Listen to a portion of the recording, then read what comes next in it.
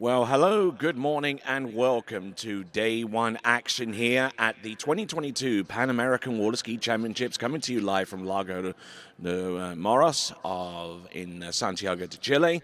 Great to have you on board. My name is Tony Leifert, and it's a pleasure to welcome every single one of you to these championships, the 2022 edition of. We're looking inside the towboat with live pictures. Mario Pagotti getting everything settled there. And here is our schedule upcoming. We've got the under 14 girls slalom event to take place first at 8 a.m. That's our provisional start time. Then we got the U14 boys slalom, then the U17 girls, U17 boys, and then we'll go into the tricks event afterwards, and then we'll conclude today's action with a little bit of jumping from the U14 girls and boys. So here we are in Santiago de Chile. It is summer, believe it or not. Fog rolling in off the Andes and mixing in with the relatively warmer temperature of the surrounding water. It does give us this misty, foggy effect that you're currently seeing right now. So our Malibu towboat makes its way back to the dock and gets ready for our event, which will take place in the next few moments. So with that in mind, we're going to take a step aside. So grab your favorite beverage, grab your favorite seat, because we're going to have some water ski action coming your way in a few minutes, right after these.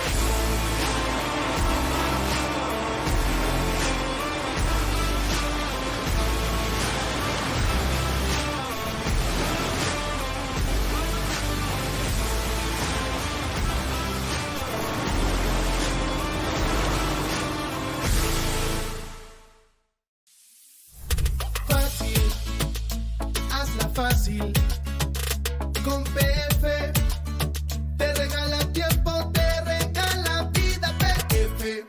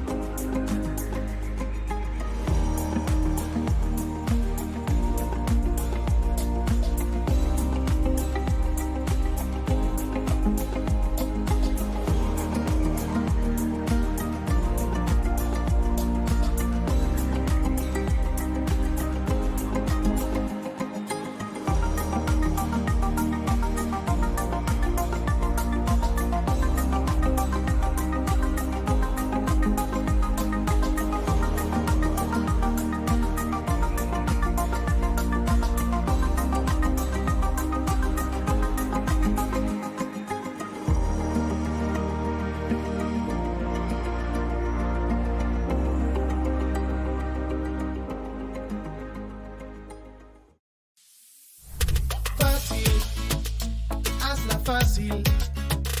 Con PF te regala tiempo, te regala vida. PF. Well, good morning once again, and welcome to the Pan American Water Ski Championships for 2022. Tony Lightfoot here again, and we're just minutes away from starting our first event, which is going to be the Under 14 Girls Series 2. And that is the list. We've got Amber Besso to take to the water first from Argentina, followed by Agustina Maturanas of Chile, Paulina Torres of Colombia, followed by Sarah Gramatica of Argentina, then Sofia Pelkey of Canada, and Luciana Rodriguez of Colombia. So we got 6 in Series 2. We have an additional 8 going in Series 1, which will take place immediately afterwards, and there will be 7 competitors making their way through to the finals. We anticipate that. 7 skiers will make their way out of the Under 14 Girls Slalom into tomorrow's final. All right, so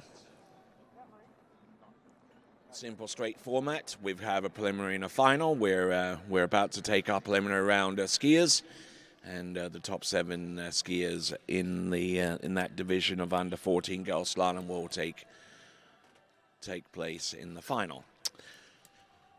So the weather here, it's a little chill. I do have to admit that right here in Santiago de Chile. Try and give you a little bit of an idea of what the weather's going to do for us today. We're currently at 55 degrees Fahrenheit, partially sunny. And once that sun breaks through the mist and the clouds and everything, it will only take about 20 minutes, and then we'll be enjoying temperatures in amongst the 80-degree mark.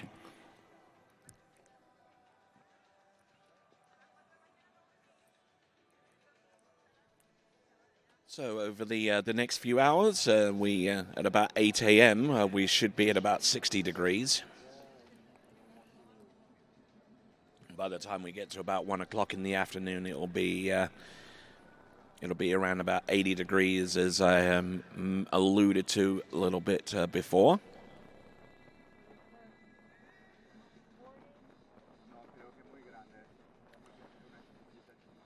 So just waiting on our first skier to make herself available dockside. And then we will be off and running with the Pan American Water Ski Championships.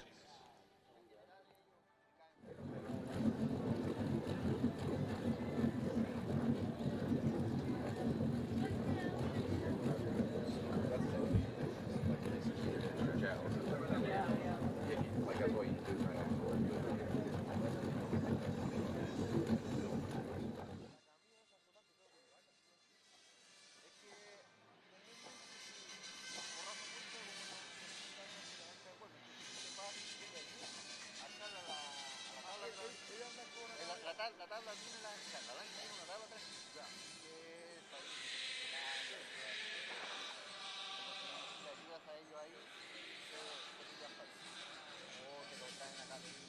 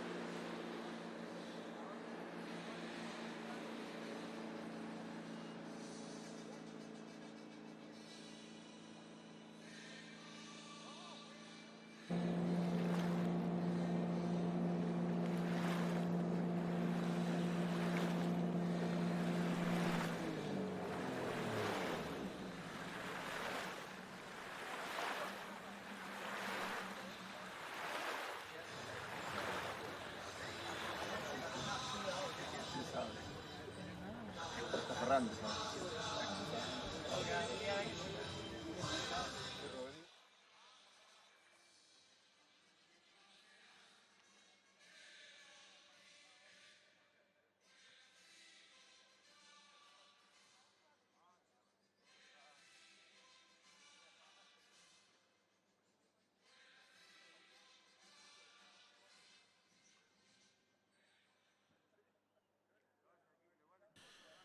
All right, then, rendition there of the Chilean national anthem, and we're about 30 seconds away from starting the event. Time right now, it's 7:59, and a few seconds before we get to 8 a.m. For those of you that are not quite in on the Fahrenheit temperature readings, the current temperature right here is 13 degrees Celsius. Which is going to be the lowest extent of our temperatures throughout the daytime, because it's going to get a heck of a lot hotter between now and the end. So, getting ready for our first competitor. It will be Amber Besso from Argentina when that boat returns. The rope will be thrown out towards her, and then she will sink on into the water and get ready for her opening pass. We'll find out what the line length and the boat speed is going to be for her very, very soon.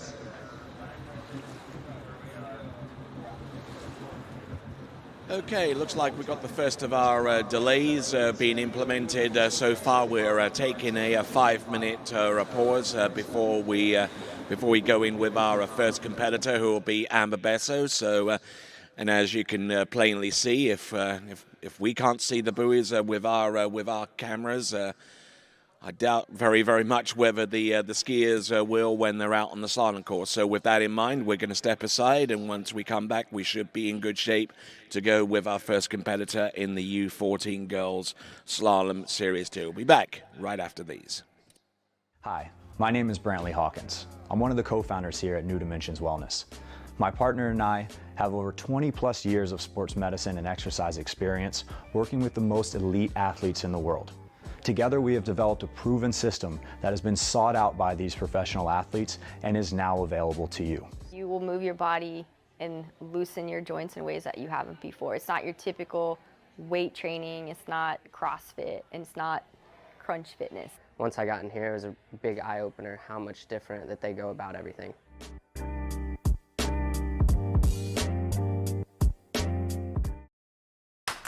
What if I told you there was a place where the sounds of nature are only broken by the roar of a boat, a place where that summer feeling lasts all year long, a place where the Florida sun is only outshined by the smiles of the skiers, a place where first-time skiers can ski alongside world champions and the world-class coaches work with all levels of skiers.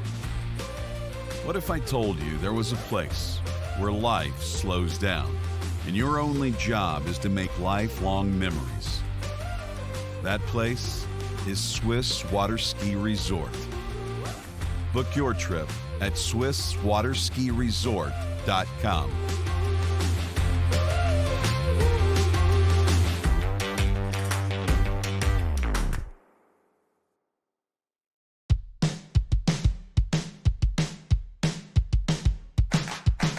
Today is gonna be a little something more. I've got a plan in mind, a special thing in store. The light bulb inside my head says, get out and play, 'cause you never feel this way.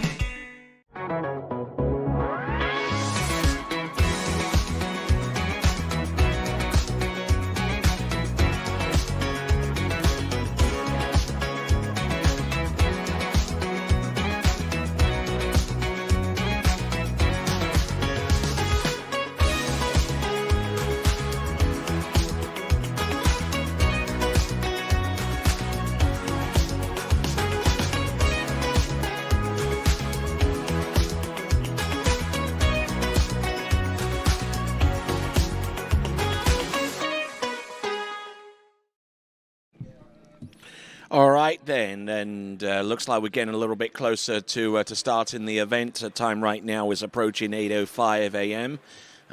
We are delaying a few minutes so the fog can dissipate in time for the U14 Girls Series 2 Slalom, and there is the list for the U14 Girls in Series 2: Amber Besso, Augustina Mataranas, Paulina Torres, Sarah Gramatica, Sofia Pelkey, and Luciana Rodriguez. So, 6 skiers in Series 2, and we'll have another further 8 in Series 1.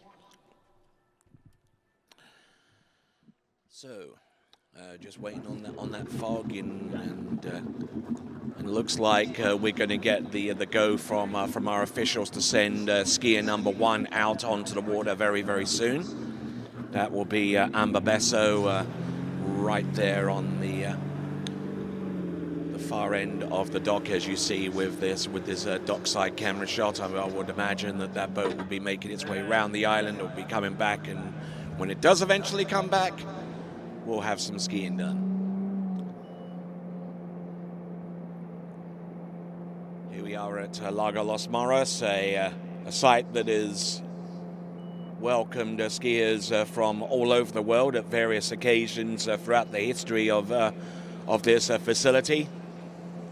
Can go back to the first time that it held a world championship, which was the Junior Worlds back in 2003. It's held the World Elite Water Ski Championships as far back as 2013. It's held the World University Championships a year earlier in 2012. And has hosted a whole variety of tournaments over the years, Latin American Championships, national championships, of course. The national championships, as is common with most nations across Latin America, isn't contested over one single event over a particular weekend or a particular week, as is the case with the U.S. nationals or even the British nationals.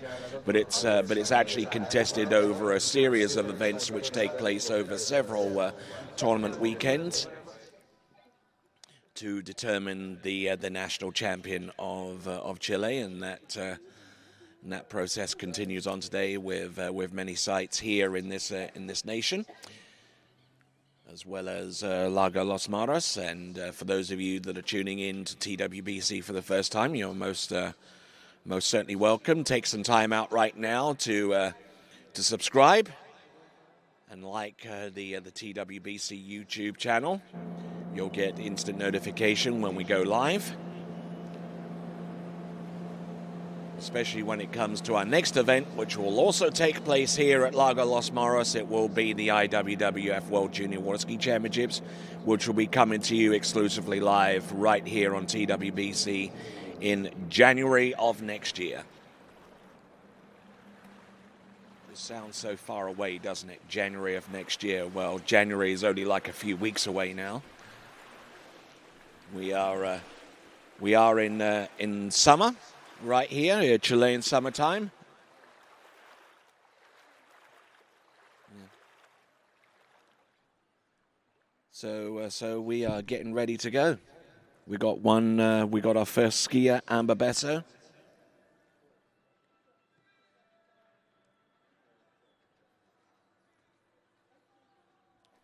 Just waiting on the green flag to be waved by our virtual green flag, anyway, waved by our Chief Judge, Jess Smith.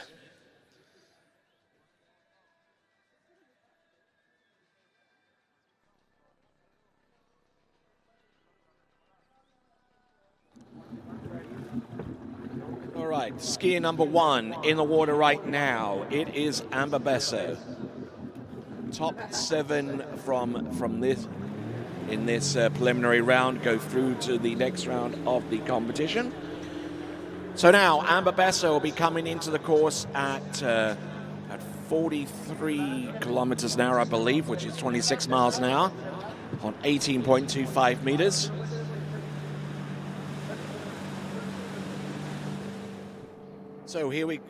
So coming in at 26 miles an hour or 43 kilometers an hour, this is Amber Besso.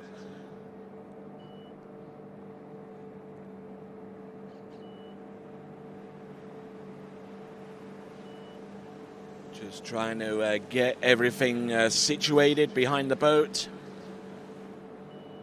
Not trying to power herself up too much to take her off her balance into these turns.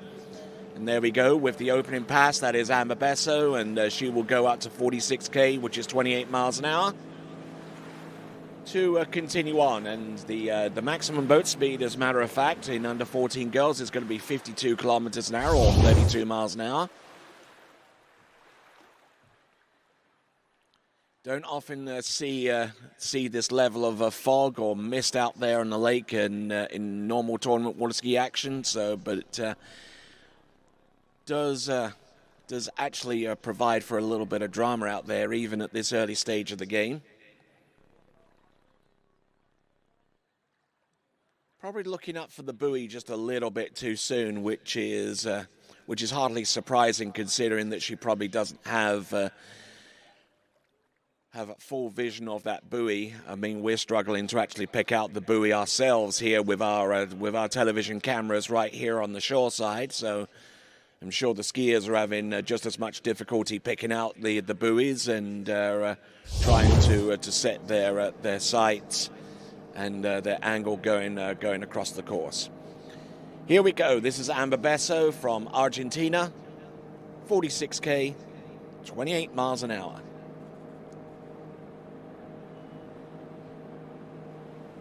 Not looking too bad for the most part. Halfway down the course right now, just trying to stay steady, stay composed. Even if she does go down course a little bit, she can just angle the ski a little bit more through the wakes and get a little bit more of a jump before the next buoy. So she's skiing exactly how she needs to ski.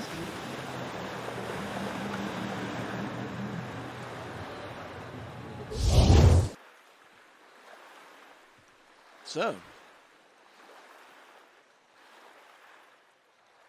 getting through the entrance gates, obviously the main priority at that stage of the game there for Amber Besso. This is at 28 miles an hour. Looking very strong. Good release off the handle. A nice carve on each of those turns using that D3 Quest.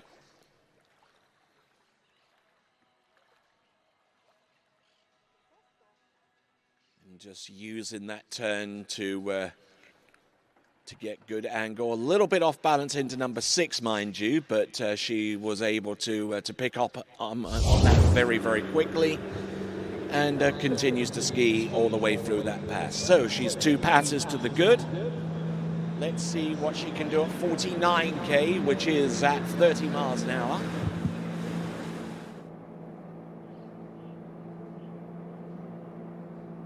49K. Now this is where it starts to get a little bit tricky. And unfortunately a little bit too tricky there for Amber Besso. It's going to be a half a buoy count at 49K or 30 miles an hour. And just didn't look at all settled out there with that run at 49K. She got her hips up and everything, and it looked pretty good, but she didn't take that turn wide enough, and was having to massage the rope a little bit around that turn to get back into any kind of shape out there. And the ski just like stopped cold in that turn. She just basically didn't take enough momentum off that second wake to support her weight and her balance going outside of buoy number 1. So it's going to be half a buoy at 49K for Amber Besso. And we will go on to our next skier, our first skier from the host nation of Chile.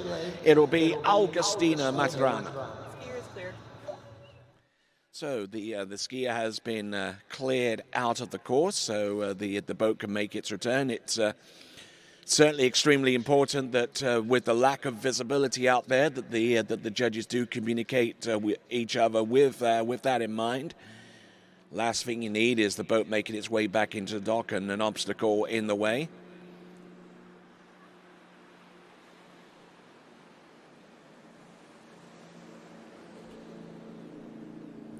So with our red Malibu make its way towards the dock.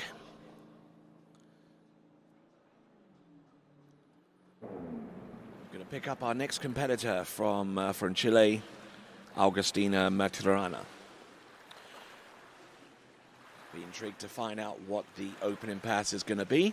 as we see Mario Pagozzi bring the boat back to the dockside. And we will see what occurs.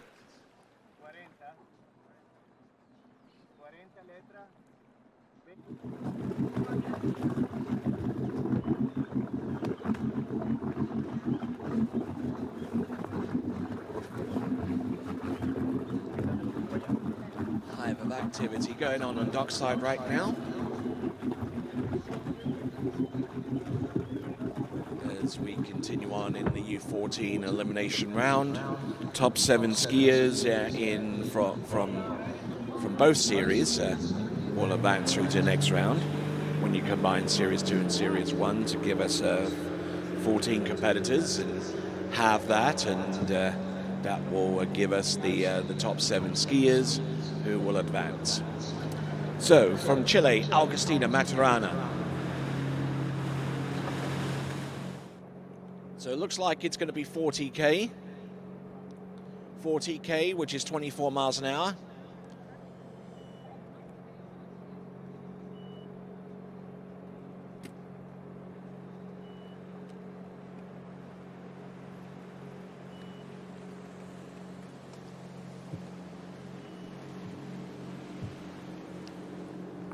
So getting a little bit pitched over the front here a little bit with some of her poles, but managing to load up sufficiently well with a 6-buoy count at 40K. That is Agustina Maturana.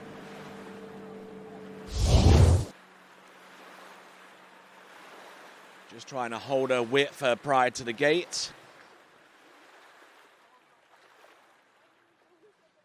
Bringing the handle in and just trying to follow through with some good hip rotation and good counter into number 2. Left foot forward skier, which means that she can afford to work the turns on 1-3-5. Though having said that, she was a little bit off balance there into number 3. Now number 5 should be a little bit better for her. Just kind of struggling to get off that back foot a little bit there on her onside, but we'll see if she can improve upon that and bring her back into the course at 43K, which is 26.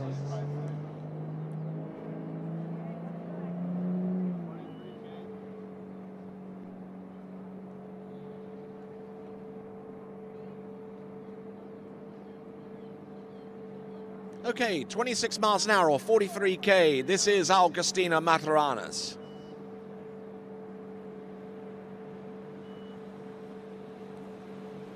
Oh, a little narrow on number 2. Now she knows that she's got to try and work a little harder off her onside turns to try and mitigate that. She gets through all 6 buoys in this instance at 26K or 43, at 26 miles an hour or 43K.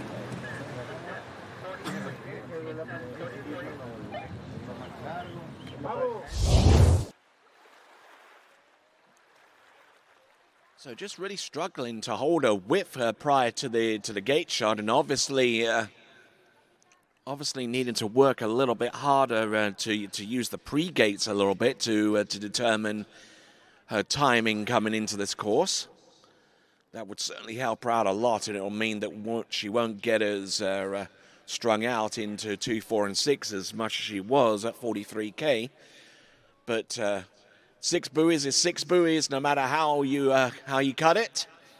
And she's could be coming back at 26 miles an hour. The top score at the moment at this time after 1 complete skier is half a buoy at 49K or 30 miles an hour.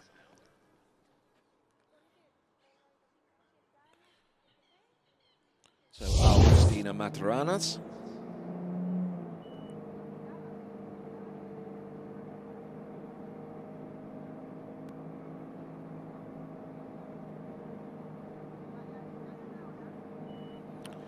All right. 2 passes under her belt. Now here's pass number 3. This is 43K. Oh, getting pitched out rather hard off number 2, and she couldn't really recover that well into buoy number 3, obviously visibly upset there with that. But it's going to be 2.5 at 43K, the final score for Augustina Maturana. We'll have a look at the instant replay and see where things got a little bit out of hand. Now, the gate shot was a little bit better. She didn't have to work nearly as hard to maintain her whip coming into the gate shot.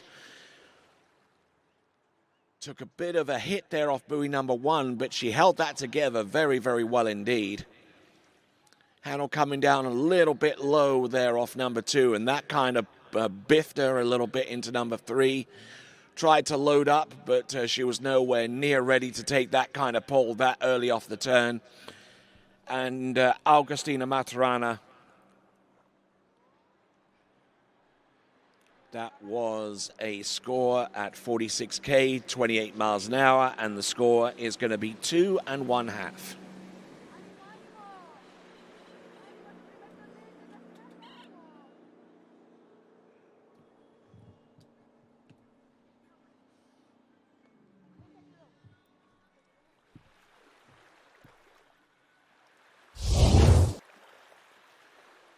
So back with continuing action. Well, our next competitor coming to us out of Colombia will be Paulina Torres. Then we have 4 more. Then we have 3 more skiers to go in Series 2 before we go into Series 1.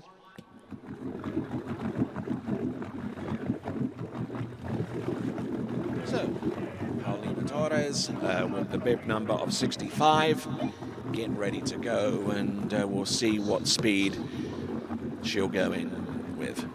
I would imagine that the line length will stay exactly as it is at 18.25 meters, so it seems to be fairly consistent at this point.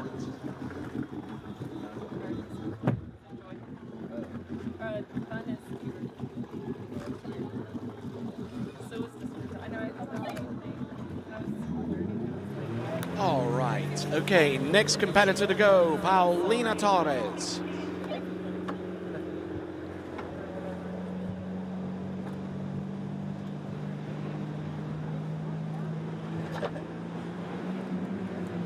$46K or 28 miles an hour, here we go.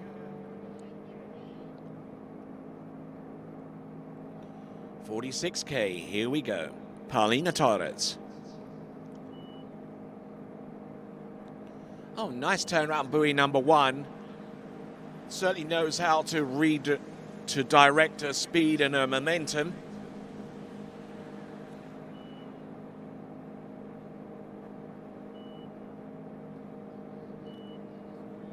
And Paulina doing a fine, upstanding job there on 46K. To nail down the opening pass, and we'll see what she can do with the next one, which should be at 49K. 46 kilometers now with the opener. Rather hunched over with the shoulders. Trying to play number 1 cautiously, although having said that, she was very, very tight on the backside of that turn. Paulina Torres, our first and only competitor thus far out of Colombia. There's one more Colombian skier to take to the water in the under 14 girls Series 2, and she'll be last out. It will be Luciana Rodriguez. But a good solid turn round number 5, and by this time she knew that everything was going to be fine with her approach into number 6. So there we go. It's going to be 49K or 30 miles an hour for Paulina Torres.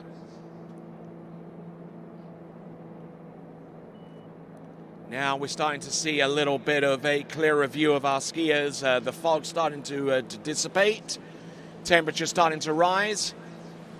And within about the next few minutes, that mist that you're seeing out there in the water will be history. With a 6 buoy count at 49K, that is Paulina Torres. And thus taking the lead with that score and continuing to ski. Paulina Torres of Colombia. 52K will be the next run, and that is going to be the maximum speed for U14 girls. Just really trying to work the handle, trying to work her shoulders a little bit into buoy number 2. She is right foot forward, which means that she has an easier time balancing on 246. Skiing neutral on 135. Right here, the last of those turns. And just getting set up for number 6 and looking very, very sturdy out there.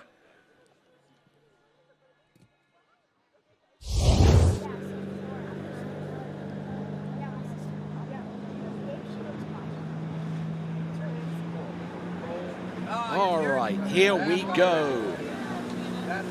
Paulina Torres, our current leader, but she realizes that in order to make it through to the next round of the competition, she's going to have to conjure up some magic out here.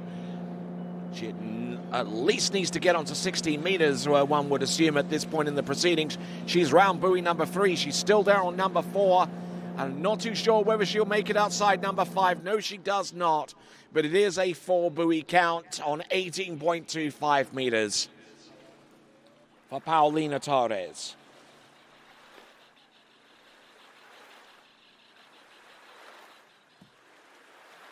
So that's our new leader, and by a significant amount as well, by about a 4.5 buoy lead on top of Amber Basso. 4 buoys.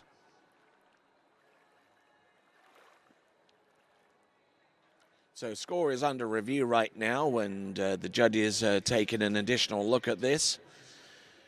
So she, just to correct myself a little bit, about 9.5 buoy lead at this point. And I think she actually made it round buoy number 4. The judge is taking another look at that, and I'm sure they'll have a look at the instant replay from the opposing angle as well, just to make sure. Here is that opposing angle.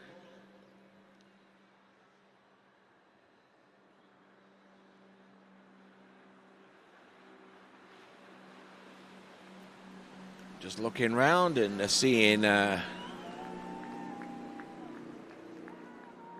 taking a good look there on number 2. Now, let's have a look at number 4. Let's see if that ski mate, ooh. Not too sure, but the judges are going to have the call on that one. The judges are reviewing that score, and for good reason, it would seem. Find out in a moment to what extent.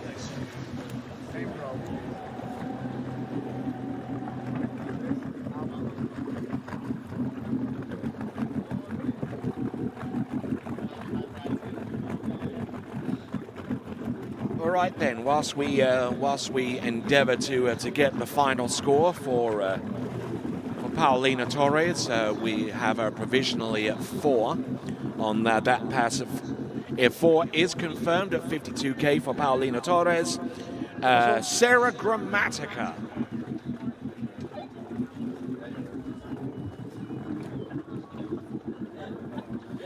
Sarah Gramatica is our next competitor, and we'll see what pass she goes in at.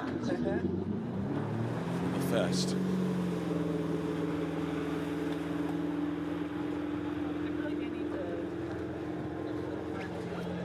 All right then, so Paulina Torres in a pretty decent lead with 4 on 18.25 meters, taking the lead there.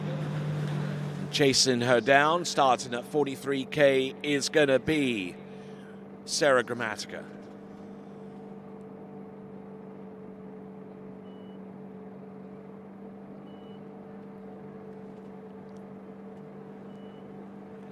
All right, not looking bad. Sarah Gramatica.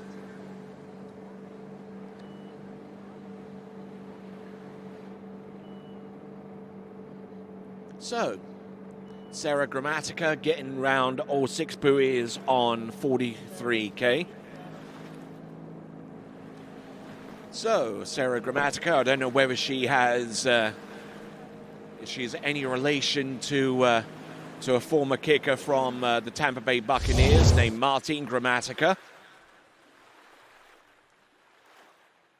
But but certainly one of the most colorful place kickers ever to be in an NFL on an NFL team, Martin Gramatica. And I think he had a brother who actually kicked as well, Bill Gramatica as well, but maybe the last name is very, very common. But, we'll do a little bit of research on that and see what we can come up with. All right, then. So in that respect, we've got Sarah Gramatica all the way through her first pass out of Argentina. Scoring 6 buoys at 43K for the opener. Now getting ready for 46K as we look on dockside to see Cole Grant along with Sophia Pelkey, who will be our penultimate skier in Girls Series 2. Sarah Gramatica. Oh, look at this. Really loading up behind the boat. Not losing too much distance down course as a result. Oh, does she get... Oh, yeah, there you go. You can't forget about those exit gates there, Sarah. There you go. Round all 6 at 46K and they're getting ready for 49.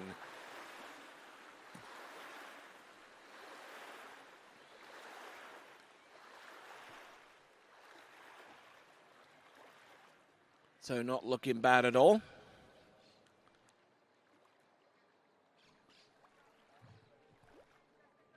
Not looking too bad there, Sarah Gramatica. Little on the back foot, but that's all well and good as long as you can control that kind of balance and allow that ski to work its magic off the second wake into the turn. Nice late release from that handle and just allowing that ski to work its way outside number 6. So there we go. That is Sarah Gramatica, and that was at 46K.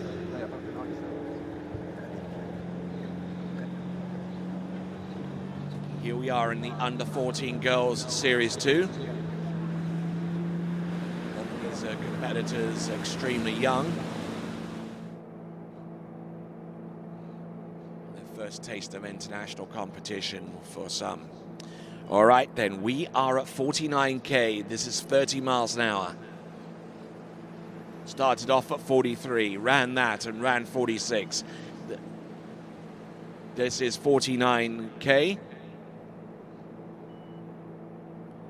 Not bad at all.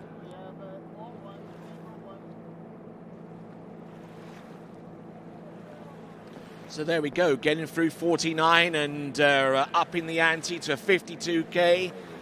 52 kilometers an hour or 32 miles an hour coming up next for Sarah Gramatica.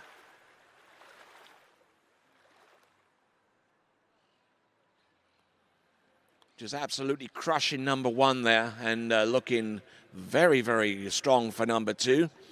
Right foot forward, which means that as long as she stays neutral on 135, she can more than make up for any deficit that causes with an exaggerated turn on 2, 4, and 6 to make up that distance. So looking in good shape there. Sarah Gramatica. Now, she's going to be 52K, and anything more than 4 on this upcoming pass will give Sarah Gramatica the lead with 2 more skiers to go in this series, Series 2 in the under 14s. All trying to bleed off a little bit of speed going into the entrance gates into number 1. That provided a cause for concern. This is Sarah Gramatica getting a little bit sideways here. Oh, a hard turn into number 4. She's round number 5. Can she make it round number 6? Yes, and our first skier to make it to short line skiing in the PanAmerican Water Ski Championships right here at Lago Los Maros in the under 14 slalom. It is Sarah Gramatica.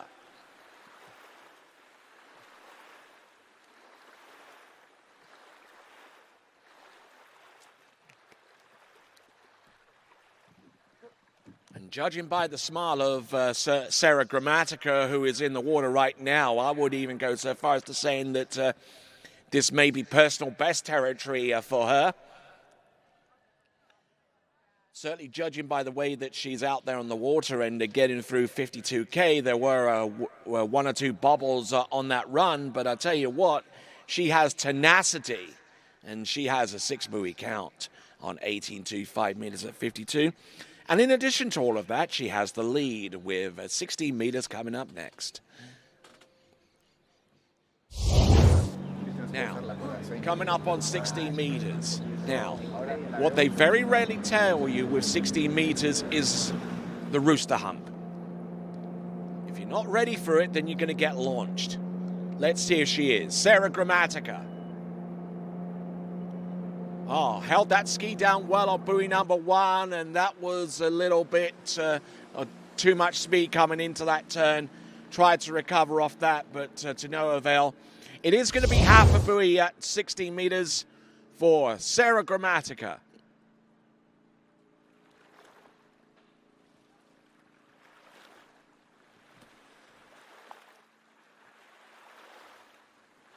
And there you see her sinking into the water. And that is her job done for the time being at least. Whether that's enough to send her through to the next round, we won't know for another 3 or so skiers. Top 7 advance, irrespective of the series from which they advance out of. You total up the skiers from each series.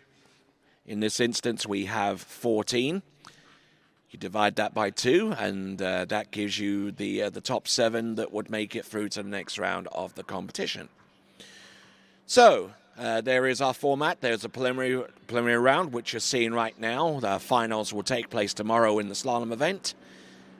And the top half of those skiers in the elimination round advance.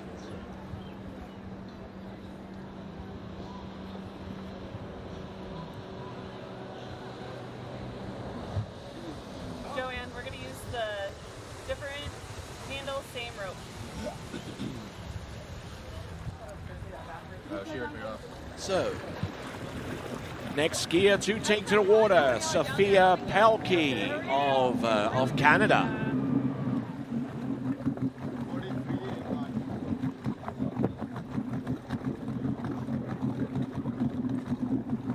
So, and she'll be coming into the course at 26 miles an hour or 43K.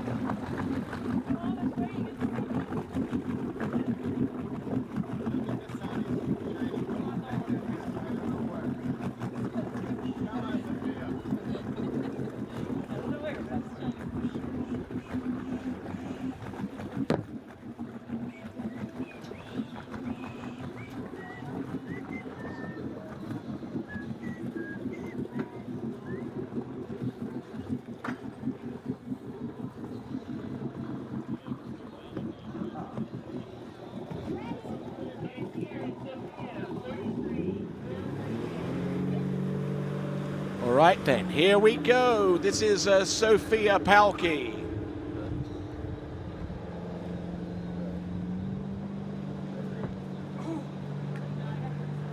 So, Sophia Pelkey, have access to the results that she has produced this season so far. And her best score has been about 2/3 of the way down 52K on 18.25 meters. So let's see how far she can get. It all starts with the opening pass of 43K. Very, very well bent with the knees, which is certainly going to help with her weight crossings, no denying that. And also helps her with her onside turn.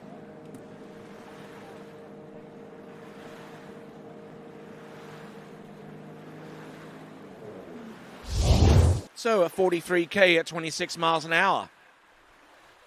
That is Sarah Pelkey.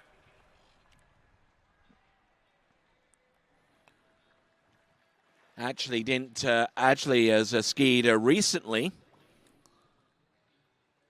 as recently as the 14th of November at a tournament called Trick Time over at Lake Ledbetter in Winter Garden, where she actually produced her best score of the season with 4 at 52K.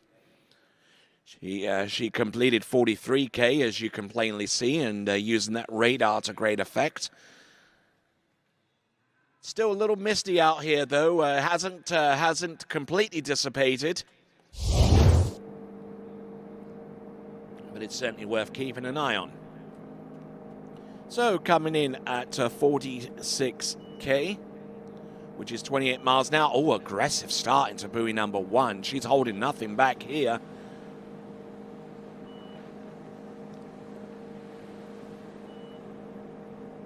Just waiting for that ski to come round, and then she can just absolutely throw the hammer down.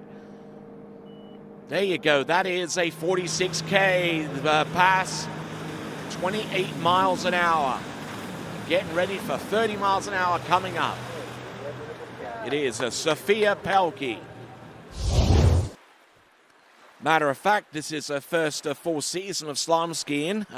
In last season, in 2021, she tricked exclusively, almost exclusively. She did jump on 1 or 2 occasions, landing jumps of around 10 meters.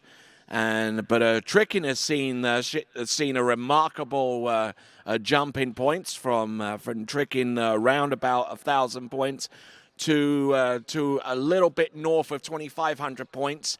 And we'll see that a little bit later on. We've got the slalom event right now, and it's a 46-kilometer-an-hour attempt for Sophia Pelkey, and getting ready for 49K for pass number 3.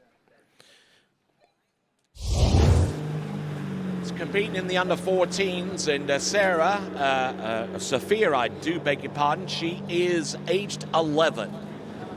Let's see what she's got right here and now. Coming back at 49 kilometers an hour. Or 30 miles an hour for those of you that like to use the imperial measurements. Oh, look at that. Big load off number 1. Round number 2 as well. Look at this. She's very, very quick to react. Round number 5. Oh, there you go. Woo-hoo! There you go. That is a 6 buoy count at 49K. And I tell you what, she does not want to let go of that handle. I mean, there are at least a couple of instances where she took some huge hits, and one would not have been surprised at all if she'd have cut loose off 1 or 2 of these turns, especially into number 3. Handle goes up, then she just sucks it up with her knees, takes that pressure, and then just redirects it across the back of the boat.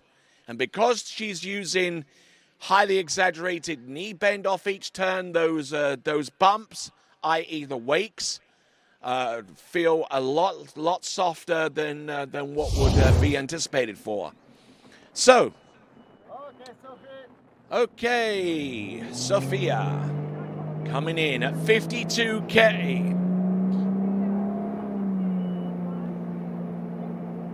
There is a big jump from 46 to 49K. Let's see what she can do now at 52. Round number 1, handle up high. She's round number 2, puts the brakes on number 2. She's good to go round number 3, keeps going. Come on. Inside buoy number 4, so she's halfway down the pass at 52K.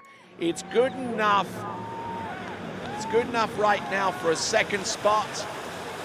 And Sophia Pelkey doing a fine job out there, aged 11. And a 3 buoy count of 52K.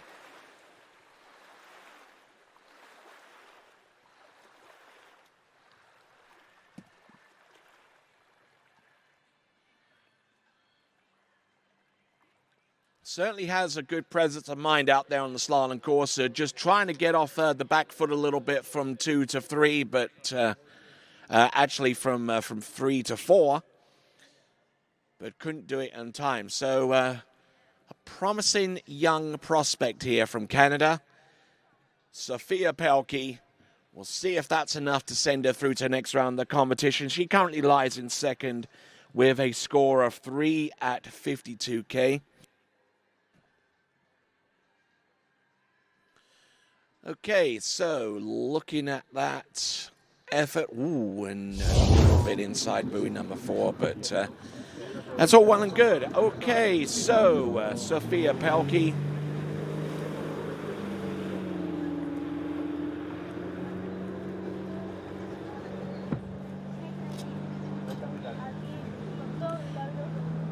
Okay, so last skier coming out on Series 2, Luciano Rodriguez at 49K.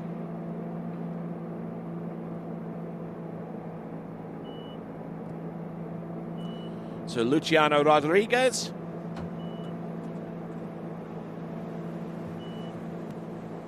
Not looking bad on the opening pass. Getting a little bit sideways with some of those weight crossings, especially into a 246 side. But managing to hold everything together, looking pretty strong. Okay, so for her part, Luciano Rodriguez slalom pretty well this season, as a matter of fact. Has certainly improved a lot since her first tournament of the year in March. Competed at the national championships of Colombia a few days ago on the 14th of November, and produced scores of a 5 on the 16-meter line and 1.5 on 14.25 meters. So she's a very, very capable skier. We'll see if she can replicate that with one of the passes coming up soon. It's going to be 52K and 18.25 meters coming up next for Luciano Rodriguez, and she is age 13.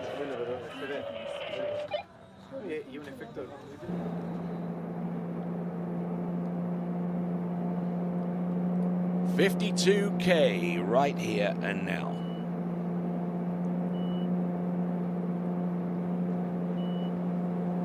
Round number 1 and number 2 at 52K. Trying to manage her speed and trying not to let herself get too far down course. Even though 18.25 meters is an easy enough pass to run, there can be some instances where you could overpower yourself and find yourself running down course very, very quickly. Kind of gives you that that illusion of security. Personally, I found that a lot of skiers are probably better off going in on maybe 22 off or 16 meters and run up the boat speed on that line length rather than go on 18.25 meters. It certainly encourages a better habit going forwards rather than on 18.25 meters, but there's certainly a lot of ways that you can skin a cat with slalom skiing. But here we go. Here we are in the under 14 girls slalom series 2. Total of 14 skiers in this series of skiing, in this category rather. 14 total skiers, 7 advance through to the final. This now is 16 meters. There you go, round buoy number 3. She gets round number 4, which gives her the lead. Round number 5, and she will have a stab at 14.25 meters next for Luciano Rodriguez. That was the 16-meter line.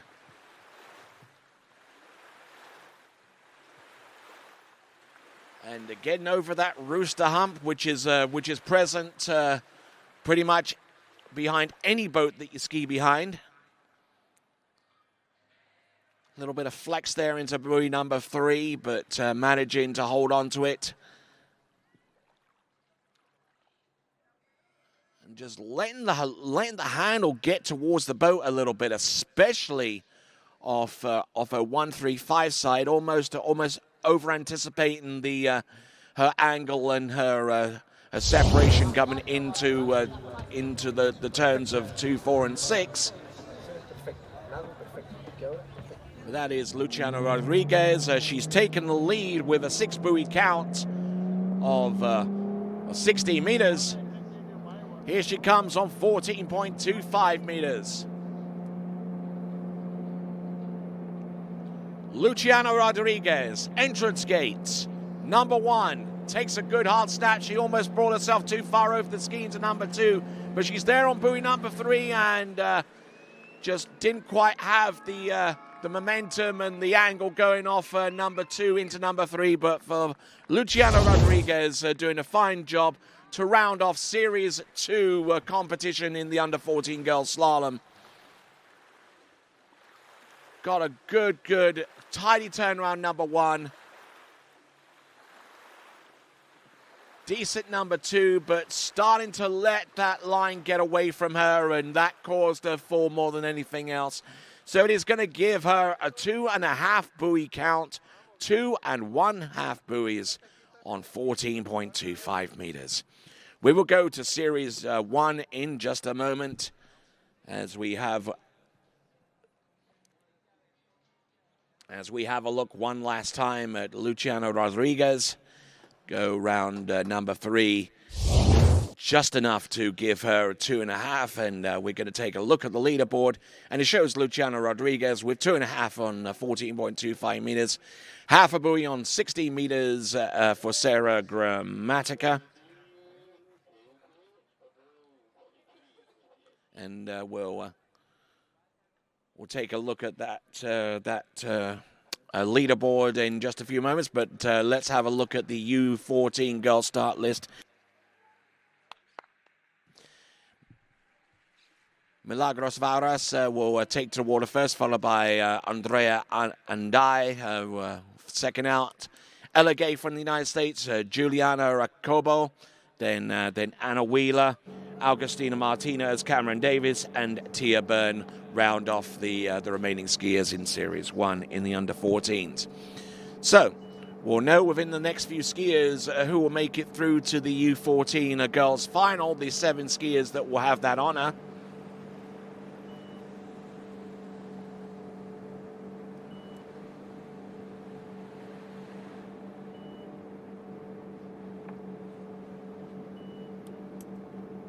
Not looking too bad on the opening pass. And that was at 43K. That was at 43 kilometers an hour.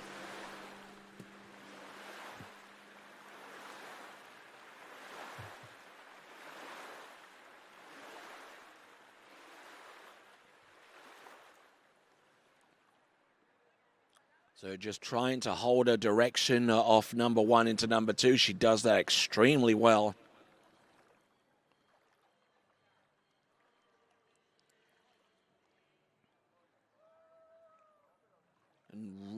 Really working on keeping the arms out and not trying to overwork them so much at the end of each turn. Looking at the instant replay, you can definitely pick up on little bits of technical wizardry like that. So, skier on the water is Milagros Vara.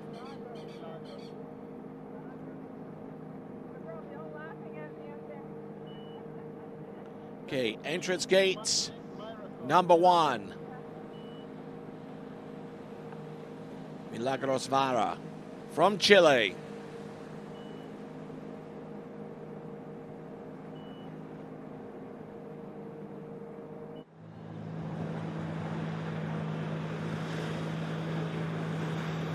And there you go.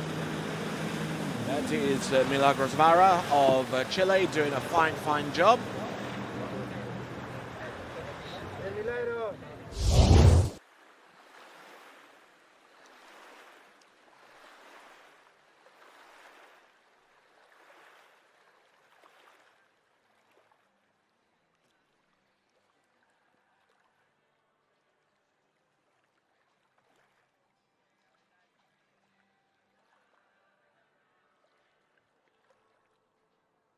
Not looking bad at all.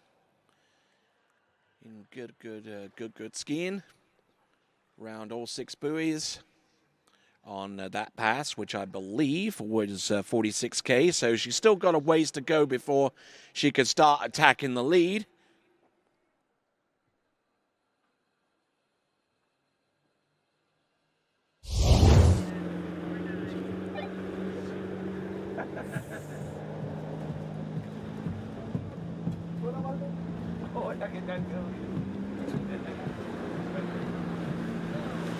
Okay, so coming back at 46 kilometers an hour for Milagros Vara.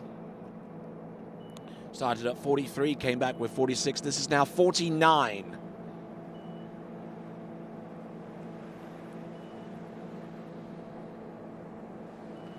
Okay, so this is at 49K. Definitely a discernible jump from 46 to 49K. And nicely done for the most part there. Mario Pagozzi doing a grand job out there, keeping the boat straight and making sure everything else involved from his standpoint is good as well. So, looking good. Taking 1 or 2 hits, but just trying to ski this very, very methodically indeed. There's very little in the way of natural movement out there on the slalom course there for her. She's skiing pretty much to a script, and that script is looking pretty good right now for her as she gets around all 6 buoys on the 3rd pass thus far. It's going to be 52 kilometers an hour next for Milagros Vara of Chile. First skier of 8 in Series 1. And this performance here, whether it'll be hers or whether it'll be the lead performance up to this time, will set the target for the remaining skiers to follow in order for them to have aspirations of making it through to tomorrow's U14 girls slalom final. There we go. That is a 6 buoy count for Milagros Vara. So now she's through 18.25 meters. Our short path system of boat path management approves that run. So now it comes down to the next run. Little bit of a partition turn there with a gate shot into number 1, but looking at the instant replay, everything else seems to be very, very much in order. Now she's through 49 and 52K where we see her shorten the line afterwards upon the 6 buoy completion. She's going to come back in on 16 meters. Currently in 3rd place right now, based upon the score that she's currently working on and a comparison between that and the scores that have been recorded. So here we go, right here and now. This is Milagros Vara from Chile. It is going to be 16 meters. Entrance gates number 1. Little down course off number 1. She's round number 2. Oh, getting in a little bit into a tough situation there, but it's a 2 buoy count for Milagros Vara. 2 buoys on 16 meters. That is good enough at this time for 2nd place, right behind Luciano Rodriguez.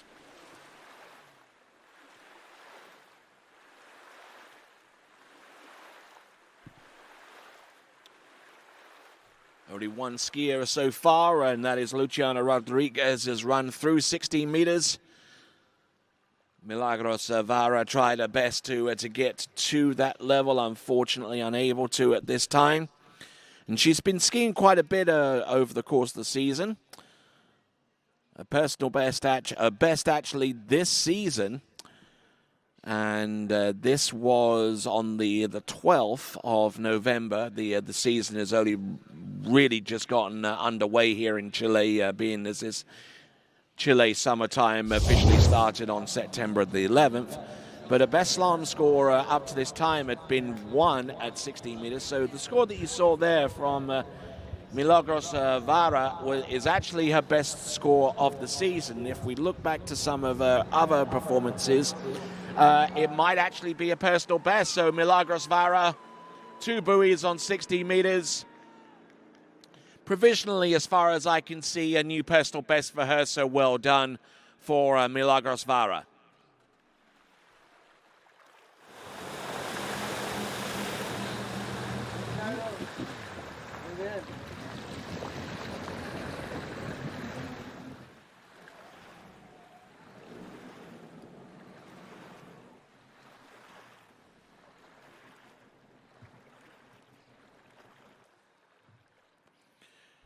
All right, then, for those of you that are just tuned in, welcome to the 2022 Pan American Water Ski Championships, coming to you live from Lagos, Los Moros, right here on the south side of Santiago de Chile. Good to have you tuned in, and we certainly welcome every single one of you that's tuning in right now on a Tuesday morning here in Latin America. And those of you who are tuning in from their offices and their place of work, a special good morning to those of you that are doing so. And a special shout out goes to all of those parents for some of the skiers that we will see heading out onto the water. Some of them that weren't able to travel for one reason or another, and are eagerly waiting to see what their kids or grandkids have conjured up. Skier on the water coming into the course at this time is Andrea Andai.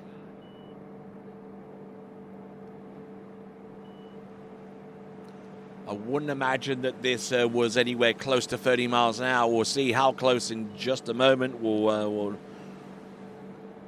try and get the speed. We know the line length's 18.25 meters. That much we do know.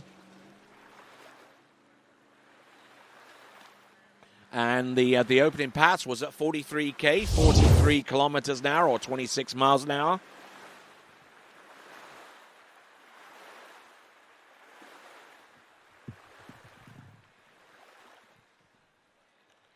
All right, so that was at 43K for the opening pass. Again, a little bit launched into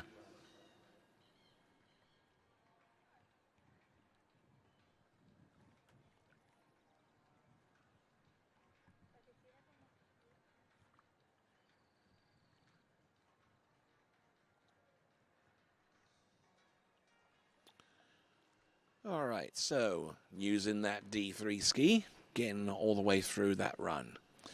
So that is Andrea Andai at 43 kilometers an hour, 26 miles an hour. For those of you that understand the imperial system of measurements far better than they do with the metric system.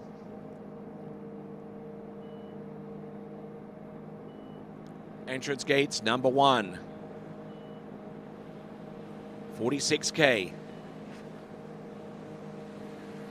Certainly like the way that she's moving out there, making sure that the ski's fully rotated before she puts the pressure against the boat.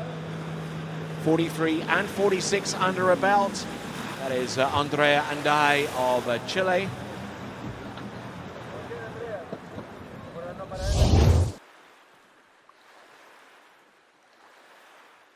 Weather's the lake temperature is pretty warm, where we are approaching the midsummer here in Chile, don't forget. We are south of the equator, so it's kind of like the opposite to North America, or anywhere north of the equator. Take that into consideration.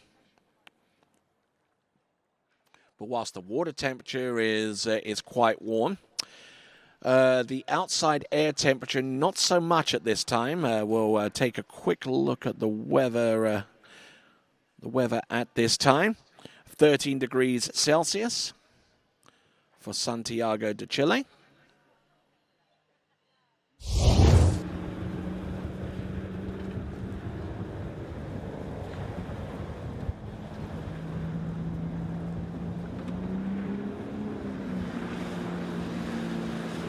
All right then, so here we go.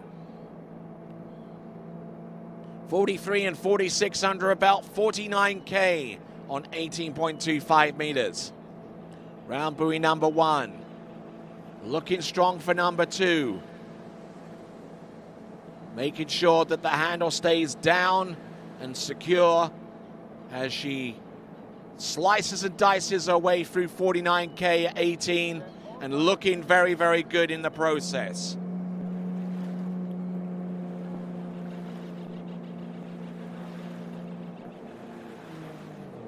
So good to have you on board on a Tuesday morning here in Latin America for the Pan American Water Ski Championships of 2022. I'm Tony Lightfoot, and you're watching Andrea and I getting all the way through at 49K, 30 miles an hour.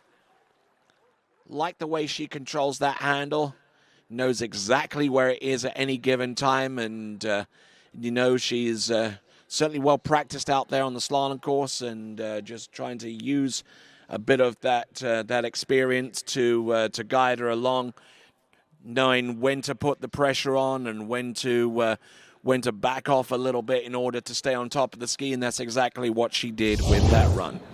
So far as her competition so far this season, she gotten halfway through 49K on one tournament, about a third the way through 52K, and halfway through that pass the Latin American Championships, which took place not too long ago. Actually took place a little while ago in April of this year. She got halfway through this pass. Now let's see if she can get, almost getting pushed over the front of the ski. So it looks like it is going to be 3 buoys on 18.25 meters. That is Andrea and I. That is 3 buoys at 52K. And that equals her best score from this season at least. Indeed, she essentially equals her personal best with that performance, so well done to her. Although probably in her heart of hearts she would have wanted to have gotten all the way through that pass of 52K. She was certainly capable of doing it. A little bit of fin release coming into number 4, but she does score 3 buoys, and that equals her best score of this season, and more than likely equals her personal best at the same time.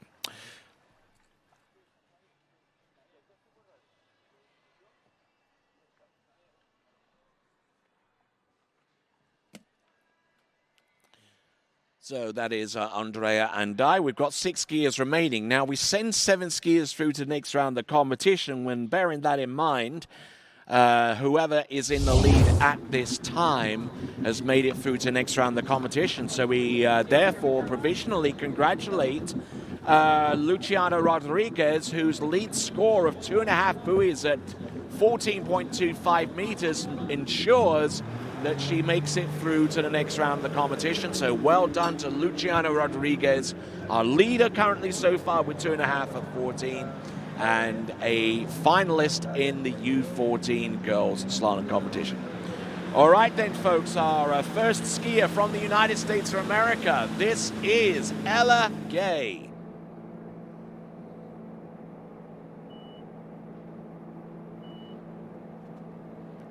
So entrance gate number 1, a little bit of aerial edge change action coming off buoy number 1 into number 2. Round she goes off number 4 and number 5. Good, solid effort there on the opening pass, which I would assume would be at 49, and indeed my assumptions are correct.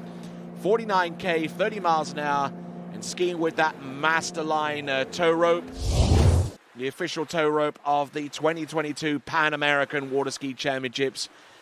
And You would certainly hope that that's Ella Gay's favorite rope, considering that it's actually made by her father, Russell Gay, who is the head honcho at Masterline out of Winter Garden in Central Florida. But Ella Gay gets round all 6 buoys to 49K and getting ready for 52K. Now, in order for Ella Gay to make it through to the next round of the competition, she has to get at least more than the second place score. And the second place score at this time is 2 at 60 meters by Milagros Vara. So anything more than that, and Ella Gay would see herself through to the next round of the competition.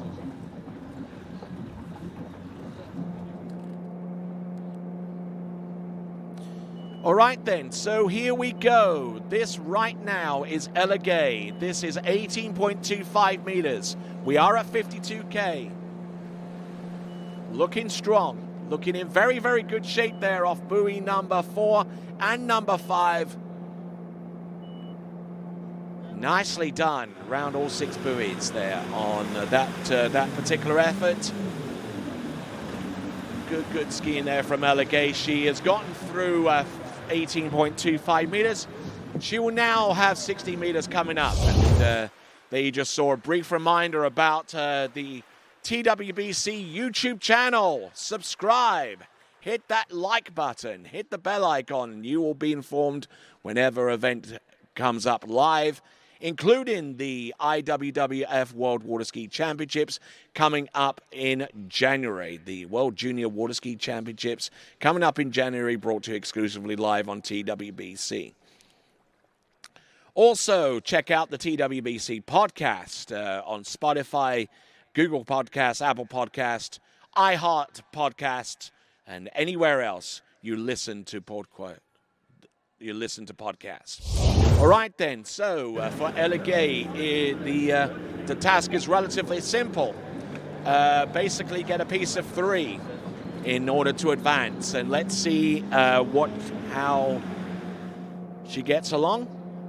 Let's have a look at her slalom competitive action. She's gotten 2 buoys in the 2022 season at 14.25 meters, so she's well capable of this. She's round number 1, she's round number 2. If she can just get round number 3 into the wake, she's through to the next round, which she does. She's round number 4, a little bit of air. Oh, whoa, how on earth did she get that ski under control and make it round buoy number 6? Whoa, wow. Oh, my ankles and my knees felt that one. Whew. Hey, but I'm looking behind me to see Anna and Jane right now, and they just basically take it in their stride. No worries.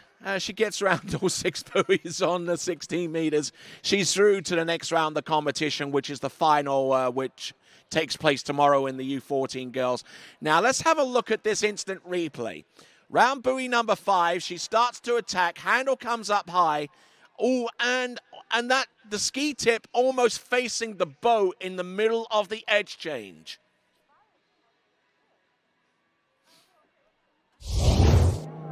Remarkable stuff there from Ella Gay.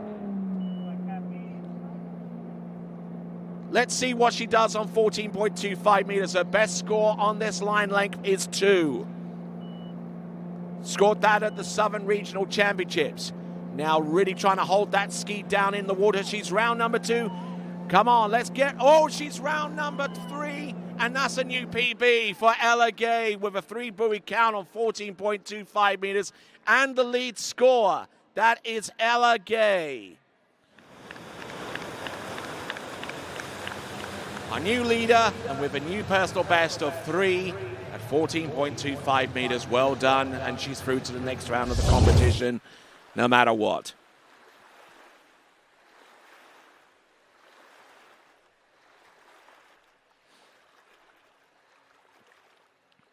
So just getting a little bit pitted off buoy number 1. She makes it round number 2. And gets a surprisingly good turn off buoy number 2. to stay on track for number 3. But then she just ran out of steam round buoy number 3. But I tell you what, not before getting the new personal best with that score. So Ella Gay, our new leader. 3 on 14.25 meters. It still means that the bubble score is still there with 2 on the 16-meter line, courtesy of Milagros Zavara. So I'll put a little tick next to Ella's name. And we have 5 more spots available. We've already earmarked 2 spots for Luciana Rodriguez and Ella Gay.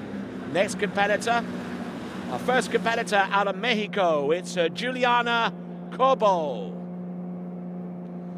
And I think, judging by the boat noise, I would suggest that was probably 30 miles an hour.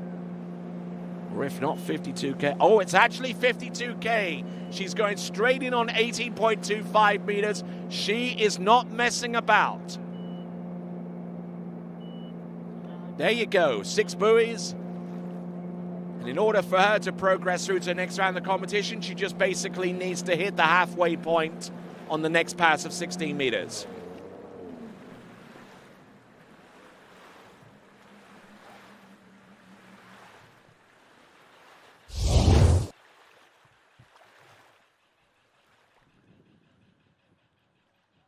So just looking at that, looking in very, very good shape. Handle coming up a little bit high, but I doubt whether that's the first time that she's ever experienced that. And you can see just the way that she was able to work her way off buoy number 1 and just ease her way towards number 2. I mean, certainly if you have the ability to slalom perfectly every single time, then go after it. But 9 times out of 10, it's not going to be the perfect pass. So you want to be able to have something in your back pocket, some way of actually getting back into shape out there on the slalom course if things start to go a little sideways on you. Juliana Cobo, round buoy number 1. She realizes that a piece of 3 will see her ski in the final tomorrow. That's the piece that she needs. That's the 4 that she wants. Here's the 5, and there's the 6 for a 6 buoy count on 16 meters. And we'll see what she can do on 14, the next run, as she really sets her sights up for the 2 skiers that are currently ahead of her at this time.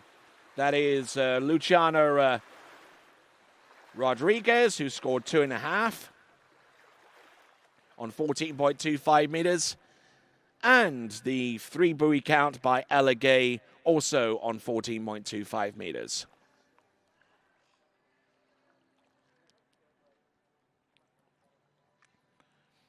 So 18 and 16 under a belt, 14.25 meters coming up right now.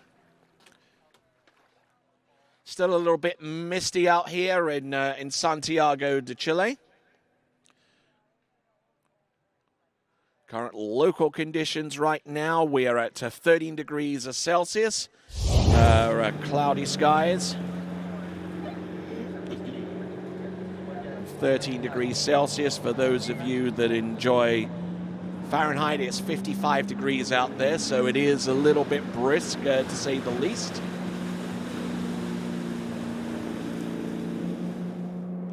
Here we go. This now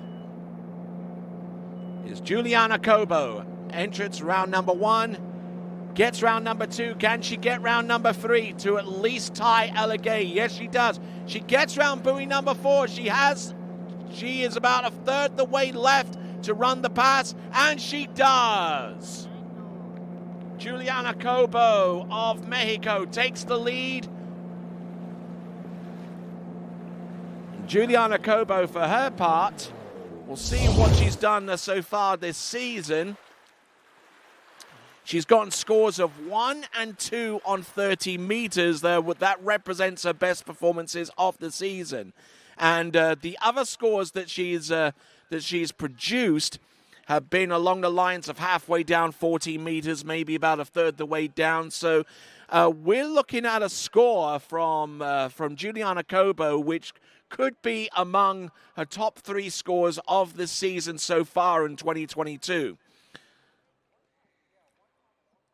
Scored one buoy on 30 meters, twice in one tournament at Boca Laguna, just outside Chapala in Jalisco in Mexico. Her best is a 2 buoy count at a tournament that took place the day before.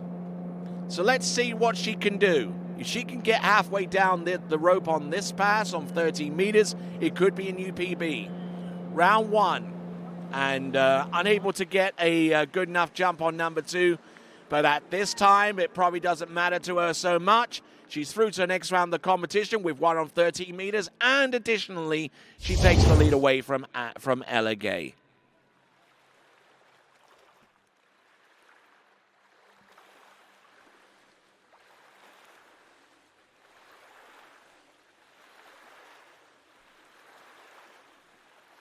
So, nice, tidy little performance there. So, 3 skiers through to the next round of the competition. We're looking for 4 more additional skiers to make up the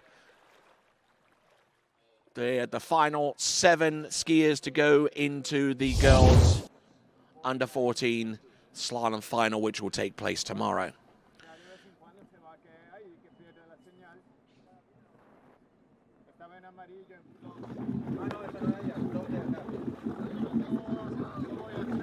So coming in at 49K, our next competitor to take to the water is going to be Anna Wheeler from Canada.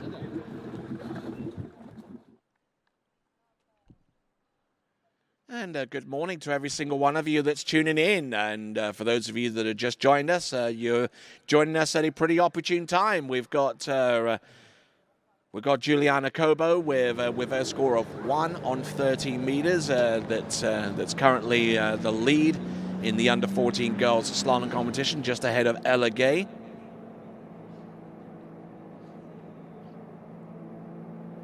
Here comes Anna Wheeler. Entrance gates number 1. At 49K, almost overloading it off buoy number 2. No, there's always just that fine margin between loading too much and loading not enough. However confident that you feel out there. And there we go, Mario Pagozzi, almost as soon as he got through the exit gates, hitting that up button to go to the next speed, which will be 52K.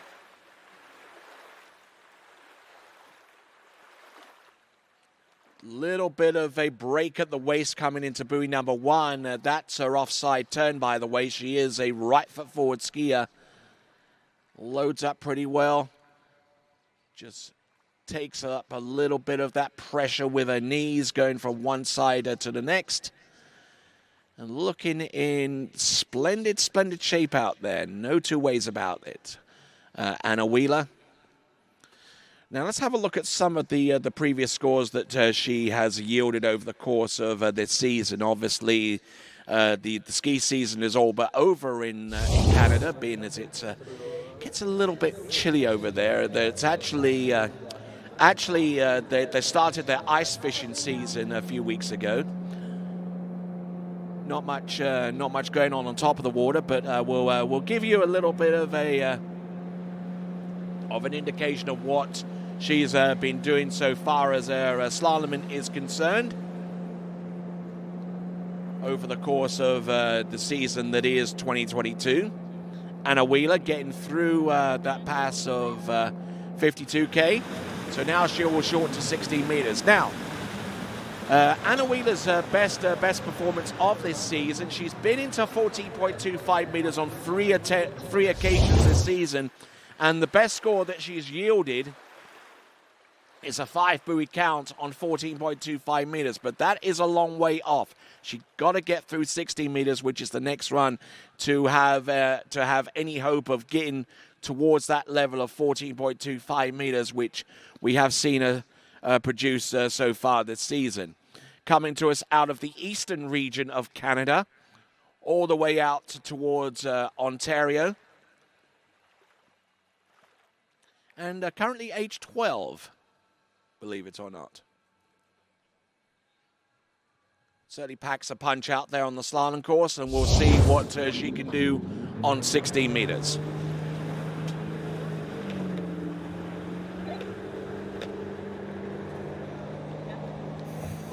So needs 2 1/4 on this next line length to assure herself a spot through to the next round of the competition.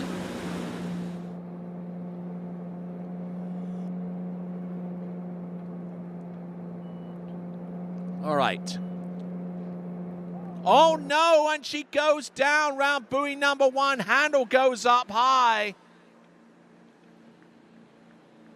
That means that Milagros Varas is through to the next round of the competition by that token.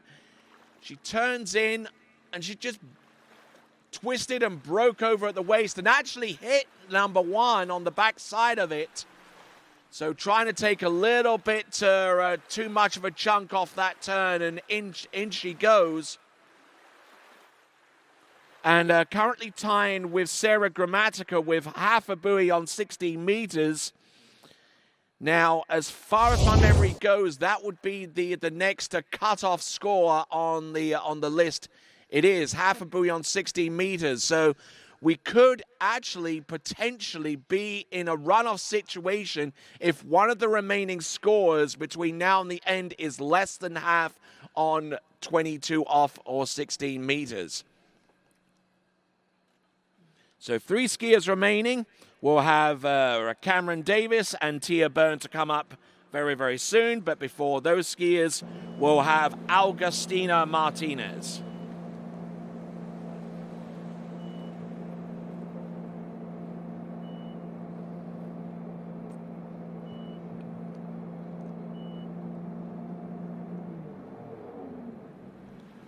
All right then, so our first major shock of the day of the tournament, Anna Wheeler with half on 16 meters, and now is looking to see whether that will be enough to even put her in with a shout of being in a runoff situation with Sarah Grammatica, a skier out of the previous series from Argentina. So the drama continues to intensify as we continue down this list. Juliana Cobo in the lead with 1 buoy on 13 meters. Ella Gay with her half, with a score that's halfway down, 14.25 meters with a score of 3.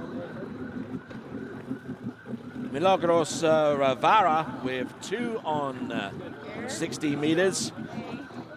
Currently through to the next round of the competition, alongside Luciana Rodriguez with 2.5 on 14.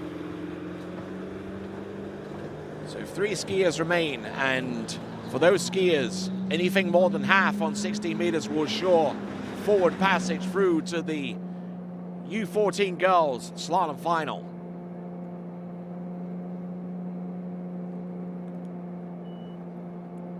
$52K. This is essentially an 18.25 meter opening run. Launches herself into buoy number 3, gets round number 4, looking very good, well stacked behind the boat. Good, solid effort there for Augustina Martinez.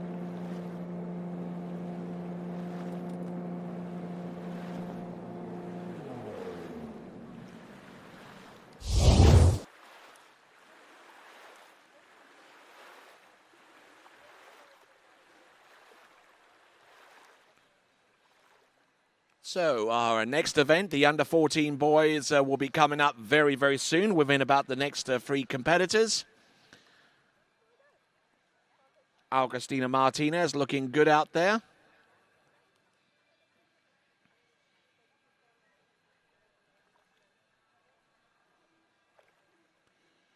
So working her way through, no doubt choosing to run with the Masterline handle. Masterline, the official tow rope of the 2022 Pan American Water Ski Championships. Also the official tow line of the IWWF World Water Ski Championships. And owner of all 6 discipline world records. The Masterline. Augustina Martinez, 16 meters.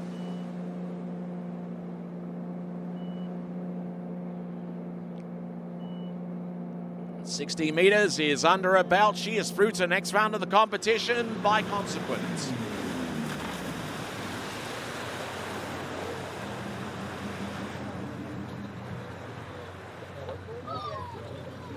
So there we go.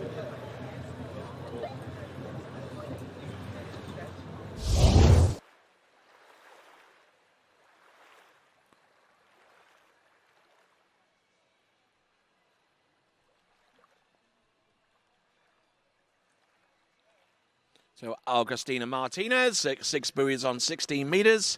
Getting a little bit petted out off number 2 into number 3. So, looking good, looking strong.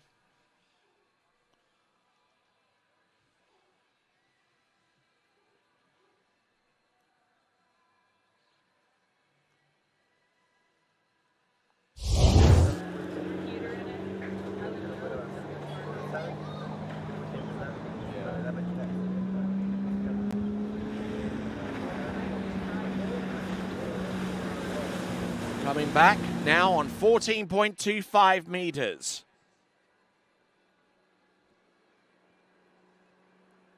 Here we go, round buoy number 1, handle up high. Looking very, very stable out there. On buoy number 3, 14.25 meters. Looking good, and she will have an attempt at 30 meters coming up next. Looking in very, very good shape there. That is Augustina Martinez of Chile, already through to the next round of the competition without a shadow of a doubt, and looking to stamp her authority out there on the slalom course with an upcoming pass of 13 meters in her target sight.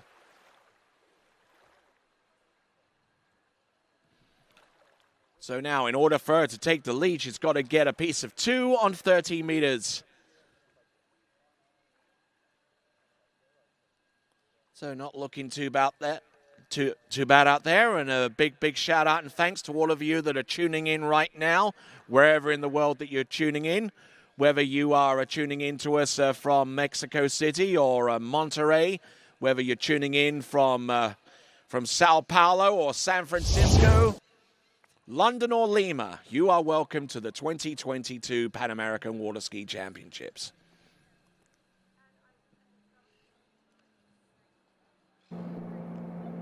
All right, here we go.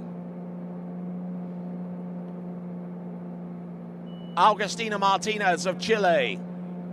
Round buoy number 1, a piece of 2 will give her the lead, and it does. Round number 2, good to go. Round number 3, she's still there on number 4.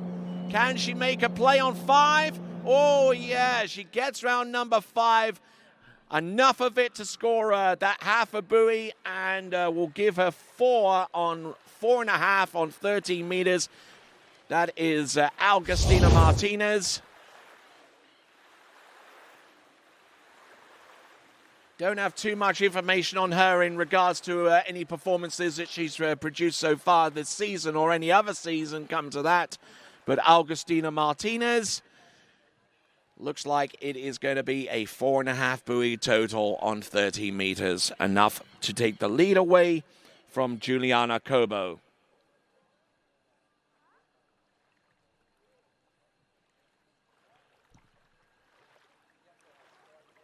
And And there you go. Good skiing there from Augustina Martinez. 2 competitors to go, both from the United States. Tia Byrne will be our last skier to go, but before her, Cameron Davis.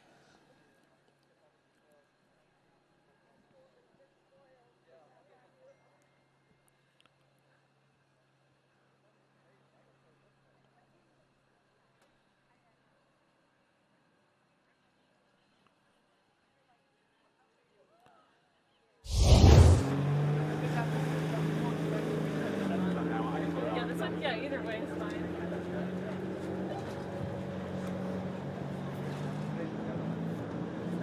All right, then, let's see who we've got. We've got Cameron Davis.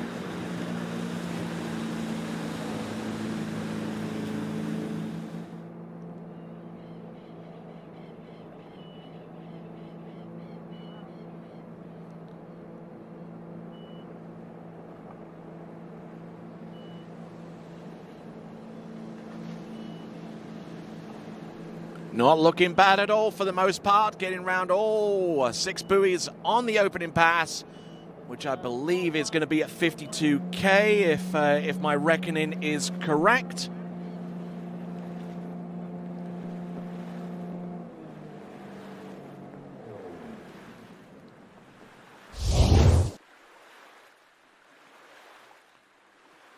Okay, just waiting on the vital stats and information to come from the boat in regards to her boat speed. But I tell you what, whether that was 49 or 52K, it looked very, very impressive.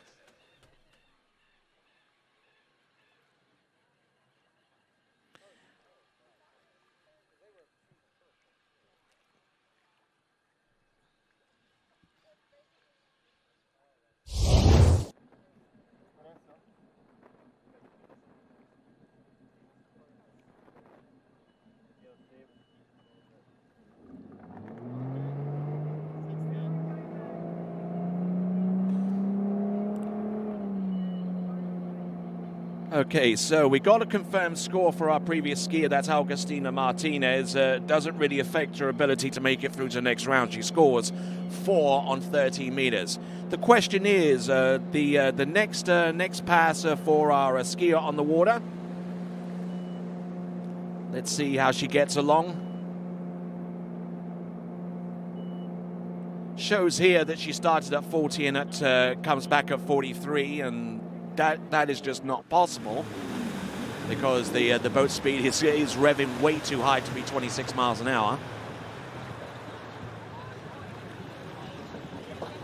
We'll see if the officials can conjure up something a little closer to the truth so far as the boat speed and line length, but because from what I'm seeing out there, I'm seeing a pass of at least 52 kilometers an hour, at least on the second run.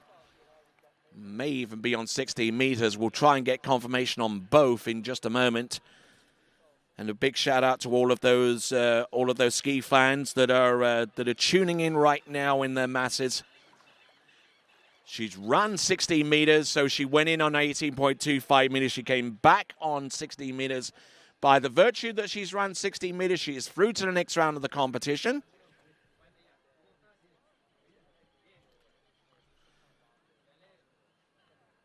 So Cameron Davis now about to attack 14.25 meters. However high she can get up on this list. Already through to the next round of the competition, but looking to try and put herself a little bit higher, which would give her the knowledge of what she would need to attain in the finals to get towards the medal placements. First things first, though, 14.25 meters.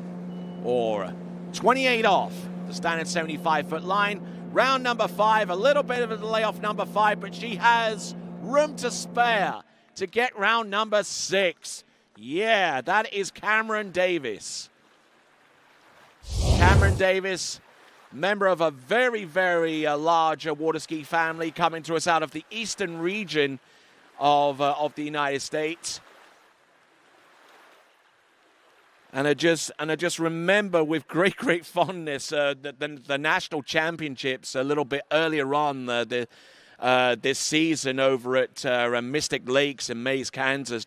Just the imagery of seeing a 3-year-old competitor in boys 1 just being dragged behind the back of the towboat using the back platform and just being fed out with the rope. And not because that he can't get up on 1, granted, but the thing is that trick ski on a 3-year-old is so buoyant and so floaty on top of the water that it's very, very hard to control. That's Cameron's youngest brother, I would imagine. But let's have a look and see what Cameron could do on 30 meters right here, right now. Entrance gates, number 1. Handle up a little bit high. This is 30 meters. Good attacking posture off number 2. She's good to go round number 3. Excellent turn on number 4. She's stable. She's on top of the water. A little bit down course. She gets round number 6, and she will attempt 12 meters next. Cameron Davies.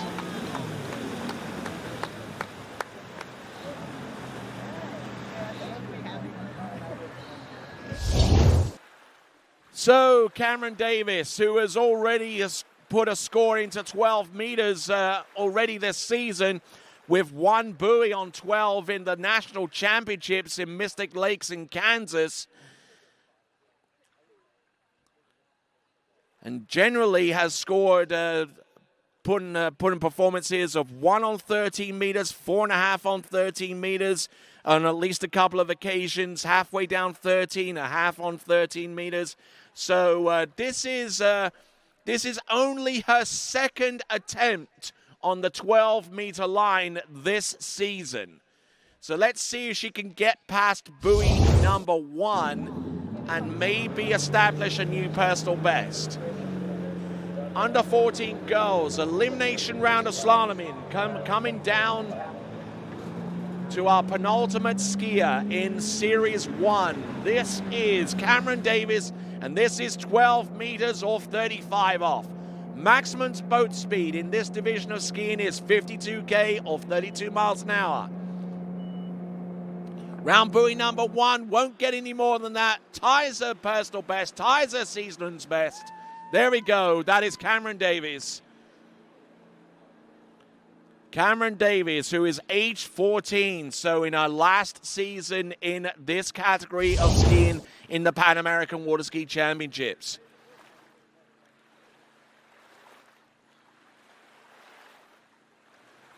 Just stalled up on buoy number 1, gets to the wake.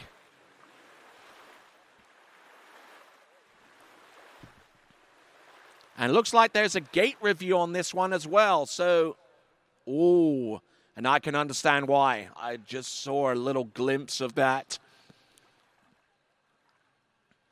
So it could be a difference between 6 on 13 meters or 1 on 12 meters. We're going to get the word from our officials. We're going to try, ideally, we're going to try and get it before our next skier takes the water, and that's Tia Byrne. Oh, that was good. Yeah, that's exciting. Yeah, Fanny said here, yes, she didn't fall. Yeah, I felt pretty good about our situation. Yeah, also, especially since we were potential. Since Russell's the runner. Okay, gate is good. Gate is good. It's 1 buoy on 12 meters, and that establishes the lead for Cameron Davies. 1 buoy on 12 meters, 1 at 35. So well done to her. The 2nd time that she's been into 12 meters this season and tying her personal best with that same score.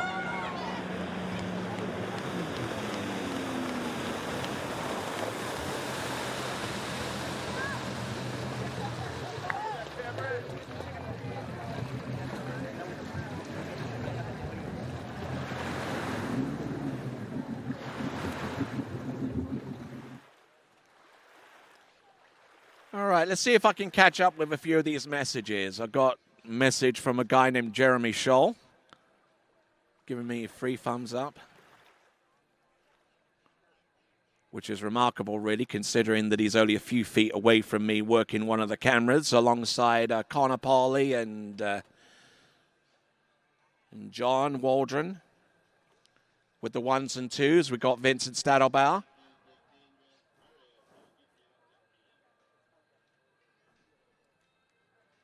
All right then, so our next competitor, final competitor to take to water, and starting on 16 meters, it is going to be Tia Byrne. Just keep that one right on there. Okay, I gotta go. Good point. But I will bring it back. All right then, so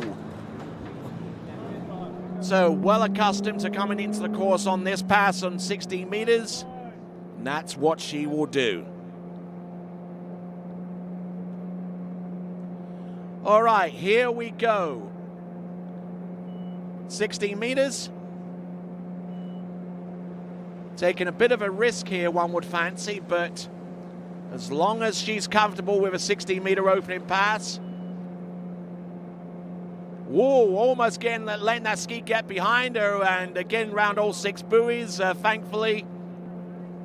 And by that token, it means that our 7 finalists are set. So the finalists are going to be Luciano Rodriguez. This is in no performance order. Luciano Rodriguez, Milagros Varas, Ella Gay, Juliana Racobo, Augustina Martinez, Cameron Davis, and finally Tia Byrne. So we've got the 7 finalists, and they'll be competing tomorrow in the U14 girls slalom final.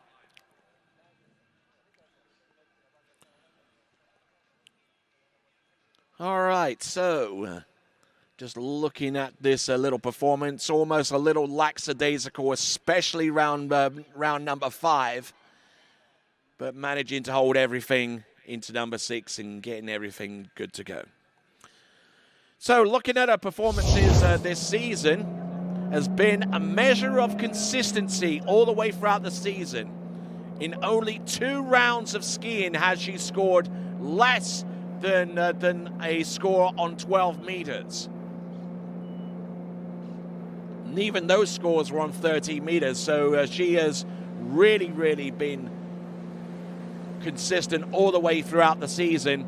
Her best score this season, and this was in August, of 4 buoys on 12 meters.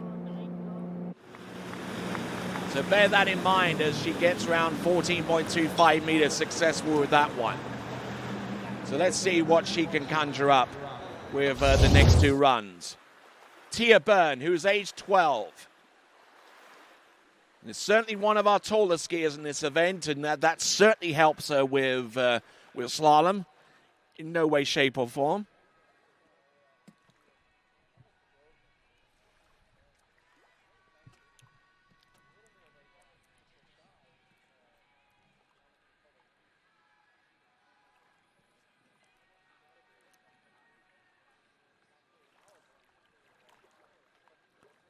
All right then, so continuing right along.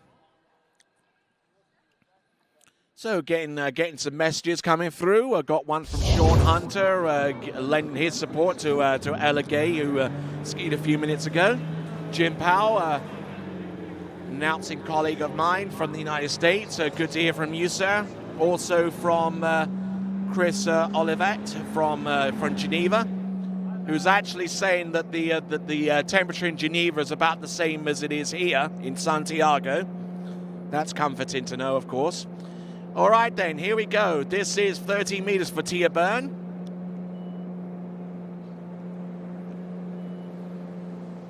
$13 meters.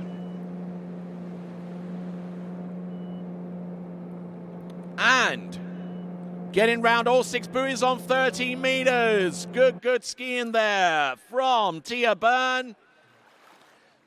Has only missed that 13-meter pass twice all season, and she wasn't going to let herself be succumbed by 13 meters a 3rd time.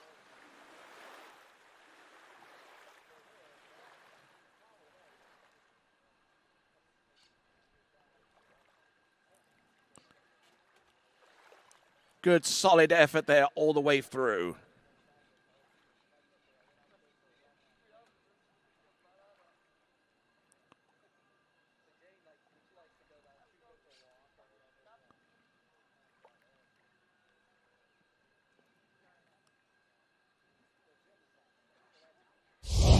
All right then, so continuing right along, this is the 2022 Pan American Water Ski Championships coming to you live from Lagos Los Moros, outside of San Bernardo, which is a little way south of Santiago de Chile, the nation's capital.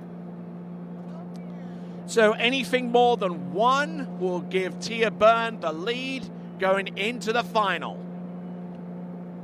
She's round number one. Good hard snap on number one. She's round number two. Will not make a play on three, but two will do the trick.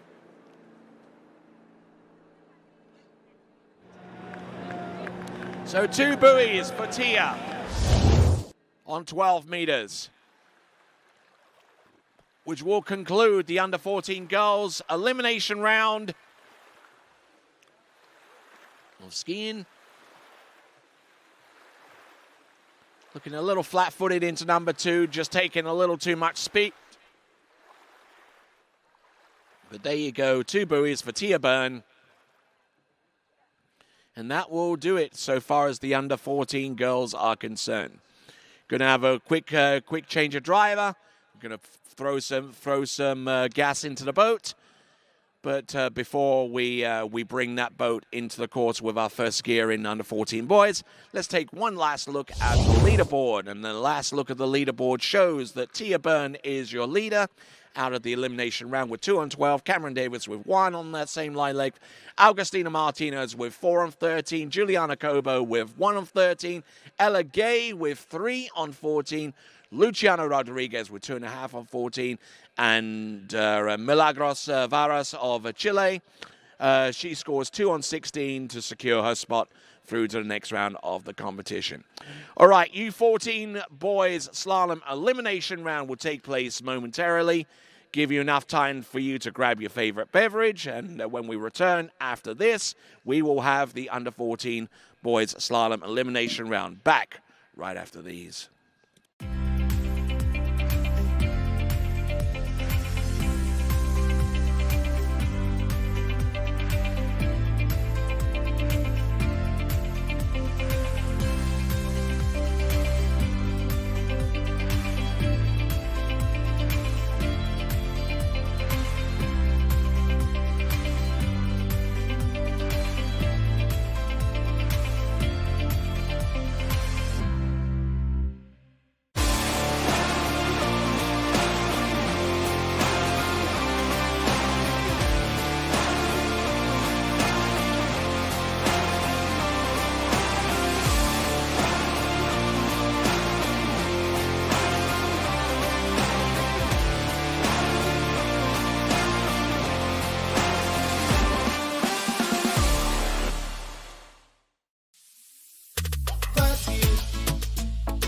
Fácil, con PF te regala tiempo, te regala vida. PF.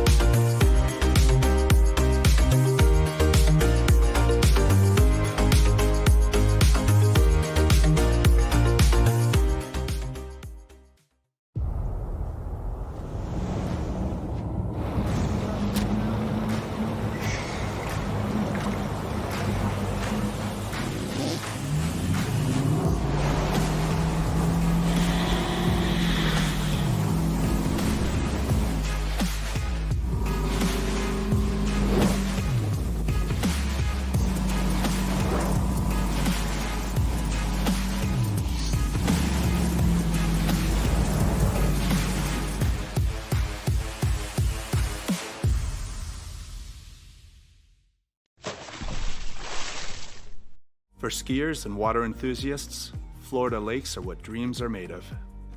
Combined with world-class golf, remarkable weather, natural beauty, theme parks, and so much more, it's easy to see that Florida is paradise. For more than 30 years, I've enjoyed Florida's lakes and many offerings. If you are interested in Florida real estate, let me be your guide and trusted advisor as you search for your paradise. Together, we can make your dreams a reality.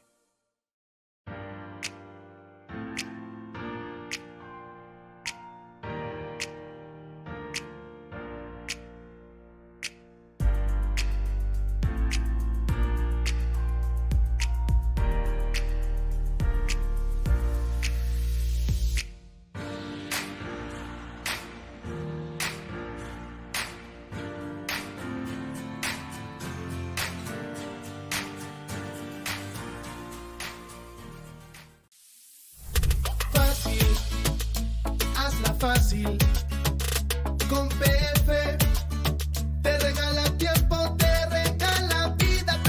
PF.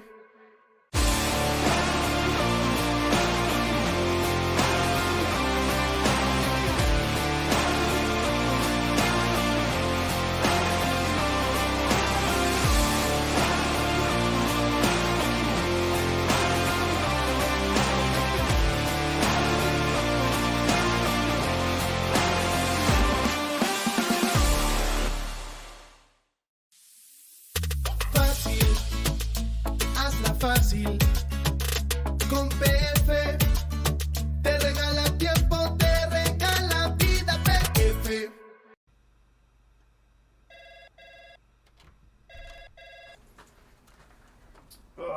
Morning, Brian. Hey, morning. You have a good weekend? Yeah, got out on the water a couple times. How about you? Yeah, I got to set in. Just gonna make a quick phone call here. Oh, of course. Can you get that, Will? Yeah, man, I got it. Thanks for calling Wake House. This is Will. Yeah, looks like we've got those in stock. Well, hello, good morning, and welcome back to the 2022 Pan American Water Ski Championships, coming to you live from Lagos Los Moros here in Santiago de Chile. So we're going to take a quick look at the women's slalom leaderboard, the girls slalom leaderboard rather. We've got Tia Byrne with 2 at 12 meters, Cameron Davis with 1. Augustina Martinez with 4 on 13, Juliana Cobo with 1 on 13, Ella Gay with 3 on 14, Luciana Rodriguez with 2.5 on that same line length, Milagros Varas with 2 on 16, ensuring that she makes it through to the next round of the competition. And the remaining scores you can access using the live scoring from the IWWF. All right, then, under 14 boys start list. We got Freddie Davis to get things going, followed by Nui Osoro of Colombia, followed by Samuel Jaramillo of Colombia as well. Lyndon Pinette of Canada, Francisco Amada of Argentina, followed by Pablo Bello of Colombia, Ruben Mednick of Canada, and then we have a trio skiers from Mexico, starting with Matias Navarro, Rodolfo Elban, and Lorenzo Gorold.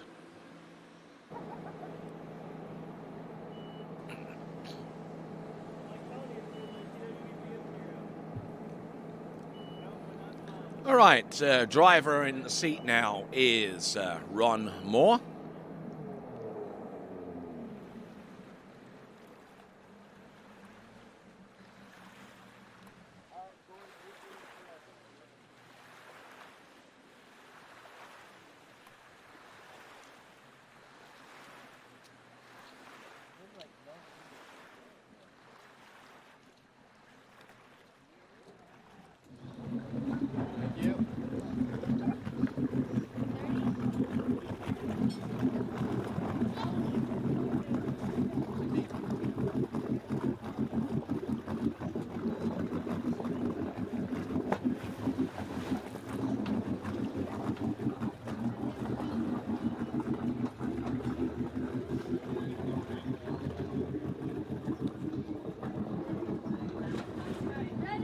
All right, so here we go. 49K on the 16-meter line. Or 30 miles an hour at 22 off. For Freddie Davis.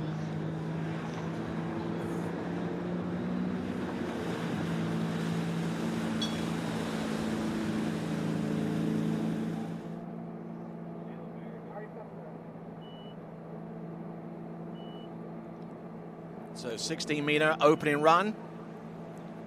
Before he shortens the line, the boat speed is going to have to go up to 52K. He's at 49K at the moment. And he looks pretty stable, so he's going to go up to 52K for the next run. Our first skier out of a total of 20 skiers as a combination of the two series, Series 2 and Series 1. We're in Series 2 at the moment. Maximum of 8 competitors will ski in the final round of the competition, which will be tomorrow. So the top 8 scores out of boys under 14 slalom will be skiing in the final. Got Freddie Davis, and not looking bad out there for the most part. So good skiing. He's going to come back in at.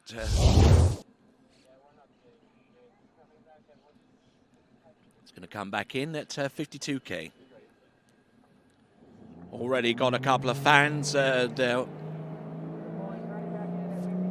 It's 52, 60 meters. It's already got a couple of fans behind him at the moment on our live chat on the Waterski Broadcasting Company's YouTube channel. Subscribe to that channel and also hit the bell icon to enable features that enhance your enjoyment of the coverage which you're seeing right now. There you go. That is Freddie Davis through 16 meters at 52K, and now he'll go to 14.25 meters.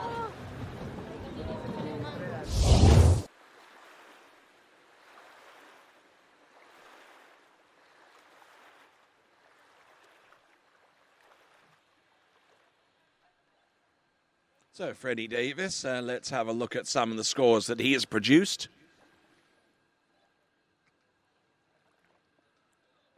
He's putting scores out there in the range of 14 meters, 13 meters, and his best score of the season, as far as I can see, is a two-buoy excursion into 13 meters, which took place at the National Championships at Mystic Lakes in Kansas. That was in August of this season. But this is about as far away from August as you can get, both chronologically and also temperature-wise as well. Let's have a look and see what we can conjure up. This is 14.25 meters. Little straight path into number 2, but he's still there. He's still powering up off number 3. He's good to go around number 4. Good hip rotation into number 5, and he just absolutely slams the door shut on 14.25 meters. And now gets ready for 13 meters next for Freddie Davis.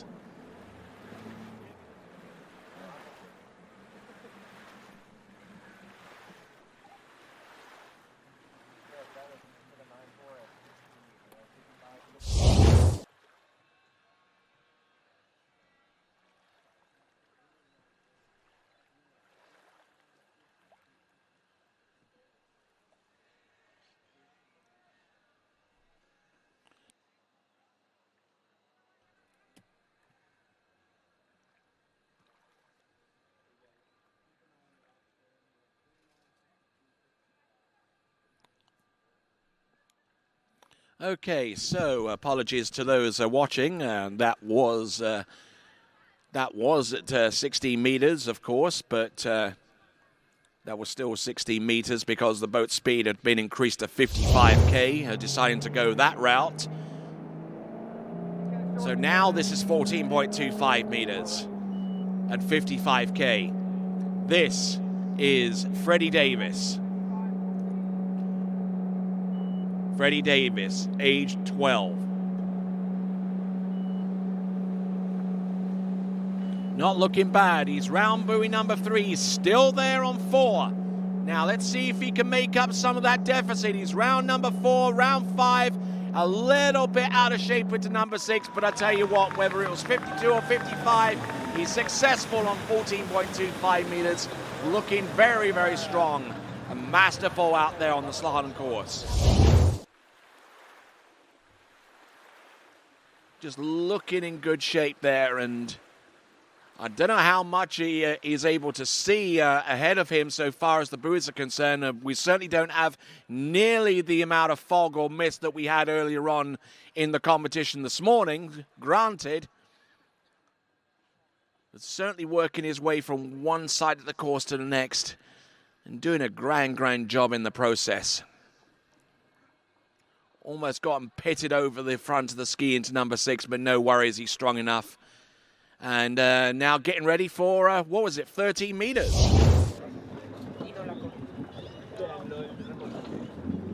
So yeah, 13 meters. So now he's at 55 kilometers an hour. But on the 16th of October, he skied in the Holy Cow Cup and got 1 on 13 meters. So this would essentially be a PB at 13 meters if he can get past buoy number 1. Round number 1, he gets the 1, he equals his PB at 55K. Good skiing there from Freddie Davis, our 12-year-old skier who is first off the dock in this boys U14 slalom competition in Series 2. So 1 buoy on 13 meters for Freddie Davis.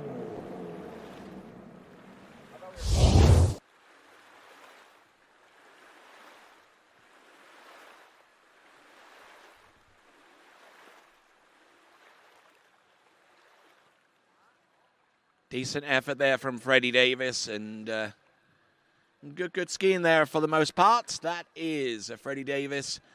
Good glide, good rotation, but just not holding enough of his angle across the second wake and into the edge change. He's getting real exposed to the boat, and unfortunately there he gets the 1, but it's the 1 that represents the lead right now, and we will see what he's got maybe in the final.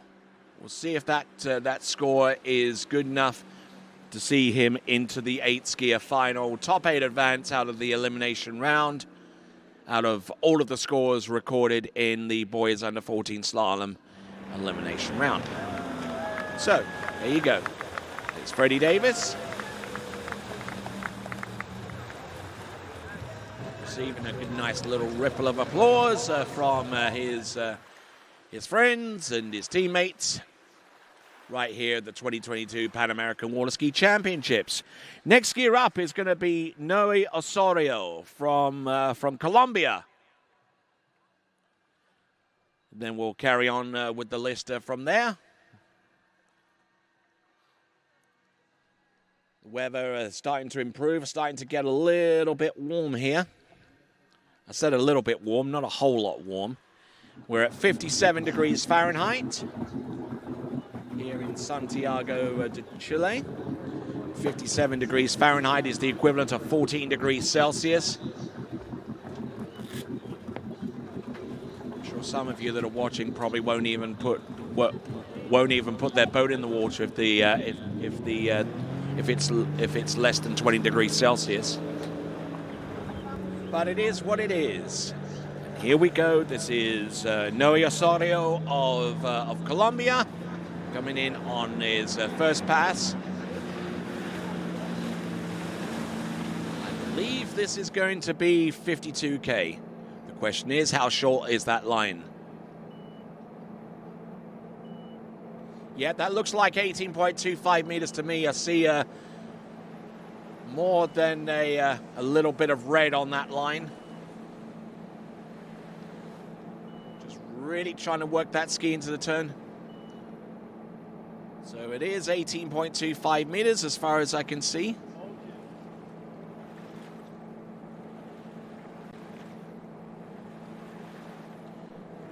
So that was at 49 kilometers an hour, 49K for No Osorio of Colombia.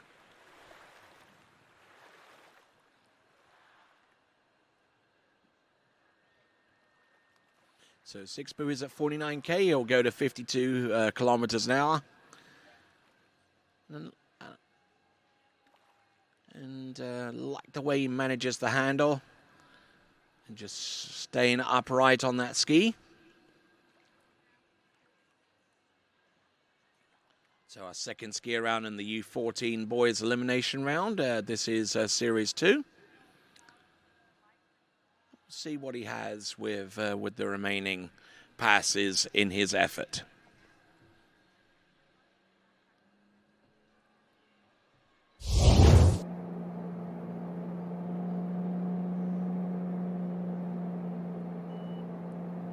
Okay, so we're at 18.25 meters. We are at 52K.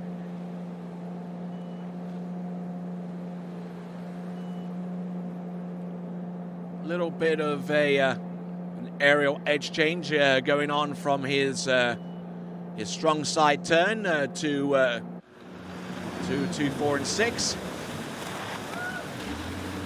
Managing to make that work for him. We'll find out whether he's going to go in at 52 or at 55 for the next run in the under 14 boys slalom competition.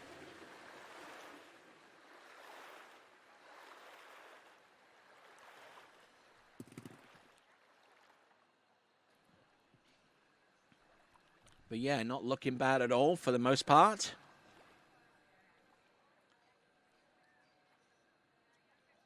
Good release off the handle into his 135, a little slower into his 246.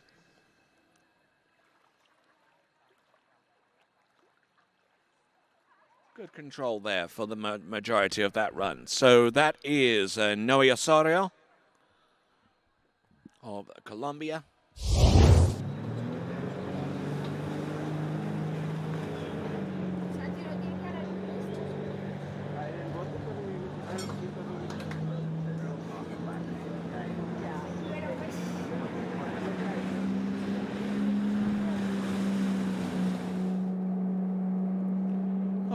Here we go. Noe Osorio coming in.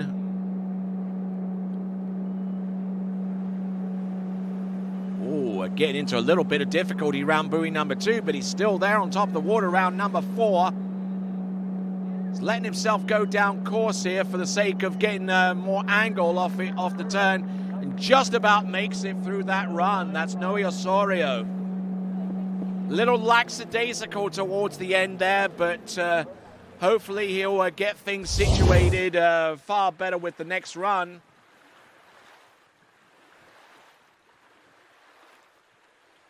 Noe Osorio. Just almost completely over the tip of his ski off number 2. And that certainly didn't help him going further down the run. He managed to get himself situated a little bit more, with a little bit more stability off number 4, granted. But then round buoy number 5, he almost let that ski get too far down course, and he had to double pull to get round number 6.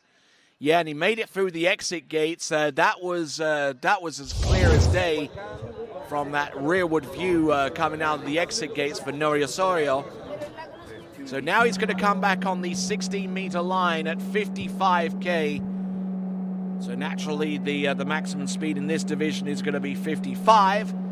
Here we go, Noe Osorio. This is 16 meters. He's round number 3, gets to 4. Noe Osorio from Colombia. We'll have a look at some of his previous scores. He His best score this season, as a matter of fact, is 2 on 60 meters.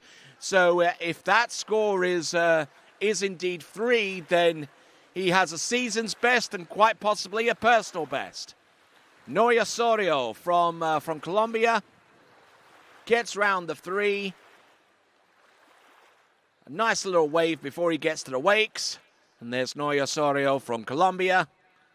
And I don't know what that was all about, but certainly pleased with that effort. And the score is under review. Where that review is taking place is uncertain at this time, but he does cleanly get through, get round 1 and 2. And the review is for number 3. Oh, and I think he might have actually displaced number 3 enough to where it would prevent him from scoring any part of it, let alone the entire buoy.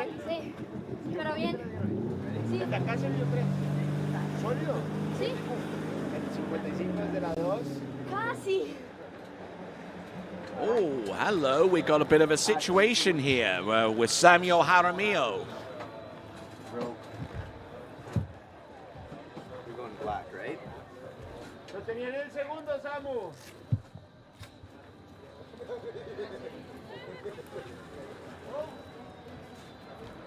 I don't think they didn't lengthen the rope. Le pusieron segundo y era primero. Pensaron que le había pasado la del mix al match. Okay, so looks like Samuel has been brought into the course on the wrong line length.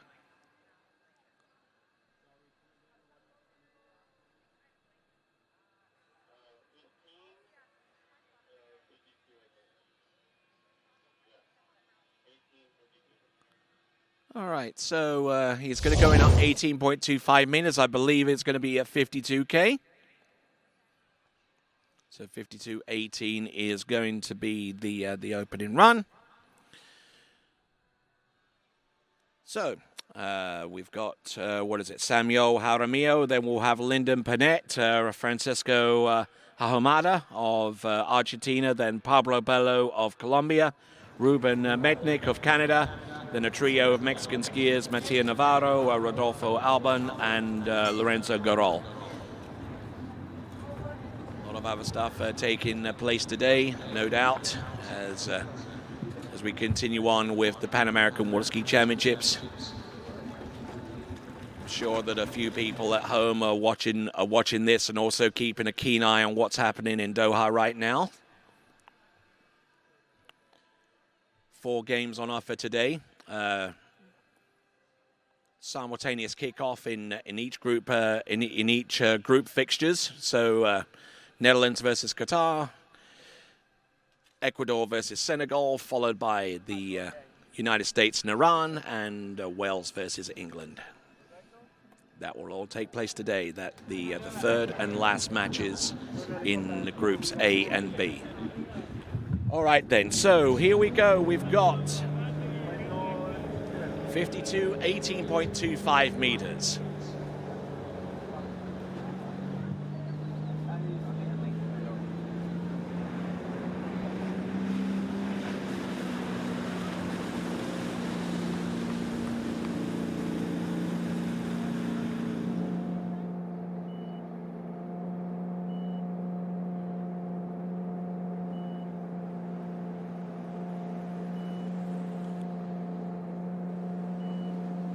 All right then, so Samuel Jaramillo,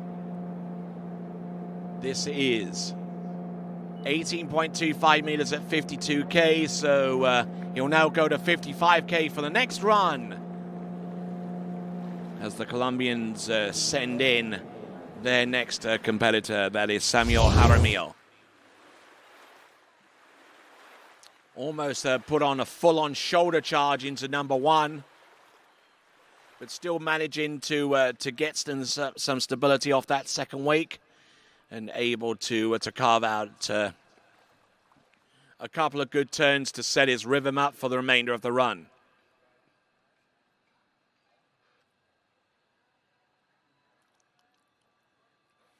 And he'll be coming back at 55 kilometers an hour, 18.25 meters.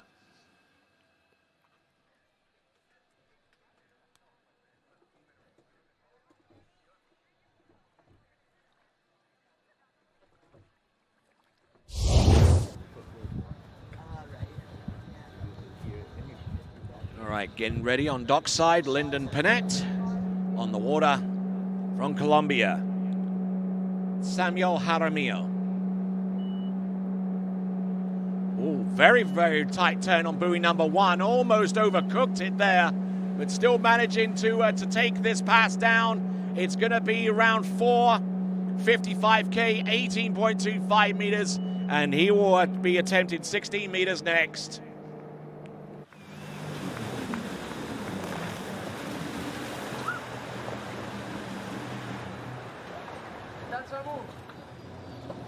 So, Samuel Jaramillo. It'll be 16 meters coming up in just a moment or so, but yeah, almost took that one way too tight on buoy number 1, but it did set him up well for number 2.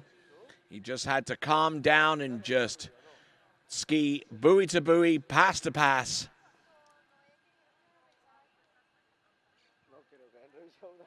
Just sucked his knees up there off number 4, round number 5, and just absolutely pummeled his way across the wakes from 5 to 6. That is Samuel Jaramillo. And now getting ready for the next run. It's going to be 60 meters at the same speed, 55K.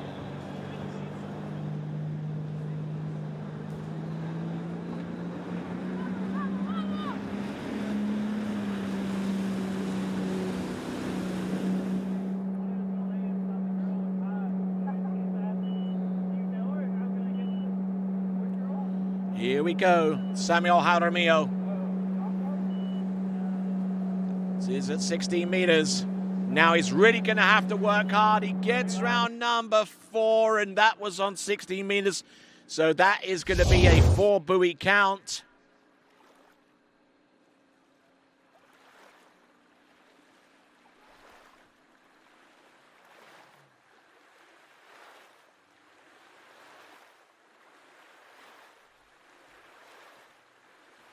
Just looking at it, just getting broken over at the waist through the wakes. And that basically kills his maintenance of angle across the back of the boat, and just unable to get things going in that respect there. For Samuel Jaramillo, who scores 4 on 60 meters. It means that after 3 competitors, Freddie Davis still in the lead with 1 on 13 meters. That puts him ahead of Samuel Jaramillo, whose score of 4 on 16 meters is currently in second place. And Noe Osorio with 2 on 16 meters. Those are your top 3 after 3 competitors. Next skier up is going to be Lyndon Panett.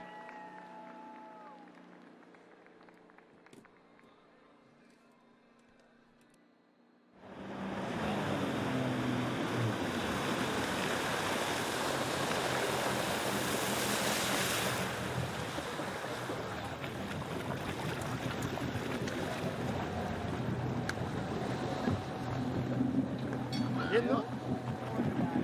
¿Bien o no?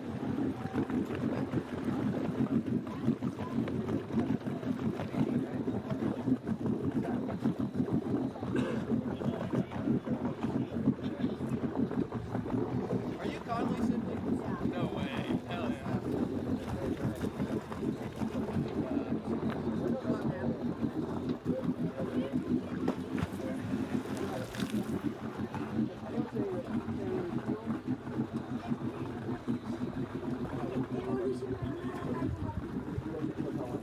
So at 49 kilometers an hour, 18.25 meters, our next competitor is up. It's Lyndon Panett.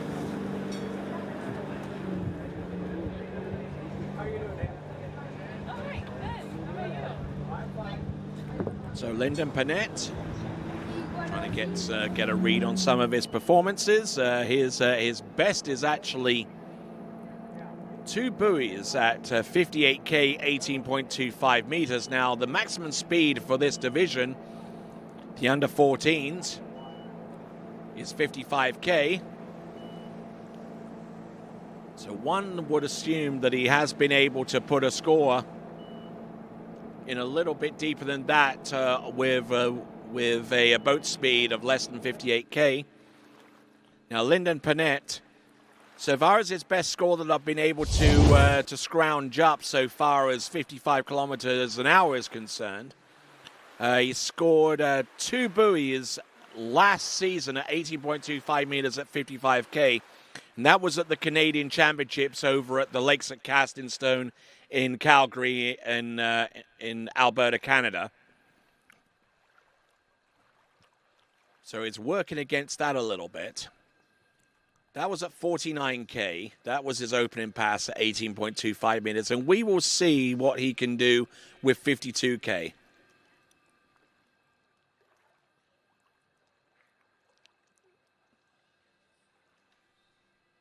So Lyndon Panett has an older brother, Conley Panett, who's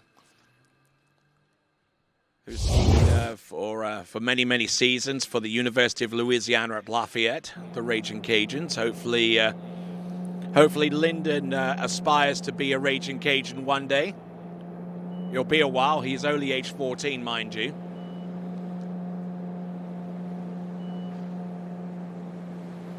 Here is Lyndon at 52K. Needs to run this and the next pass to have a shot at 16 meters. And there you go. Good skiing there from Lyndon Panett.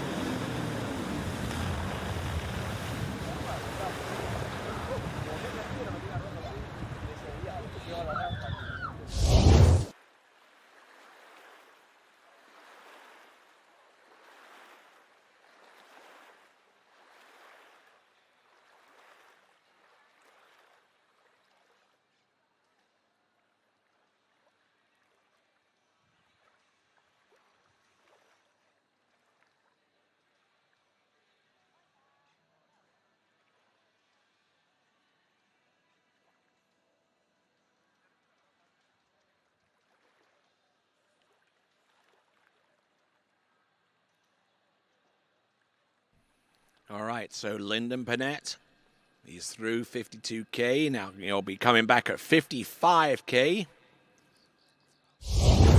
Same line length, 18.25 meters. No change there.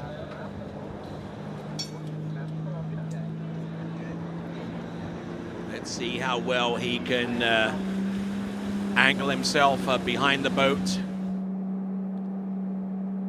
to stay ahead of the course.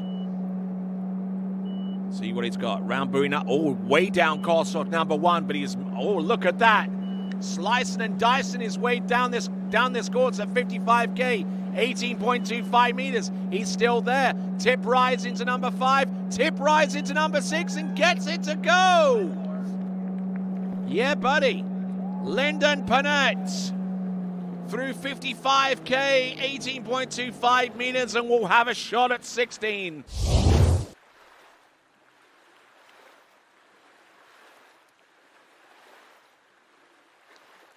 Good start off number 1.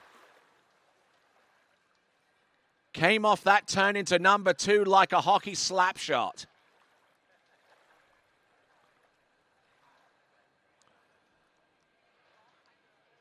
Taking in a lot of speed and using some good knee and ankle bend. Not a lot of attention is actually focused upon ankle bend in slalom skiing. It's a lot of people, a lot of coaches will try and emphasize the knees more than anything else. But if you can't bend your ankles at the same rate as your knees, then you're not putting yourself in the best of positions on that slalom ski. That much I can tell you. But let's have a look at Lyndon Panett. This is 16 meters.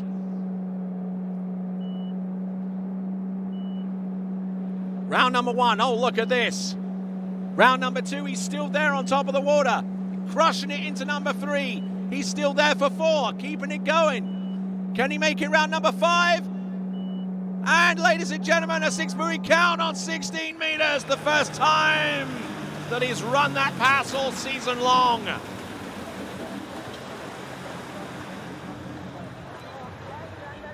Good, solid effort there from Lyndon Panett. He's a happy camper. Christmas has come early.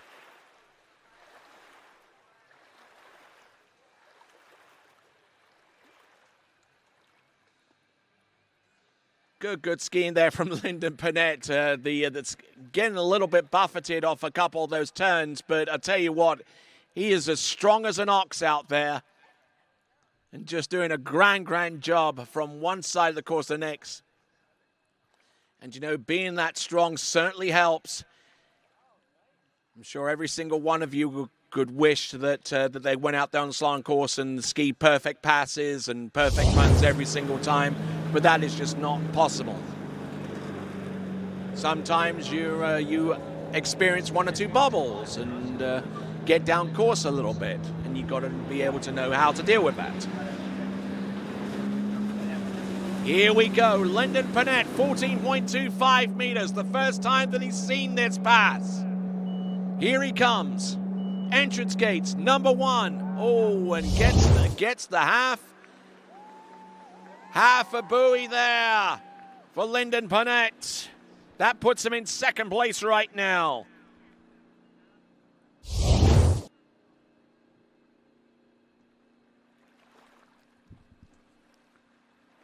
Just getting a little bit twisted across the second wake into number 1, and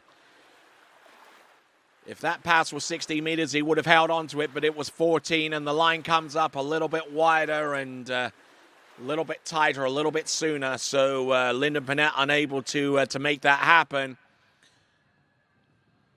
Crushing it into buoy number 1, gets half, and gets second place right now with 6 more skiers remaining in Series 2 under 14 boys slalom.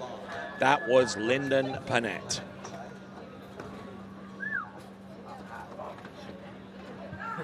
It did sound like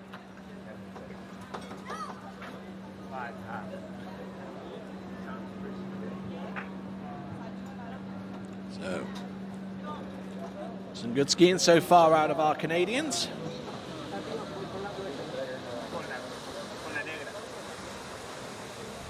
Lyndon Panett, half a buoy on 14.25 meters. Still in the lead, though, with 1 on 13 is Freddie Davis. First skier out, and he's still in the lead after all this time. Next skier to come, Francisco Omada from Argentina.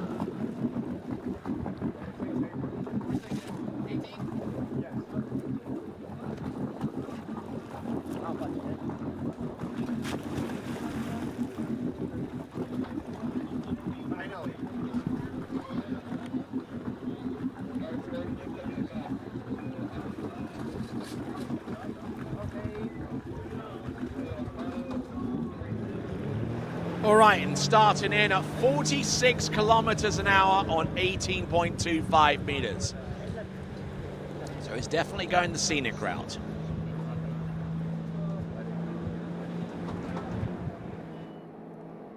.28 miles an hour, opening run for our next competitor. This is Francisco Omada.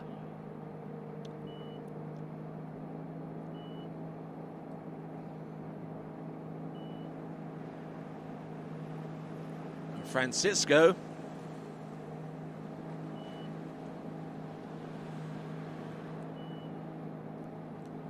not looking too bad, although he could try to put a little bit more pressure behind the boat to keep some water speed up, because he's probably a little larger than most kids of that age are. Francisco Omada trying to get some scores from him, but none are forthcoming. But very, very tight on that number 1, almost a little bit too tight. And there's certainly a lot to be said for skiing wide and backsiding the turns a little bit to maintain some water speed out there. In my mind, skiing a little bit tight on the buoys, which means that he has to make several positional changes in his edge change alone, just to make sure that that ski is wide enough to get round the turn and to continue rolling out there. But that was at 46K. Some nerves might have gotten into his system a little bit, being that that's the opening run.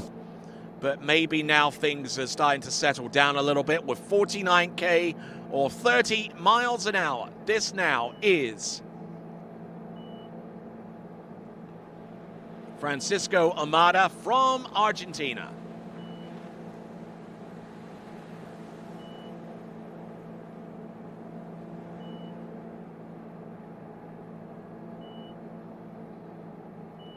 And not bad at all there for Francisco. Certainly a lot better than the opening pass, I give him that. We'll see what he can do with the next run at 52K.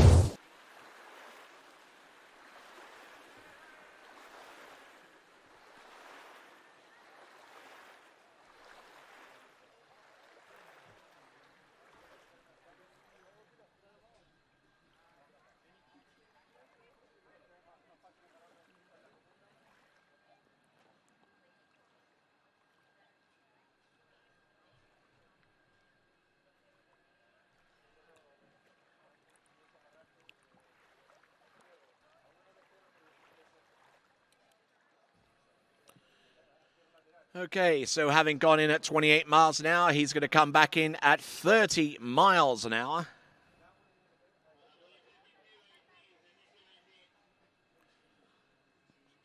(52.18) is the next run now, or 32 miles an hour, 15 off.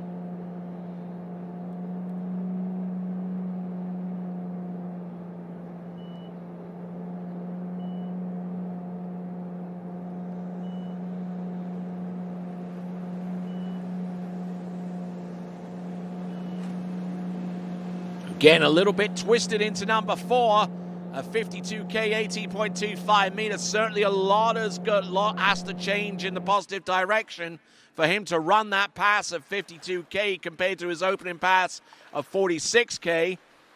And thankfully for Francisco, things are starting to look a little bit more positive for him as he continues on. There is a gate review on this pass, though.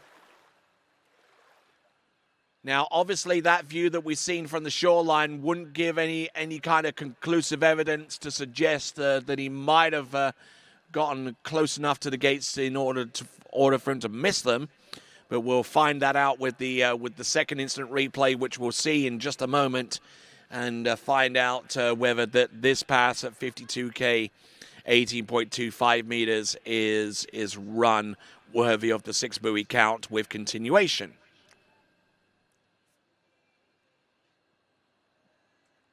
We've seen one instant replay.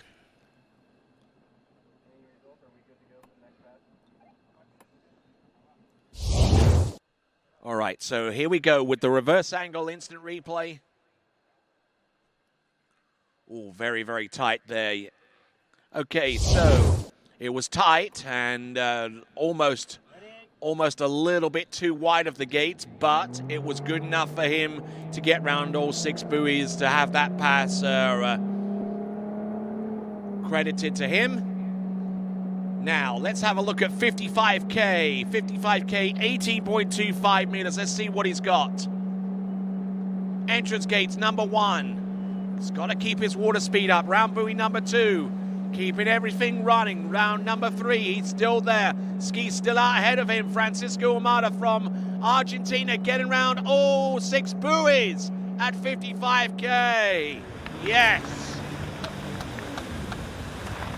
Now getting ready for 16 meters for the next run for Francisco Amada.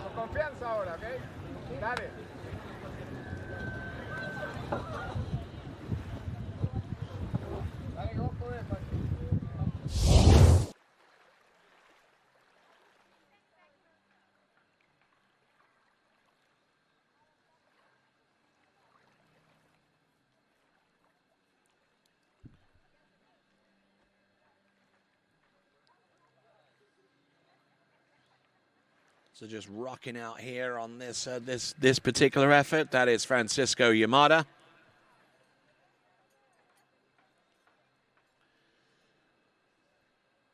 And 55 at 16 meters coming up very, very soon.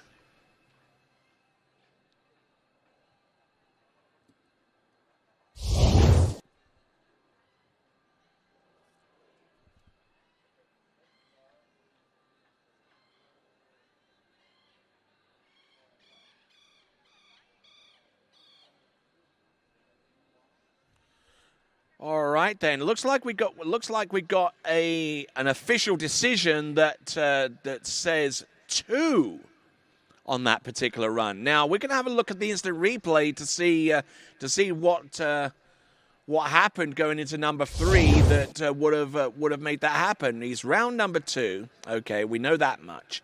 Now let's have a look and see what his approach into number 3 looks like. Coming in. Yep, that's they're confirming that as a 2. He skied on the inside of buoy number 3. So that concludes his run.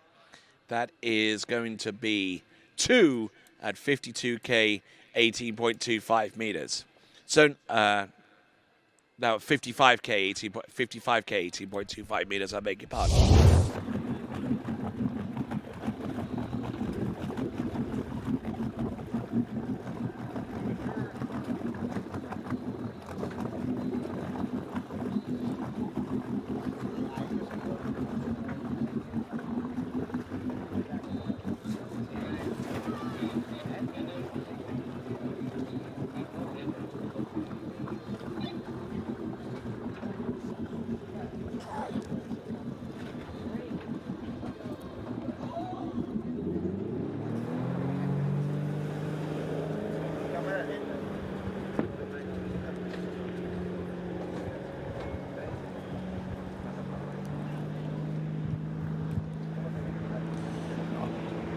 All right then, so here we go.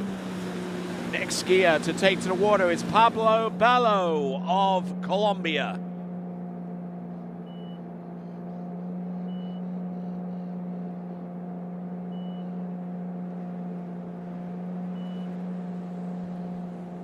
Not looking bad at all for the most part. There you go, good skiing there. All the way through. And 6 buoys there under his belt. So that was 52K, 18.25 meters.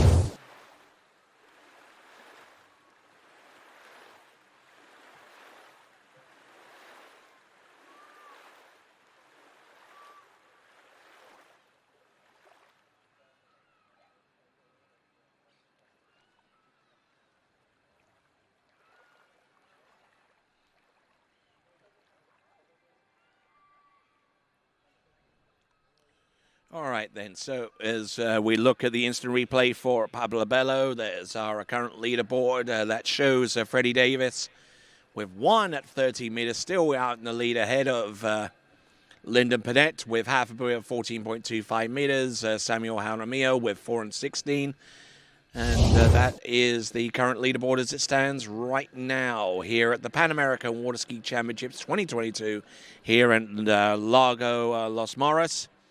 He's going to come back in at 55K. 55K for Pablo Bello. Good strike into buoy number 1. Nicely done on number 2.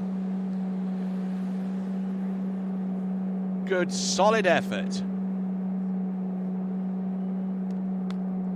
No worries there. All the way through on that pass. Good skiing.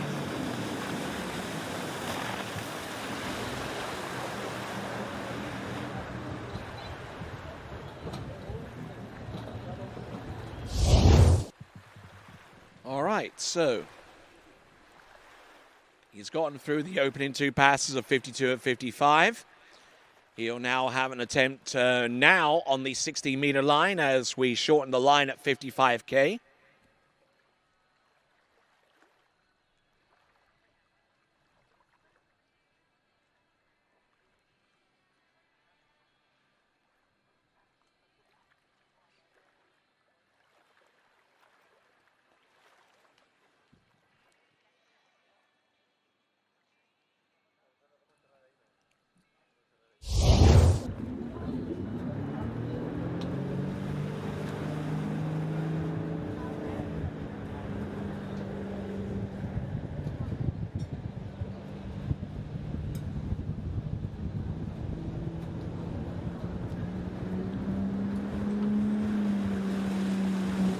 Here we go. Skier on the water, Pablo Bello from Colombia. 16 meters now.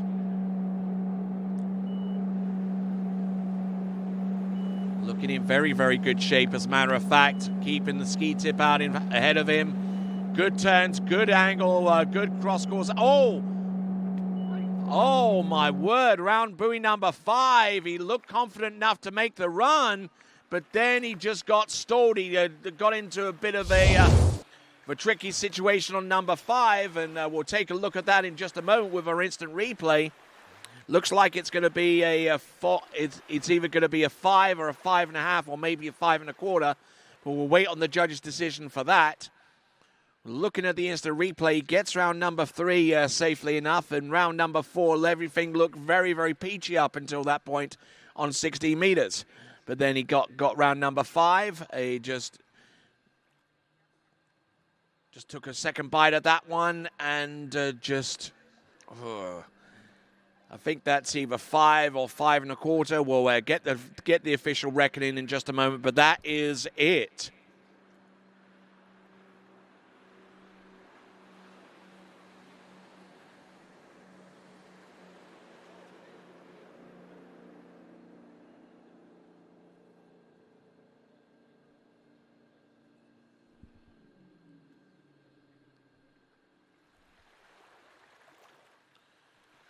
So there we go. That represents his best score. Just didn't allow for that ski to turn all the way around, and then he got on that line and just couldn't really get outside number 6. I'll put that over here.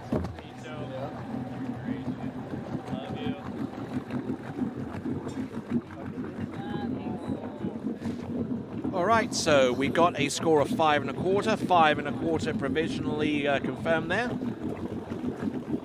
And that was at 16 meters. We've still got 4 skiers remaining after... we've still got 4 skiers remaining. We've got Ruben Mednick, who's next, followed by Matias Navarro, Rodolfo Alban, and Lorenzo Garol.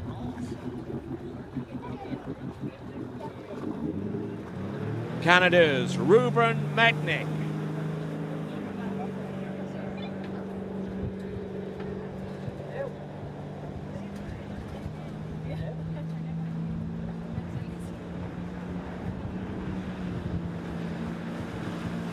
So coming in at 49 kilometers an hour on 18.25 meters.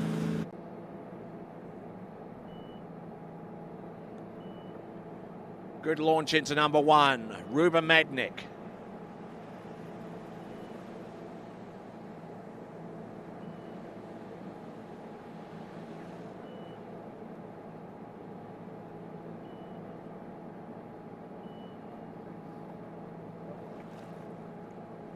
Good to go on that opener. So try and get a little bit of information on him. Ruben Mednick, who's best in slalom, is on the 60-meter line. Looking at some of his past results within the last season or two. Ruben Mednick's best performance coming into this event is halfway down 16 meters.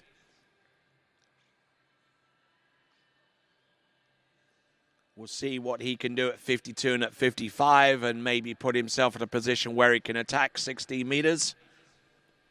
He's certainly tall enough, and he certainly has the frame and the build to be a decent slalom skier. Let's see if he can put all of that together and into good use.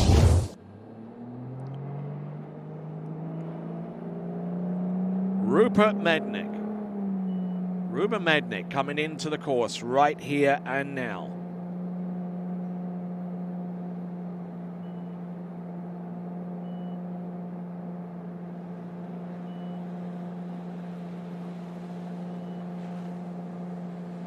Not bad. Just trying to play this cagily here at 52K at 18.25 meters. And all right, he seems to be in good shape. Getting through that run with no worries at all. As he gets ready now for 55K, 18.25 meters. Aged 13. really attacking that number one, left foot forward, hardly surprising.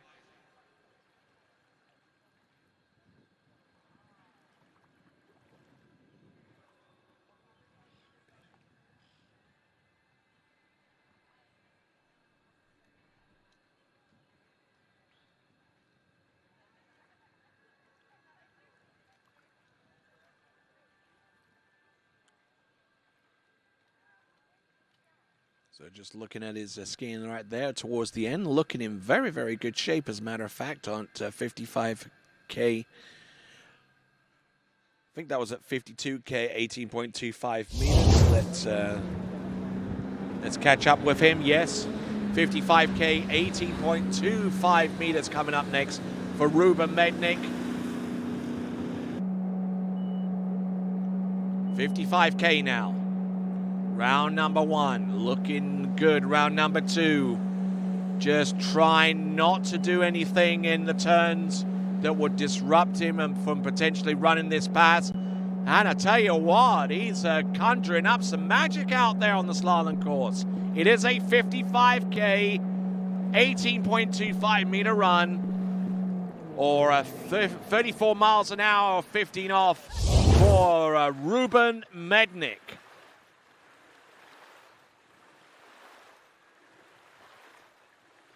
So Ruben Mednick, I beg your pardon. So his personal best is about halfway down the 16-meter line.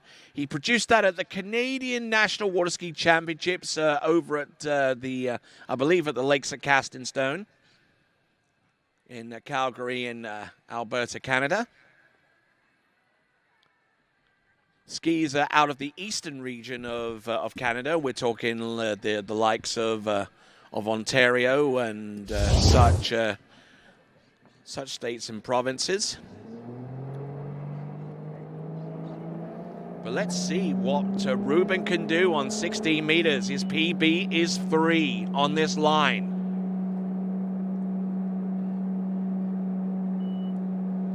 Rolls in. Little long pull into number one, but he's able to control that with a decent turn, and he gets round number two and just couldn't bleed off enough of that speed to continue on. However, it is 1.5 on 16 meters. He's not too displeased with that, and he will swim into shore and leave the way clear for our next competitor, who will be Matias Navarro, with a score of 1.5 on 60 meters under his belt. That is Ruben Mednick.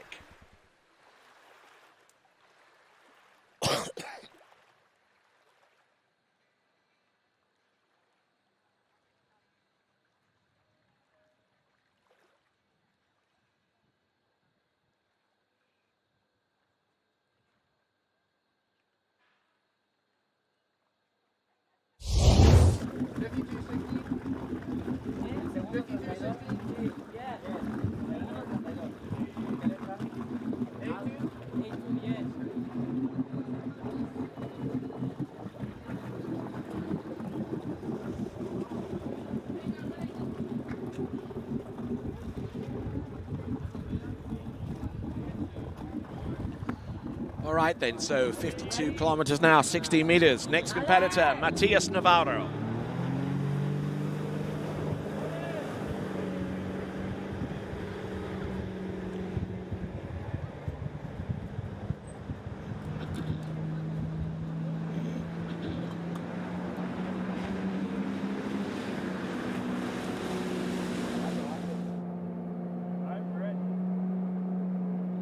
Okay, the first of a trio of Mexicans here at the latter portion of the Series 2 Slalom in the under 14 boys slalom competition. This is Matias Navarro.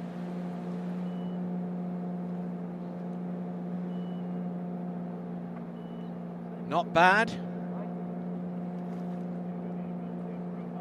So, Matias Navarro, his best score this season, as a matter of fact, in the third tournament of the National Championship Series in Mexico. It was 2 on 30 meters. He got that score in, what was it? The 5th of November. Yep, 5th of November, bonfire night. Scoring a 2 on 13 meters a little bit earlier on the season. That represents his personal best. We'll see if he can get somewhat close to that.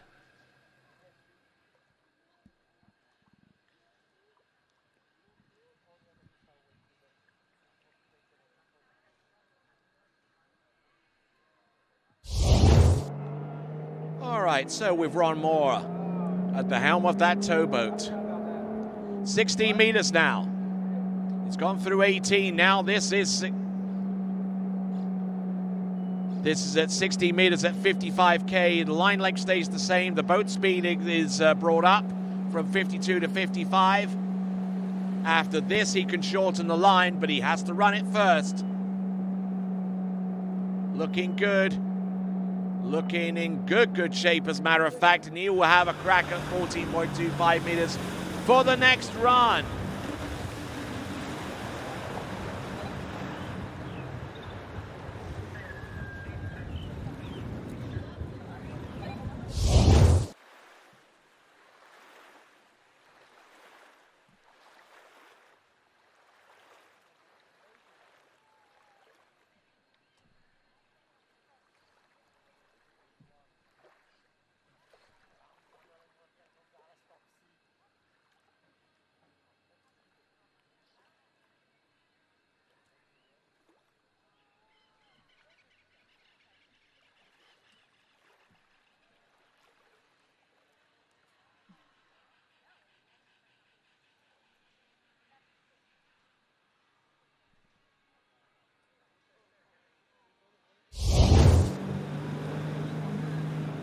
All right, here we go. Beyond that Malibu TXI, 400 foot-pounds of torque, produced with a 360 horsepower engine. This is Matias Navarro. Let's have a look and see what he's got on 14.25 meters. Good cruise round buoy number 1. He's round number 2. His best is 2 on 30 meters, but he's been averaging about halfway down 14.25 meters in the last few months. And not doing too badly there with that particular effort. Good skiing there from Matias Navarro. Now has a shot at 13 meters and seeing some remarkable performances in this early stage of the competition. As we're waiting for the sun to creep out and actually provide us with a little bit of warmth here in San Bernardo, but we're still at about 15 or 16 degrees Celsius, which is about 56 or 57 degrees Fahrenheit.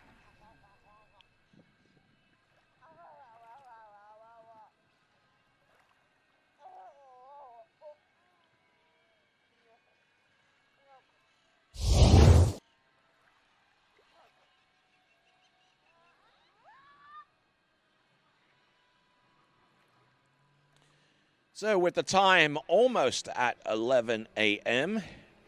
here in Chilean summertime, we have got on the water Matias Navarro, round number 1, gets a good shot at buoy number 2. I think he's going to be inside it, so 1 buoy on 30 meters is going to be it for him. And that actually ties the lead, as a matter of fact. 1 on 13 meters. For Matias Navarro, that puts him in a 2-way tie for the lead in this competition, this boys slalom competition.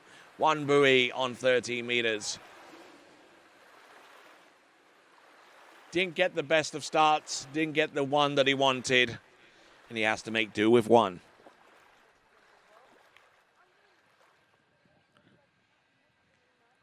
Still a long ways off from determining who could potentially be in the boys under 14 slalom final.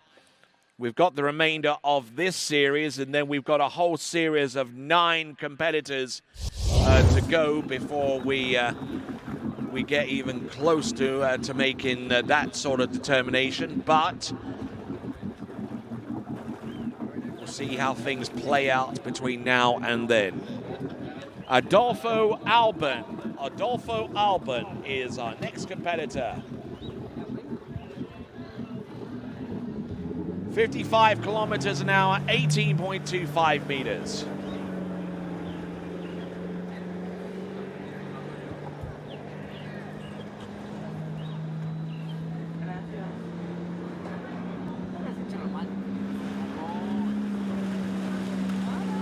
Here comes Rodolfo Albon.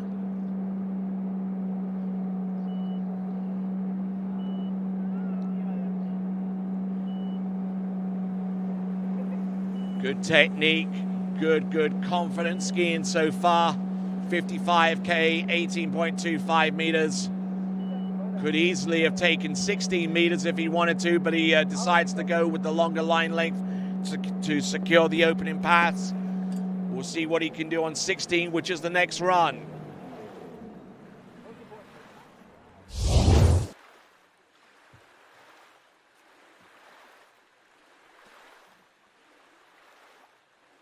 So just looking at the performances that he's produced so far this season.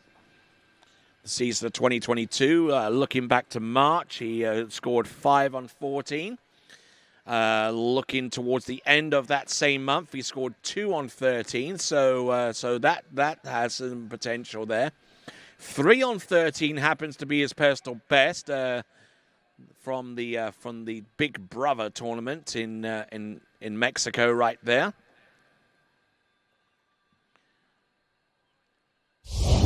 And he backed it up with 2.5 on 13 meters just recently, a few days ago. So let's have a look and see what he has got. Coming to us out of Mexico City, this is Albon Rodolfo.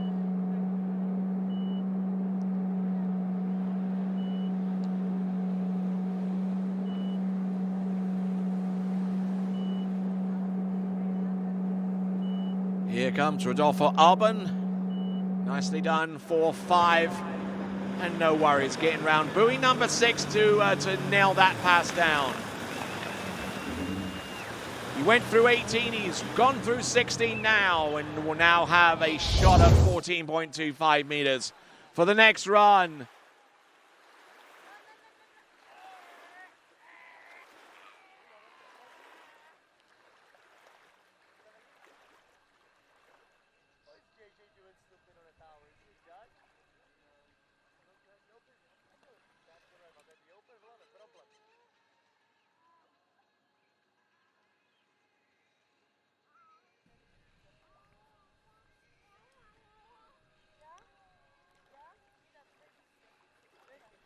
So working our way towards the end of this list in the Series 2 before we go into Series 1.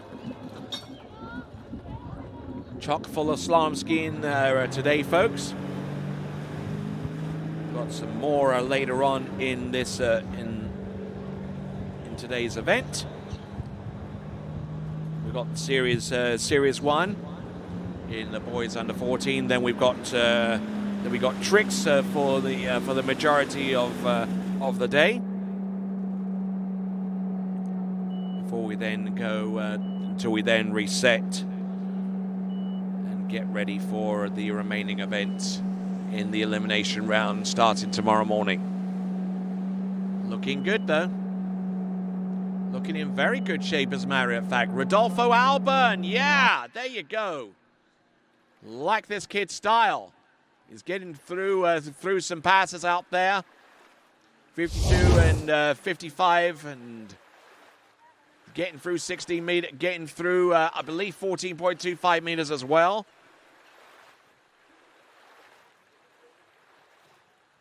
So he's gone through 18, 16, and 14. Now he's going to have an attempt on 13 meters. His personal best is halfway down this pass. If he can get past 1, if he can get a piece of 2, as a matter of fact, he will take the lead. But He would need something significantly more than that, one would fancy, to put himself in a shot of making it through to the under-14 boys slalom final, of which there will be 8 competitors.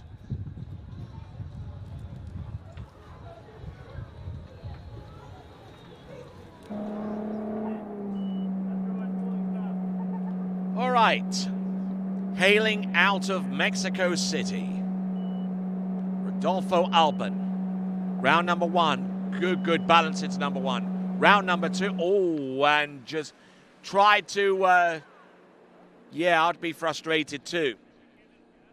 So coming into number 2, a good start out of number 1.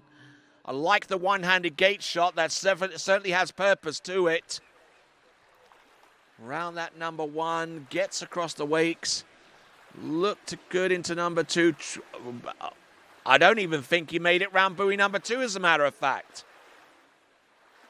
That might have to be under a review, at least from where I'm sitting.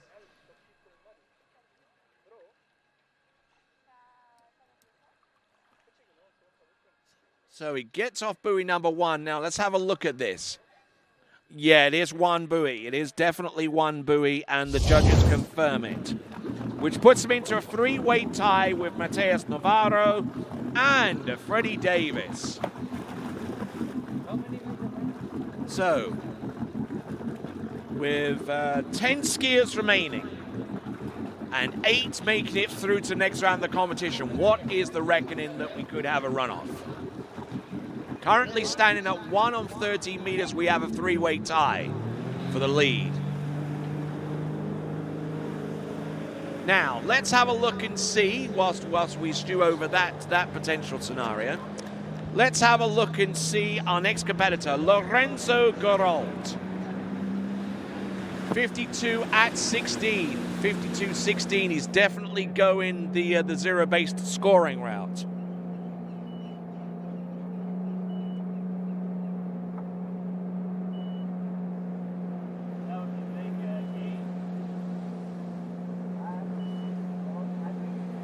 Lorenzo Geralt. Looking good.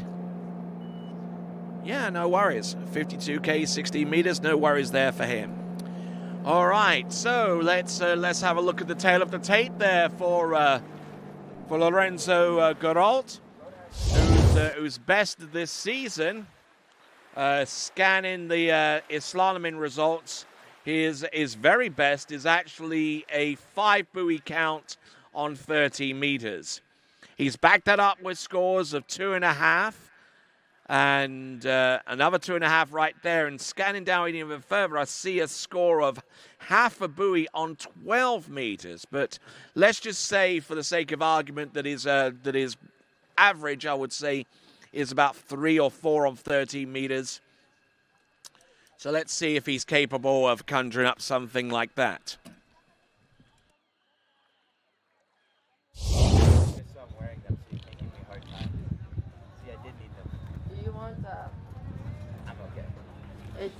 Here comes Lorenzo Geralt. He went in at 52.16. He's now going to come back at 55 on the same line length. 55K, 16 meters. Lorenzo Geralt. I like his style. Looking good. Looking in very good shape, as a matter of fact.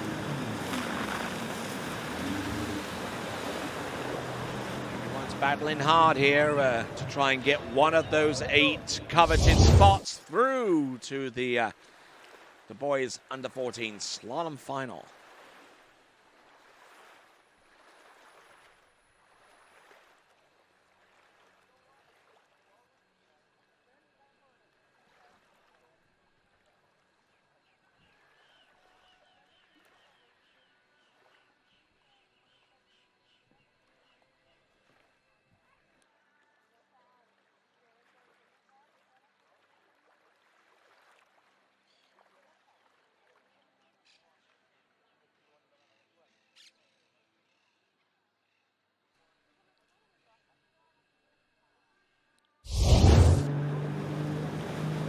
right then, folks, here we go. This is Lorenzo Gurault, our final skier in Series 2 Under 14 Boys Slalom.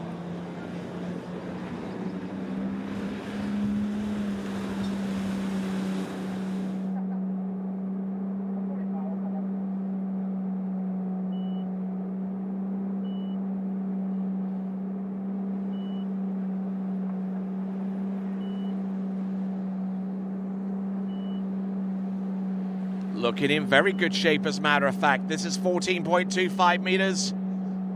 Yes, gets it to go very calmly, brings the handle into his body around buoy number 6. And that was at 14. Now he's going to come back in on 13 meters for the next run. Pass that he's only ever run once, and has produced scores of 2 and 3 and 1.5 in the tournaments leading up to this event, the 2022 PanAmerican Water Ski Championships. We are coming to you live from Lago Los Moros, just outside of Santiago de Chile. And this site, as a matter of fact, is going to be one of the designated athletic sites for the 2023 Pan-American Games, which will take place in the surrounding areas of Santiago.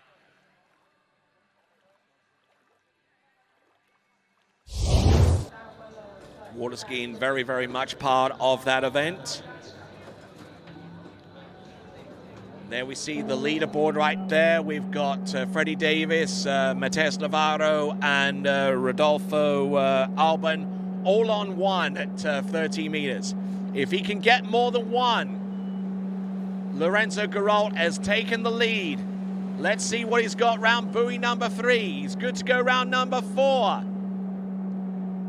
Oh, and so close. The 5 buoy monster perks up out the water and grabs him by the ankles. It's going to be a 4.5 buoy score, a pass that he could so easily have run. 4.5 on 13 meters for Lorenzo Gurault from Mexico. He is in the lead. But is that going to be enough to send him through to the next round? We won't know for sure until about 2 or 3 skiers into this final series of Under 14 Boys Slalom. 4.5 on 13 meters, takes the lead right at the very end of the series. And we'll now go on to Series 1. First skier out in Series 1 from Canada, Jarrett Goulart.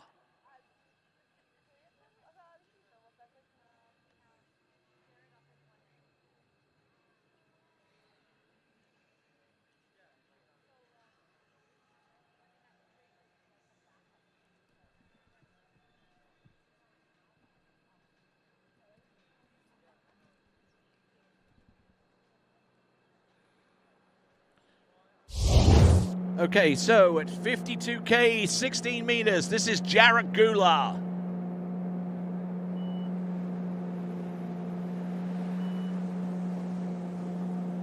Oh, getting into all kinds of shape except the right one. Oh my word, off buoy number 5, how on earth did he recover from that?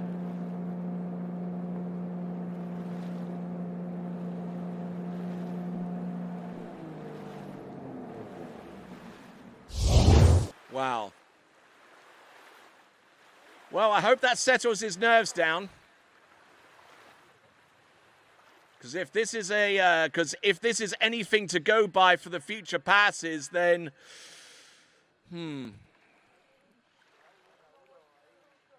round buoy number 3 and 4 and number 5, and just not comfortable enough with the end of that turn to be able to hold the ball from one side of the course to the next. Hopefully his nerves will be settled down after that. I certainly wish him the best of luck going forwards. But let's have a look at the boys' starting list for the under-14s in Series 1. Jarrett Goulart, you're seeing on the water. Louis Collarette of both of those from Canada. B.G. Bickley from the United States. Lorenzo Nelson, the remaining skiers you see on the list right there. Here we go. Jarrett Gula, round number 1. Oh, better start, but getting all kinds of twisted off buoy number 1. Round number 2, oh my word, he's round number 3, good to go. Round number 4. Oh my word. Got round number 5, and that was about it there. Just not feeling it out there with those opening 2 passes. So Jarrett Gula, that was on 16 meters at a 55K.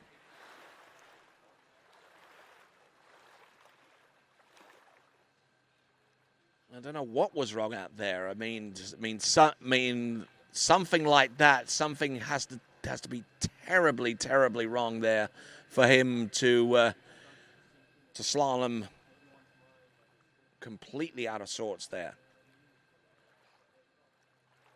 Got round number 5.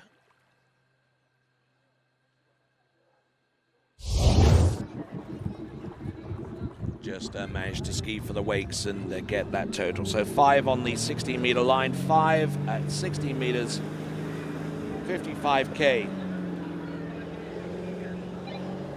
Louis Couleray coming to us out of Canada.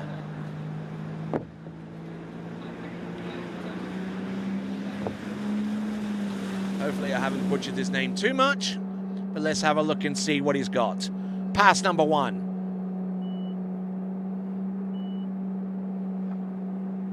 Louis Couleray.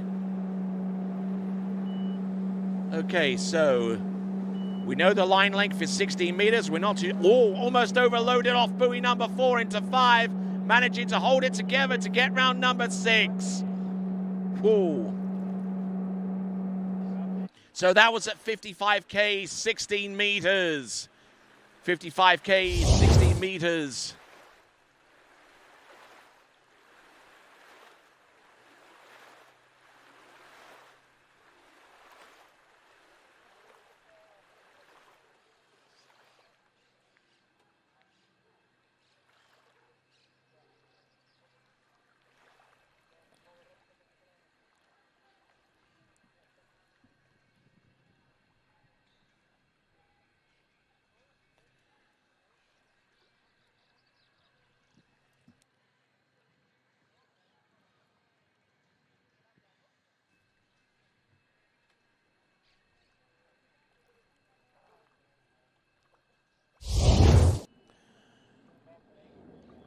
All right then, so Louis Couleray.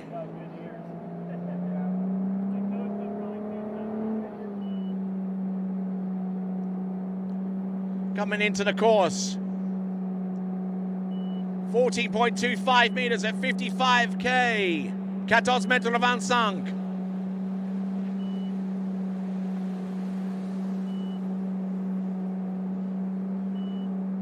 Looking good, and a little on the back of the ski, but managing to just thump his way through that run, getting around all 6 buoys and getting ready for 13 meters.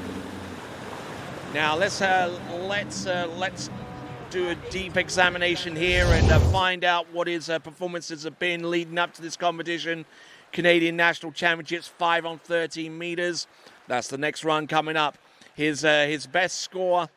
Half a buoy on 12 meters in the Eastern Regional Championships that took place at Spray Lakes in Newmarket, Ontario.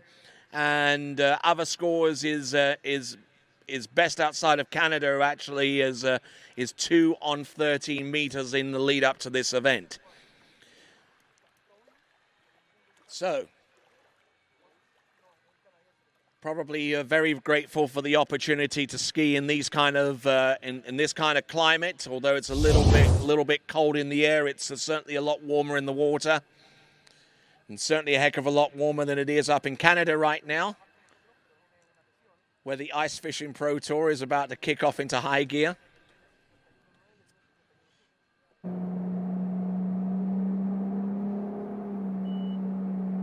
All right then, Louis Couleray from Canada, coming in, 13 meters.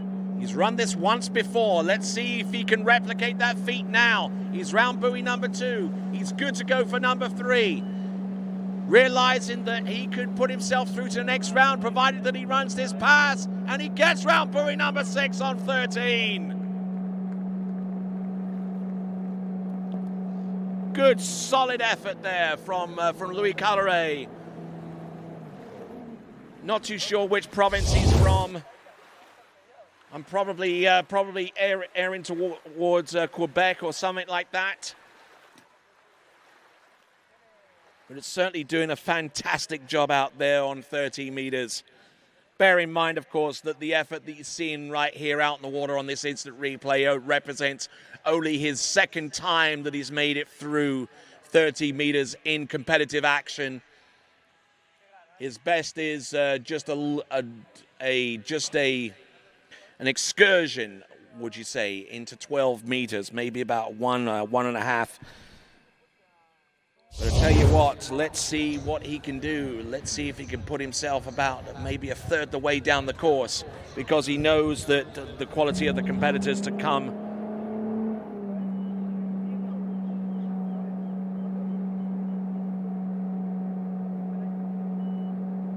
Louis Caloret, round number, oh, good start on number 1. He's round number 2, he's got the ski angled. He's round number 3, gets to 3, gets to the wake, and beautiful skiing there.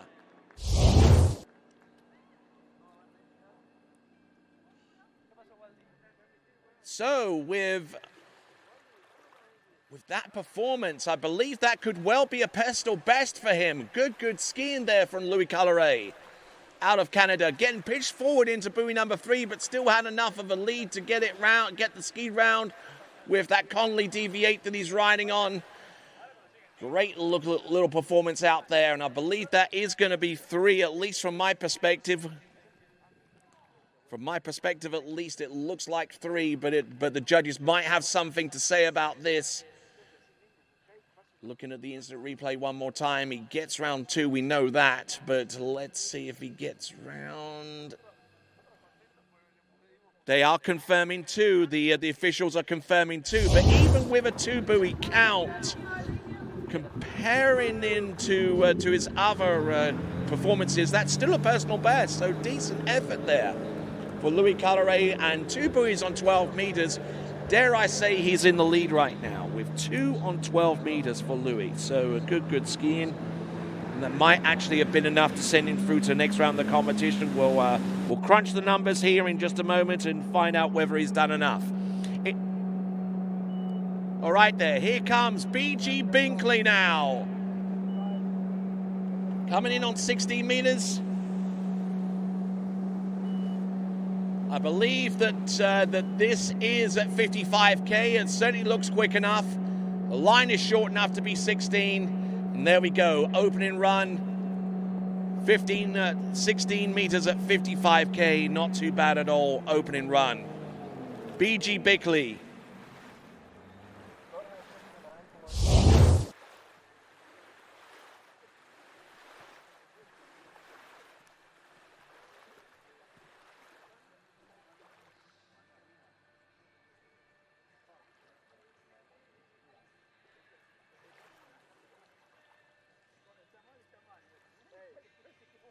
So B.G. Binkley, who's competed quite a bit over the course of the season, the only scores that I've been able to get from him, at least so far as the EMS is concerned, stem back to 2019. But let's see if I can find out something a little bit more contemporary so far as he's concerned. Oh yeah, definitely. National championships, as a matter of fact. Looking at some of the scores, although not one of them was from the national championships, we've got one from the southern regions. He's basically been averaging scores into 30 meters for the most part. Only one of the scores that he's produced this season has been anything less than a score on 30. Oh, B.G. Binkley getting into all kinds of shape out there. How on earth he made it round number 6? How on earth he scraped that pass together? Whoa. Little bit of Houdini action out there. So B.G. Binkley getting through all 6 buoys on that pass, H14. Personal best, it looks like, on the scores that I've been able to pull up. One buoy on 12 meters. In about June of this year. And everything else is has been into 30 meters.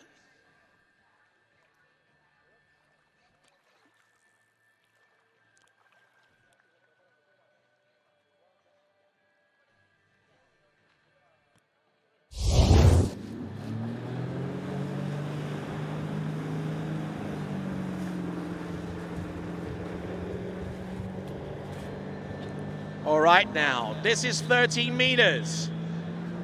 B.G. Bickley now. Let's see what he can conjure up.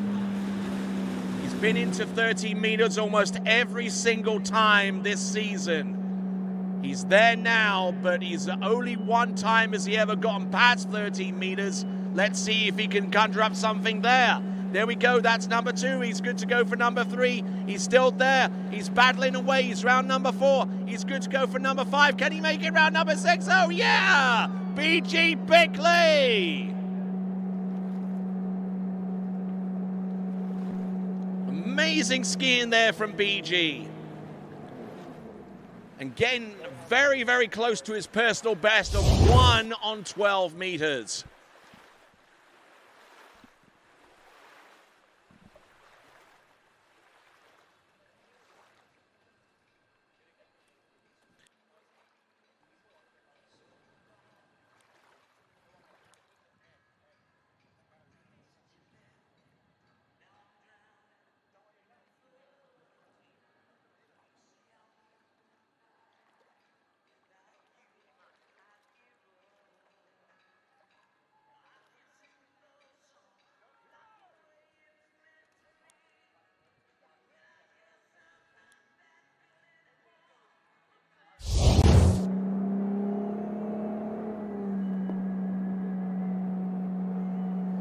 All right there, so B.G. Bickley, who could well be skiing his way through to a final round appearance. This is 12 meters. He's good to go round number 1. Can he make a play on 2? Not quite, but he equals his personal best with a 1 buoy count on 12 meters. That is B.G. Bickley.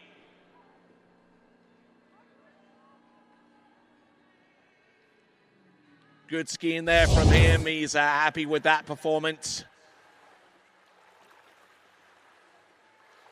Rolls in and looking up towards number 1, trying to get that ski round as quickly as possible, but unfortunately on slack line, not very easy to do. So B.G. Bickley through to the next round of the competition with a 1 buoy count on 12 meters to go alongside Louis Colleray of Canada with his score of 2 on 12 meters. So the 2 scores on 12 meters have assured that those competitors that have them are advancing through to tomorrow's under 14 boys slalom final here at the PanAmerican Water Ski Championships.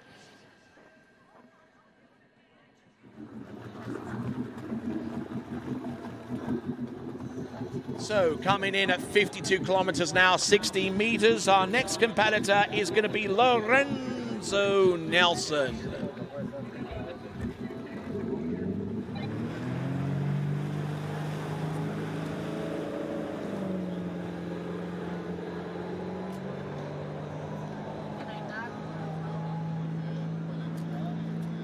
Okay, Lorenzo Nelson, 52K, opening pass, 16 meters.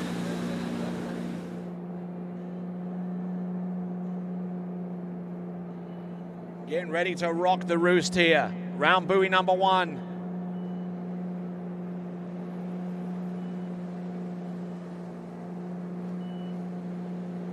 Little bit flat, a little bit open into number 4, but managing to recover well off number 5. Gets it to go round number 6. Nicely done. Yes, for Lorenzo Nelson. So Lorenzo Nelson, I'm sure he's very, very well aware of the situation. He's Gotta conjure up a score of more than 4.5 on 30 meters to assure that he's through to the next round of the competition.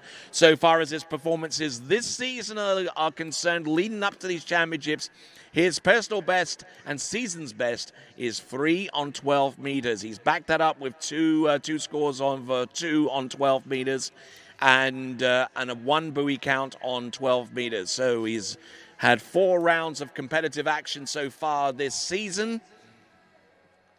And in each instance, he's able to get through 30 meters and into 12. And if he can do that this time around, right here, right now, then he will be skiing another round of competitive action in the Pan American Water Ski Championships right here at Lago Los Moros, here just outside of Santiago.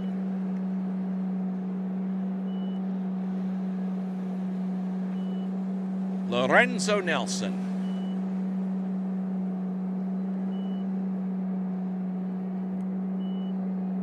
All right there. Not looking too bad with that second run. He's getting through 16. Actually, that was at 55K, 16 meters. So now working his way to 14.25 meters, just towards the passes that he needs to put under his belt. And continue on.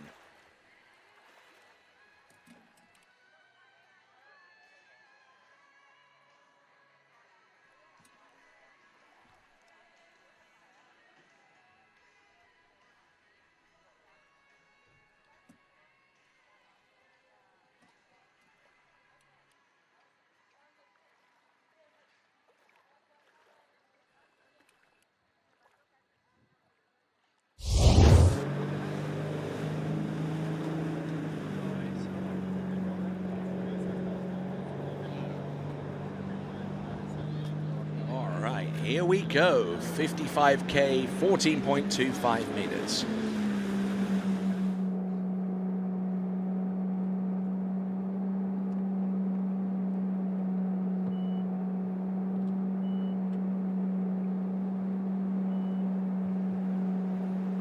Looking good. So far, so good on 14.25 meters. Don't see too much of anything wrong out there for Lorenzo Nelson.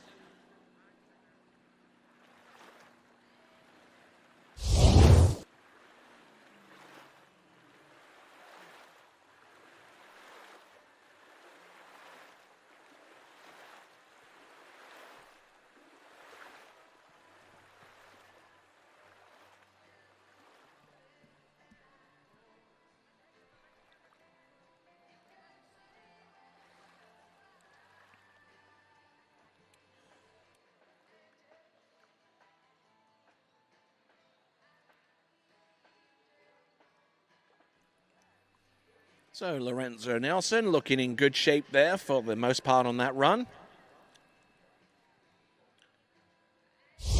Mentioned his best scores, his only scores this season have all gone into the 12-meter line. And 30 meters is coming up now. He needs basically more than 4.5 on this pass right here to make his way through to the final round of the competition, which will take place tomorrow. 13 meters. Good strike on the first couple of buoys. He's in river. Oh my word, he's down. Oh my word. Oh my word. He got that ski to go round buoy number 4 and then came off his edge and then got inside buoy number 5. So now he is the bubble score of 4 on 13 meters.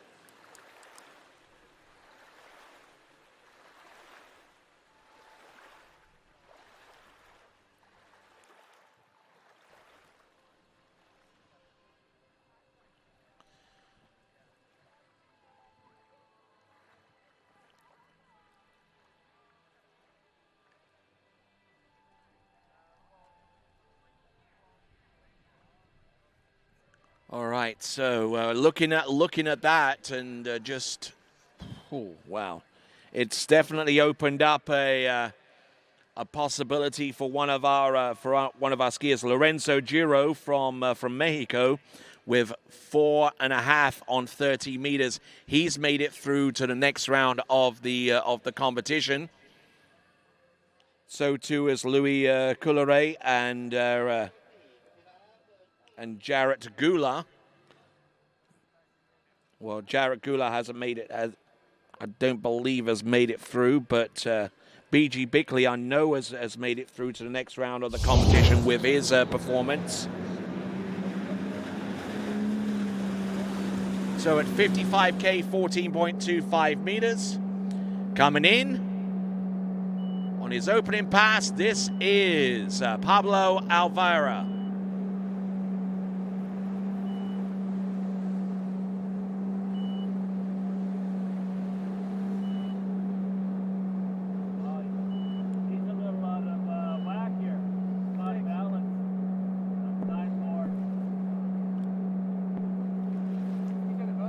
Okay, so that's Pablo Alvira with a 6 buoy count on the opening run. I believe he went in on 55K, 14.25 meters.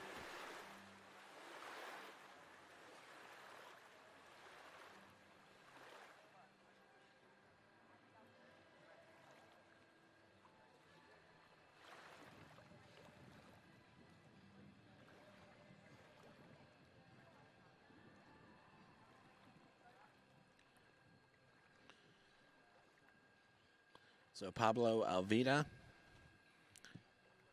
opening pass, 14.25 meters. That would suggest that he is certainly a talented athlete out there on the slalom lake, and that's backed up by the scores that he's produced this season. His personal best score is 5 on 12 meters. Hasn't had any excursions into 11.25 meters as of yet. Things could change, however. Pablo Alvira looking good, needs more than 4.5 on this pass. He gets that by getting to the wakes after number 5. He's through to the next round of the competition. No worries about that. He's gone through 14 and 13 meters and now getting ready for 12.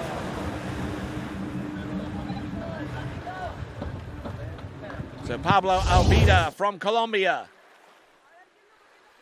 Certainly like the way that he controls his speed and his turn off the gate shot. Hardly surprising considering that he's right foot forward. Skiers who are right foot forward have more control with the gate shot and are able to get the ski angled around more effectively and set themselves up for a neutral side 135.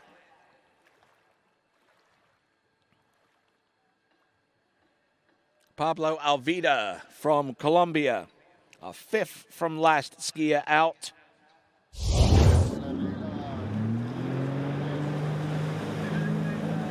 So 2 buoys is the lead. No,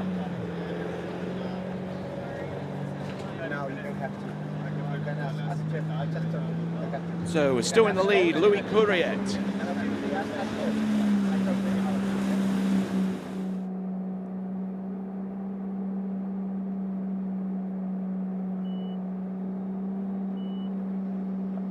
Looking good. Ooh, oh, getting blown up after the wakes there on into number 3, but he's still there. He's still there on 12. He's good to go around number 5, and this is the first time that he's gone through 12 meters. The Colombians are en fuego.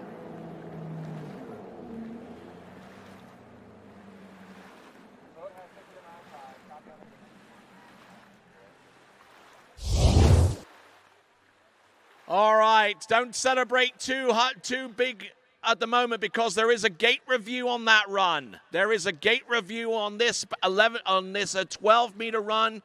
We've yet to find out the decision from our officials. We're going to take a look at the instant replay to determine if he made it through the gates on 12 meters.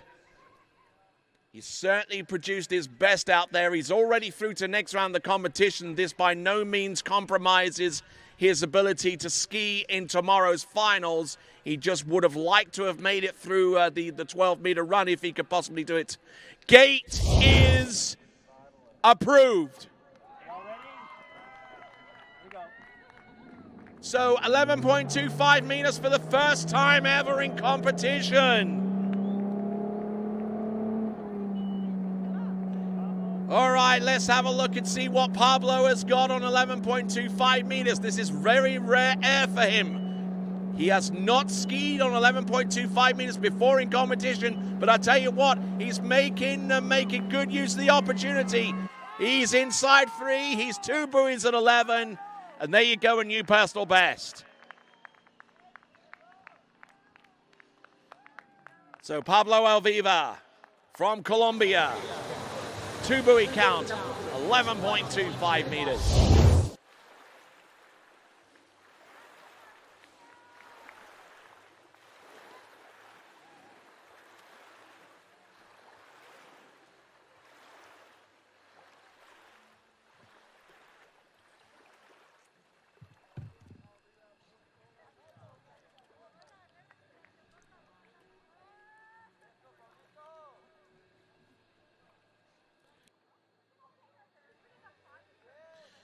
Okay, so confirming 2 at 11.25 meters. Our new leader is Pablo.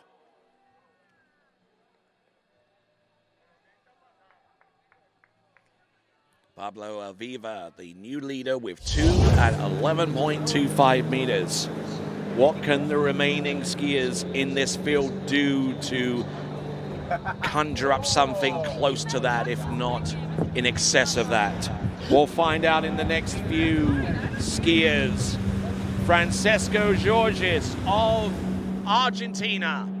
Next skier to go in the under-14 boys slalom elimination round. 16 meters opening pass.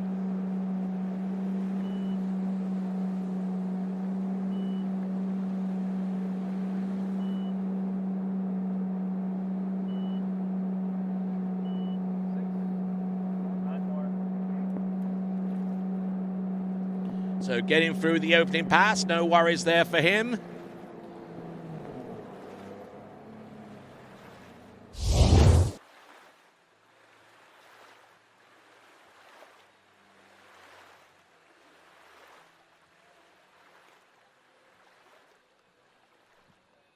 So taking a look at the leaderboard, Alviva in the lead with 2 at 11.25 meters.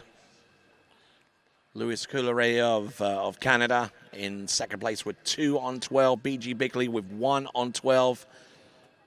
Lorenzo Garalt of Mexico with 4.5 on 30 meters into the next round of the competition. The bubble score is Lorenzo Nelson with 4 on 30 meters.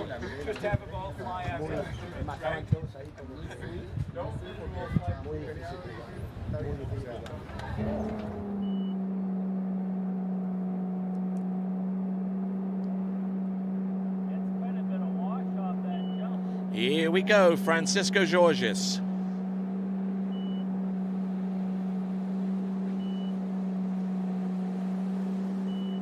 Not looking bad in the under-14 boys slalom elimination round.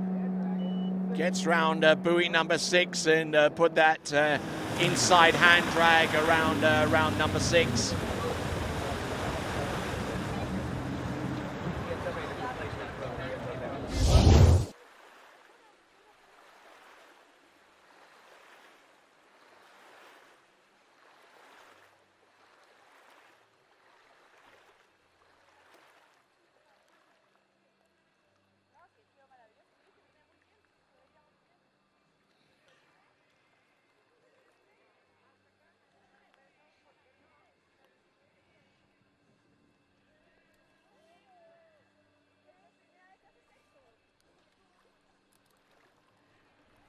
So,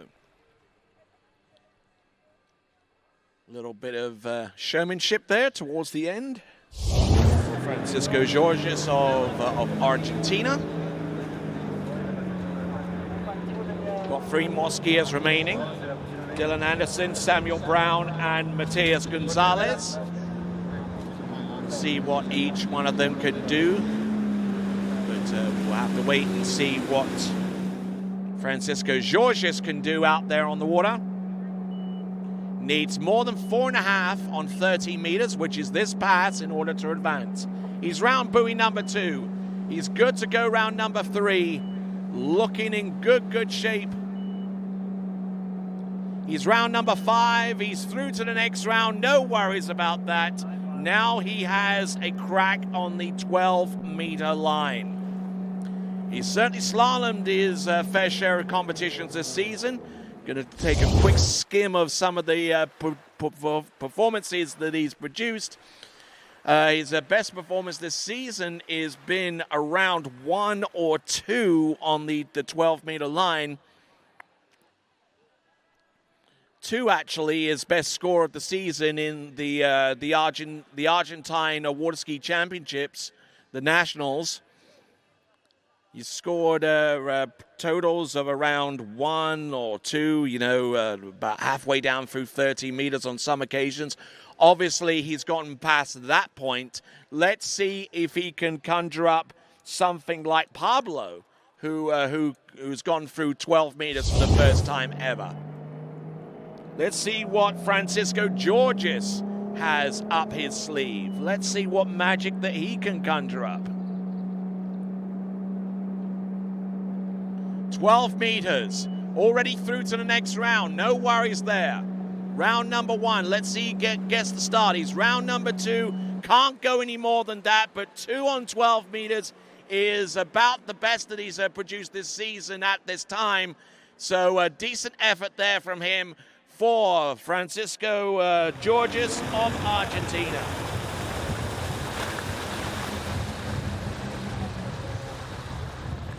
Thank you. So safely booking his place to the final round of boys under 14 slaloming tomorrow.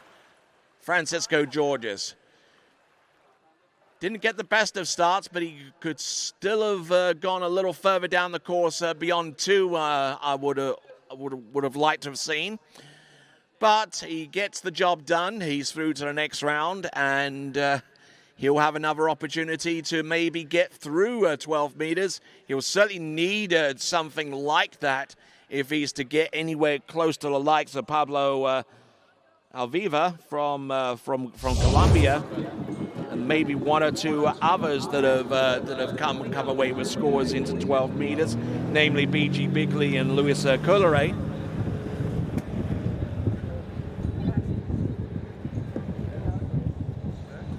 So 12 meters looking to be the pass, the critical pass. And coming into the course at 52K, 14.25 meters is Dylan Anderson. Dylan Anderson coming to us out of Mays in Kansas, the home of this year's Good Water Ski National Championships.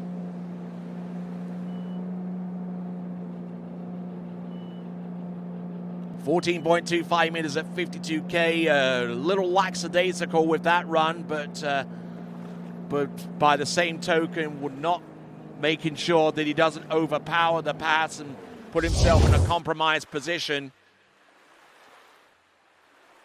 Trying his best to stay out wide on his approach in towards the gate shot.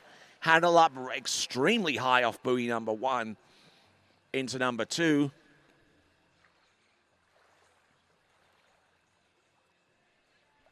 But once everything calmed itself down, Dylan looked in very, very good shape.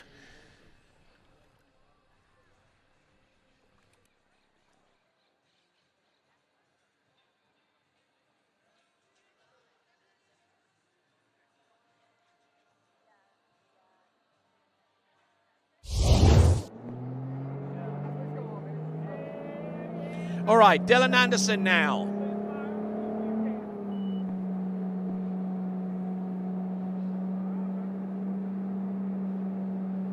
Okay, coming back. This is now still 14.25 meters. He went in at 52.14, and before you shorten the line, you have to hit max speed, which this is 55K, 14.25 meters. Still running down course a long ways, but he does manage to get round number 6. We'll see if he can dig deep for the next pass or so. But Dylan Anderson looking in good shape. His best score this season so far is 3 on the 12-meter line, 3 at 35 off, and has backed that up with scores of 1 on a couple of occasions. Both of those scores over at Cedar Creek in Elkins in Arkansas, and only slalom 2 other times beyond that this season, and both of those were at Mystic Lakes, his home site. One score was at the regionals, which was 4.5 on 13, and the other one was his best score of the season with 3 on 12. So let's see what Dylan Anderson can do. It's going to be now 13 meters, and well aware of what the bubble score is. He needs more than 4 to advance at this time.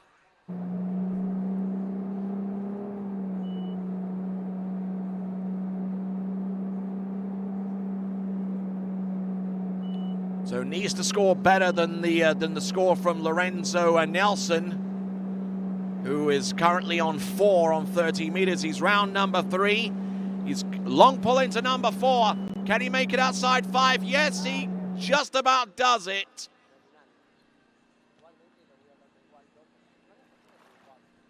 Needing something more than 4, and that's exactly what he did. Entrance round buoy number 1. Little bit of a long stretch towards buoy number 2.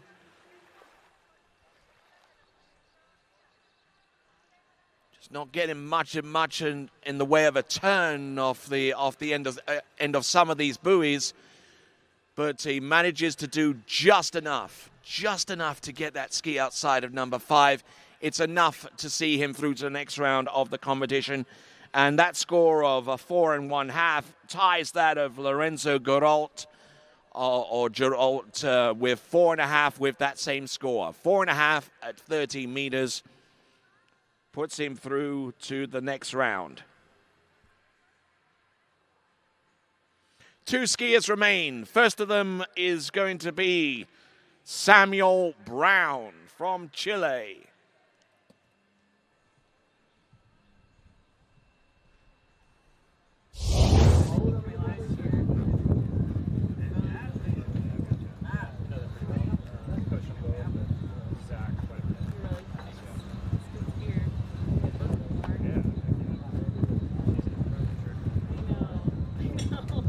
Trying to learn a few things from her. Didn't go very far.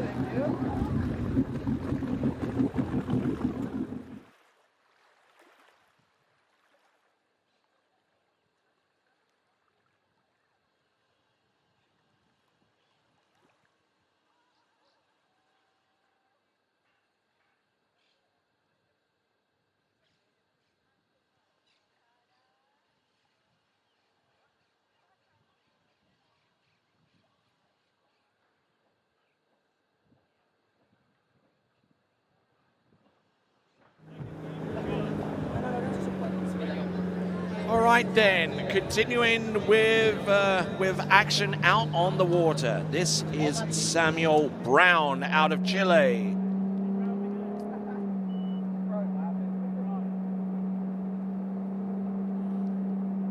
I would surmise that this pass is going to be 16 meters, 55K.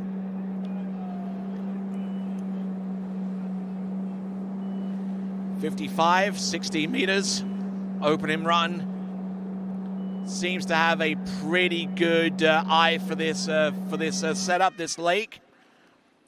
And just looking at some of the scores that he's produced, hard to argue with that notion. Scored 5 on 12 meters as his best from the Miranda Record Tournament, which took place not too long ago in the under-13 slalom. Scored 4 and 5 in another competition just prior to that, the weekend before, and has backed that up with scores into 12 meters on at least a couple of occasions. So he's definitely an on-form skier. This is Samuel Brown from Chile, and we will see what he's got for us with the next pass. On the starting dock, we see Matias Gonzalez. He's getting ready to go. He'll be our last skier out in the under-14 boys slalom elimination round. Now, coming back in, this is 14.25 meters. He's gone through 16 at 55. We're still at 55K. That's going to be the only constant between now and the end. The line is going to get shorter after each successive run. And another successive run on 14.25 meters for Sam Brown.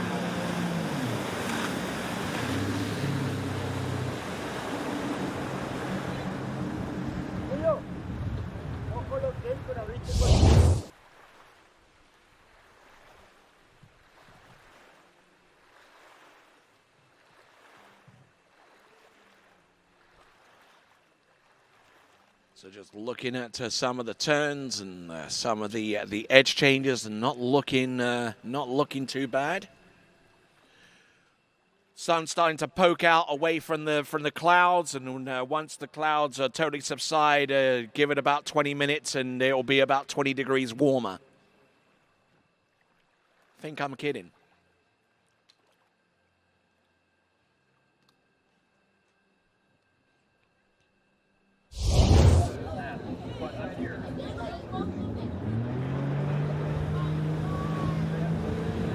So, on 30 meters, the critical run, anything more than 4 will ensure his passage through to the next round of the competition, but he needs to get there first. Can't afford to be complacent by any stretch of the imagination. Here we go. This is Samuel Brown. Looking good round buoy number 1, a little bit down course, but managing to get a good hook up on that turn. And round number 2 and number 3 needs more than this buoy, which he gets around number 5, and he will have an easy run of 30 meters.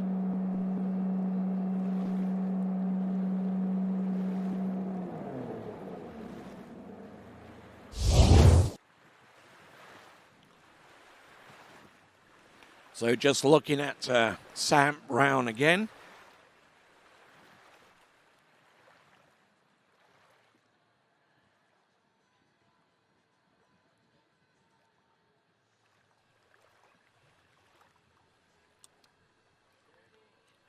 Looking very, very strong out there.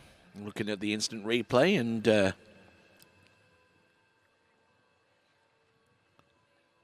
just holding everything together and just rotating away from the boat. And just getting every single thing that he wants out of that pass on the 60, not the 16-meter line, but the 30-meter line.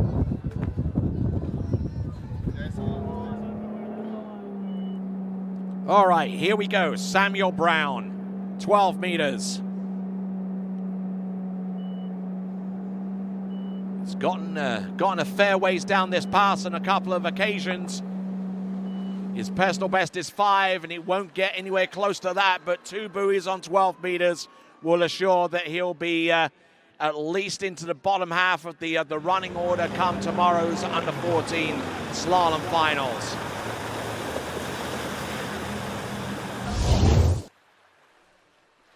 So 2 on 12 meters is going to be his best score out of this round. Just got a little bit broken over off number 1. The separation was there into number 2. And it was just too far down course off number 2 to really make an impact upon that pass beyond that buoy.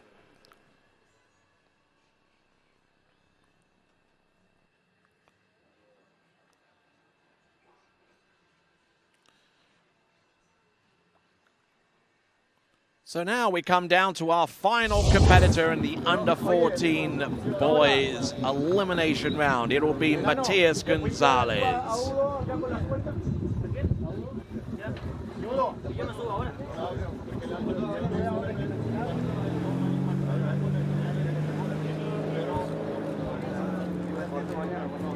So 55K, 14.25 meters. The opening run for Matias Gonzalez.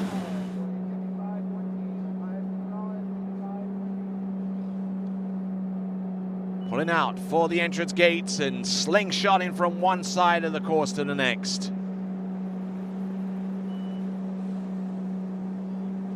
Good aggressive stance. Nicely done.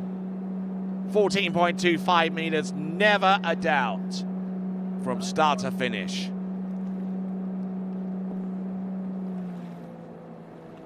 Good solid effort there.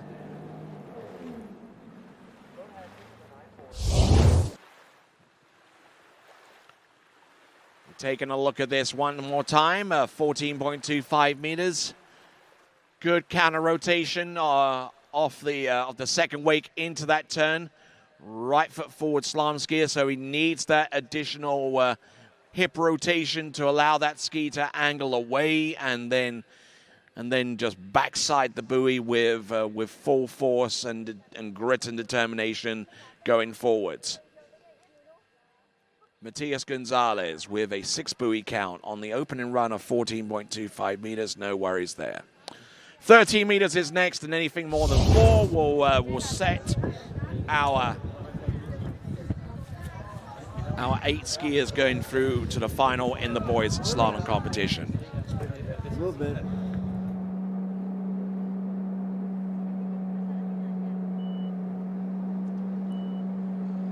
He's around buoy number 1, 13 meters. Needs about 2.5 more buoys beyond that point. He's there in quick order. He's round buoy number 4. He's round number 5, and our 8 skiers that have made it through to the next round of the competition are set with the addition of Matias Gonzalez. Matias Gonzalez now getting ready for 12 meters, and the 8 skiers that have made it through to the next round in no particular order are Lorenzo Garalt, Louis Couleret, B.G. Bakley, Pablo Alvida, Francisco Georges, Dylan Anderson, Samuel Brown, and finally Matias Gonzalez, the 8 skiers that will be skiing for your entertainment tomorrow in the under-14 boys slalom final. The next event to take place after this is going to be the under-14 girls tricks elimination round. And then we go to 2 series of under-14 boys tricking before we go into the under-17s tricking, and then the under-14s jump. So still got a lot of skiing to come today.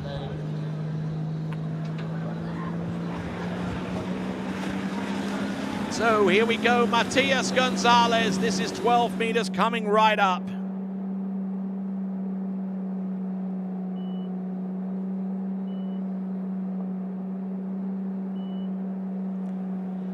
He's round buoy number 2. He's good to go for number 3. Good strike off number 3. Now, this is good skiing on 12 meters for Matias Gonzalez. Getting broken over, a little exposed into number 6, but manages to make it through.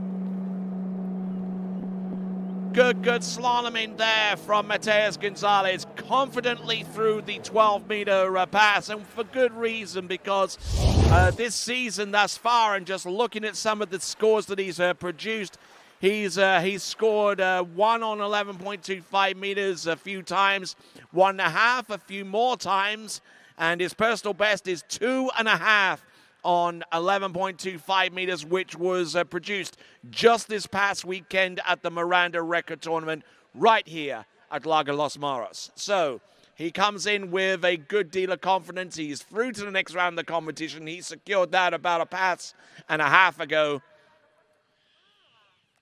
But let's see what Matias Gonzalez has up his sleeve. Does he have one more act here in the slalom event before we round off this event for the time being?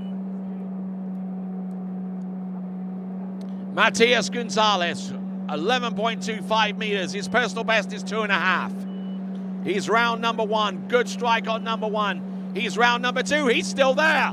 He's round buoy number 3. He's still there. He's round number 4. Can he make it through? He's round 4. Does he get outside number 5? No, but that's a new personal best of 4 at 11.25 meters for Matias Gonzalez.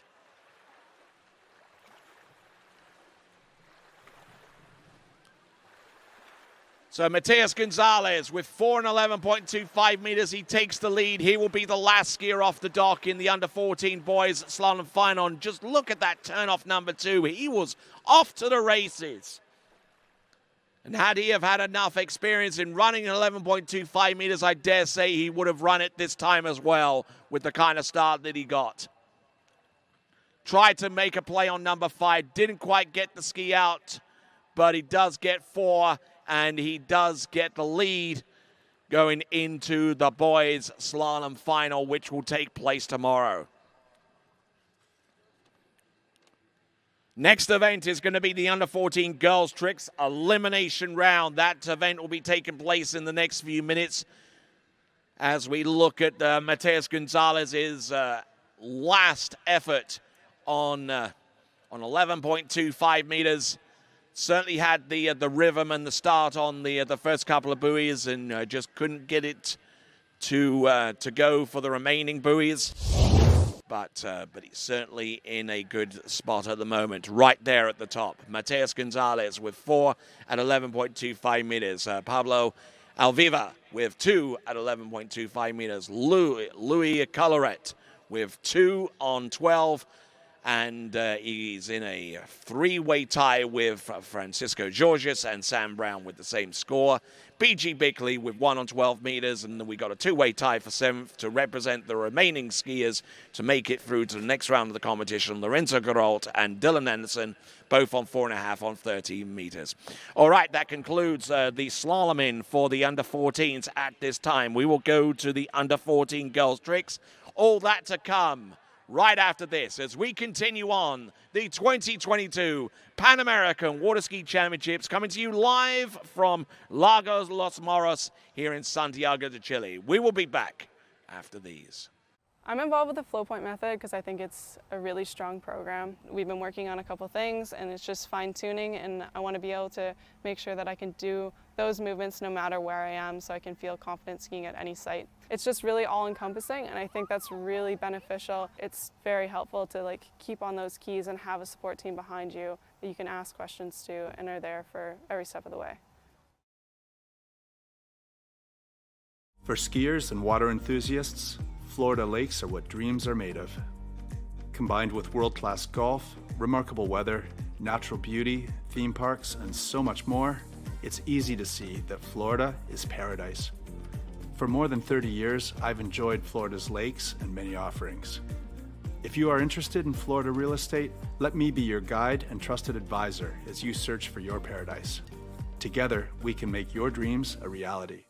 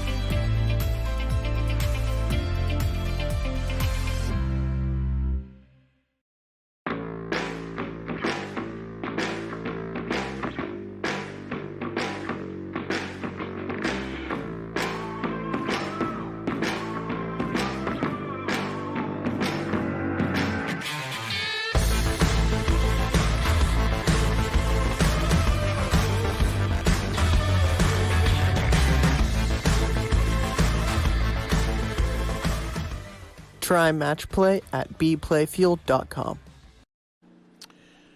All right, then, returning to continuing action of the Pan American Water Ski Championships, we've got the girls' tricking competition about to take place.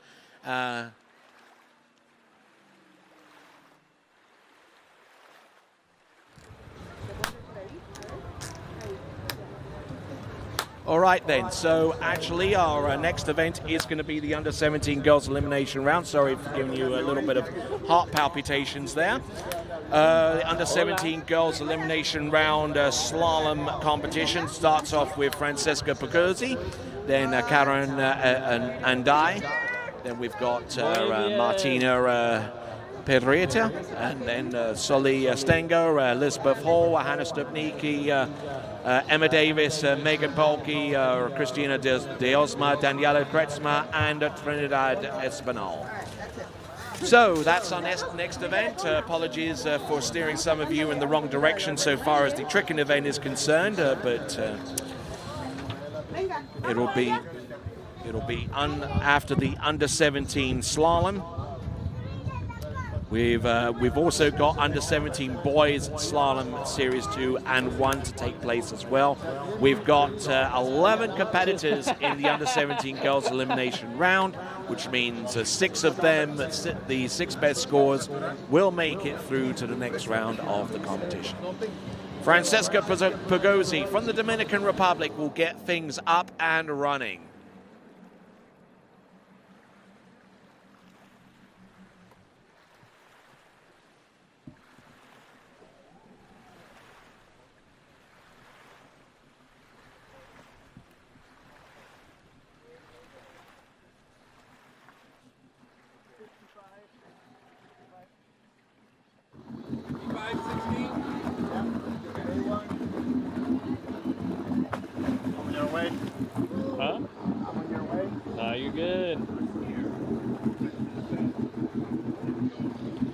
All right, then, and changing from one event to next, we've got our new driver, Diego Hernandez, getting ready to take our first competitor out onto the water, Francesca Pagozzi.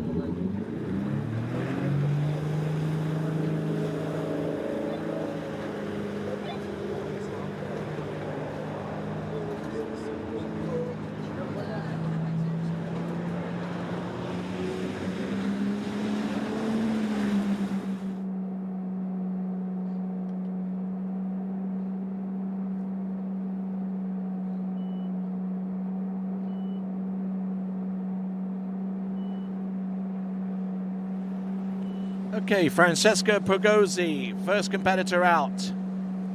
Under-17, girls slalom, max speed 55K.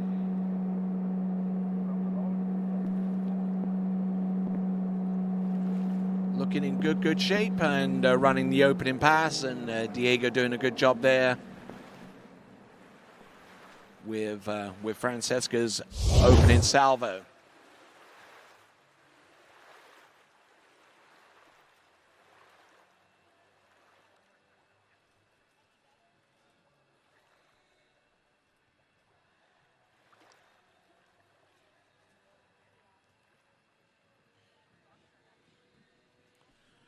So opening pass was on the 16-meter line and doing a grand job with that. Looking to try and put a score out there that will put some heat upon the remaining competitors. Only 6 competitors in this series will advance through to the Under-17 girls slalom final. As we look at Chile's Karen Ondai, getting ready for her effort out there on the water. She's on dockside right now. All right, then, here we go. Francesca Pagozzi from the Dominican Republic skis out of the Catalina facility, which isn't too far away from Santo Domingo, and unfortunately just not getting the start she truly needed, and gone round 4 and not much beyond that, I'm afraid. So it's going to be a 4 buoy count 4 buoy count on the 14.25 meter line.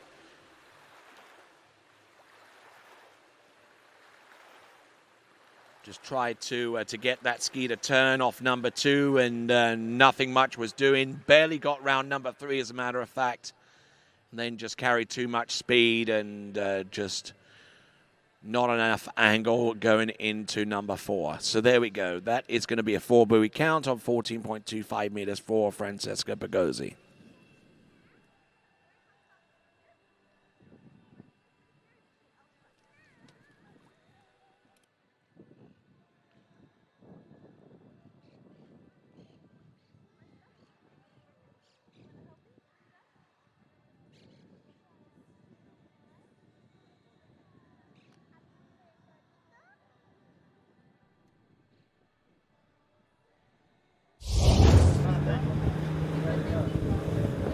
All right, so moving on from Francesca Pagozzi, we now go to our next competitor coming to us out of Chile. It is Karen Andai.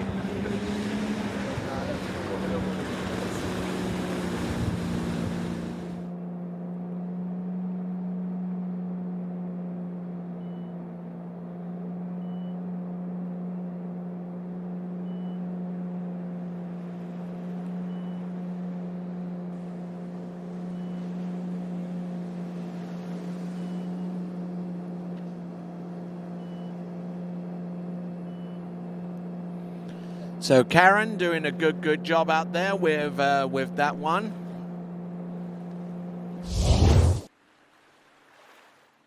Karen Andai out of Chile. And just barreling into buoy number 2, just taking a look at the instant replay and just trying to just get settled down and not do anything too much out of the ordinary.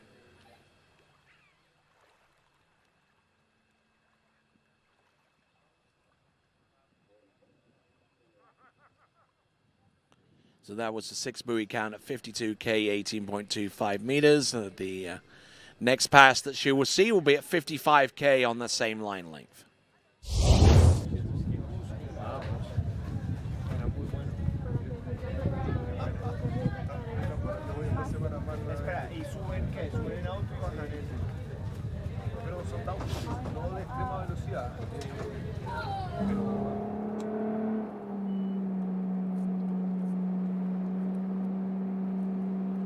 $55K, 18.25 meters.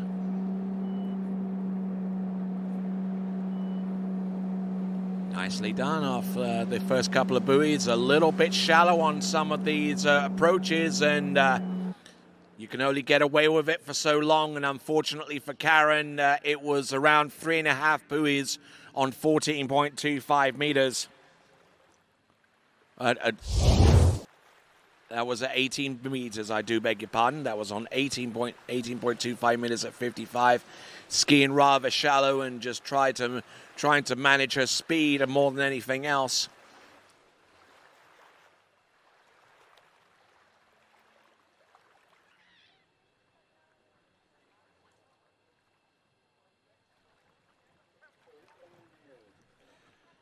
So that was 3.5 on 18.25 meters, and that represents the final score for Karen Andai. All right then, Martina Piedrati.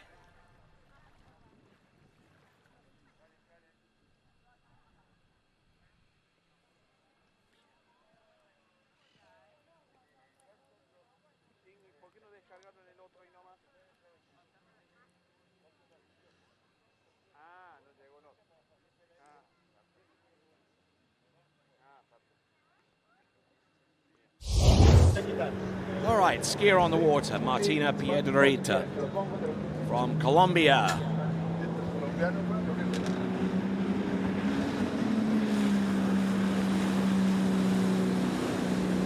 See what she opens up with. At 55K, 18.25 meters for Martina.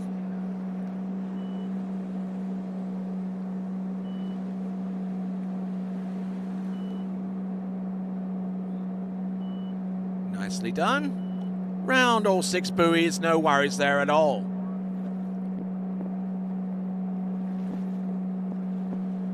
Okie dokie. 18.25 meters, so 16 meters is going to be next.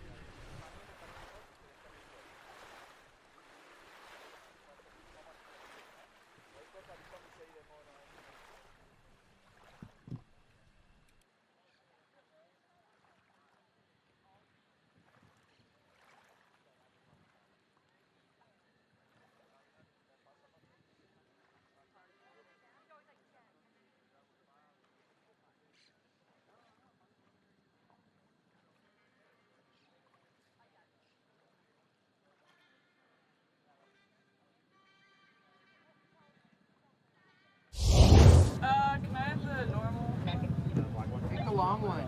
Yeah, try one. Three.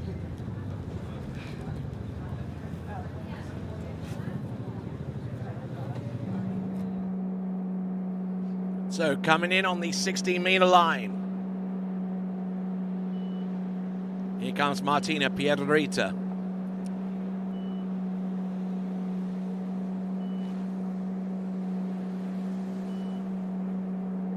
Looking okay, although she too is getting dragged down course and unfortunately unable to get wide enough, early enough to make the effective turn on that particular run. That was on the 16-meter line.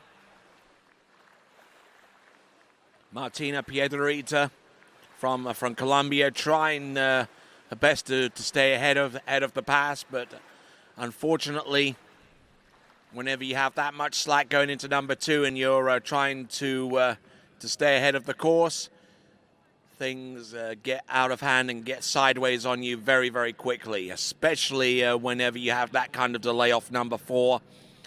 Getting around number 5, she was pretty close to running that, but unfortunately it just wasn't to be.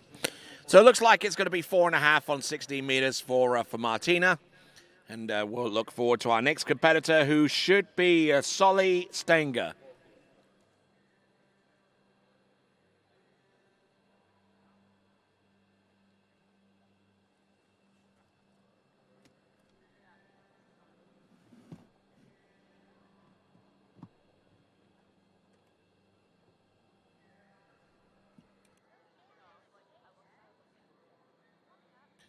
All right, and 52K, 14.25 meters for Solly Stenger.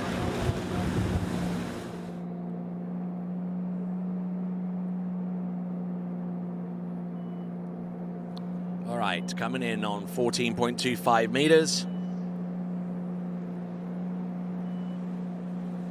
And actually, considering where her best passes and where her best performances have been this season, a little bit of a risk here, because her performances have been into 13 meters pretty much all season long. Only one occasion has she skied less than a score on 13 meters, and that was at the Eastern Regional Championships. But every other tournament that she's been in, she has posted scores into 13 meters. Now, normally the adage is you want to try and start off on a pass that's about at least maybe 2 to 3 passes earlier than where your personal best tends to be, or where you would consider your critical pass to be. She started one pass below where she typically ends up so far as her best score is concerned, which is a little odd, but you know, sometimes some people have a little bit of different ways of doing things. However, we are in the situation. We are in the situation where we have Solly Stenger on the water, and she's gotten through the opening pass of 52. 52K at 14.25 meters. Now we're at 55K, 14.25 meters. So she goes sub-max on the opener to get everything situated. Here she comes at 55.14. And even here,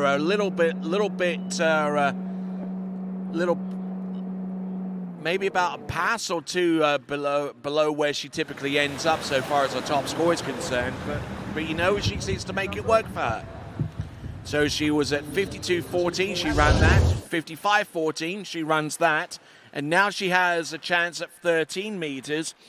And in amongst all of that, she has taken the lead with a 6-buoy count at 14.25 meters.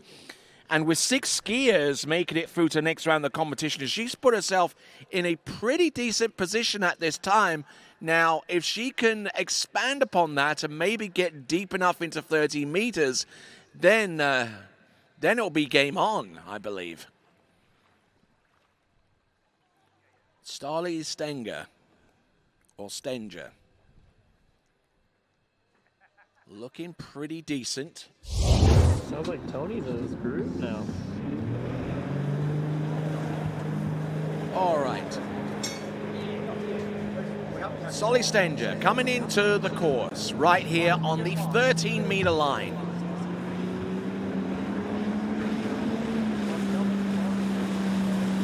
Boat speed accelerating up to 55k. This is 13 meters.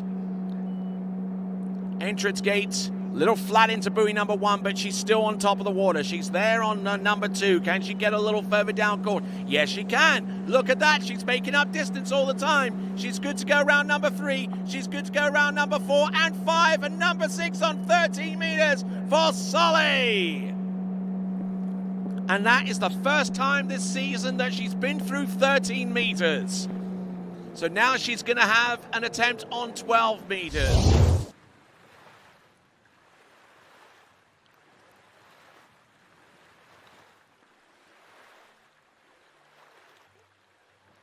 So Solly Stenger doing a fantastic job on 13 meters there at 55k. Looking at her performances, she's blown past every single performance that she's put out this season. The 4.5 that she did at the Nationals on 13. The 4.5 that she did at the JB Ski Open at Thorpe Lakes. Wow, a little bit of a trip to England there with 4.5 on 13 meters. The 3 on 30 meters that she skied at the U.S. Junior Open in Rio Linda in California, and the 2 that she produced at the Skyview Lake Spring Free event over in Harmony in North Carolina. She's blasted by all of those performances, and now we're looking at personal best territory. Solly Stenger, 12 meters. Let's see what she's got. Entrance, number 1. She gets the 1. Little broken over into number 2. She gets around number 2 to the wakes. 2 buoys on 12 meters for Solly.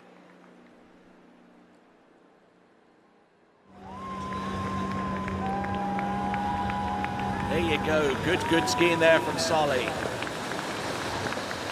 And she treats it like another Tuesday.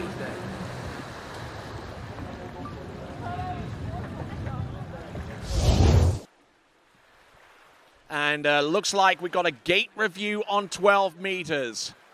We're going to take a view from the boat to confirm whether this score on 2 on 12 meters is going to be legit or not.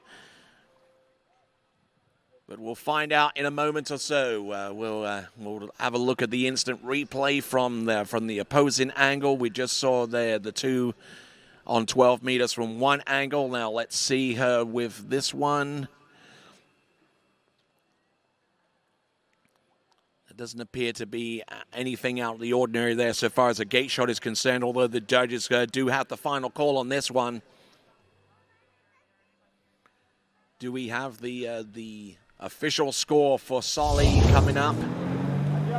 Whilst we get that situated, we're going to bring on Elizabeth Hall.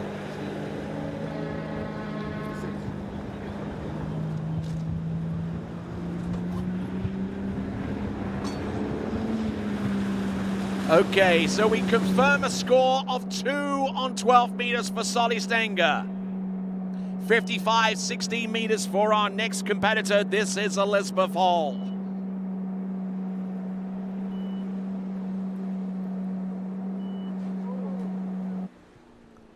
Whoa, oh my word, going down hard and soon there on that opening pass.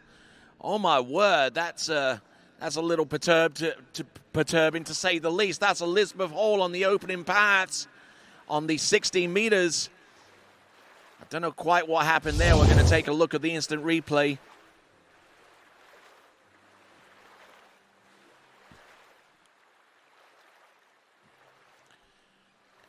Entrance gates, buoy number 1, and then just taking a look at a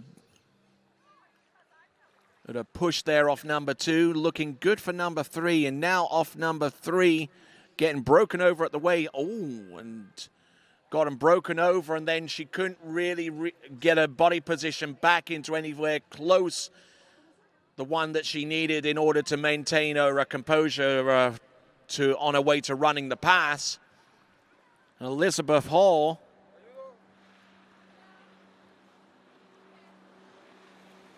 who has run performances into 12 meters in the past during this season, won't get anywhere close, unfortunately, this time around. She just got broken over. Oh, and I'm not even too sure whether anything mechanical on her ski failed her with that particular run. The unusual nature of that fall being the case for Elizabeth Hall. But sometimes that's the way the cookie crumbles.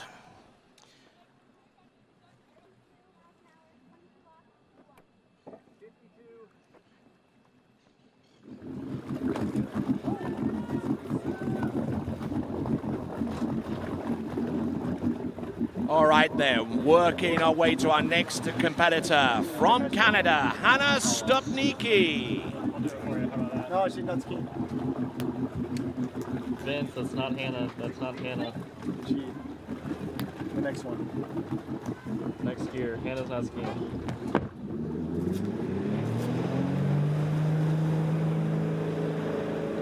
Okay, correction. Our next competitor to take to water from the United States of America, it is Emma Davis.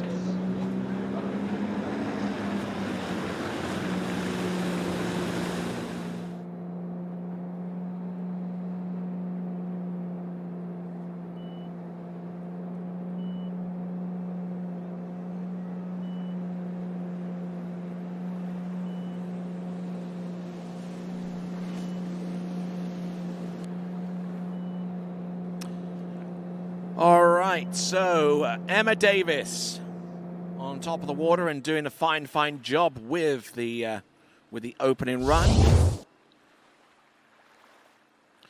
52K, 16 meters, no worries there on the opening run. So the only thing that will change between now and the second run isn't the line length, but it's the boat speed to 55K.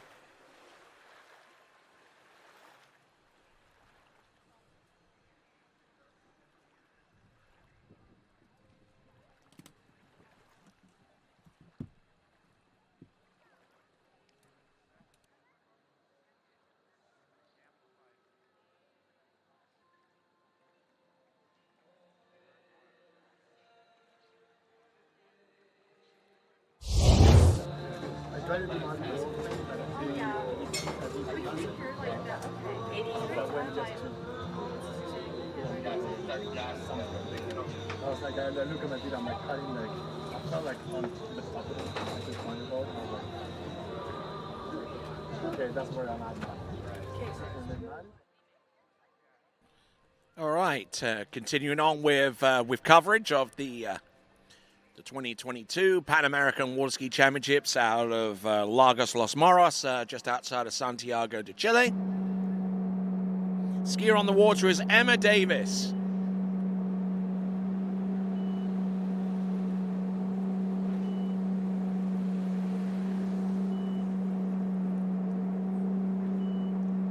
At 55K, 60 meters, and just absolutely tripping the light fantastique out there with the 6-buoy count.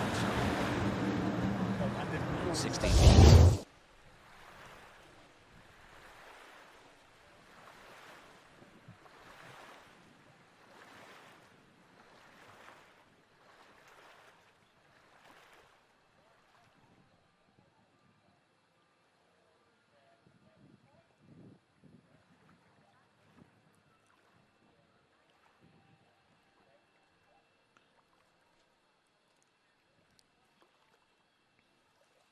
All right, so Emma Davis through on 16 meters at 55, getting ready for 14.25 meters.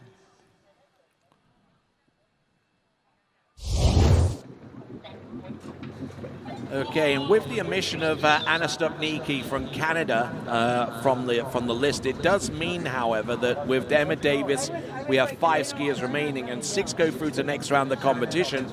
And provisionally, I can say that with the current best score, the current best score has already made it through to the next round of the competition. That is Solly Stenger. So congratulations to her. She's through to the next round of the competition.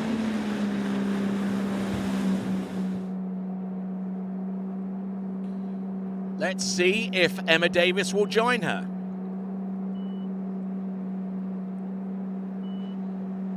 .25 meters. Not looking bad out there. And yeah. Good skiing there from Emma Davis, getting through 14. And that effectively puts her through to the next round of the competition, needing to score more than 4 on 14.25 meters to make that a done deal.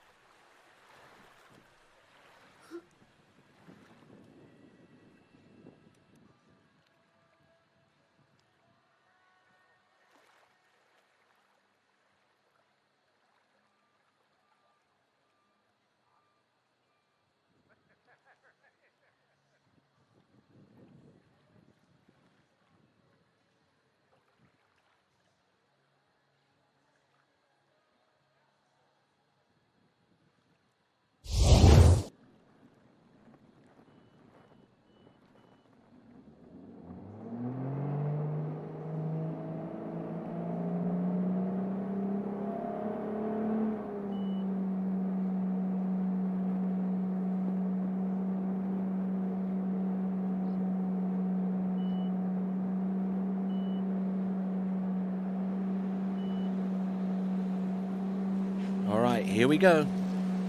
Emma Davis a little bit back on the ski there. She's round buoy number 4. She's making up a lot of that deficit right here and now. She's round number 6. Can she make it through the exit? Oh, and almost taking the full snap of the line to continue on to the next run, but that was 13 meters. Looks like it is going to be a score of either 5.5 or 6. We'll get the official reckoning from the judges.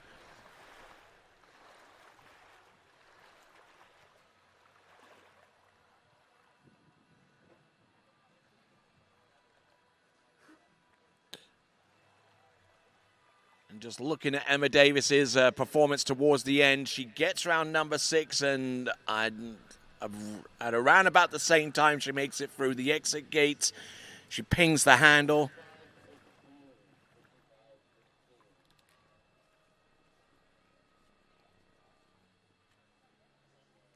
So we'll get an official reckoning in just a moment there for Emma Davis. Looks like it is going.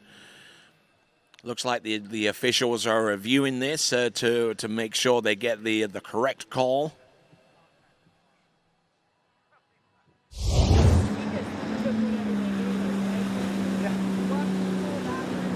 Okay, and whilst all that is... Okay, so it's going to be 5.5 for Emma Davis. 5.5 for Emma Davis. That is on her last pass. Megan Pelkey. Megan Pelkey of Canada on the water right now, getting situated with pass number 1 of hopefully many.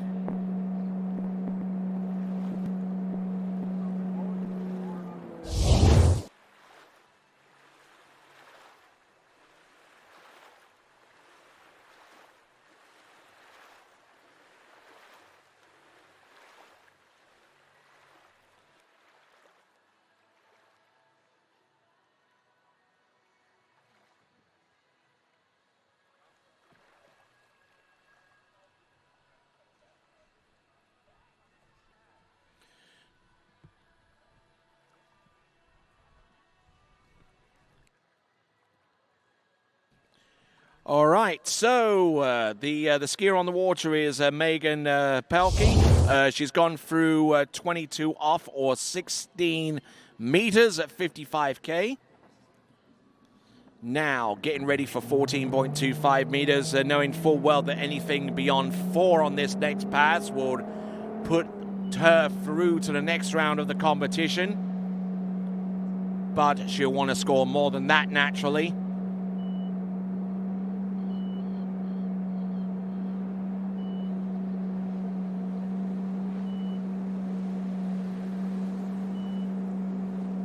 Here's Megan.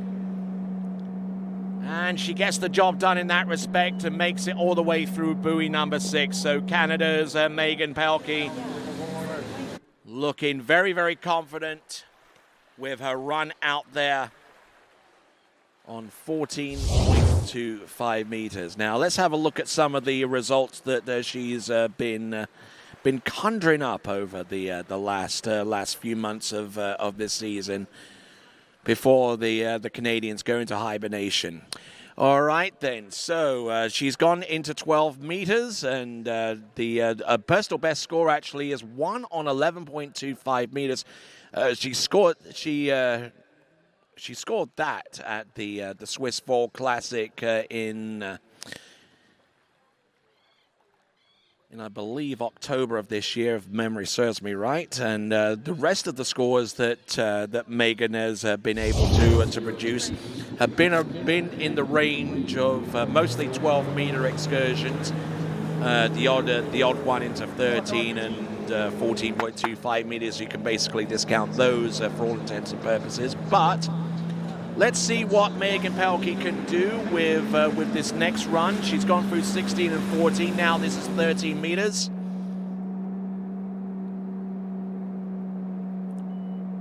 Nice roll in towards the gate shot round buoy number 1. Handle up high.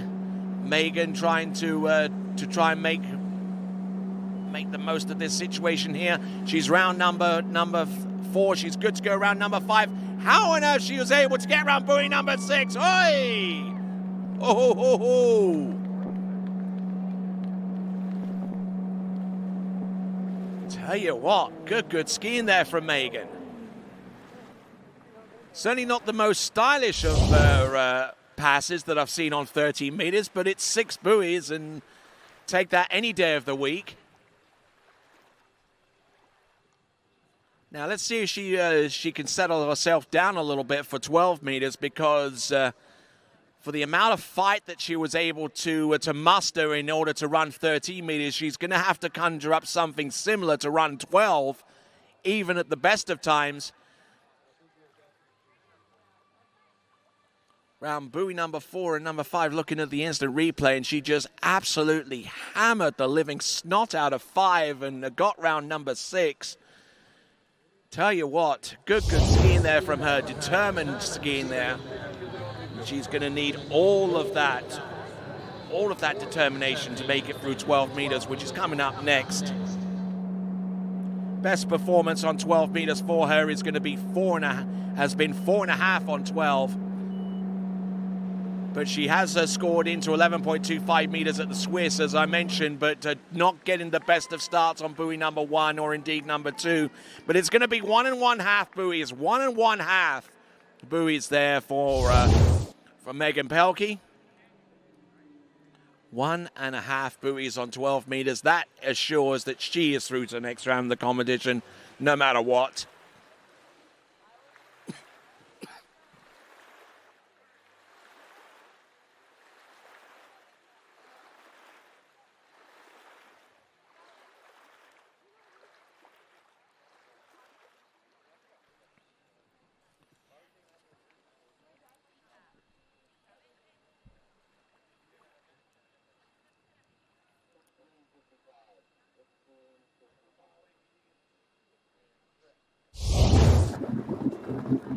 So there we go. It's 1 1/2 on the 12-meter line.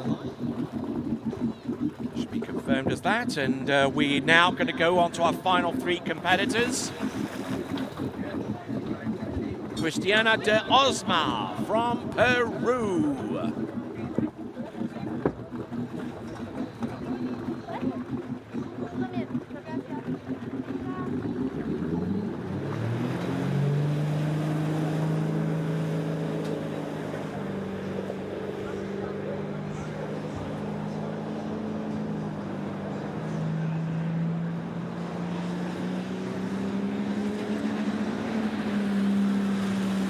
So 55K, 16 meters for the opening run. This is Christiana de Osma.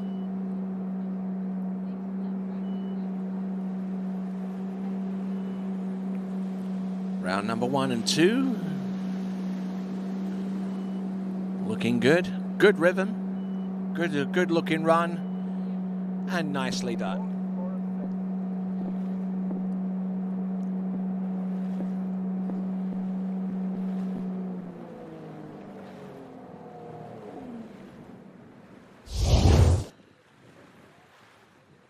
So good effort here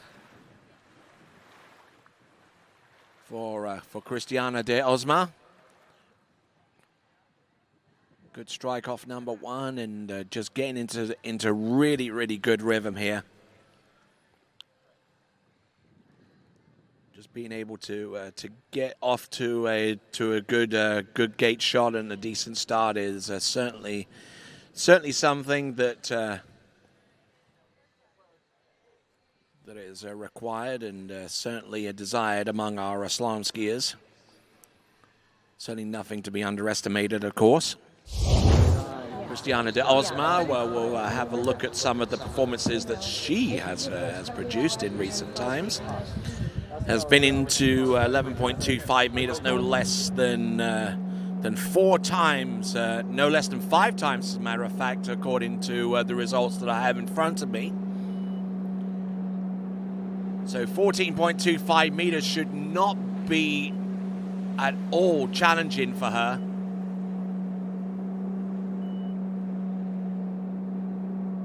And she gets the job done. Nicely done through 14.25 meters and good enough to see her through to the next round of the competition. So she's skiing with house money right now. Safely through to the next round of the competition. Now she's trying to move herself up the rankings a little bit, so she would be better informed as to what score she would need to beat in order to get to a certain position in the final round of the competition, which she will be a feature of tomorrow.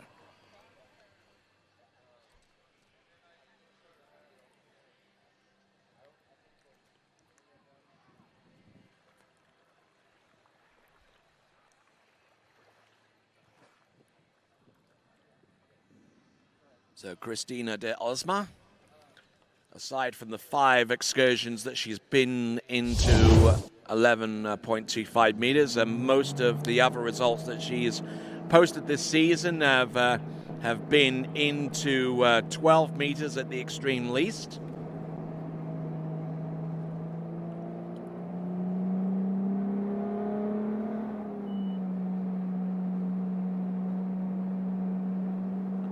So, Christina de Osma from Peru coming in. 13 meters. Like where this is going?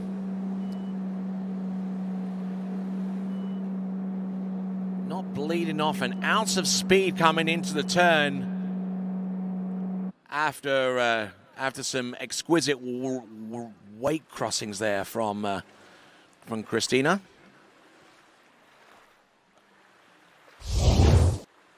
So,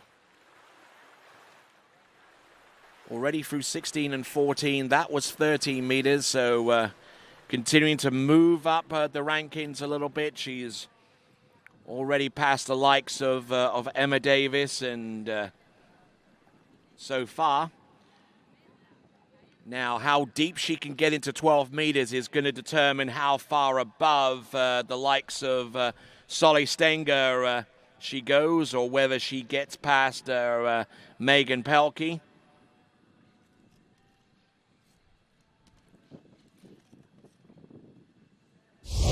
One part was going to throw it up and then he held himself, grabbed it, put it in the back, throw it back, and the kid had to go like grab it to go to the next one. And I was like, and his dad, he was really good. It's like, should we tell him something? Like, no. I would, but it's not my business. Not my business. All right, here we go. Christina de Osma, 12 meters. Entrance gates number 1, good start. Round number 2. She's gone into 11.25 meters on several occasions this season. Christina de Osma looking good, looking strong, and she will have a strike on 11.25 meters coming up next.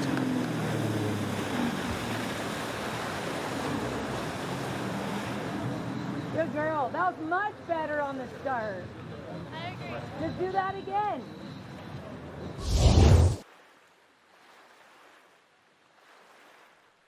So Christina de Osma getting through the 12-meter line, getting off to a good start now on 12 meters. It certainly helps to have an exceptional start, and if you can get it as close to perfection as you can, more power to you. But the ability to be able to read a situation and determine whether you should put a little bit more behind the boat, whether you can do with whatever you've brought to the table thus far, and how much you turn and how much you try to keep deliver right at the end of the turn. Yeah, no, I understand. That'll work because she's lighter.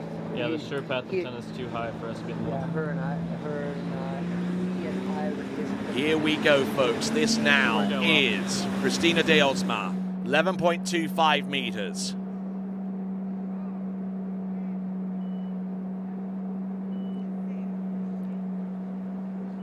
Looking good. She's and tries to make a play on number 2, and nothing doing there for Christina de Osma. But she has the lead with one buoy on 11.25 meters. 1 on 11.25 meters is going to be the best score in this round for Christina Osma. A little on the back foot, and just tried to pummel in on number 2, was just fractionally inside. But it is enough for the lead, and will keep her very much in contention for the U17 Pan-American Championship in the girls' slalom event.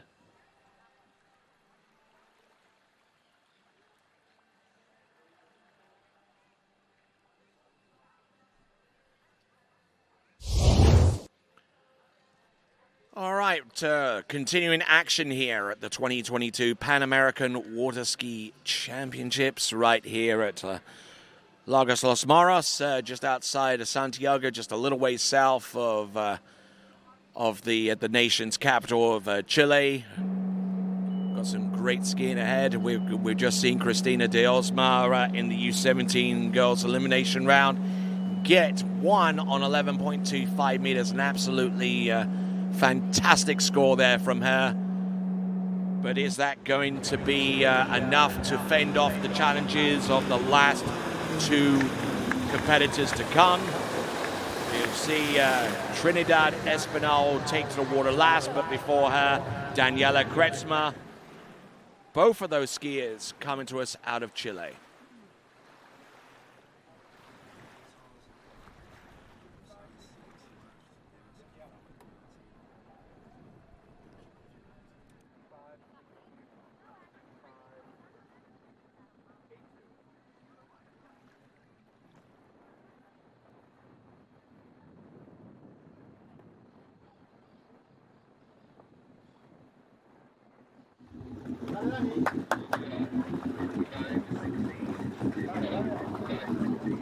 Okay, Daniela Kretzmer. 55K, 16 meters for her opening pass.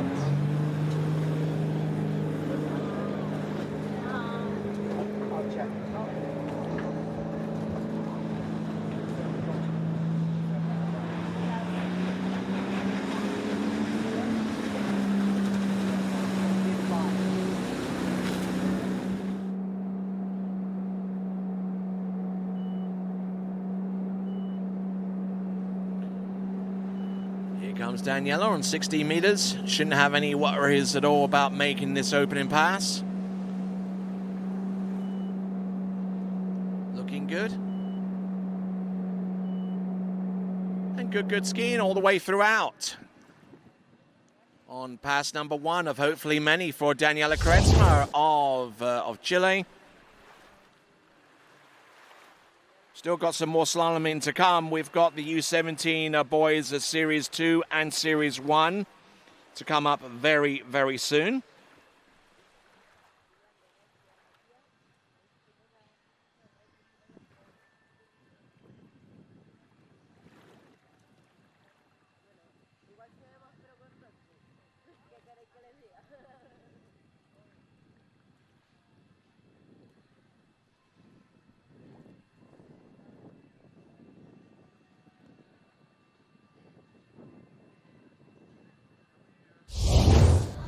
We got 5 more.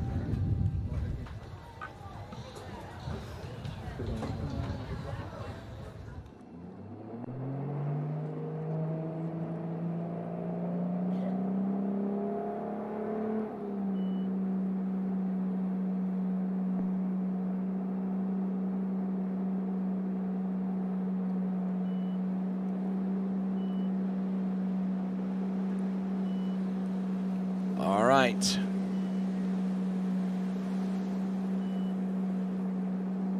Daniela Kretzmer at 14.25 meters, making very light work of that. Yeah. And will make it through to the next round of the competition. As long as she got more than 4 on that second pass, she was put herself in a good position to make it through to the under 17 girls slalom final. Even though we are missing one skier in the U17 girls elimination, it doesn't affect the amount of skiers that would be originally slated to move on to the next round of the competition, which is tomorrow. So thus the number of competitors, 6, move on to tomorrow. Oh yeah, I have a lot of friends already that's down here, and I'm meeting a lot of new people and super cool from Argentina, Colombia. So it's turning out pretty well. All right then, so here we go, Daniela Kretzmer. How are you doing today? 13 meters now. Waiting for that boat to accelerate up to speed.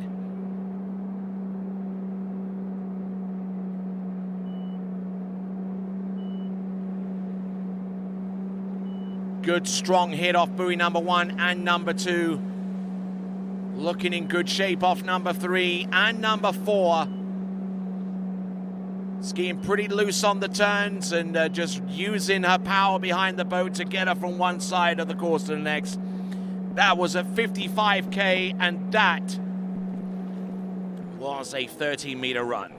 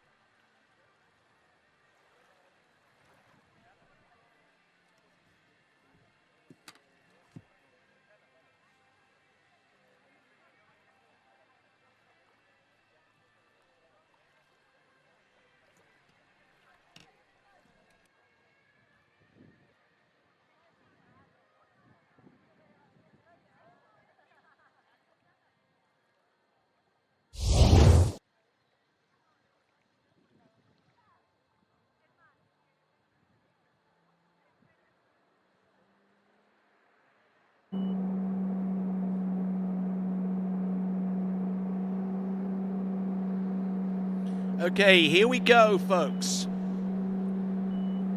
Daniela Kretzmer looking, and trying to make a play on number 2.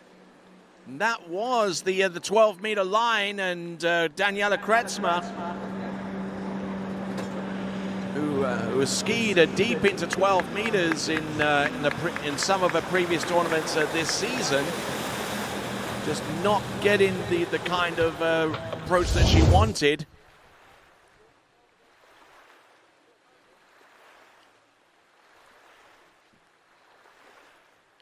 We're just taking a look at this. So Daniela Kretzmer getting round buoy number 1, makes it round buoy number 2, and she just pulls up on that. And I'm at a loss to figure out why.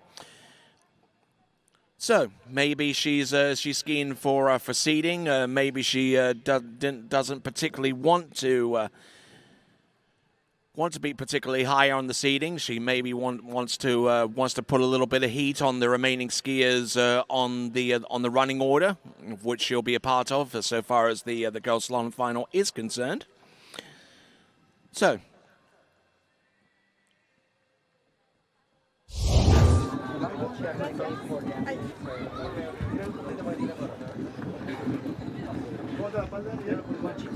Bueno, uno, ¿no? You're right. You're going to be out there a long time.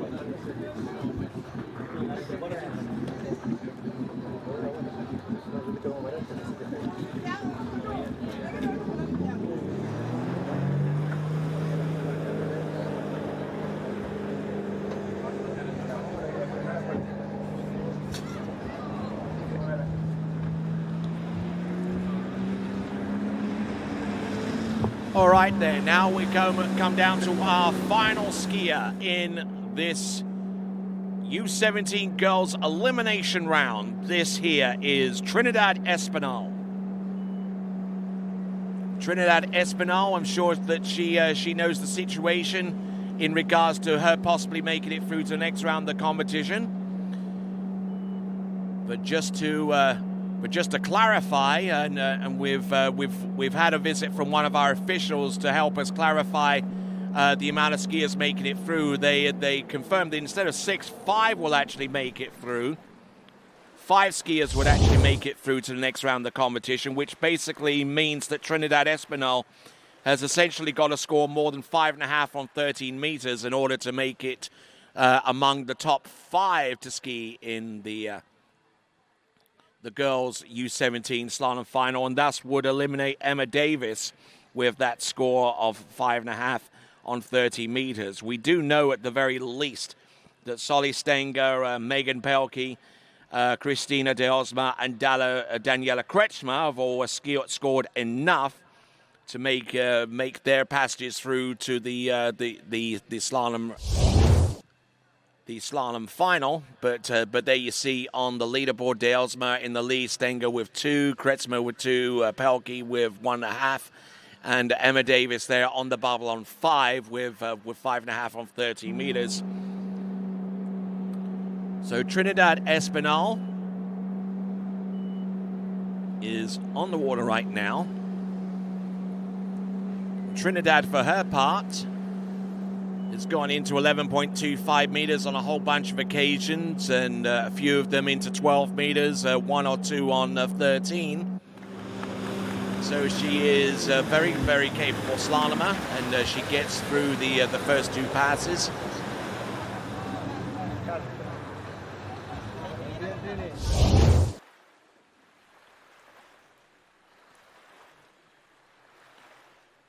So 16 meters she runs on the opening pass, 14 on the second one, which you've seen with the instant replay, and now she'll attack 13 meters with the next run, and if she can get the 4-6 count on 13 meters, then it puts her in a very, very good place. That place being the U17 girls slalom final.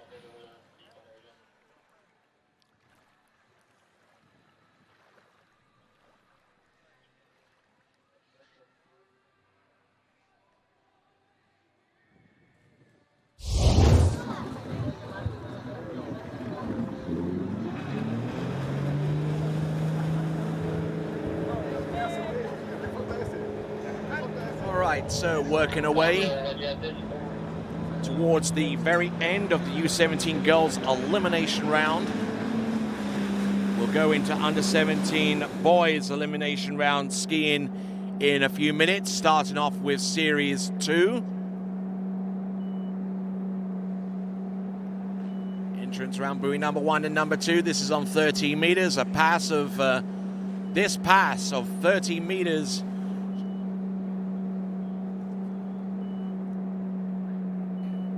She completes that, and she makes her way through to the next round of the competition.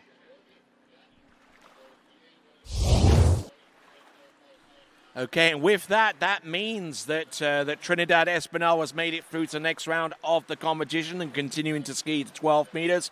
She'll join Solly Stenger, Megan Pelkey, Christina de Osma, and Daniela Kritzma as skiers that have made it through to the U17 girls slalom final. Trinidad Espinal with 6 buoys on 13 meters, superseding the bubble score, which was held by Emma Davis with 5.5 on 13 meters.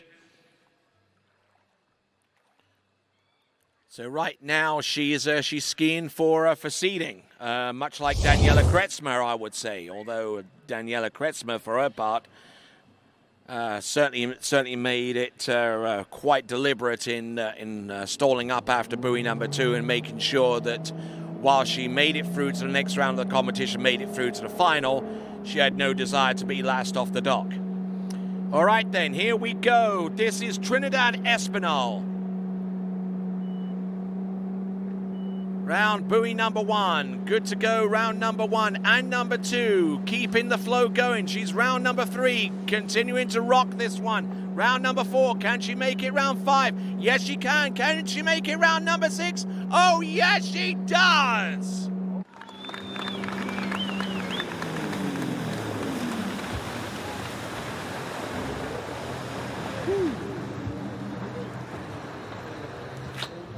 All right then, so she has superseded every skier that has made their way to the final, bar one.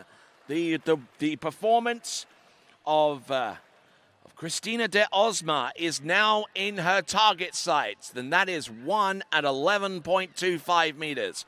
We've just seen Trinidad Espinal get through 12 meters. Just stayed really, really calm. There are at least a couple of moments there where she could have dumped the ski and just made a sacrifice turn, but no, she kept on top of her ski. She knew exactly where she was in relation to that. And Trinidad Espinal, looking at some of her performances, she's gone into 11.25 meters on about 8 occasions within this last season or so. It's been a while since she scored into 11.25 meters. She got into 11.25 meters at the Sunset Cup in April, but since then things have been a little bit barren in that respect. But she gets round number 1. She is inside number 2, and that. So she gets 2 at 11.25 meters, 2 at 11.25 meters. Just trying to confirm. Yep, the ski is far enough outside buoy number 2 for it to count. The gate is under review, though, as a matter of fact, so we'll wait on the final score. It could be one of 2 scores. It could be 2 at 11.25 meters, or it could be 6 on the 12-meter line.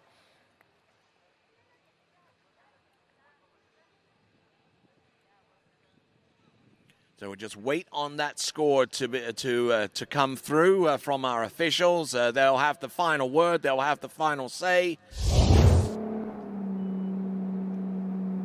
Diego Hernandez, our driver, taking Trinidad Espinal back to the dock to, no doubt, to a cheering support from the Chilean crowd here. Trinidad Espinal of Chile going back to the dock, and we'll find out by the time that she gets there whether the score that she obtained is either going to be 2 at 11.25 meters or 6 on 12.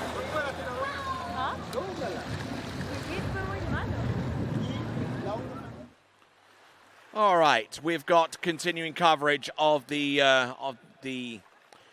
2022 Pan-American Water Ski Championships right here at Lagos Los Maros, just outside of Santiago. We'll try and get you the confirmed score from Trinidad Espinal.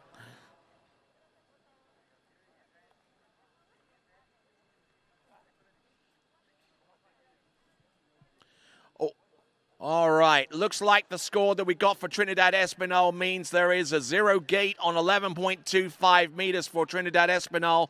And that means that the leaderboard shows that Cristina de Osma is your number one skier out of the elimination round with 1:11.25 meters. Trinidad Espinal in second place with 0:11.25 meters. Solly Stenger with 2 at 12 meters, tied with Daniela Kretzmer, both of them in third place with the same score. And Megan Pelkney with 1.5 on 12 meters. Those are your top 5 making it through to the next round of the competition, the U17 Girls Slalom Final, which will take place tomorrow. U17 Boys Slalom Series 2 Elimination Round. Our next event will be coming at you in a few minutes as we continue coverage of the 2022 Pan American Water Ski Championships. All that to come right after this. Fácil, hazla fácil. Con PF te regala tiempo, te regala vida. PF.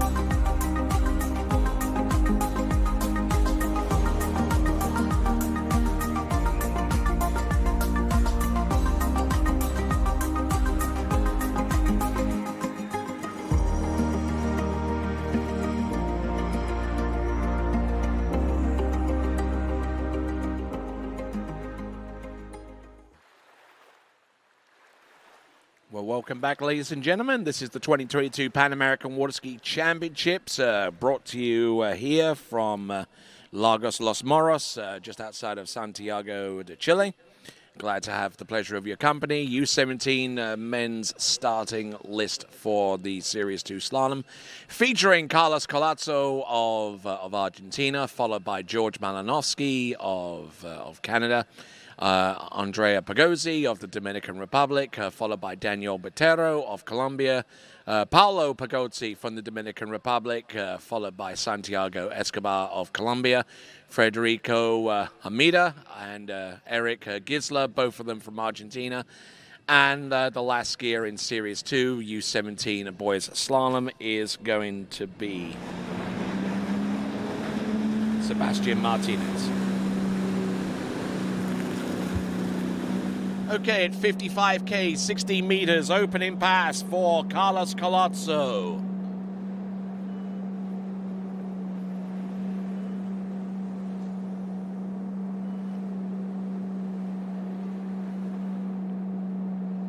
Looking good. Opening pass seems to have run that one decently enough.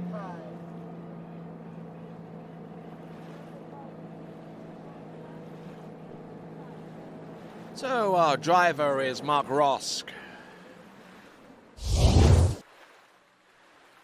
And our skier on the water is Carlos Colazzo from Argentina with 55.16.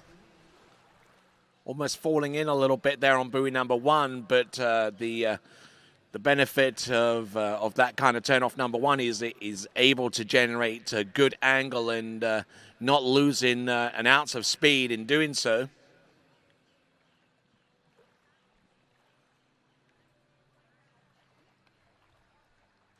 So decent effort there all the way throughout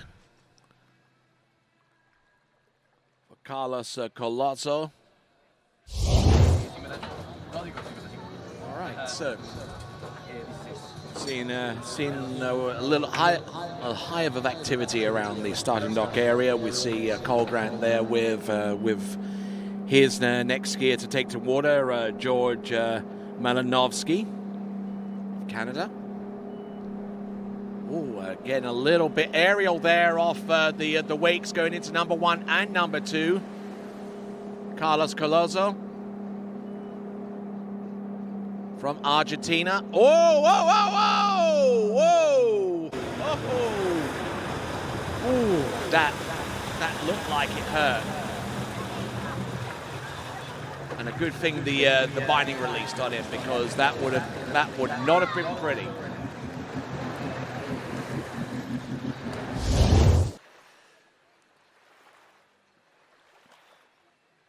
Yep, sometimes when you play fire with the wakes, you do get burnt. And unfortunately there for Carlos Colazzo, he is feeling the burn right now.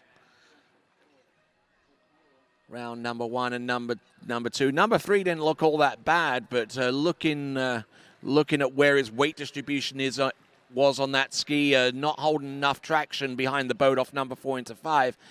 And then the ski just started going rearwards into number 6, tried to get the ski outside for all of his effort out there to do so.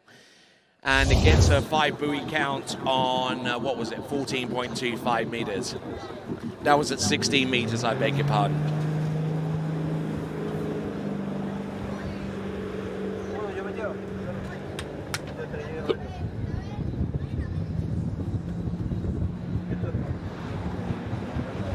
So coming in on 18.25 meters at 58K, this is George Malinowski from Canada.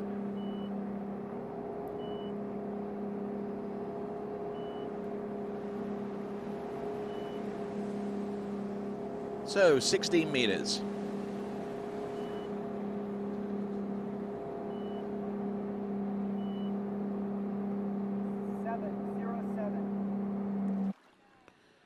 So 16 meters seems to be well within its grasp, and it gets through that opener and with no problems whatsoever.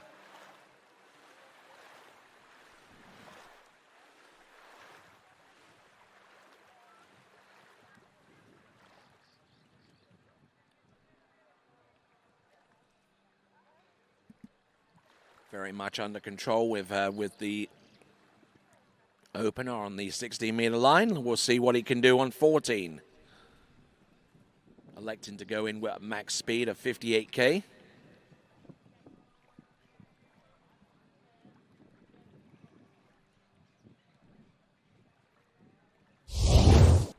here we go.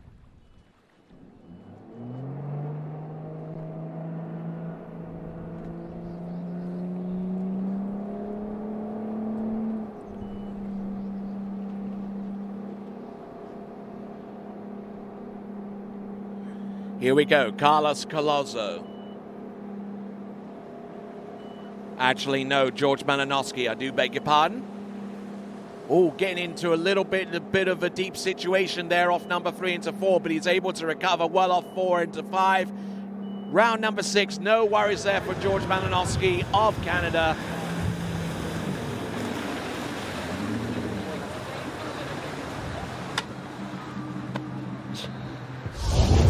But there you go. That is George Malinowski on pass number 2, getting everything situated there. Just a little bit of a delay off number 1, to be honest, but still managing to work his way through. And just to let you know, the top 8 will advance through to the next round of the competition. Top 8 skiers in the under 17 boys elimination round. Should be pretty solid though.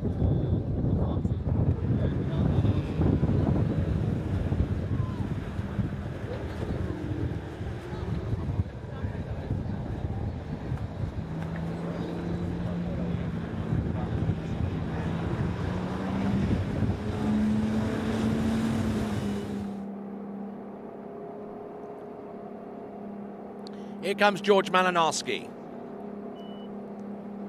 He's gone through 16 and 14. This is now 13 meters. Oh, good wide track there into number 2.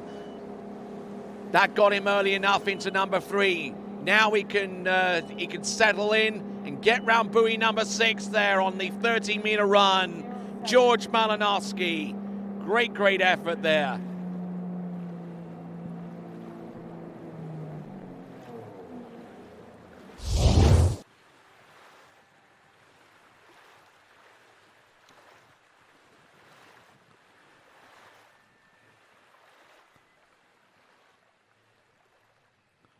So George Malinowski, 13 meters, looking in fine shape out there. Rocking the slalom course and the mullet.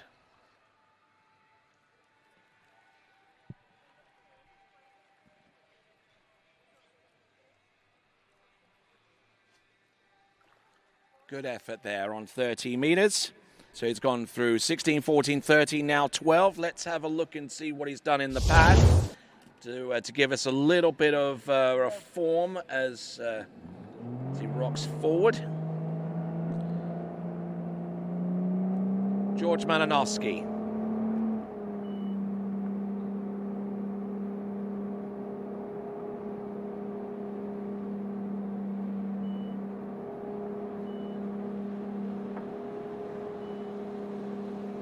And the first couple of buoys on 12 meters now really starting to put some pressure on the course. He's round number 4, will not make a play on 5. But that is a decent score there for him. Look at that, George Malinowski. Coming into the dock and good skiing there from him. Looks like he's going to get a 4-buoy count. 4 buoys on 11.25 meters.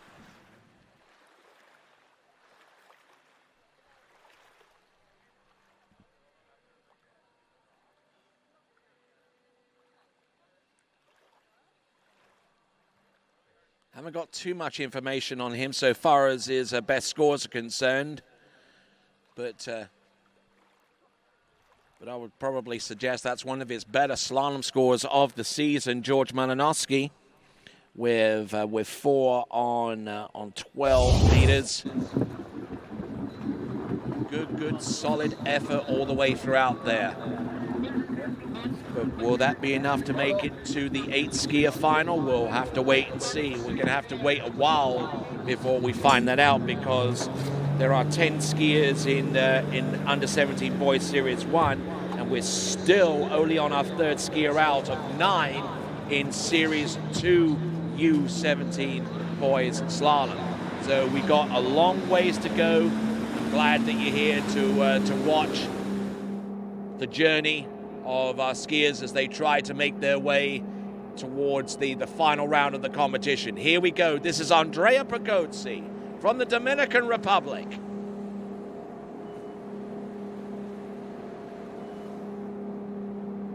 Looking good for the most part. And Andrea Pagozzi certainly looking quite controlled out there on the slalom course.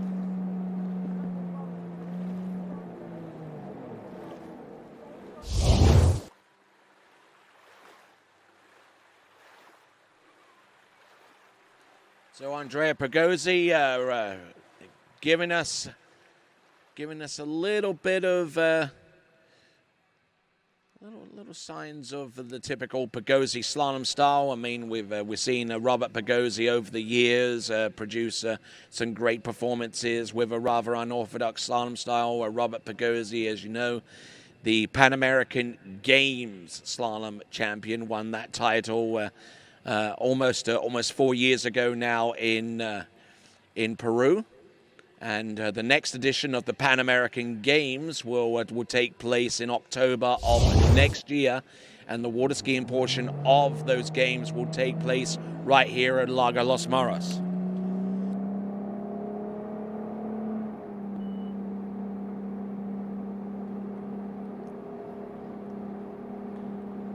All right, here we go.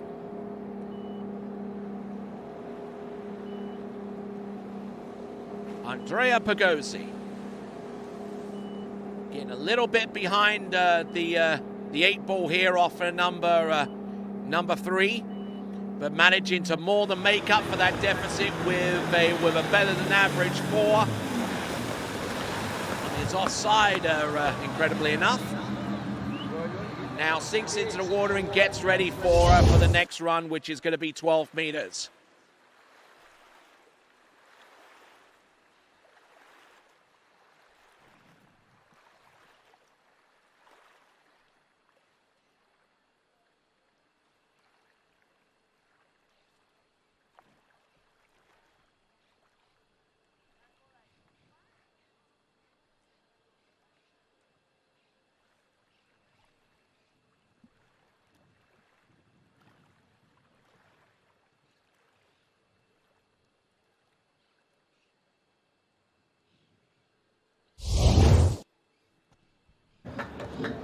Activity continuing around the dockside. We've got Daniel Botero about to take to the water, followed by Paolo Pagozzi.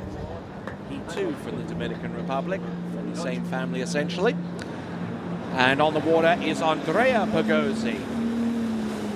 Going through 14 and 13. This now is 12 meters.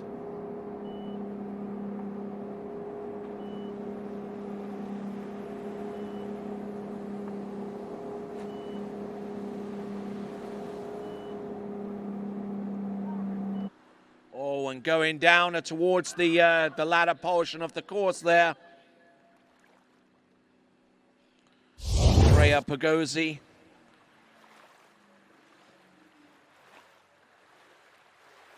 Looking good towards the middle portion of the course, although having some serious issues so far as its counter rotation was concerned off 1, 3, and 5. Getting in a little bit deep there off number 3 and managing to get as far as number 4, but then things started to get a little bit rushed on number 4, and he tried his best to get outside number 5, but nothing doing there. However, so far as comparing it to his some of his previous scores, shouldn't be too overly disappointed. That's about as far as he's gone into 12 meters in a good while. Hasn't skied a tournament since April of this year, the Latin American Championships, and scored half a buoy on 12 meters there. So yeah, Andrea Pregozzi, I'm sure he'll be a little bit disappointed with getting so near yet so far on 12 meters, but taking his previous results into account, shouldn't be overly disappointed with the effort there that he just produced. So, next competitor to take to the water is Daniel Botero.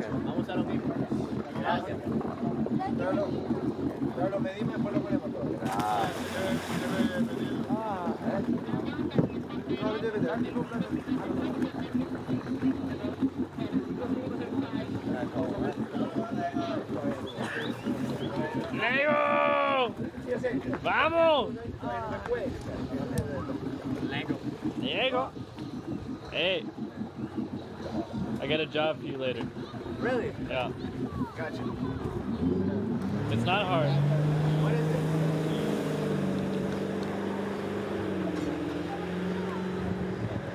All right then, folks. Our next competitor on the water is Daniel Botero.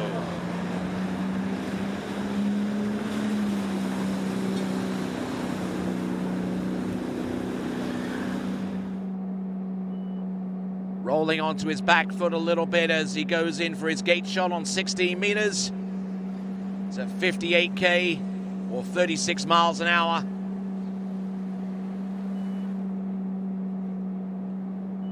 Looking in fine shape, and he gets around all 6 buoys there on the opener of 18.25 meters. No worries there for him.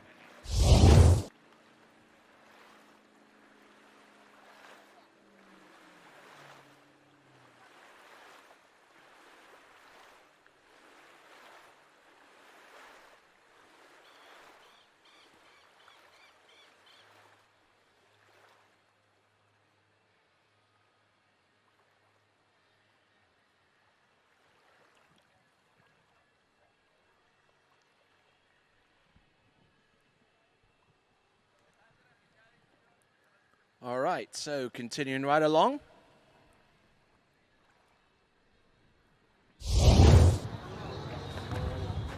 Looking over towards the dock, and we got Paolo Pigozzi.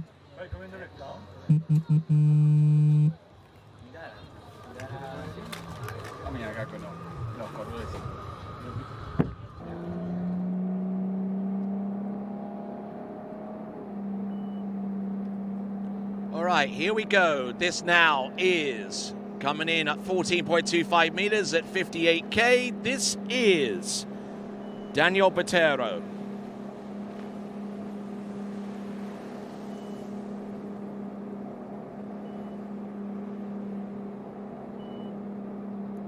And Daniel Botero, oh my word, another skier who delights in playing with fire.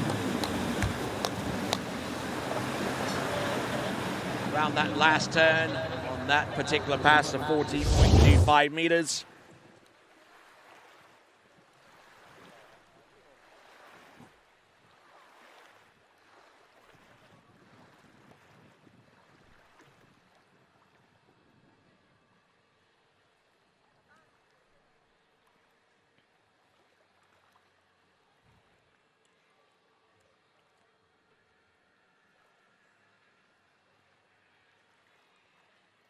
So just to correct, the line length shortening on that second pass, that indeed was 16.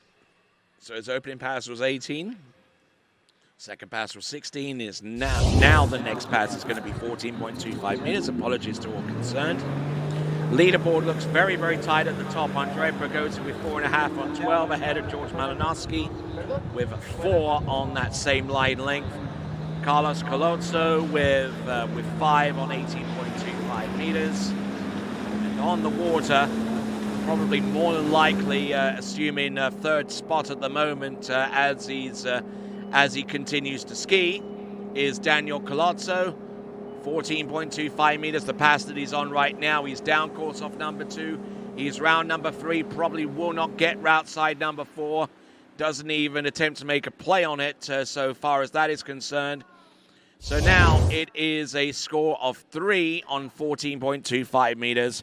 That's enough to put Daniel Botero in third at this time.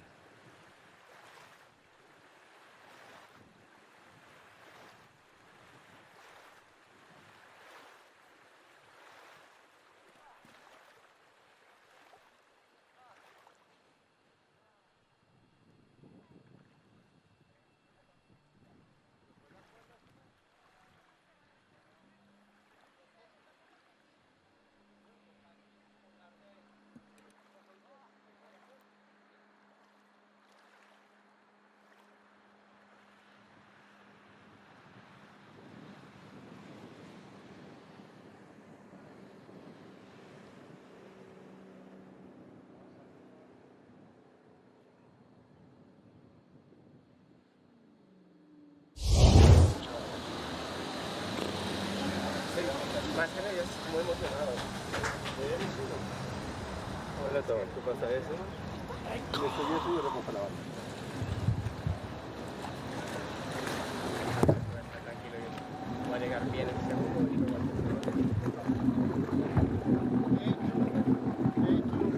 ¿Este mismo? ¿O ese está ese mide? No, no. ¿Y el otro?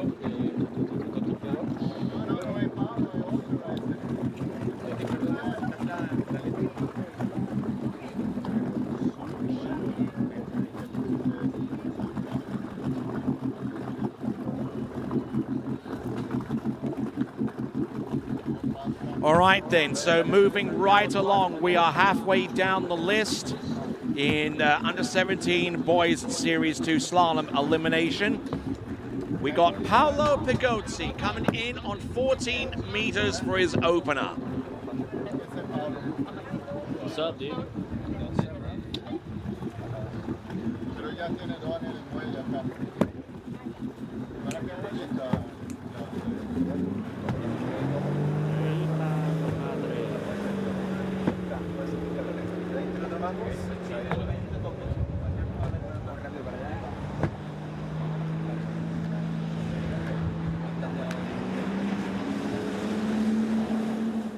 Here we go, Paolo Pigozzi.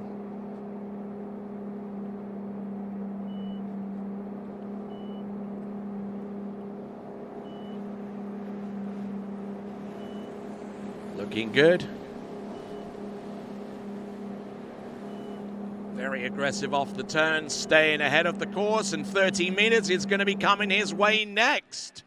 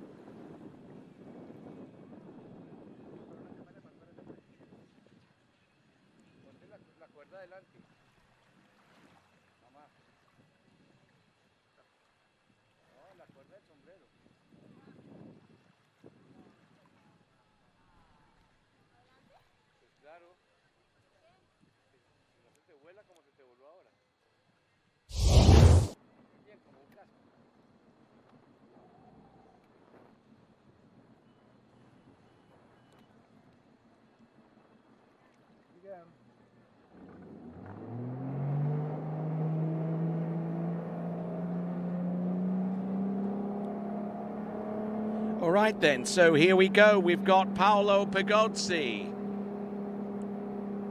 He's gone through 14. This is now 13 meters. Brings the handle down very, very quickly indeed and gets right into that leverage position. Nicely done. And through 13 meters, no worries there for him.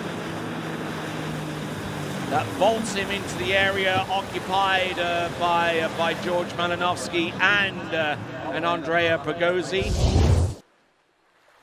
Paolo Pigozzi, for his part now, getting ready to explore how far he can get on 12 meters.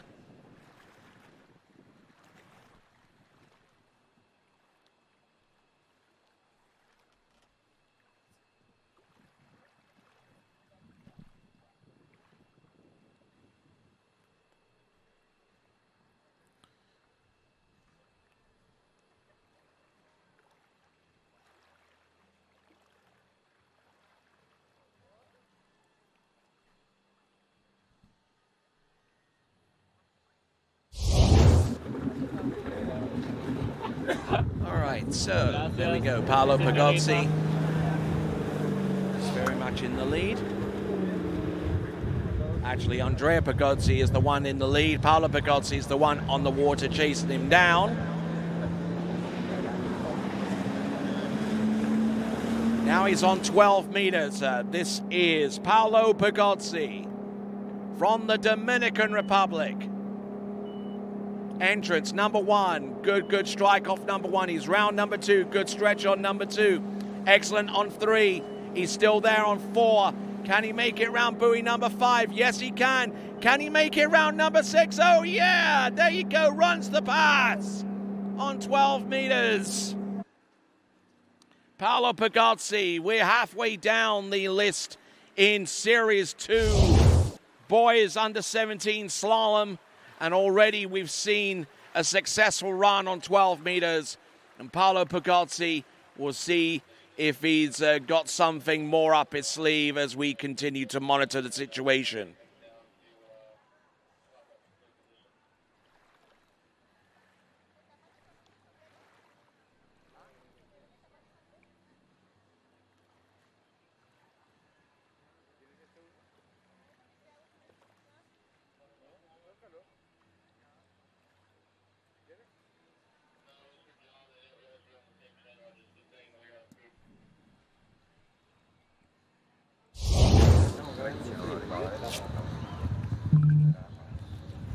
All right then, so with Paolo Pagozzi, the performance that you've just seen there from him certainly supersedes anything that he's done in this season or within the last 12 months, which could in essence mean that what you're looking at is a personal best performance from Paolo Pagozzi. He's round buoy number 1. He's good to go round number 2. He will ski for the wake and he will get a 2 buoy count on 11.25 meters, which for all intents and purposes should secure a new personal best for Paolo Pagozzi of the Dominican Republic.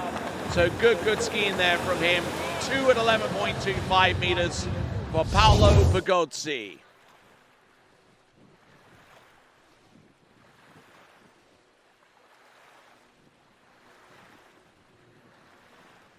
Again, a little broken off buoy number 1 and just trying to ski his way out of number 2.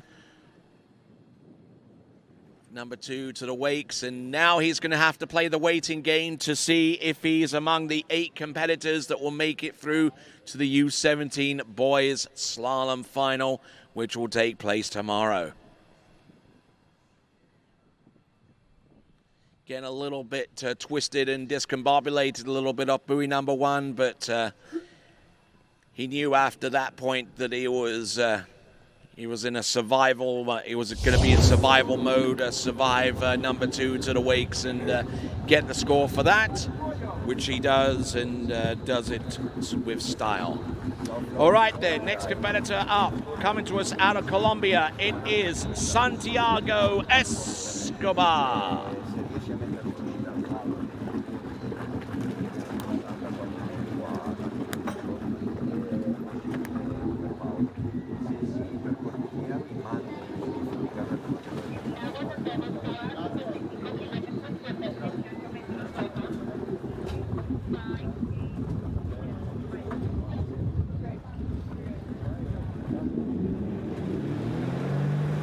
Here we go, Santiago Escobar, 55K, 18.25 meters. He'll be moving speeds up before he shortens the line.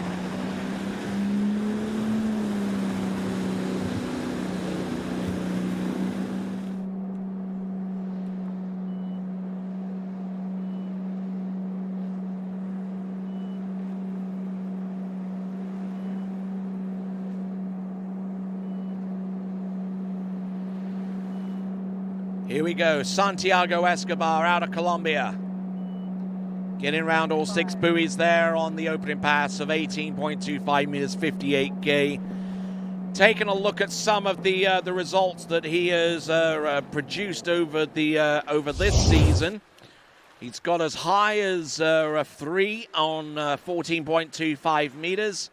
Has backed that up with scores in 60 meters and and scored 1.5 on 18.25 meters in a first round of a tournament in Bogota in Colombia.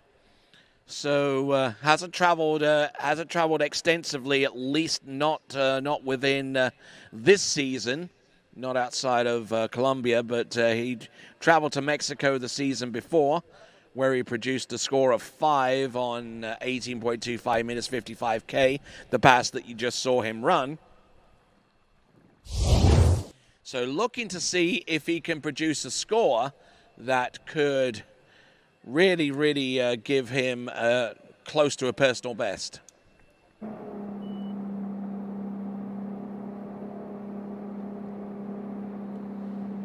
Here comes Santiago Escobar, age 17. Whoa, getting into all kinds of shape out there. Now he's going to try and settle this down and try and get some of his balance back, because at 16 meters, at 18.25 meters, at 58K, he was in all sorts of trouble there.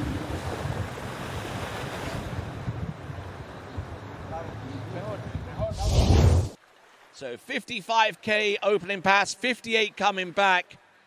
Things didn't exactly look all that peachy, especially off number 1 into number 2. Just getting behind the 8 ball a little bit here with some of these turns and some of those weight crossings.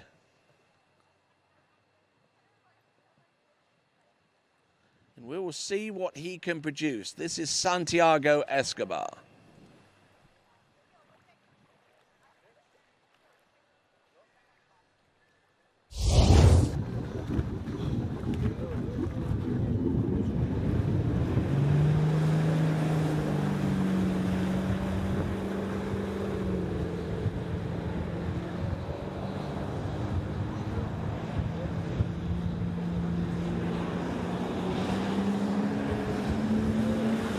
All right, here we go.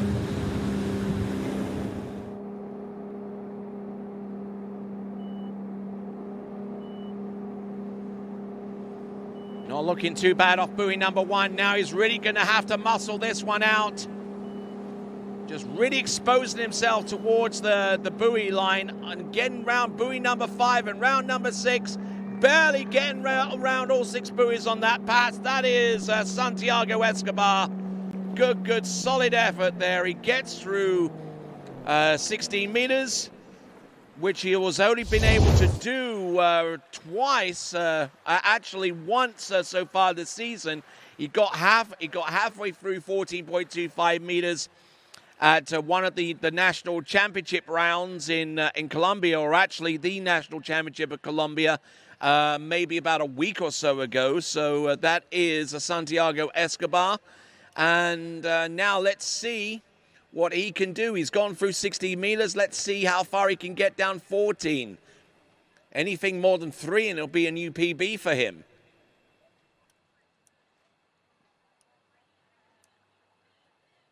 I got 3 left.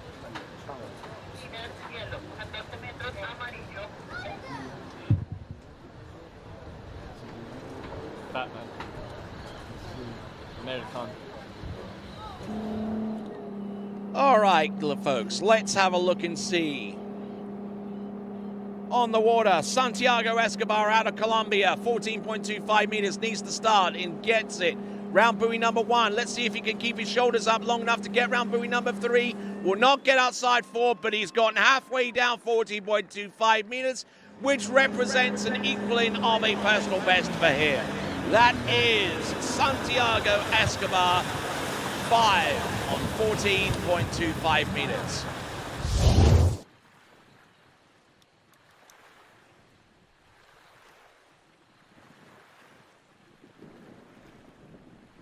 So that was at 3 at 14.25 meters. My apologies there. 3 at 14.25 meters.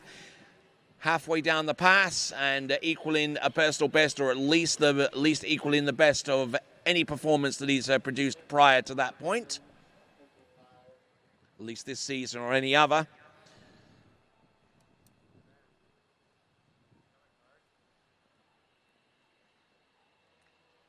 So, Santiago Escobar with 3 at 14.25 meters. Okay. So, still in the lead is Paolo Pagozzi with 2 at 11.25 meters. Skier next, Federico Humada from Argentina, 55K, 16 meters. There's your leaderboard. Paolo at top, Andre in second, Malinowski in third, Botero in fourth, Escobar in fifth, and Colazzo right there in sixth. Federico Humada, 16 meters at 58K.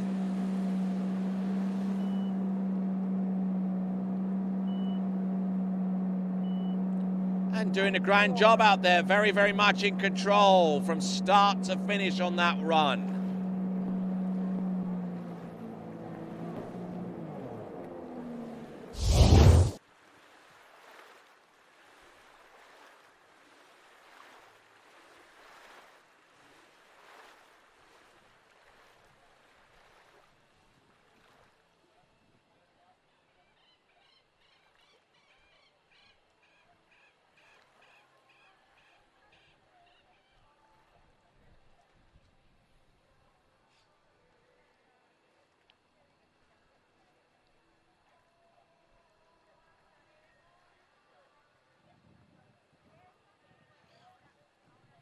So 58 at 16 meters coming back for our skier out on the water.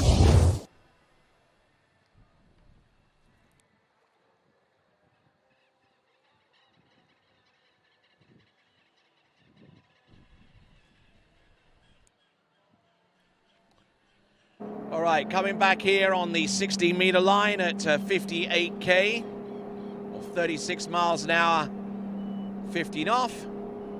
This here is Humada Federico Humada. 16 meters now, all over the back of that ski, but managing to make it work for him off number 5, especially into number 6. Wonderful stuff there from him as he gets around all 6 buoys. He's gotten through 16, now he's going to have a stab at 14.25 meters. Taking a look at performances that have been typical of him throughout the season. He's gotten into 13 about half a dozen times. Into 14 meters about a half a dozen more times, and getting through 16 every other time. So he's skiing at about his level at the moment that he has been able to produce. So now he's going to be on 13 meters. And we will see what he has got to offer us.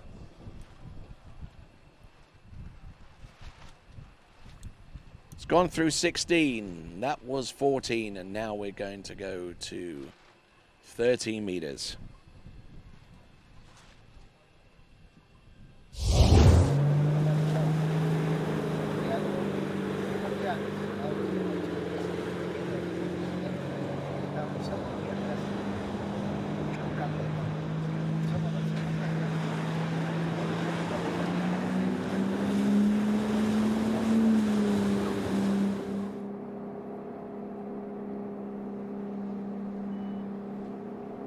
On the back of the ski as he typically rides that. That's 13 meters, getting buffeted over the front of the ski. Into number 3, tries to make a play on 4, but unfortunately way too late to try anything of that nature. So it's going to be a 3 buoy count. 3 buoy count there for Federico Humada of Argentina. 3 on the 13-meter line. And that should put him in about 4th or 5th place at this time.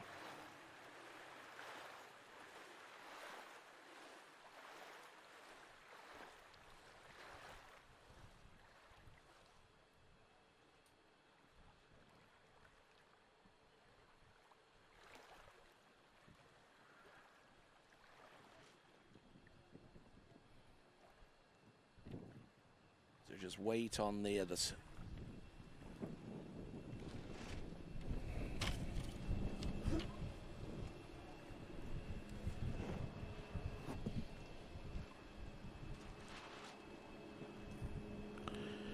All right, so Federico Humada coming back into the dock, and he will hand off the reins to his compatriot, also from Argentina. It's Eric Gisler. He'll be coming up next, and there is your leaderboard: Paolo and Andrea Pagozzi, 1 and 2 at the moment. Malinowski in third place. So the battles coming in thick and fast here in the U17 boys elimination round, series 2.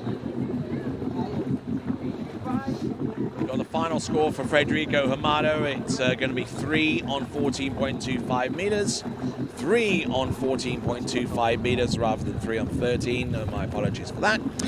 So 3 on 14.25 meters. All right then, folks. Next competitor up, Eric Gisler. 55K, 16 meters.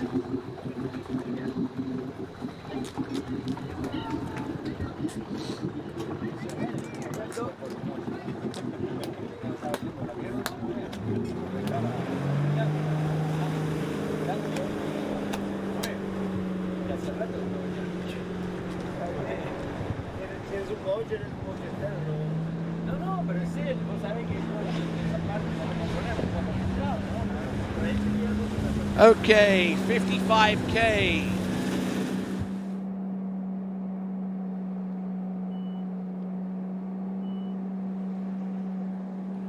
All right, coming into the course, 55K, 16 meters.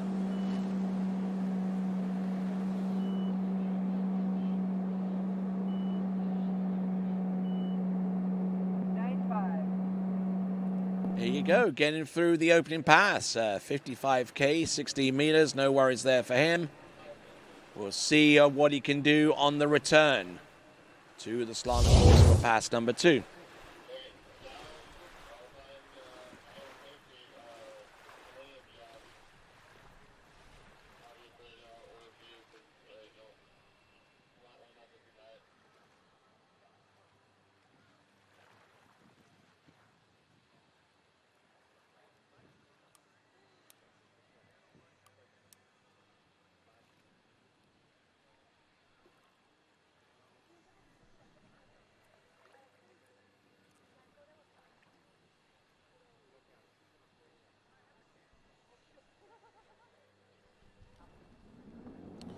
All right, so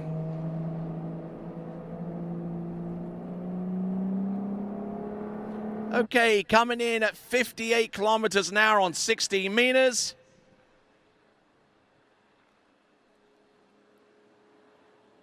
Keeping everything going.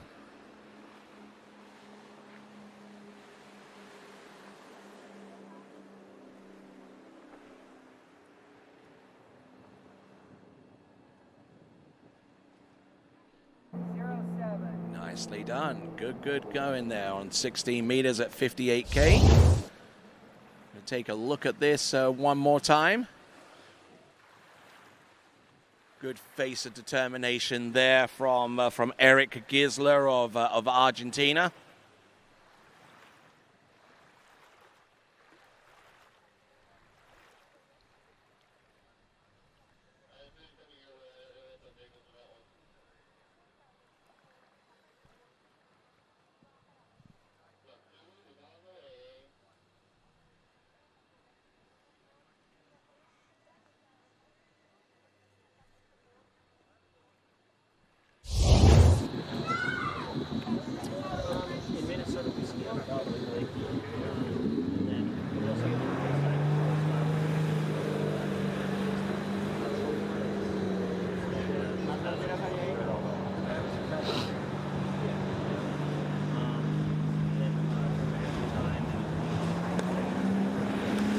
Right.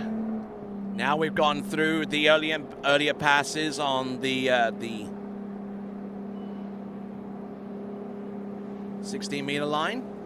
Whoa, getting in a little bit deep there off number 1. So I believe it's 14.25 meters. 58K. Getting the job done, but it was a little bit rough for starters.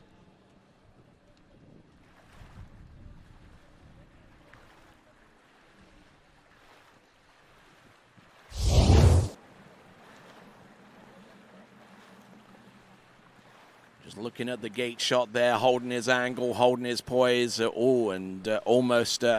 Almost driving a little too early off number one, but managing to maintain a good portion of his composure there as he gets all the way through that pass. Like where he's going with this technique. The question is, can he hold on to it for just a skosh longer? Keep that determination and that fight in him to run through the more difficult line length shortenings as we continue to rock right along. My name's Tony Lightfoot. It's great to have the pleasure of your company here at the 2022 Pan American Water Ski Championships. All right, boat's making its way back into the course. This is Eric Gisler. 13-meter start. Gets a good start on 13 meters, I beg your pardon. Here we go. Continuing to rock and roll here on 13 meters. A pass that he's only made it to a few times before this competition. His best has been 5 on 13 meters.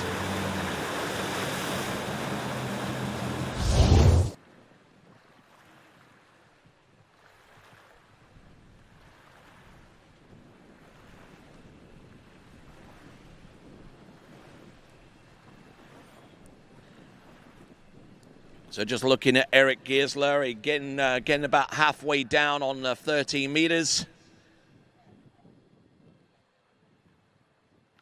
Tries to make a play on number 4, but doesn't get the ski anywhere close to making it round that turn. So it is going to be a 3 buoy count.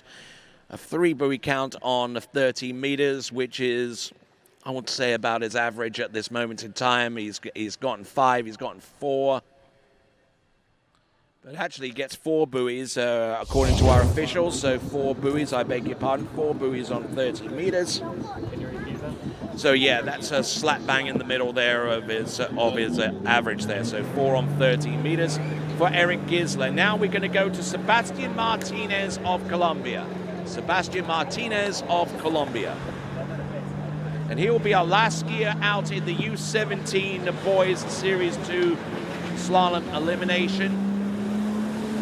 Then we'll have 10 more skiers to go, and then that will represent the fullest extent of our U17 elimination round. Here we go.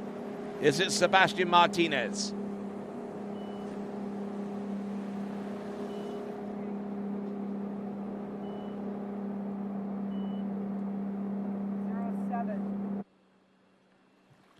All right, so getting through the opener. Looking pretty strong out there. Sebastian Martinez, 6 at 60 meters, and we'll see what he can do with the remaining passes to come.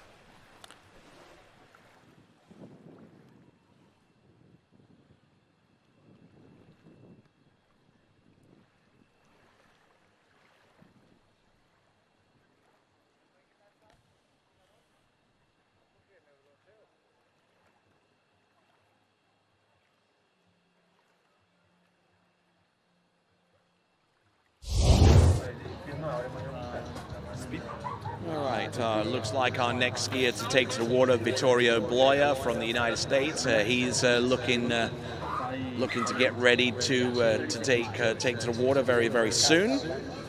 As we see Sebastian Martinez get ready to come into the course on pass number 2. This is 14.25 meters. His scores have varied, but average around about the latter portion of 13 meters. Has had excursions into 12 meters in recent times. But there you go, that a little on the back foot off number 5, but still managing to get round number 6. And aside from that, a tidy looking run of 14.25 meters.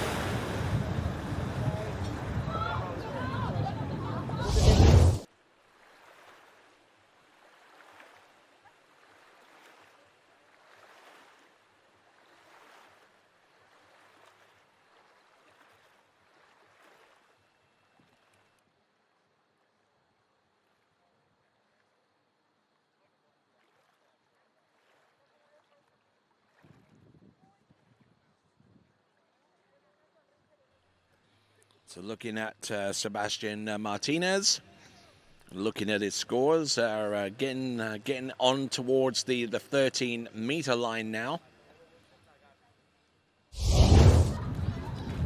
Past that he's run about 3 times this season, and every other time it's been around 2, 2.5, 3, and we'll see if he can conjure up something a little bit more than that. See if he can attempt something on 12 meters, which right now seems to be the pass, the critical pass for a lot of our competitors. Currently, the lead score is Paolo Pagozzi with 2 at 11.25 meters, followed by Andrea Pagozzi, whose score of 4.5 on 12 meters is good enough for second spot.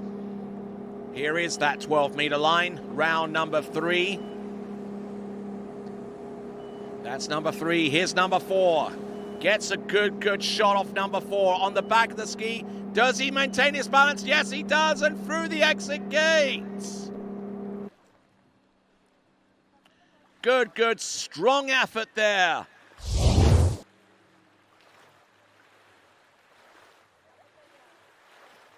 Believe that was on 12 meters. We'll get confirmation of that. I believe, yes, indeed.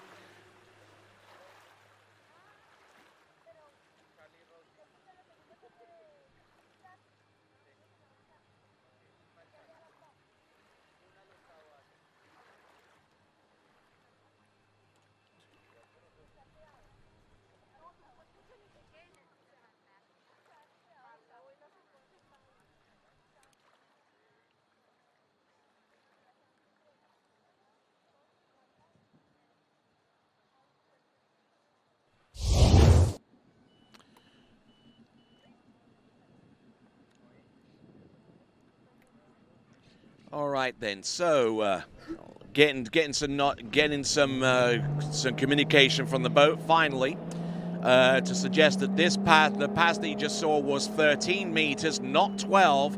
So it looks like he's going to be coming back on the 12-meter line. So he's run through 13. Now he's going to attempt the 12. Getting around buoy number 1, he gets it to go. He's round buoy number 2 and gets to the wakes. And that's pretty much par for the course there for him. Sebastian Martinez with 2 on the 12-meter line, 2 on 12 meters, and that actually equals his best this season. He got that 2 on 12 meters. Also at the Latin American Water Ski Championships in Colombia. So he's there and thereabouts. So there we go. That is Sebastian Martinez. Just looking at the instant replay once again. And just knew exactly where he was. Oh, and that could have been a nasty, nasty fall. All right, then. So here we go. Leaderboard, Paolo Pagozzi with 2 and 11. Andrea Pagozzi, 4.5 on 12. George Malinowski, 4 on 12. Sebastian Martinez, 2 on 12. Eric Gisler, 4 on 13. Daniel Botero tying with Santiago Escobar with 3 on 14. Also as well, Rodrigo Hamada with 3 on 14. And Carlos Colazzo with 5 on 18.25 meters. Here's your running order for the remaining skiers in Series 1. We got Vito Bloyo taking to water first for the United States, followed by Lucas Pinet, then Sebastian Teza, Gage Kaprovic from the United States, Jacob Chambers from Canada, Santiago Barrentios of Chile, Chase Sparks of the United States, Martin Labra of Chile, Nicholas Nelson of Mexico, and Charlie Ross of Canada. And those competitors will be coming up shortly. So, a lot of great skiing to come, a lot of great sport. So we're going to get 58 kilometers an hour, 16 meters for our skier on the water, Vito Bloya.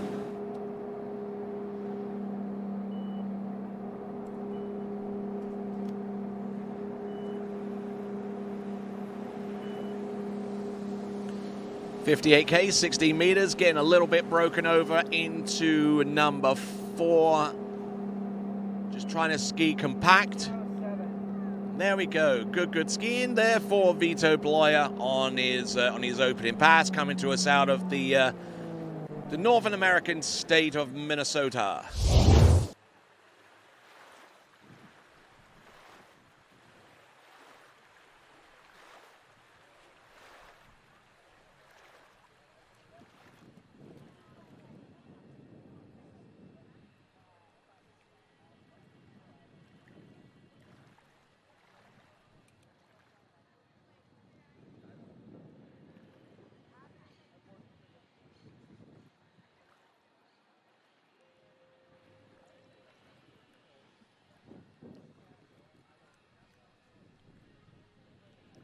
So Vito Bloyer opening his account here at the Pan American Water Ski Championships here in Lagos, Los Moros. 16-meter opening pass successfully under his belt. You see Lucas Panetta of Canada getting ready to go on dockside. 8 competitors advance through to the boys series 2, the under 21 boys slalom final. We're in the boys series 1 right now in the elimination round.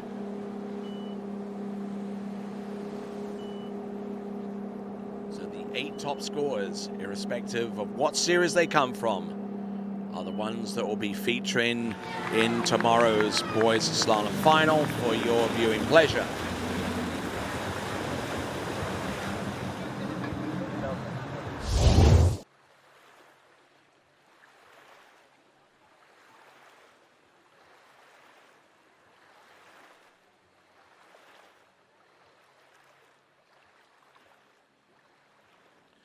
Okay, so coming back on the 13-meter line, having successfully run the opening 2 passes, it's going to be Vito Bloyer.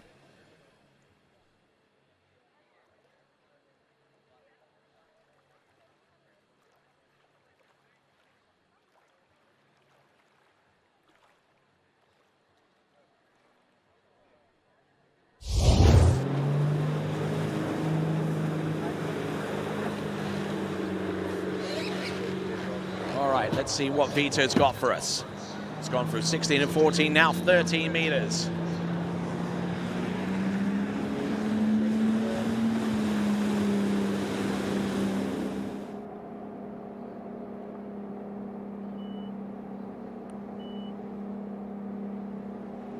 Oh, getting in a little bit deep with that edge change into number 2 and just trying to get a little bit ahead of himself with that edge change.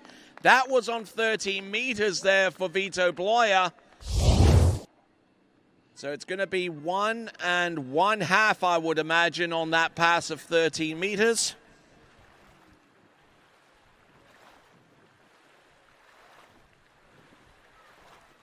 Just getting broken over off number 2. Tried to hold on to it, but to no avail. It's going to be 1 1/2 on 13 meters for Vito Bloyer. And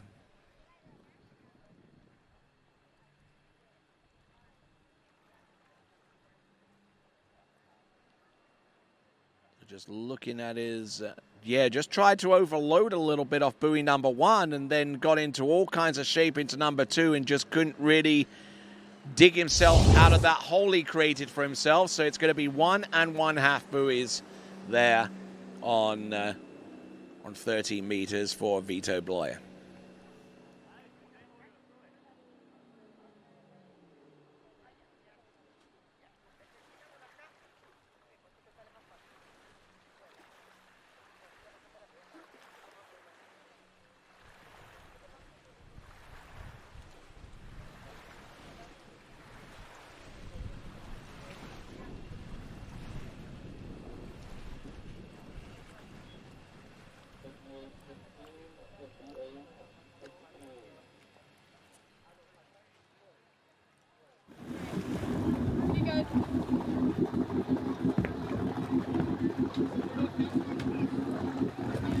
So 58K, 16 meters for our next competitor from Canada. It is Lucas Panetta.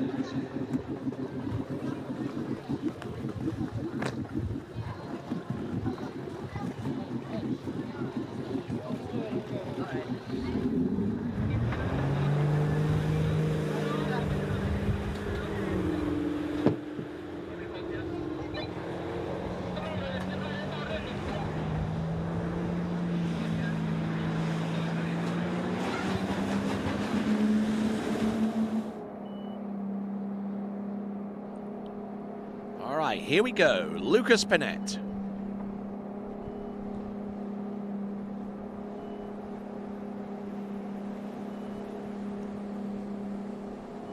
Lucas Panett coming to us out of British Columbia in Canada. Not looking too bad for the most part and getting around all 6 buoys.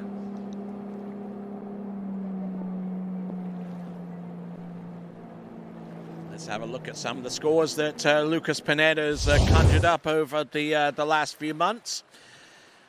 Well, it's a sign of consistency, I give him that, because he's gone into 12 meters pretty much every time that he's skied so far this season. And he's gotten about 2 buoys on 12 meters every time, except for maybe 1 or 2 performances where he conjured up 1 buoy on 12 meters. So he's definitely very, very consistent out there on the slalom course on the 12-meter line. Let's see if he can try and hook up a good turn-off buoy number 2 and maybe send himself off to the races. We'll just have to wait and see in that respect. But we'll keep an eye on that situation there for Lucas Panett. He's gotten through 16. He'll be coming back on 14.25 meters for the next run. Ready? Here we go.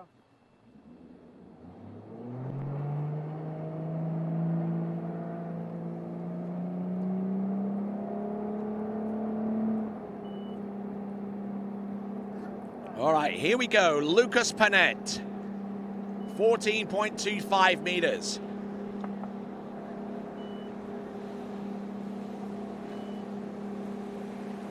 Certainly see a bit of a difference with his shoulder dip, a little bit off 2.4 into his 3 and 5, but not looking too bad. Almost broke over at the waist a little bit too much into number 1, but it's very, very minimal at best. Lucas Panett.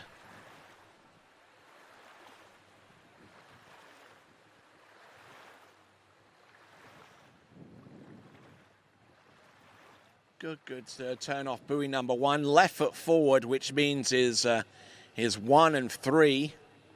Certainly a lot better than the remaining buoys on the opposite side of the course.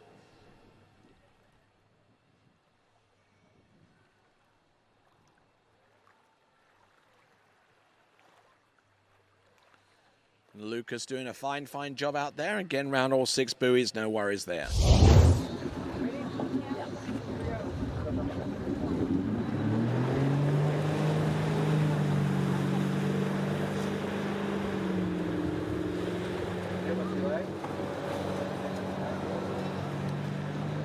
All right, as we work our way down the list, we'll see Sebastian Tiza from Chile, our next competitor, up in a few moments. But before him, this is Lucas Panett, trying to bleed off a little bit of speed before his entrance gate shot into buoy number 1.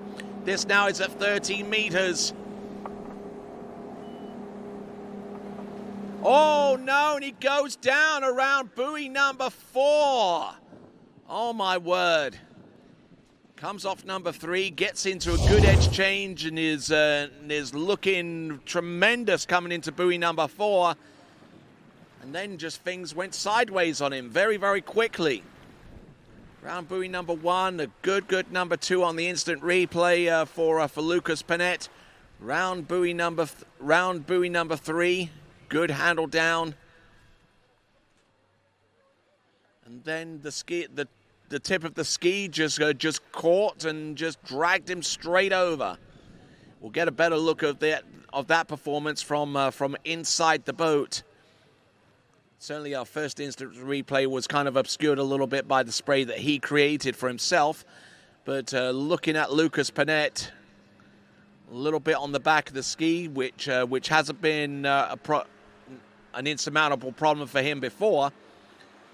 But then he comes into the turn, brings the handle across his body, and that shifts enough weight to the tip of the ski to where it blows the tail of the ski, and unfortunately he is in the water and swimming in, having scored 3 1/2 on 30 meters, 3 1/2 on 13 meters for Lucas Panett.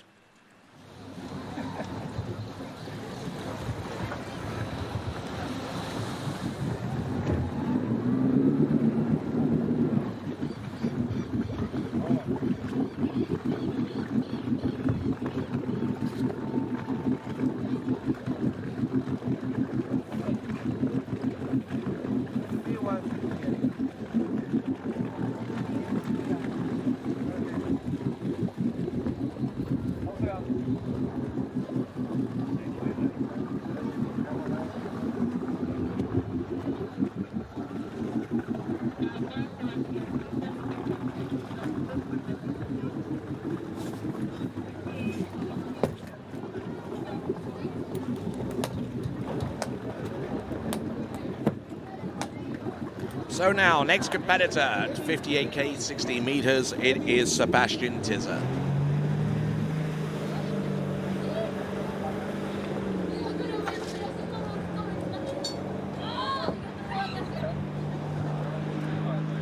So here we go, Sebastian Tizza.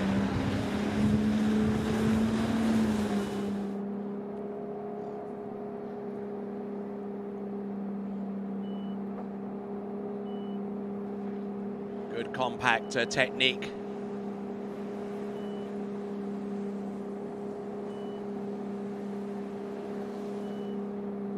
In on 16 meters. Opening run, no worries there. And looking in very, very good shape. Let's have a look at some of the scores that he's produced up to this time. He's gone into 12 meters a fair few times. 4 by my reckoning here on with the information in front of me. A few more on 13 meters. But yeah, Sebastian will be looking to try and put a score deep into the 12-meter line. His personal best actually is 3. So we'll see if he's up for some of that. Sebastian Tizza of Chile. We are on skier number 3 of Series 1, skier number 3 of 10. We take 8 skiers through to the next round of the competition, irrespective of where they come from series-wise. It's the 8 top scorers out of all of the under-17 boys slalomers, whether they come out as Series 2 or Series 1's irrelevant. The 8 best skiers in U17 boys will feature in the final tomorrow. Sebastian Tizza.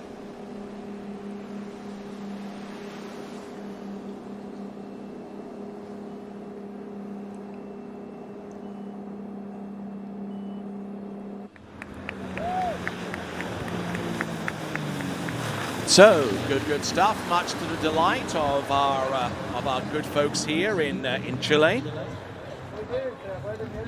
who always put on a great tournament, whether it's the FISU World University Championships way back in 2012, whether it's the IWWF World Open Championships back in 2013, whether going even further back, the Junior World Championships in 2003, and obviously upcoming the Junior World Championships coming up this January in 2023.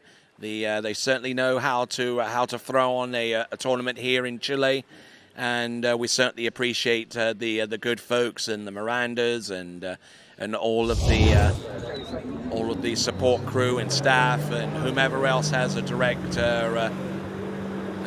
responsibility in making sure that this tournament runs flawlessly. They should be commended, and we certainly thank them for their continued efforts once again.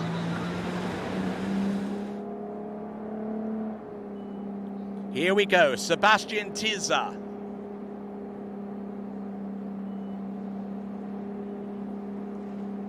Getting a good start off buoy number 1. Good shot off number 2.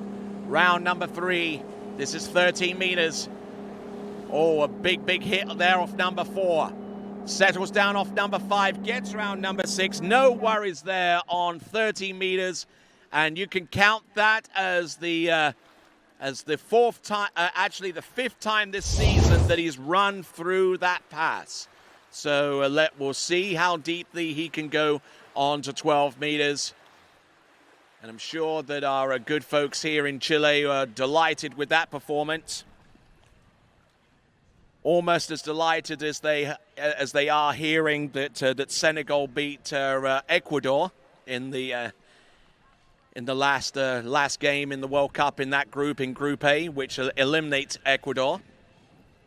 The Netherlands already through to the next round of the round of 16, but they certainly beat Qatar shamelessly.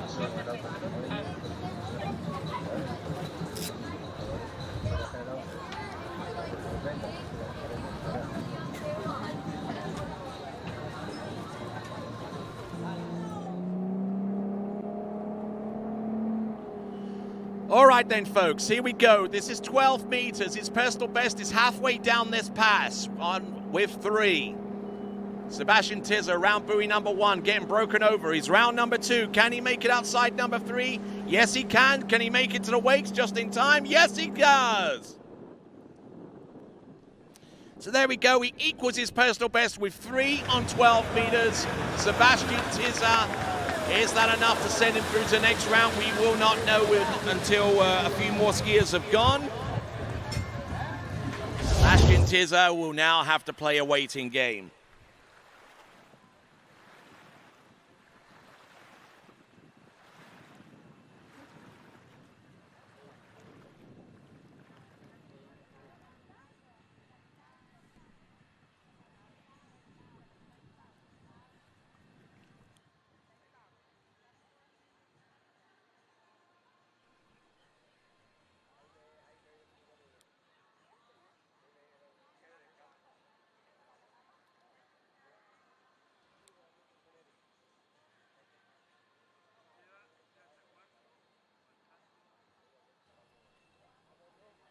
All right then, so we're now at the point where we can start plugging in skiers through to the next round of the competition. And I'm going to put a little tick mark against the name of Paolo Pagozzi because with 7 skiers remaining and 8 skiers going through to the final of the competition, it means that whoever's in the lead is made his way through to the final, and that person in the lead is Paolo Pagozzi with 2 at 11.25 meters. Next skier on the water right now is Kage Kaprovic.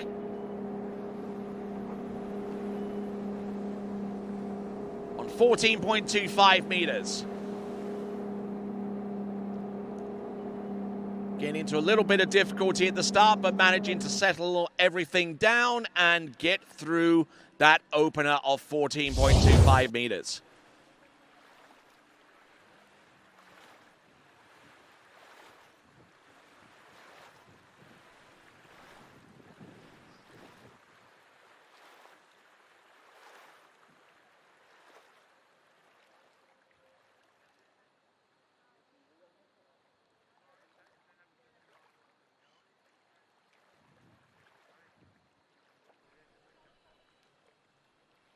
So Kage Kaprovic getting through the opener without too many bothers, without too much trouble.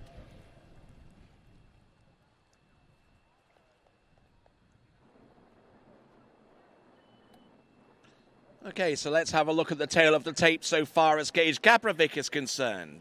Getting into the 12-meter line off 35.5 on a number of occasions. At least 8 or 9 as far as I can see. Kage Kaprovic, the last time that he skied in the tournament was in the October record capability event at Tri-Lakes in Zachary, Louisiana. Certainly one of my favorite places. Oh no, and he goes down hard on pass number 2. Trying to get a little bit ahead. And indicating that he's fine physically, but I'm sure emotionally he's pretty much in a hurt locker right now. Kage Kaprovic again round buoy number 1 and looked okay for buoy number 2. Then got broken over a little bit off number 2, but that wasn't too much of a hill to climb. And then the tip of the ski just hit the line, and whenever it does that, it sends it cartwheeling. And things do not look up from that point onwards. So Kage Kaprovic, it's going to be 2.5 on 30 meters. 2.5 on 30 meters sends the second placed skier through to the next round of the competition. And by my reckoning, it's the other Pagozzi that's made it through to the next round of the competition as well. So 2 skiers from the Dominican Republic, the only 2 representatives in this under 17 boys slalom competition, are through to the next round of the competition. So well done to the Dominican Republic. All right then, so skier on the water is Jacob Chambers out of Canada.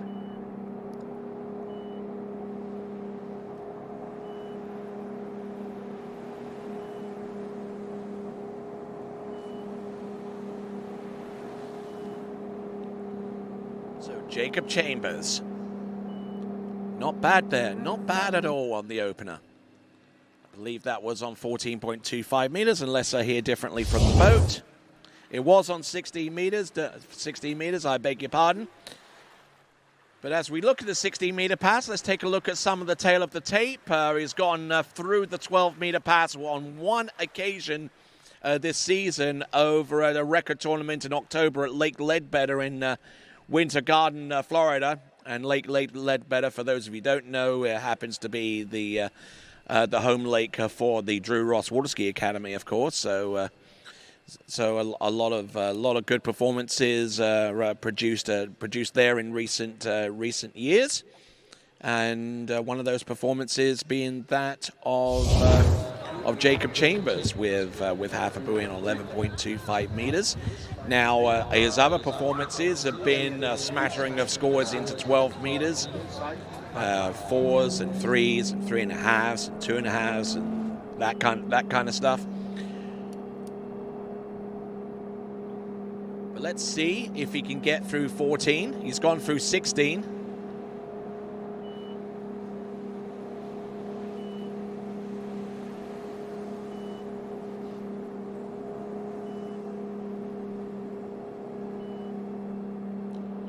And not looking bad at all for all intents and purposes. There we go, that is Jacob Chambers. Jacob Chambers.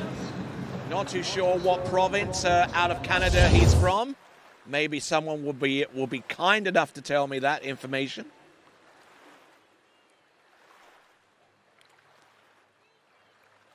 Oh, he's from BC. There we go. Yeah, I've been to BC before. Vancouver.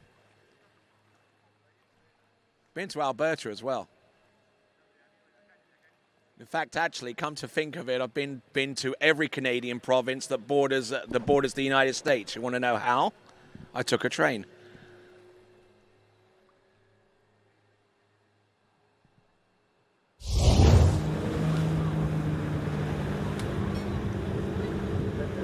All right, so enough of my history, of course. We'll go on to Jacob Chambers, who's going to come back into the course on 13 meters.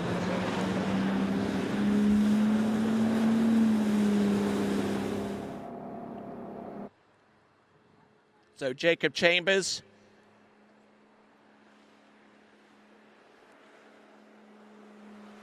Here he is on 13 meters. Just trying, oh no, and he goes down on buoy number 4, Jacob Chambers. Oh my word, and they're going down a little bit quicker than anticipated here, unfortunately. It's going to be 3 1/2 on the 13-meter line, which essentially means that whoever's in third place at this time, so far as their score is concerned, that means that they are through to the next round of the competition. That being the case, that means that with a score of 4 on 12 meters, George Malinowski has provisionally made himself a finalist in the boys slalom final in the U17s. And there we go, the top 3 on that leaderboard that you're looking at. Paolo and Andrea Pagozzi through, and George Malinowski, third place. He's through to the next round of the competition. The break point now is 3 on 12 meters, and that belongs to Sebastian Tiza of Chile. Anything more than 3, and it will ensure that that skier makes it through to the next round of the competition. Anything less, and Tiza makes it through, and then the score resets to 2 for Sebastian Martinez, so on and so forth. Next competitor on the water, right here, right now, Santiago Berantios of Chile. Hopefully I pronounced that right. Santiago Barrantes of Chile, next competitor up. And he'll be going into the course at 60 meters at 58K.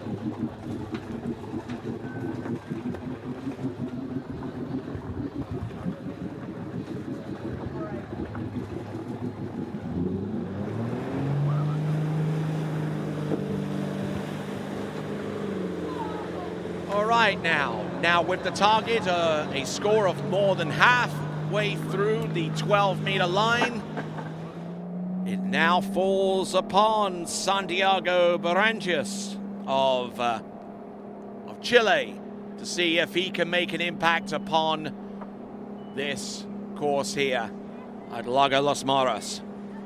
12 meters.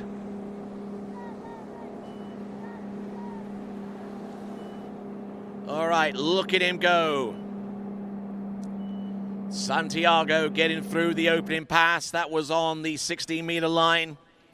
Tail of the tape here for him for Santiago. He's had some excursions into the 12-meter line, and he's had one or two into 11.25 meters. Actually, one attempt into 11.25 meters. That was at the Polk City Open back in July, as a matter of fact. And almost every other time, he's been into either 30 meters or into 12 meters by equal measure. 12 meters, 1, 2, 3, 4, 5, 6, 7, 8, 9 times. 10 times, as a matter of fact, and about 3 or 4 more times, maybe 5, they've been scores into 13 meters.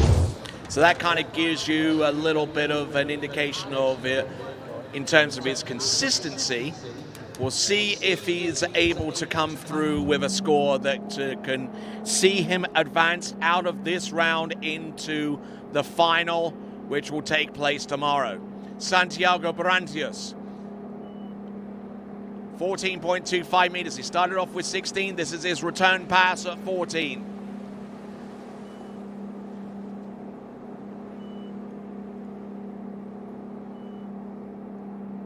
There you go. Good skiing. That was 14.25 meters, so he's about 9 buoys shy of getting to the promised land.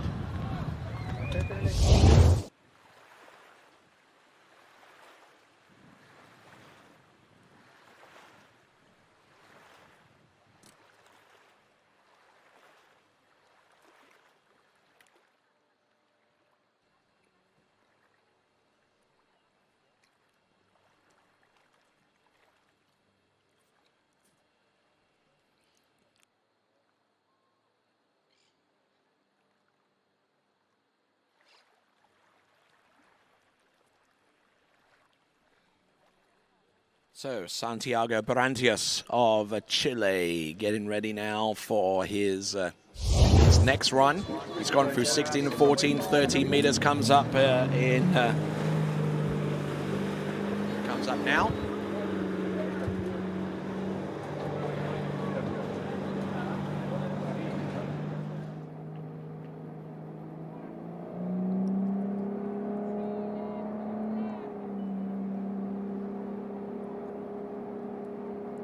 So here we go.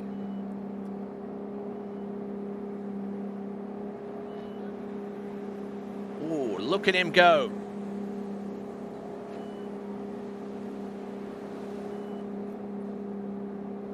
Santiago Barrantes of Chile getting the job done on 13 meters.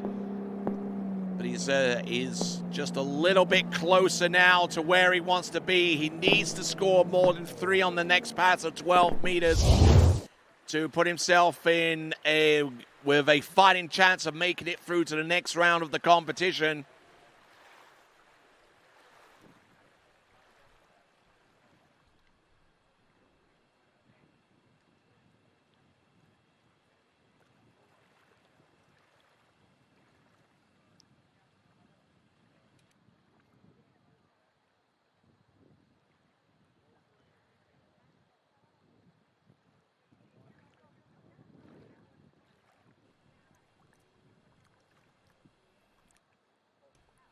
Okay, so running through 13 meters. Now, the target is anything more than 3. Anything more than 3 on this pass will assure him passage through to the final. His best score of this season is 1 at 11.25 meters. Certainly, if he can get to that point, he will be over the moon. But first things first, he has to get round 3. And oh no, and he gets round number 3 and was on his way to number 4 and a possible spot through to the next round of the competition. But he's going to have to make do with 2.5 on 12 meters. And that means that Sebastian Tiza from Chile has made it through to the next round of the competition by that consequence. Santiago Barrantes off buoy number 2 and getting into a decent shape off number 2, but then he just severely overturned that ski, and he overturned it so much that it lifted out of the water. So it's going to be 2.5. It's going to be 2 1/2. That means that his score now becomes the bubble score.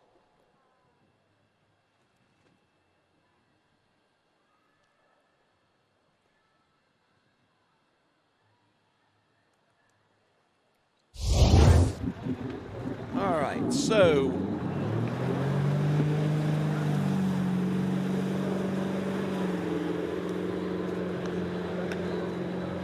So 55K, 14.25 meters.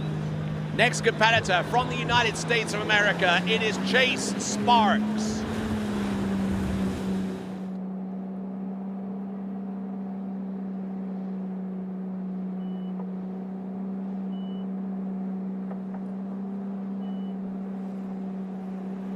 All right, here we go, Chase Sparks.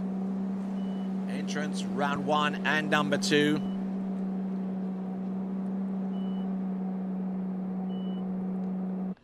Not looking too bad on the face of it. Opening pass looked pretty impressive, and we'll have a look at this on the instant replay.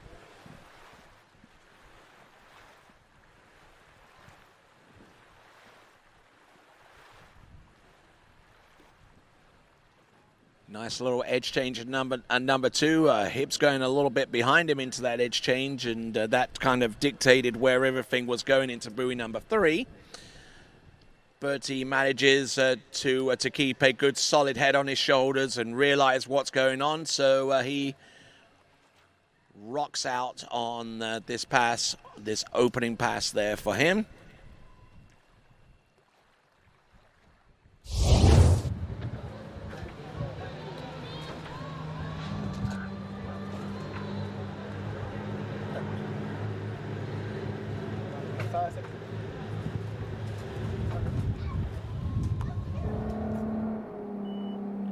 Okay, coming back at 14.25 meters. This is Chase Sparks. 28 off. Good, solid leverage off buoy number 2 into 4, buoy 3 into 4, I beg your pardon. And just looking really, really strong and consistent out there all the way from start to finish on that run. Chase Sparks, his best performance of the season has been a 1 at 11.25 meters. Other scores have ranged across 11.25 meters. The majority of his scores have ended up being into 12 meters, but you can definitely say he's a consistent, at the very least, into a 12-meter run. And when things end up going right, going in the right direction, there's a good chance that he could run that 12-meter pass and get into a solid score into 11.25 meters. So we'll see if that occurs here. Chase Sparks there just working that Denali ski from one end of the course to the next. We see on the screen there Martin Labra, the current holder of the World Junior overall world record. We'll keep an eye on that situation as it unfolds. More details of that to come within the next few minutes. 13 meters for Chase. Oh, horrid number one. Does he get back into the game? Yes, he can. Look at him go around buoy number 3. He's still there on number 4. Great angle there off number 5. Round number 6. Ooh, wake up call. Not the most impressive of number ones, I can tell you that, but he manages to stay with his head focused, stayed with his head on his shoulders, and keeps everything going. When you can keep your head while all others are losing theirs.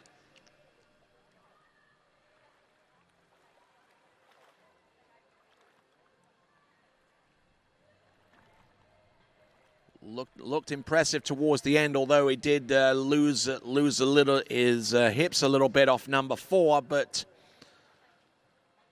managing to keep some good water speed there and managed to get round all 6 buoys. So good, solid effort there from Chase Sparks.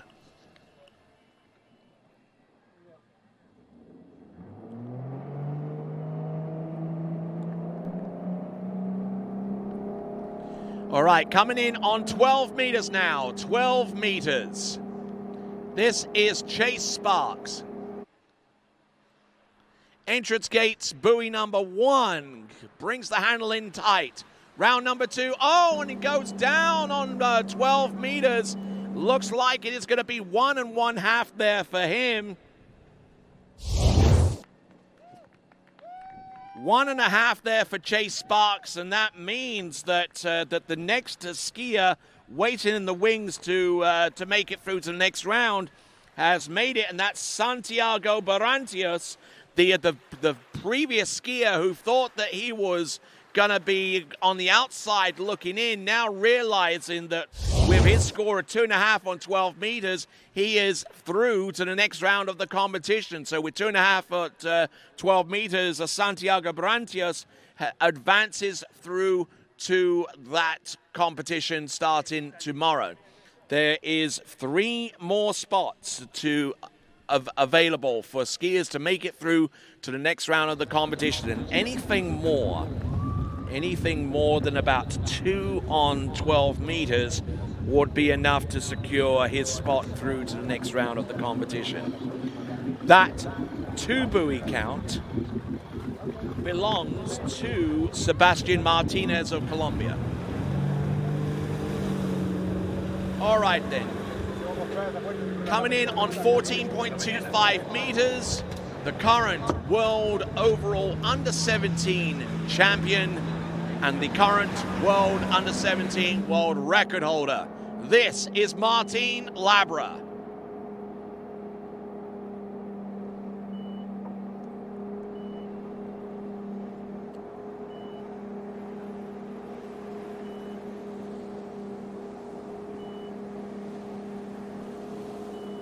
Looking impressive on 14.25 meters. A local skier here, so knows every nook and cranny there is to know about this site.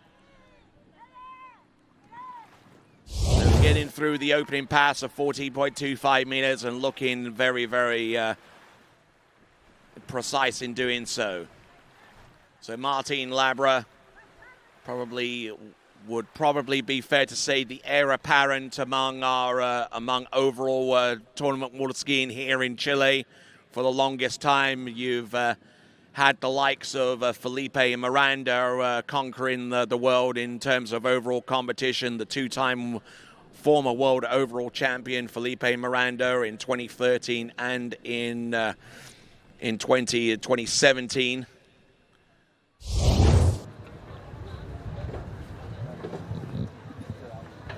Martin Labra on the water right now. We see some activity around the dock area. We've got Nicholas Nelson of Mexico about to take to water, and not too far away is Charlie Ross see how those two work. All right then, so we've got on the water, this is Martin Labra. This is 13 meters.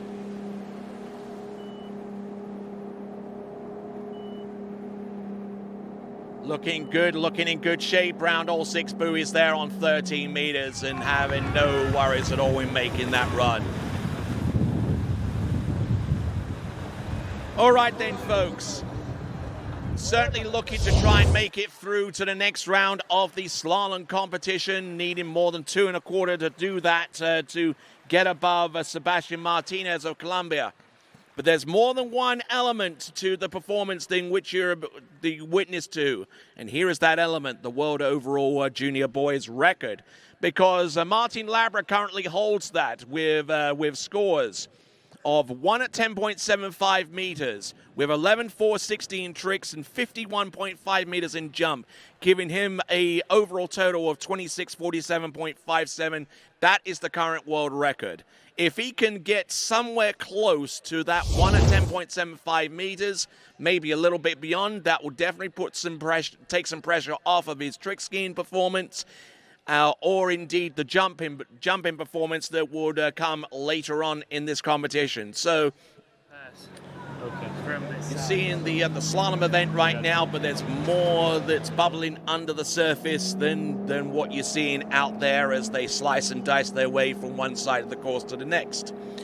Here we go, Martin Labra. This is the 12-meter line. Certainly more than 2 1/4 will definitely send him through to the next round of the competition. Anything deeper and he'll be towards the end of the list so far as the running order is concerned in tomorrow's final. He gets through 12 meters and he's through to the next round of the competition. No two ways about that.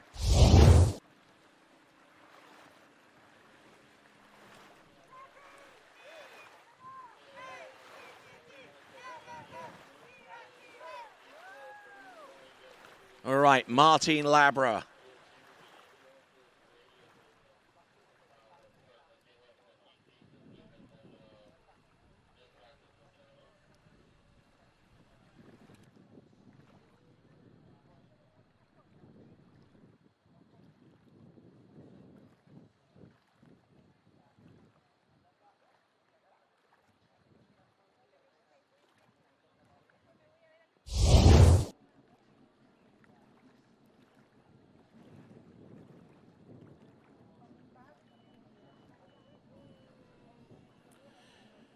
All right, so let's see what Martin Labra can do. 11.25 meters.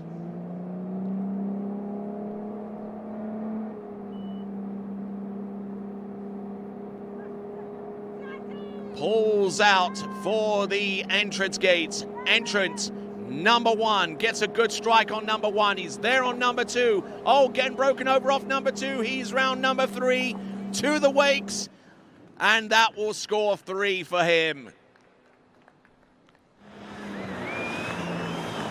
So Martin Labra with 3 at 11.25 meters, 3 at 11.25 meters. That puts him in the lead in the slalom event with 3 on that line length, superseding the score of Paolo Pigozzi with his 2.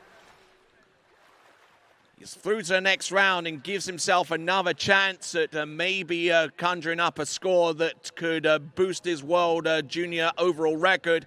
For the time being, at least, he's gotten 3 at 11.25 meters, and though it's not impossible, it would definitely put a lot of pressure so far as his tricking and jumping is concerned, if he is to get anywhere close to his existing world junior overall record. So, Martin Labra. Looking at the instant replay again off buoy number 1. Good strike on number 2, but almost taking too big of a chunk there to try and get himself set up for the remainder of the pass. Gets around the 3 to the wakes, and that's good enough for the lead, and certainly more than good enough to see him through to the next round of the competition. All right then, moving on to our penultimate competitor from Mexico. This is Nicholas Nelson. Good strike off number 1. This is on 13 meters, the first time that we've seen a competitor elect to go in on 13 meters for their opening pass. But I can rest assure you that this is not the last competitor that we'll see between now and the end of these Pan American Championships, because when we go into the U21 and Open, there'll be plenty of competitors that will feel frisky enough to go into the course on 13 meters. But you're seeing it first here with Nicholas Nelson of Mexico getting through the 13-meter run. And after this pass, if he can get more than halfway down the 12-meter line, then he will set himself up for an appearance in the U17 boys slalom final, which will take place tomorrow.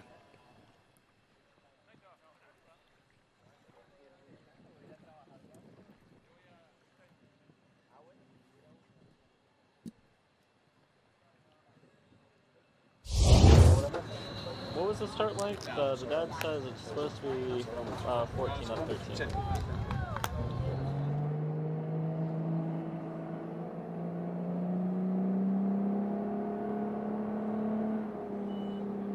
Okay, looks like a little bit of miscommunication from the boat. He started in on 14 rather than 13. Now this is 13. We do beg your pardon on that. So now this is 13, but I'll tell you one thing, we haven't seen that many people prepared to risk a 14.25 meter start, maybe save for Martin Labra, maybe one or two, maybe a competitor that we saw a little bit earlier, but for Nicholas Nelson's part, he's through 14 and 13 now. 12 meters comes up next. As the wind kicks up a little bit here, it's a bit of a crosswind, I would have to say.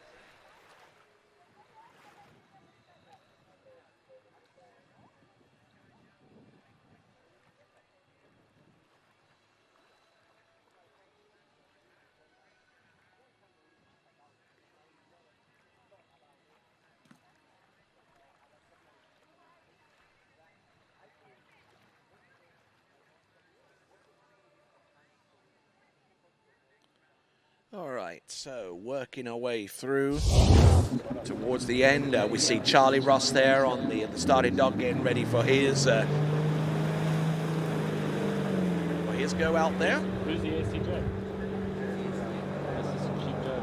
It's supposed to be on the dock. All right, here we go, folks. Nicholas Nelson. Nicholas Nelson, who's gone into 10.75 meters on a number of occasions up to this point. Oh my word, the handle gets away from him, and another huge shocker here for Nicholas Nelson. And he's as mystified about what happened as I am. Brings the handle in, turns in for the gate shot. Looked good round buoy number 1. Brought the handle in, looked decent there off buoy number 2. And then loaded up off number 3, and he gets 2.5 for that effort, and that might just be enough. Just be enough to send him through to the next round of the competition under the assumption that's on 12 meters. That is enough to send him through to the next round of the competition.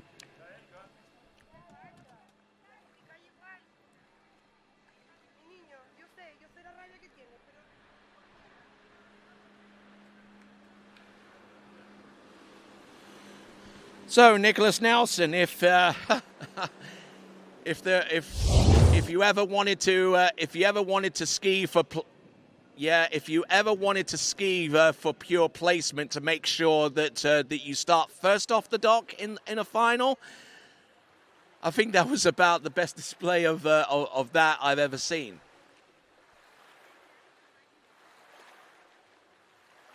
So now Nicholas Nelson currently in 6th spot. Tied 6th spot with Santiago Barrantes. because he's in tied 6th, that occupies 2 places, the 6th and the 7th spot. And now the bubble score is still very much on, 2 buoys on the 12-meter line. The current scorer, Sebastian Martinez. The skiers that have made it through to the final at this time are Nicholas Nelson, Martin Labras, Sebastian Berentius, Sebastian Tiza, Paolo Pagozzi, Andrea Pagozzi, and George Malinowski. Those 7 skiers have already made it through to the next round. We've got room for one more. And that one more is maybe on the water right now. Skier on the water and the current IWWF U14 Boys Slalom World Record holder. This is Charlie Ross out of Canada.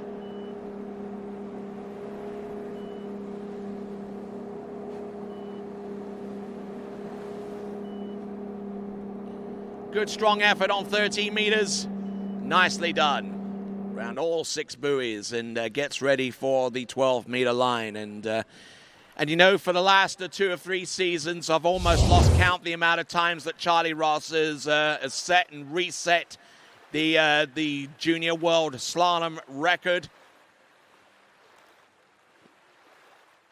Already has a record of 4 pending approval, 4 at 10.25 meters. Now that's rare air, even for some of the pro slalom skiers that are competing out there these days. I mean, in the world championship, for example, the recent world championship, the Lake County IWWF World Water Ski Championship that took place last season, it required a score of at least 3 to be in with a shout of making it through to the men's slalom final. That kind of gives you an indication of the kind of performance level and the kind of intensity that we are being borne witness to right here and now, with Charlie Ross as he gets ready for 12 meters. Still a little ways off from getting anywhere close to 10.25 meters. But let's sit tight and wait and see how things pale out. Gets round buoy number 2, round number 3. Little bit of a pause off number 2, though, I would have to say, though. There you go, beast mode there on that pass. 6 buoys there, 12 meters.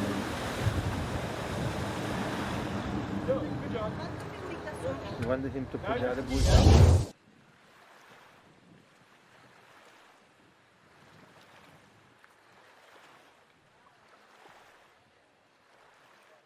So round buoy number 1 and just taking a glance at number 2. Stop there on number 2, just as enough to say hello. Getting around buoy number 3.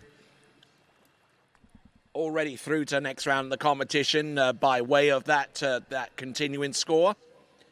6 buoy count on 12 meters. Now getting ready for 11.25 meters. He's now playing with house money. And he's going to enjoy the ride from here on out.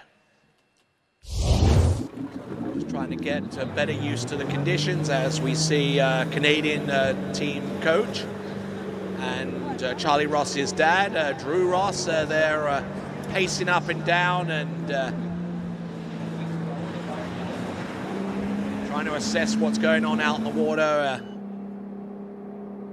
If he can pick up on anything that he can pass on to Charlie in time for tomorrow's final. Best time to do it would be now. Here we go. This here is Charlie Ross. Good aggression there off buoy number 3. He's good to go round number 4. 5 a little open into number 5. Round buoy number 6. He gets it done. Yeah. 6 buoys at 11.25 meters there for Charlie Ross.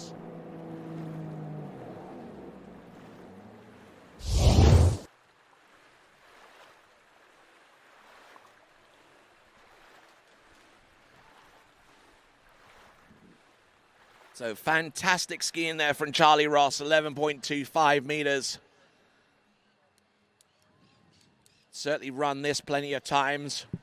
I'd almost shudder to think what I'll find when I look at Charlie Ross's tournament records for this season. But here goes. So Charlie Ross, 4 at 10.25 meters in the last tournament that he skied in over at Lake Ledbetter. 1 at 10.25 meters, 1 at 10.25 meters, 3 at 10.75 meters. And the guy's an absolute machine. I mean, let's not understate that. And Charlie Ross, we'll see what he can do on this next pass. 10.75 meters. A pass that he's made on numerous occasions this season. Round buoy number 1 at 10.75 meters. He's round buoy number 2. He's still there on top of the water. He's round buoy number 3. Keeping it going. Round number 4. He's on 4 and just bulks up on 4. And great performance there from Charlie Ross. No two ways about it. 4 at 10.75 meters. Scintillating skiing there from Charlie Ross.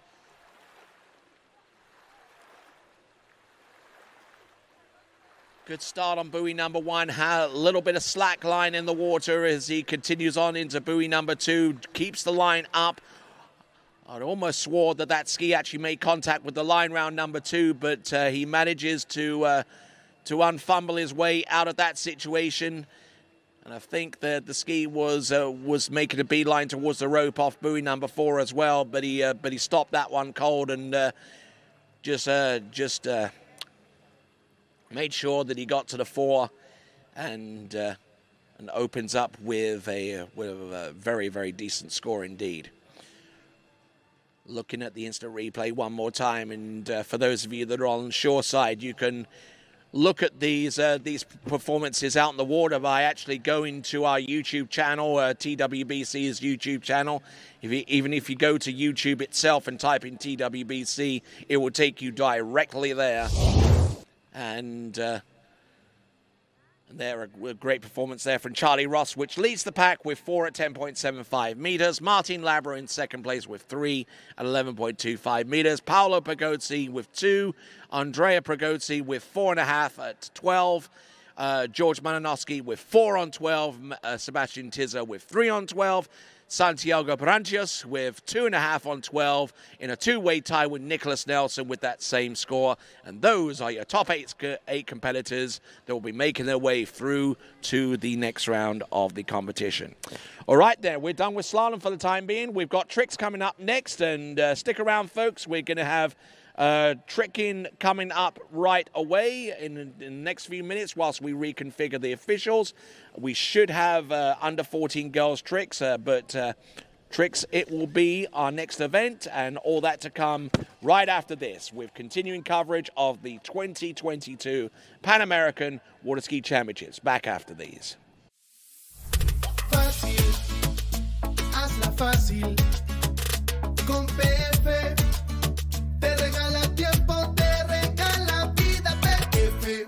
Hi, my name is Brantley Hawkins. I'm one of the co-founders here at New Dimensions Wellness. My partner and I have over 20 plus years of sports medicine and exercise experience working with the most elite athletes in the world. Together we have developed a proven system that has been sought out by these professional athletes and is now available to you. You will move your body and loosen your joints in ways that you haven't before. It's not your typical weight training, it's not CrossFit, and it's not crunch fitness. Once I got in here, it was a big eye-opener how much different that they go about everything.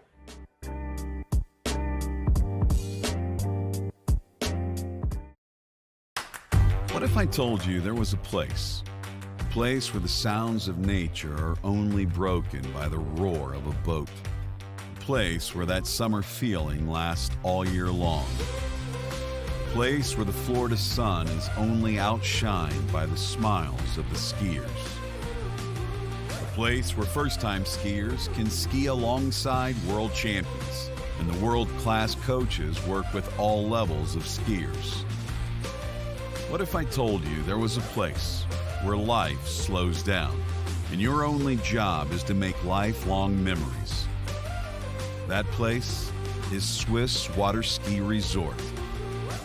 Book your trip at SwissWaterSkiResort.com.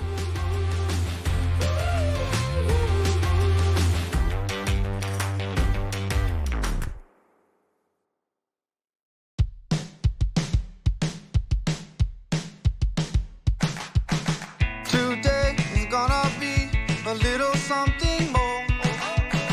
I've got a plan in mind, a special thing in store. The light bulb inside my head says, get out and play, 'cause you never feel this way.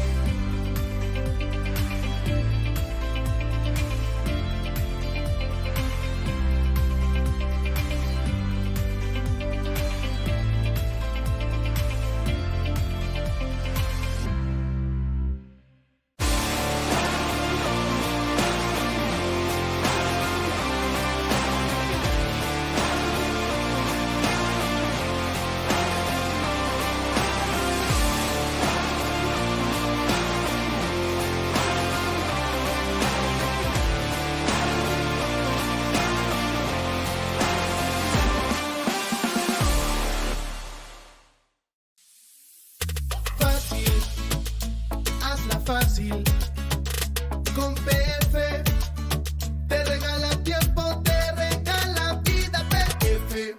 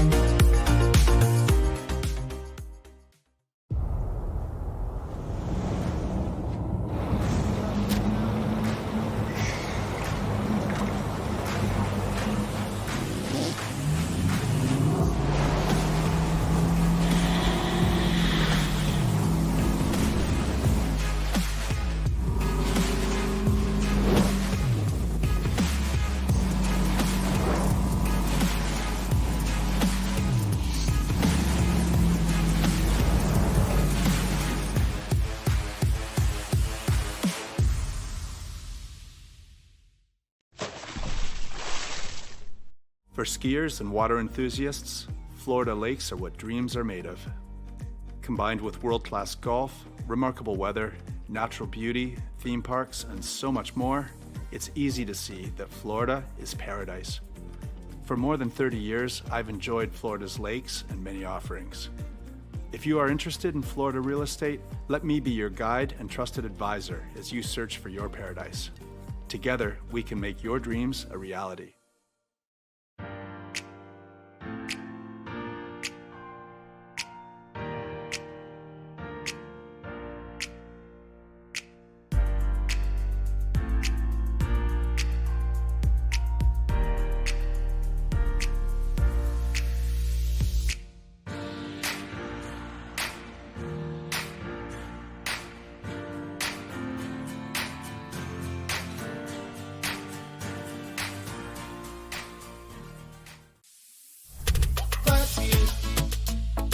fácil. Con PF te regala tiempo, te regala vida. PF.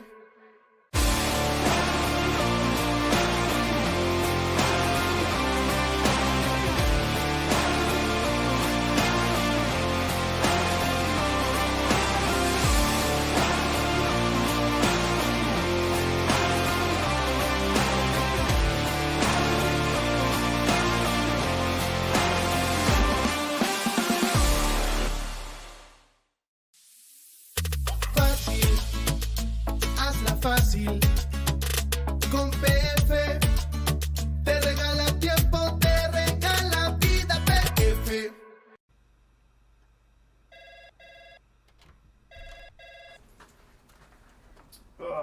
Morning, Brian.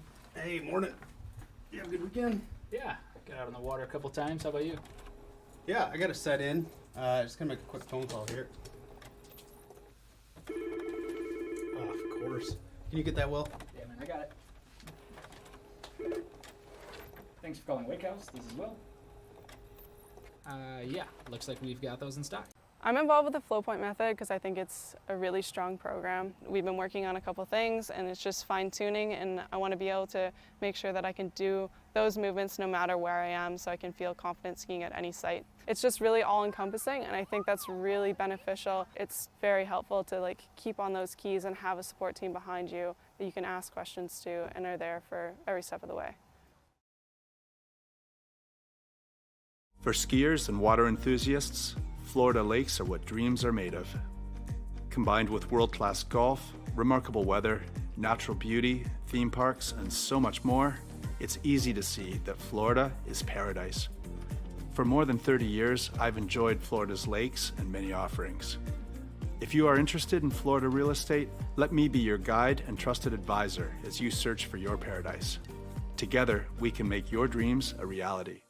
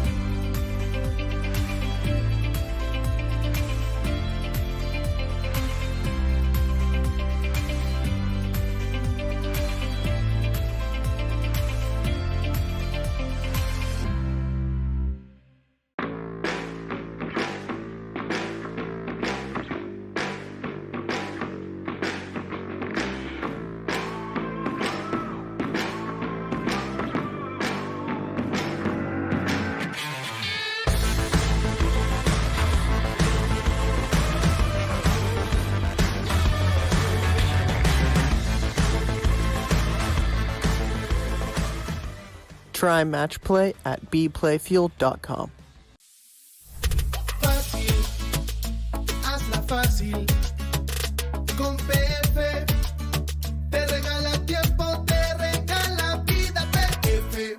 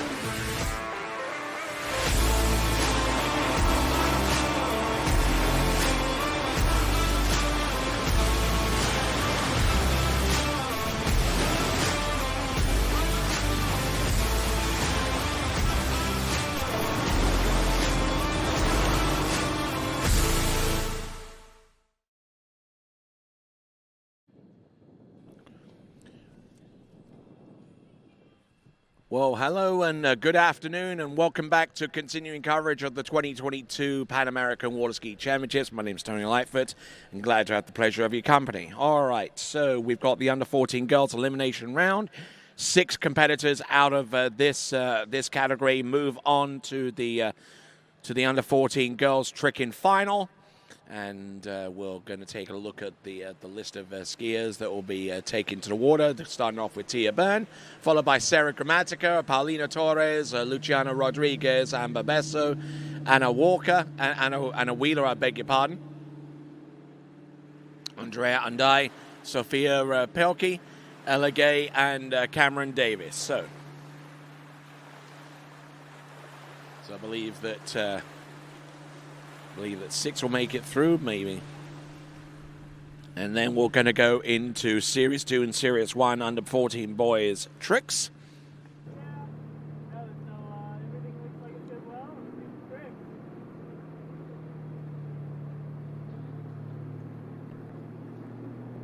So from here on out, it's going to be tricking all the way through towards the end of today's competition. Then we've got under 14 girls and under 14 boys jump elimination round. We'll resume the jump event starting with our first event tomorrow morning, but for all intents and purposes, we got a little bit of a trick fest going on. Tia Byrne getting ready dockside.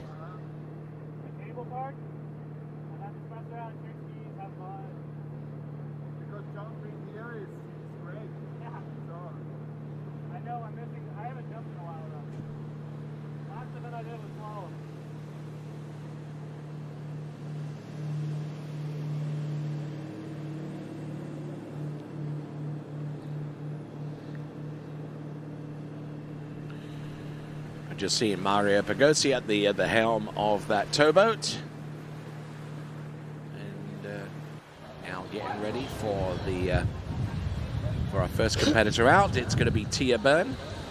I guess pretty good.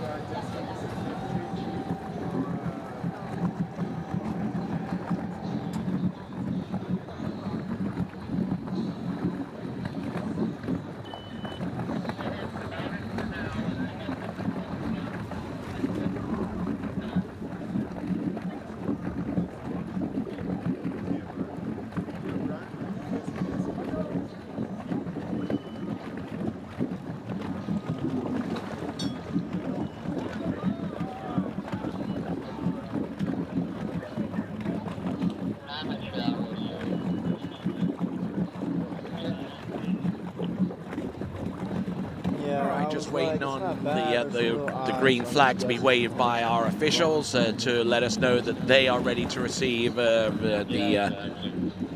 skiers.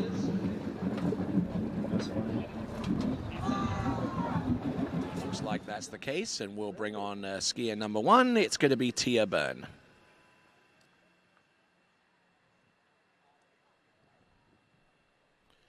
And good afternoon for those of you that are just joining us here at Lago Los Moros in Chile, just a little ways south of the nation's capital, Santiago. I'm Tony Lightfoot, and glad to have the pleasure of your company once again. So Tia Byrne's our first competitor out, and she is on the water at this time.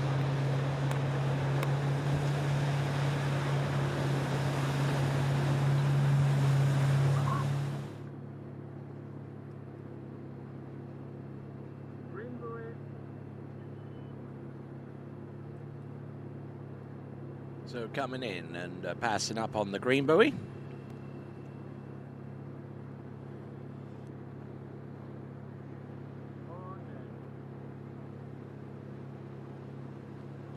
Couple of side slides to get things up and running in the U14 girls trekking competition. Does she go for a surface O here? Nope. She, I think she attempts a back, and unfortunately goes down as a result of that attempt. So Tia Byrne in the water, and we'll see if she can conjure up something with the second and final 20-second pass of tricks.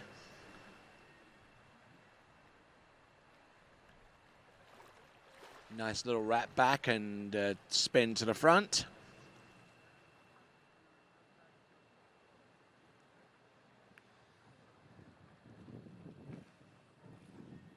As she's being picked up, we'll take a look at the instant replay, and she goes for the reverse back. She just doesn't get all the way rotated round. Then letting the handle go, and unfortunately falling as a result. All right, so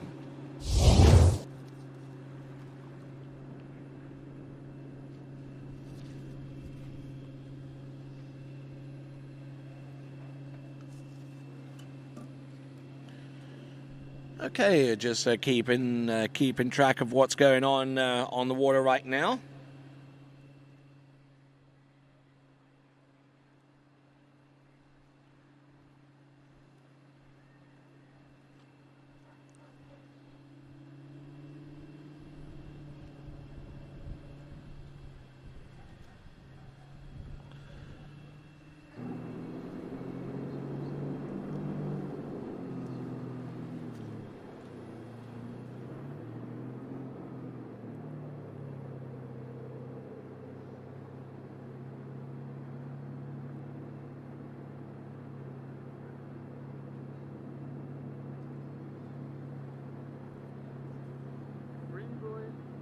Okay, passing up on the green buoy right now for the second run for Tia Byrne.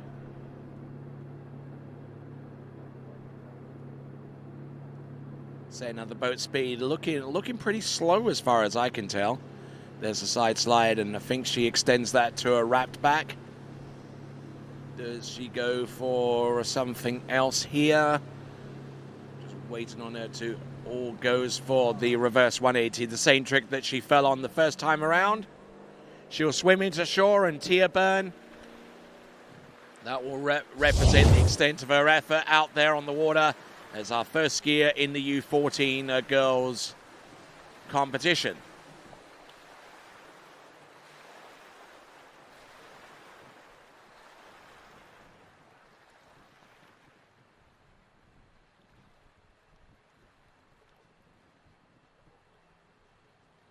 All right, so the next skier to take to the water will be Sarah Gramatica out of Argentina.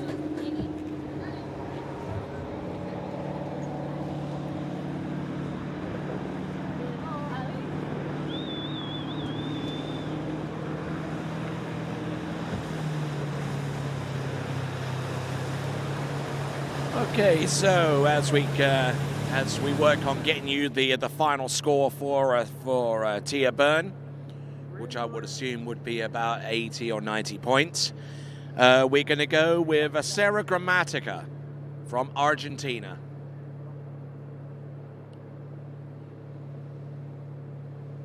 There's a side slide, there's the reverse. Working her way towards the backhand to the front. And goes for the reverse back, and unfortunately not stable enough to ride that one out, so falling on that trick. But a decent effort at this stage of the competition. Sarah Gramatica, second skier out of 10 in this elimination round of the under 14 girls tricks.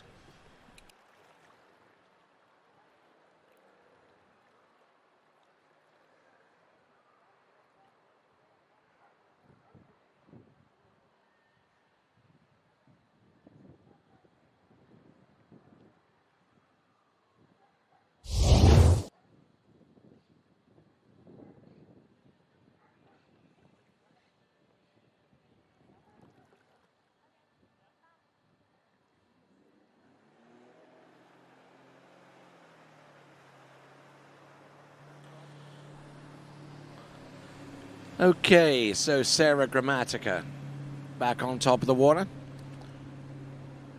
Sending 5 competitors through to the trick-in finals in the under-14 girls competition. So a little ways away from determining that quite yet. Sarah Gramatica just trying to put as many points as she can together for the Argentine team effort.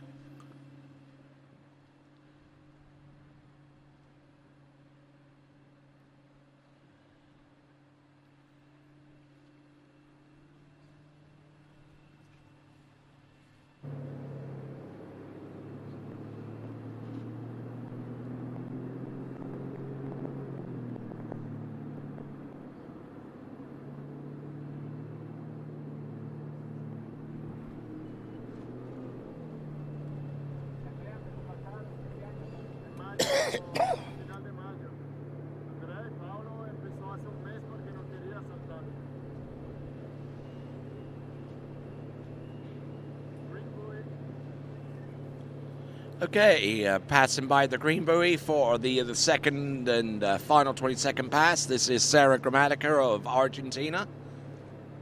Looks like she's going to do toe tricks here. Toe back and toe front, and falling on the toe front. And she's going to swim in and leave in the towboat to make its way back to the dock in order to pick up the next competitor.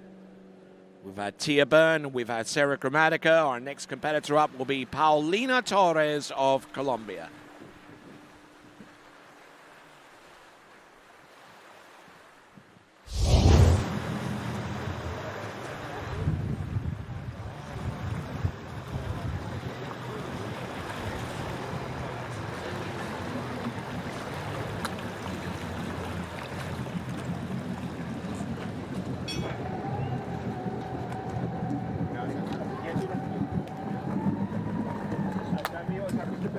Sorry, are you announcing with the radio or not? I don't have a radio.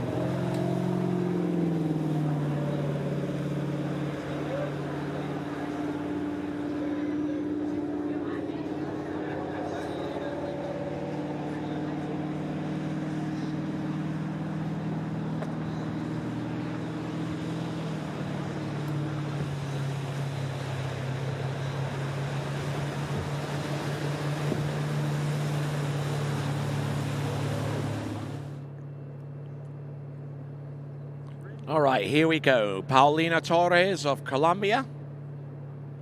See how she sets up for pass number 1. It looks like the boat speed's a little higher, actually considerably higher than our first 2 competitors. There's the wake back and there's the wake front. Reverse wake back and reverse wake back front. About 15 seconds remain out of this first 20-second pass. Surface O. Surface O reverse. Goes for the surface 5 and surface 5 front. Yes, and stopping at around about the time that time expires on her with 20 seconds, and good solid effort. She skis all the way through the end. She'll no doubt take the drop and will continue skiing after that. Good solid edges and good solid tricks all the way throughout here for Paulina Torres out of Colombia.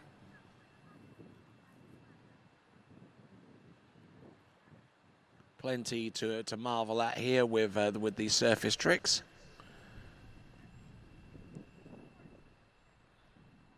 Surface O's.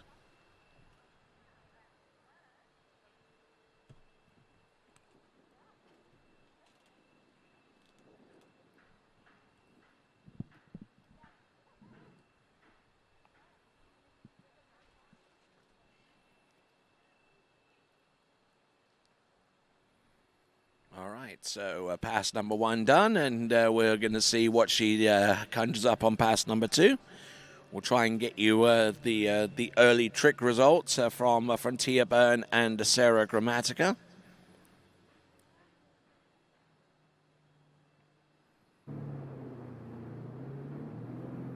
El último torneo de ellos era Medellín, y para ellos fue, digamos, fatal en el sentido que tú sabes que las condiciones allá no eran esas, y se quedaron un poco traumados, pero Here comes Paulina Torres. Looks like she's going to do something along the lines of a toe O or a toe 5 back.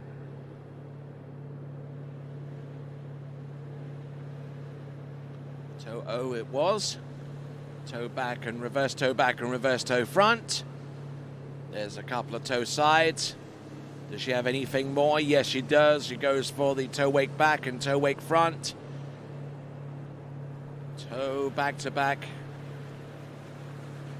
A little bit of a partition in the middle, but she skis all the way through. Nicely done. 2 stand-up runs. Well done there to Paulina Torres.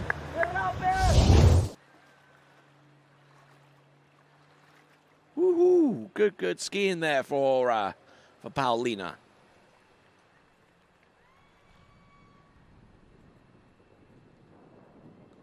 Solid effort all the way through. Not doing anything too dramatic or out the ordinary. But just going from trick to trick and just making sure that everything was on the level. Looked like her balance was perfectly set on top of that ski. And went there with the toe back to back, which she got. And now there was a little partition spin here. But once you got that done, yeah, there you go, double fist pump. Yeah, there you go. You go, girl. Okay, it's going to be our next competitor. Next competitor is Luciano Rodriguez. Coming to us out of Colombia.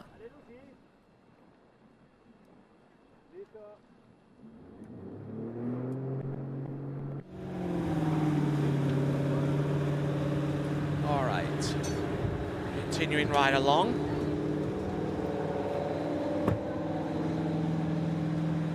As we get ready for our next competitor, Luciano Rodriguez. Those of you soccer fans out there are probably wanting to know what the World Cup is doing right now. Well, Ecuador are eliminated. They got beat 2-1 by Senegal. And the Dutch beat the Qataris 2-0. So the Dutch and the Senegalese advance through to the round of 16 out of Group A. Here we go. Skier on the water at this time. Luciano Rodriguez. Surface O's. Very, very well spun. Oh, there's the surface 5 to the back. Oh, nicely done with the reverse. Back to back. She is spinning all over the show. There's the wake back and wake front. Does she go for the reverse? Yes, she does. There you go. Wake back to back. Oh, nicely done. Just throws everything into that one. Luciano Rodriguez of Colombia.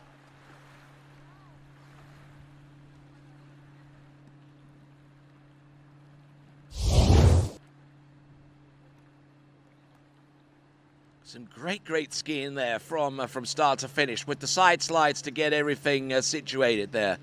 Then backs and fronts and surface O's, and just didn't stop tricking. From once she got going, she just pull the cord and just let her rip.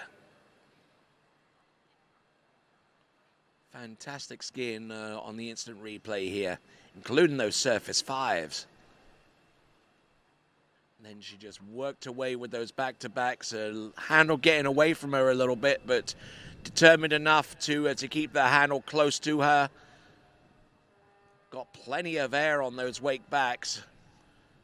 Well, maybe not so much with the reverse, but with the initial trick she certainly did. And then she just turned away from the boat into the half wrap back and then just launched herself.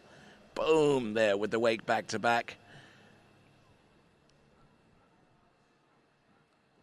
There you go with the reverse wake front, and here you go, fist bump there at the end. So good stuff there from Luciana from Colombia.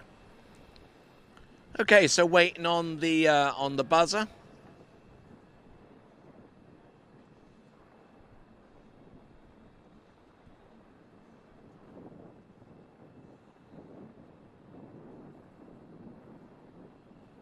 The skiers have about 45 seconds in which to transition from one ski, from one set of equipment to the next, if that's their prerogative. Changing ropes and changing skis, even changing bindings in some instances. But we're just patiently waiting for Luciana Rodriguez to come into the course with the second and final 20-second pass. It will consist of toe tricks.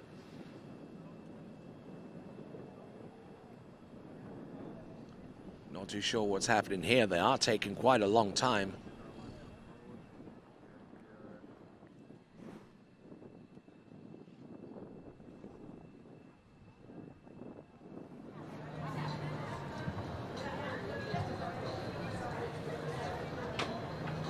Try and find out what's going on and report back to you in a few minutes.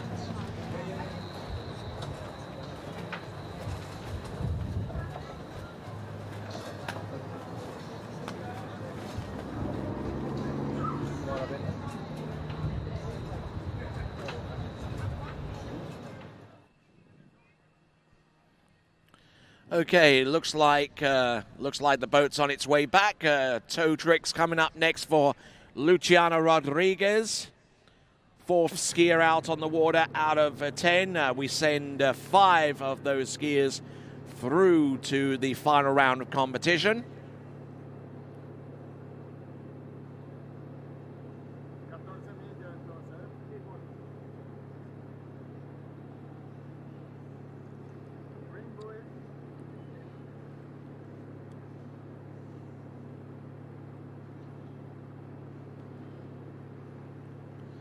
Here we go, Luciana Rodriguez with toe tricks.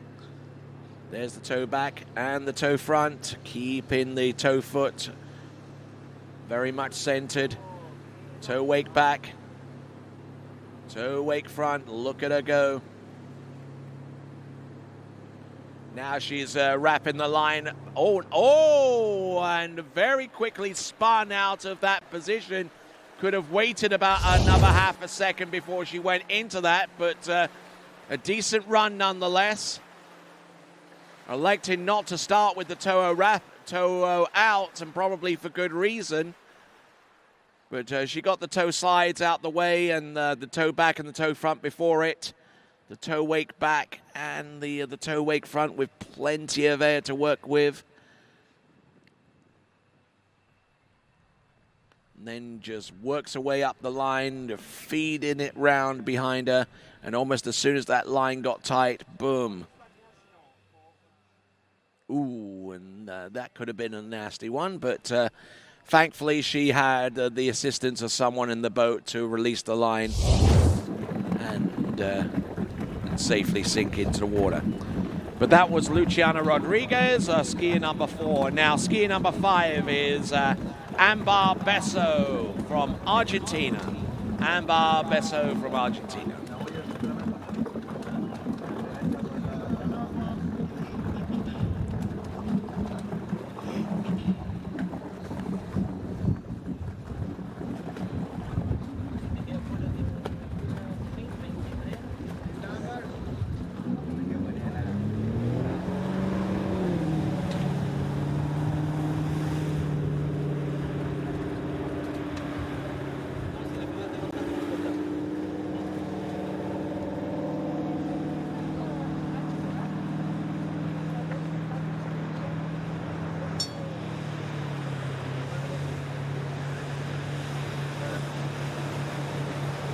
All right, now, halfway down the list,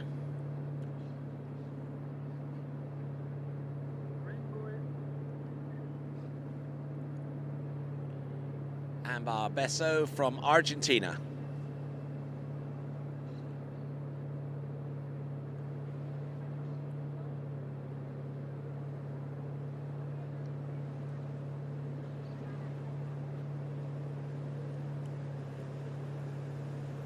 Looking strong. Amber Besso going through her surface moves. Now will work towards the wake, I believe. It's a wake back and tried to attempt the wake front, but unfortunately getting a little bit skittished out there towards the end. 20 seconds under her belt. Producing all of the tricks that she wanted to.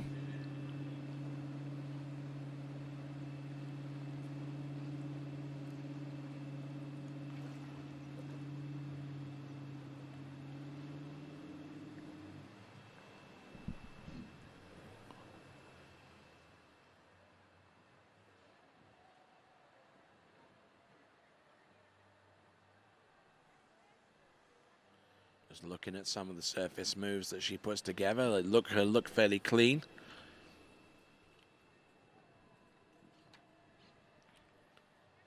Put a vice-like grip on that handle for the most part for Amber Besso,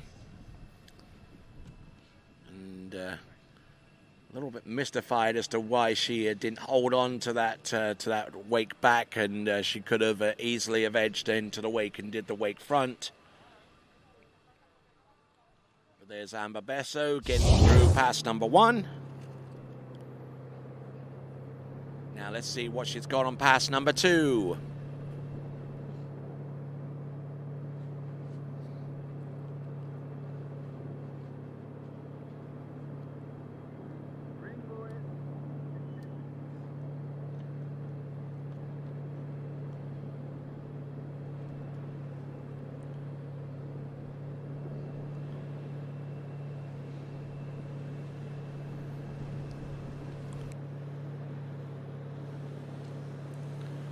Okay, is Amber Besso and getting the foot in the toe strap there. Now will attempt some toe tricks. Now that's securing to the toe back. Oh, and just not being totally secure in the back.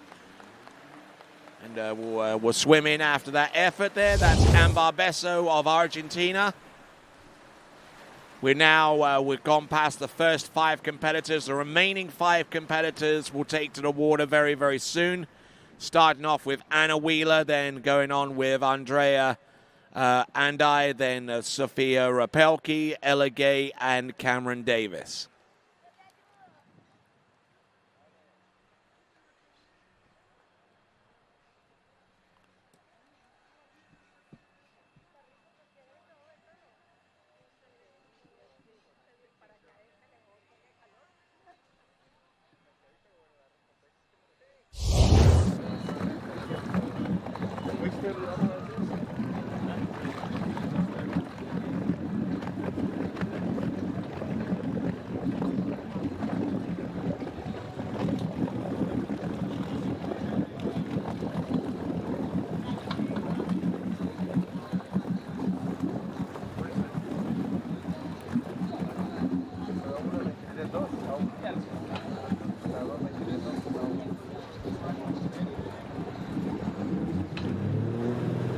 So now we're going on to Anna Wheeler out of Canada.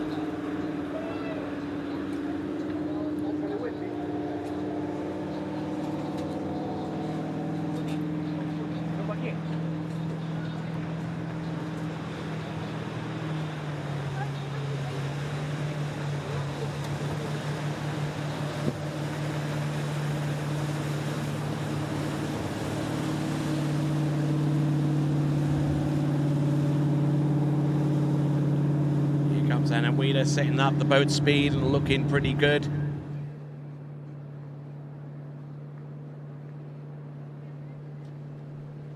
There's a side slide and there's the reverse. There's the rat back.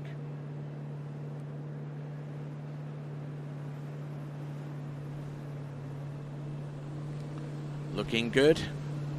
Keeping the handle very, very close Oh, and on that reverse the surface, just losing a little bit of her axis, tried to work that one way too quick.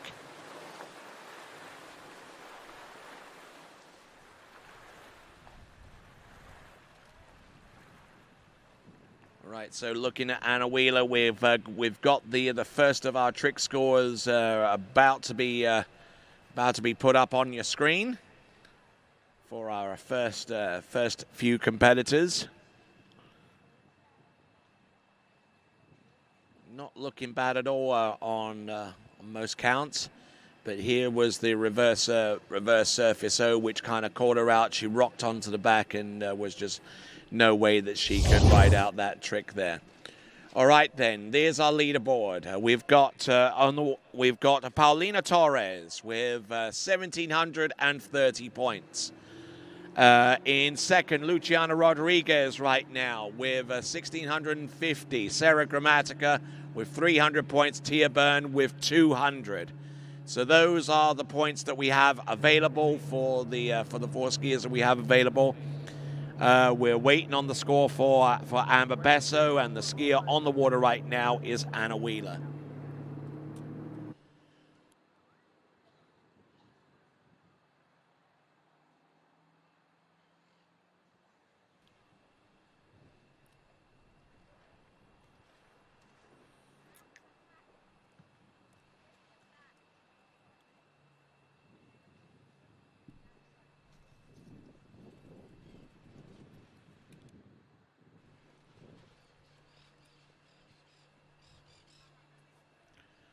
All right, here comes Anna Wheeler. Second pass.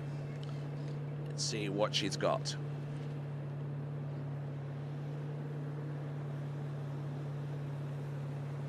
Toe back. Toe front. Toe side. Toe side. Or third attempt at the toe side to make sure that ski went sideways. Wake back. Here's the wake front. Does she go for the wake back to back here? No, not quite. But she does ski into the dock and stands up at that attempt to the second pass. That is Anna Wheeler out of Canada. And I could probably safely say that at this point, Paulina Torres may be our first competitor to make her way through to the next round of the competition based upon what I've seen since. So we'll see if we can confirm that. Our running order consists of those four skiers that you see up on the screen, and they'll be on the water momentarily. Starting off with Andrea Andai, then Sophia Pelkey, then Ella Gay, and Cameron Davis.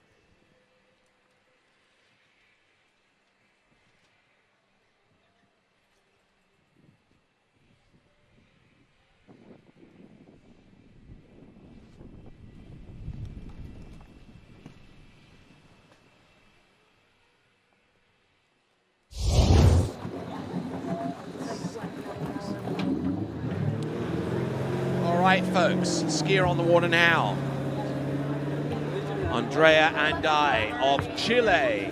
Fill this out, and then if whoever goes in the boat with them, just take it with you. So let's see what our Chilean talent in the U14 girls can produce. Andrea Andai from the host nation of Chile. Let's see what she's got. Passing up the green buoy.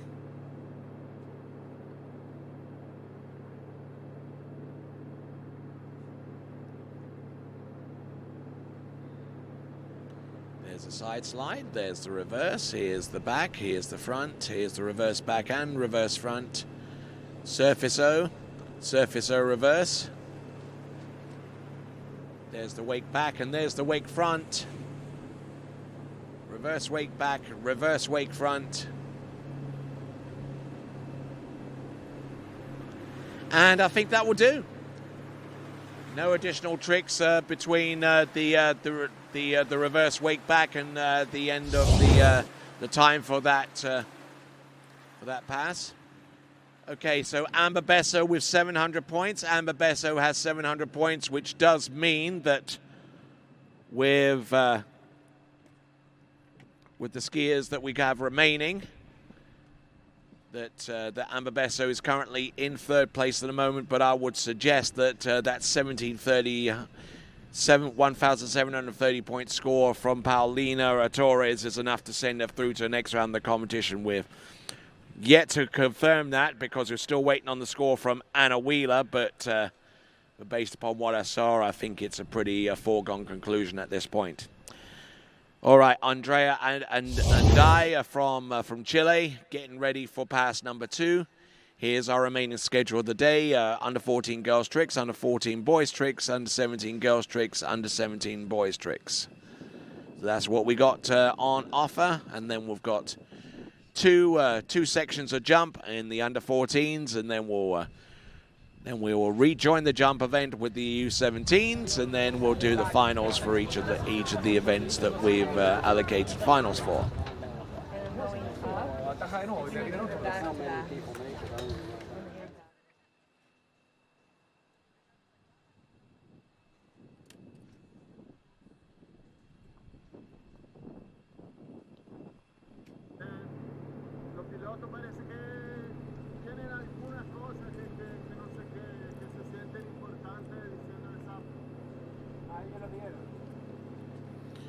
All right then, folks, here we go. This is Andrea Randai of Chile.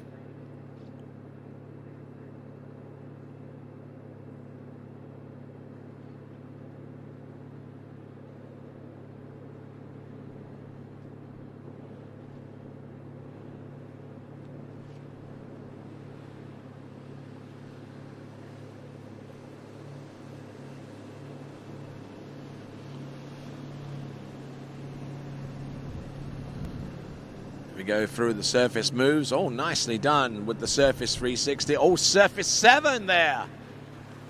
Wow, wake back and wake front. Oh, goes for the wake back to back. So it looks like we've got a sprightly little performer here out of Chile. That is Andrea Randai, and she's happy about that. 570 points for Anna Wheeler, 570 points for Anna Wheeler, which basically sends Paulina Torres through to the next round for absolute certain. Obviously, there is that 30-minute review period at the end of the tricking event, so the trick scores may not be totally confirmed until the end of the 30-minute period, but provisionally, I would say Paulina Torres has booked herself a spot through to the next round of the competition. Anna Wheeler with 540 points, our latest score.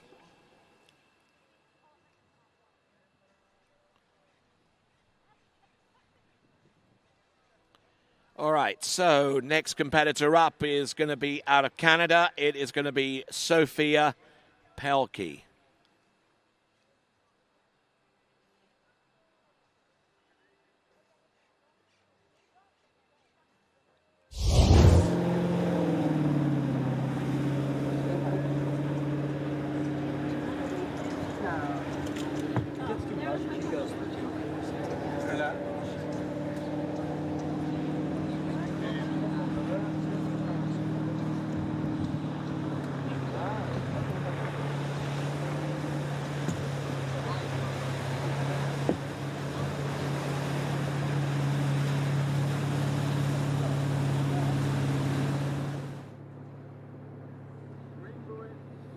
All right, Sophia Pelkey from Canada getting set up here.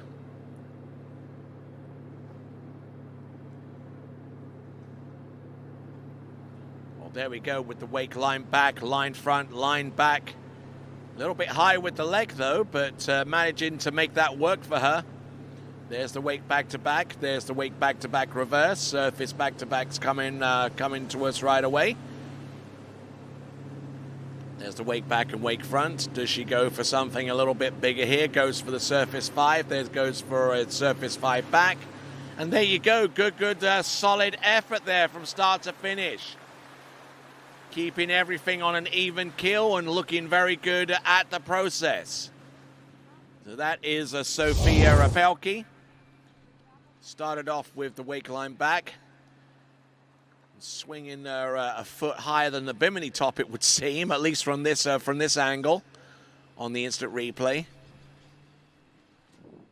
But good elevation there with the wake line front as she worked her way through with the remaining tricks that she has, including that wake back-to-back.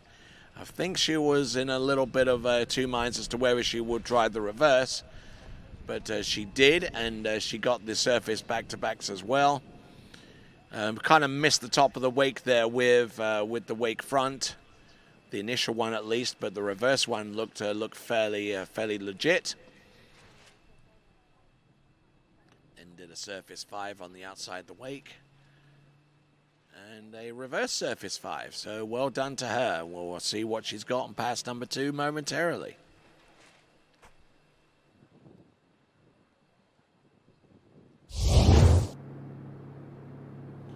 All right, back on with pass number 2. Sofia Pelkey.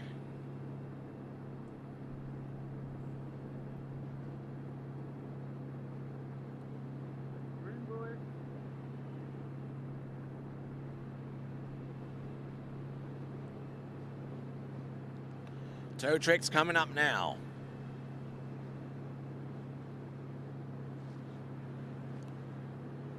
Seconds on the clock.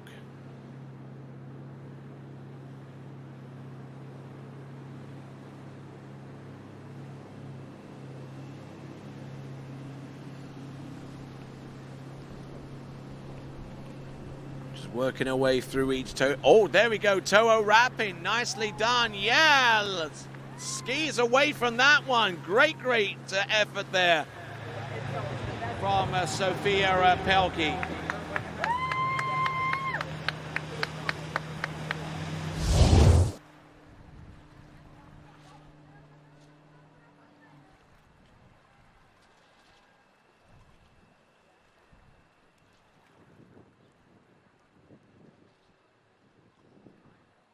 So looking very, very impressive with the instant replay, including the toe wake back, getting a lot of elevation, and it's a trick that naturally comes afterwards, the toe wake front, toe side and toe backs and toe front, reverse toe back and winding it on, and the reverse toe front, and then from the front. Lets that ski rip a toe 360 front to front, and nicely done. Could have produced a score there that could well upset the apple cart a little bit here. Andrea and I's score yet to come through, so too is Sophie's score, whom we just saw there. In the meantime, whilst we get those scores published, we're going to bring on our next competitor out of Winter Garden, Central Florida. It is Ella Gay. Yes.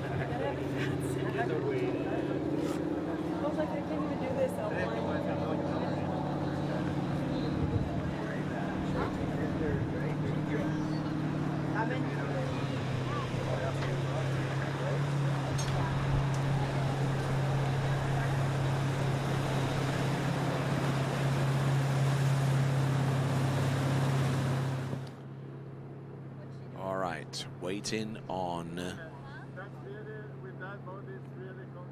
pass number 1 for Ella Gay. Setting the boat speed up right. Russell Gay on the rope release.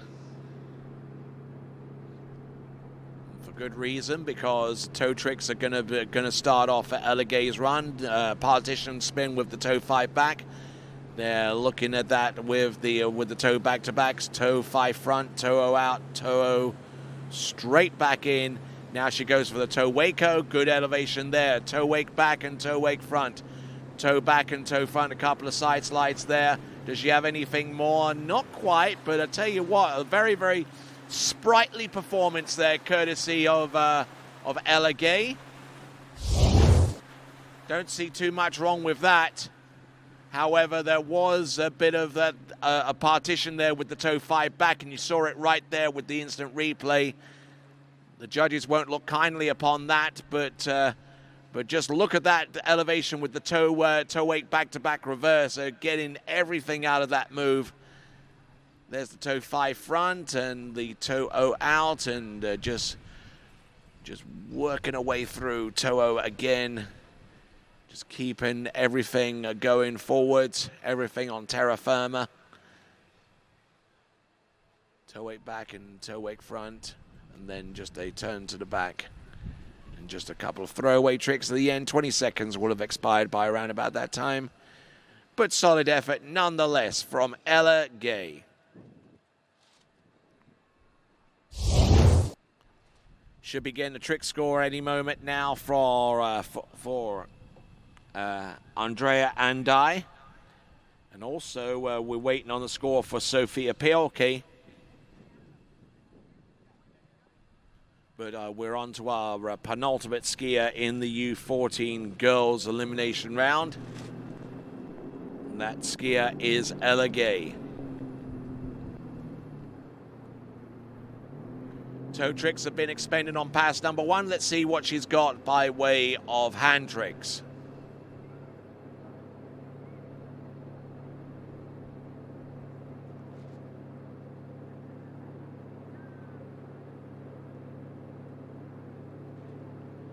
Here we go.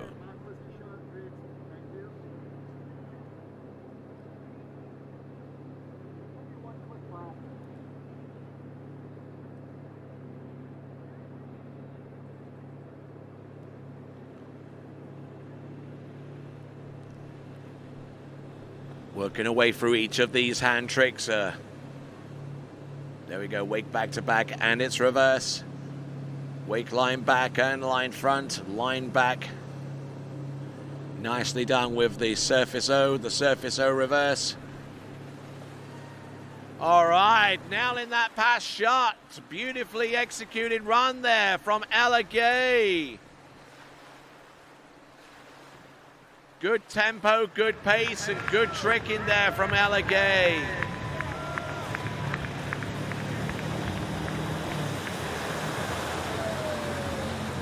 Looking good, looking particularly strong, and may be enough to send her through to the next round of the competition based upon what I've seen. That is Ella Gay as we now get ready to bring on Cameron Davis.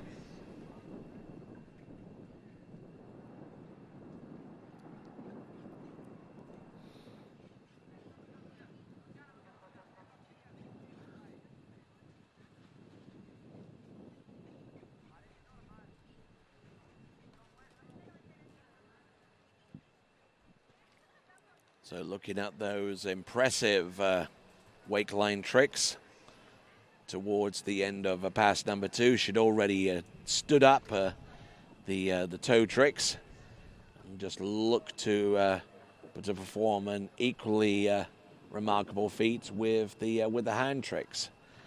So a good effort there, and we'll see what our last skier can do. It'll be Cameron Davis.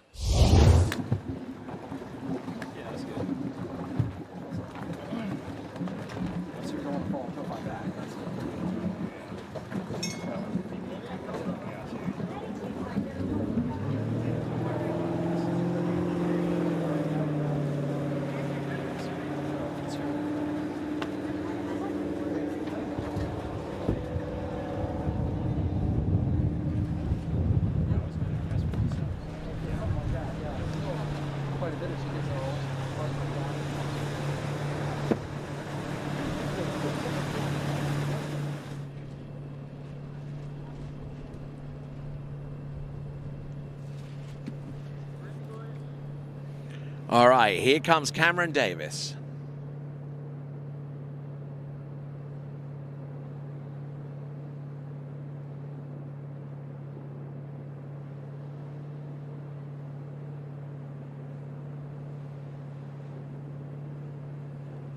Ooh, there we go. Good spins there into wrap.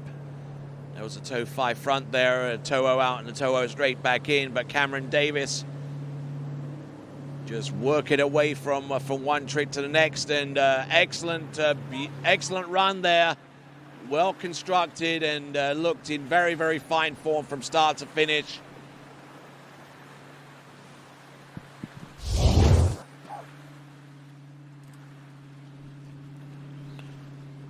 So first trick she attempted was a toe 5 back.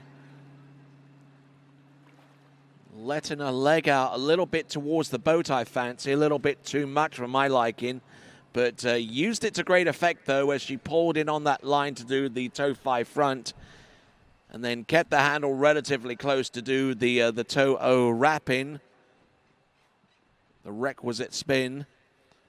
There we go, toe 8 back and the reverse toe 8 back to back, and getting good elevation there with the toe 8 front. As she continues on. And we got a point score, 11-7-0, 11-7-0 for Andrea and I. 11-7-0, and that would actually put Luciana Rodriguez through to the next round of the competition as well. Yes, indeed. Luciana Rodriguez currently in second spot with 1,630 points, and with 3 scores yet to come in. That of Sophie Pelkey, Ella Gay, and indeed Cameron Davis. It's safe to say that whoever is in the top 2 at the moment have made it through to the next round of the competition. Pendin made it through to the next round of the competition because there is still that 30-minute review period that takes place after the tricking sheets are released to the skiers and their coaches.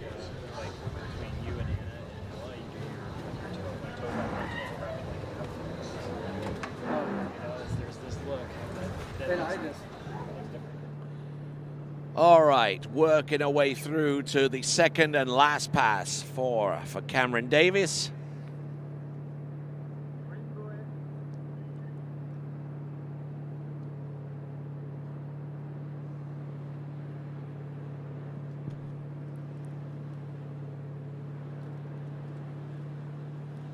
Looks like she's going to start a wake line O, which she does.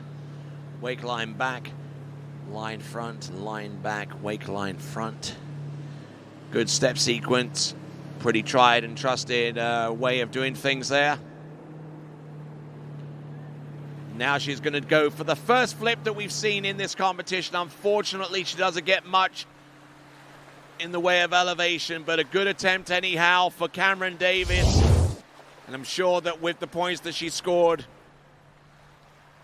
with pass number 1, added to the tricks that she performed in pass number 2, she could well have enough to see her through to the U14 girls tricking final that will take place tomorrow. So there we go. We've got every score that we need in the under 14 girls tricks, save for the last 3 competitors. Sophia Pelkey, Ella Gay, and Cameron Davis will wait on those scores. In the meantime, we'll take the under 14 boys Series 2 tricks. We'll see them attack the water in just a moment. This is the 2022 Pan American Water Ski Championships coming to you out of Lago Los Moros. And the U14 boys start list consists of Lyndon Panett, followed by Lorenzo Nelson, Jarrett Goulart, Pablo Bello, Samuel Jaramillo, Noya Sorio, and Dylan Anderson. That is in Series 2.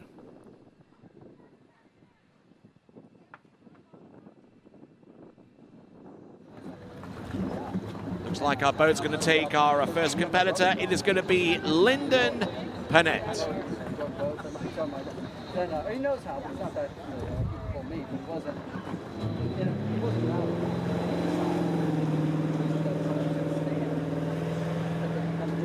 She's standing on the outboard, like taking pictures. No baby. He's just having so he's taking pictures. Okay, so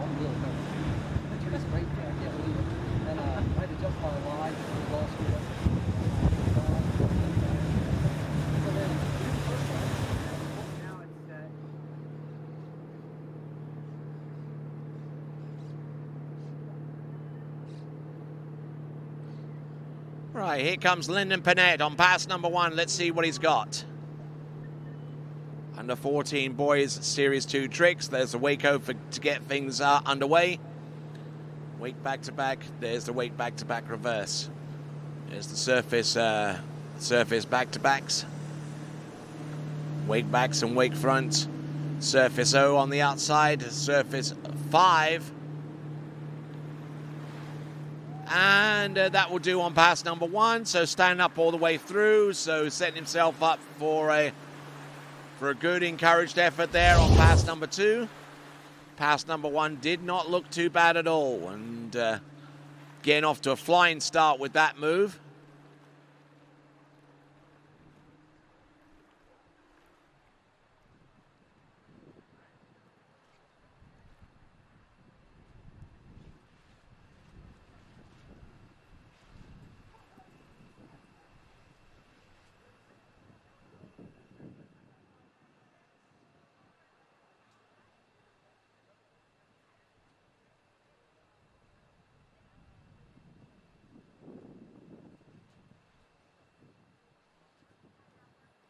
Just looking at that again.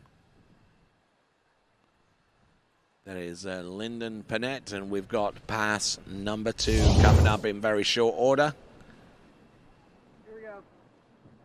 Mark Orosky there, our boat driver in this section of the tournament. U14 boys series 2 tricks. 16-0 B2.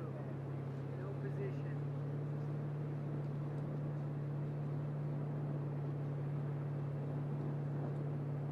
All right, Lyndon Panett coming in on pass number 2. Looks like it's going to be toe tricks.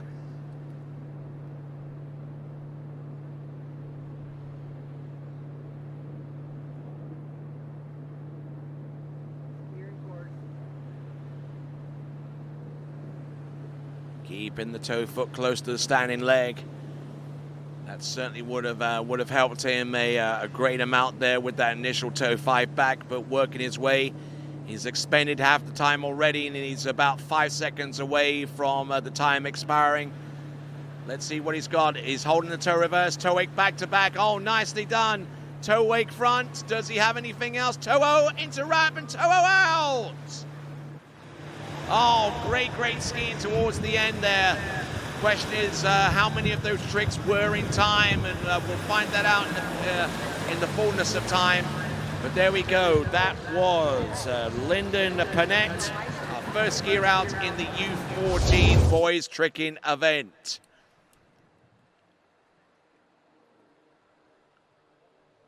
A little bit of a partition spin with the toe 5 back, but still able to muscle his way through the remainder of the tricks, including the toe wake back, and then obviously it's toe wake front.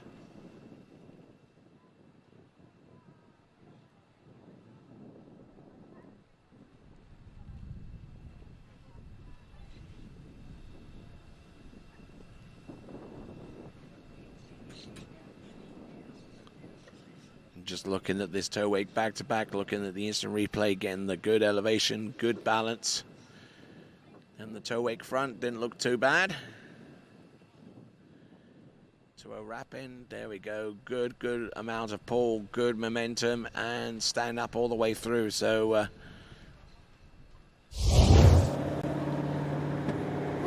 good skiing.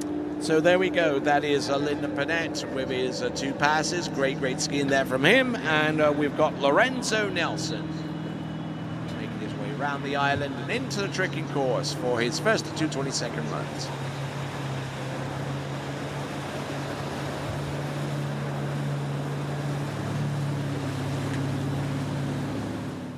When does he start?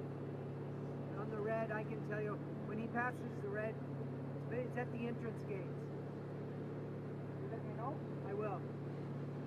This next red buoy, right, he's there, right there. Okay, reverse toe back and toe front, toe back and toe front. Toe wake back, toe wake front. Toe sides. Does he have anything more? Yes, he does. Reverse toe back. Toe backs on toe back to backs on the surface. And I think he may have run out of toe tricks at that time, but a good effort there from him.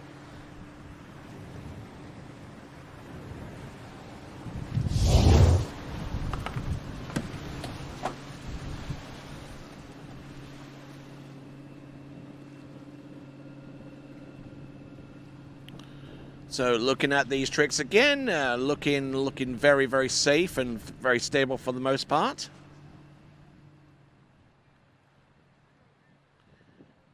As we go through those tricks, trying to get you the scores and the results for each of our competitors. Still waiting on scores for Sophia Pelkey and Ella Gay and Cameron Davis to round off the under 14 girls. We'll try and get that to you as quickly as we can. In the meantime, we are on skier number 2 in the under 14 boys tricking event. This is Lorenzo Nelson of Mexico.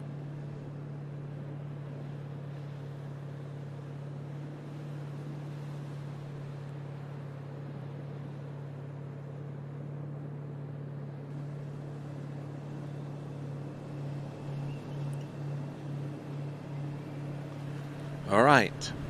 Okay, getting all the way through his 2 20-second runs.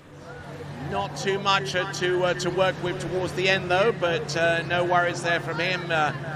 Gets through both passes, standing up, and that's the best that he can hope for out there.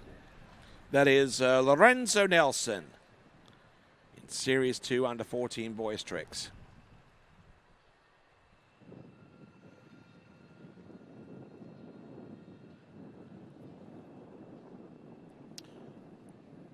All right, so, okay, just looking at this.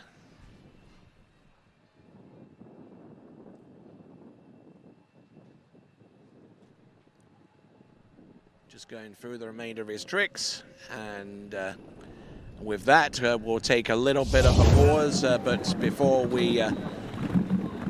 we continue on, a quick update for you folks out there checking in. Probably one eye on the skiing and one eye on Doha right now. 0-0 draws currently in both Group B games with 28 minutes on the clock. Iran versus United States and Wales versus England, both 0-0 draws with 50 minutes to go before halftime in each of those games. All right, then, we'll continue on with the Pan American Water Ski Championships for 2022 in a few minutes, but we'll stand off to one side, and we'll let you watch some of these.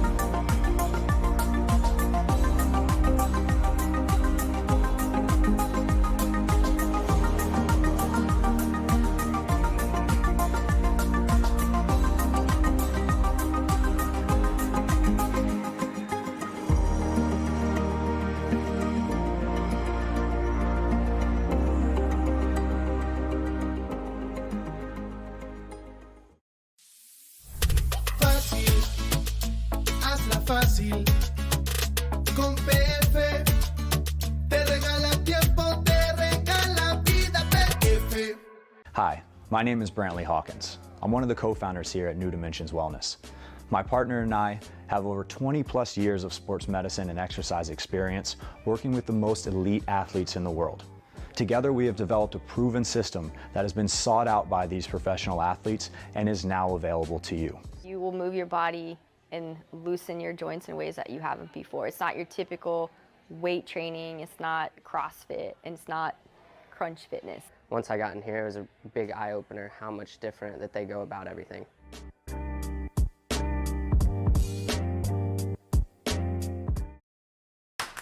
What if I told you there was a place where the sounds of nature are only broken by the roar of a boat?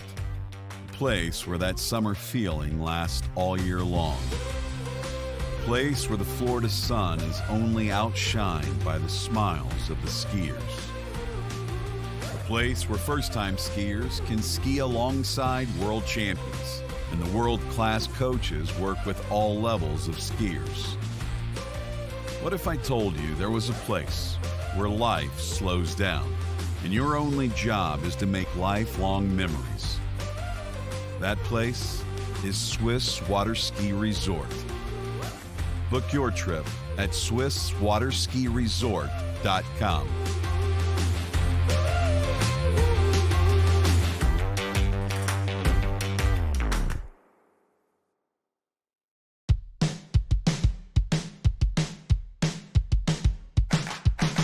Today is gonna be a little something more. I've got a plan in mind, a special thing in store. The light bulb inside my head says, get out and play, 'cause you never feel this way.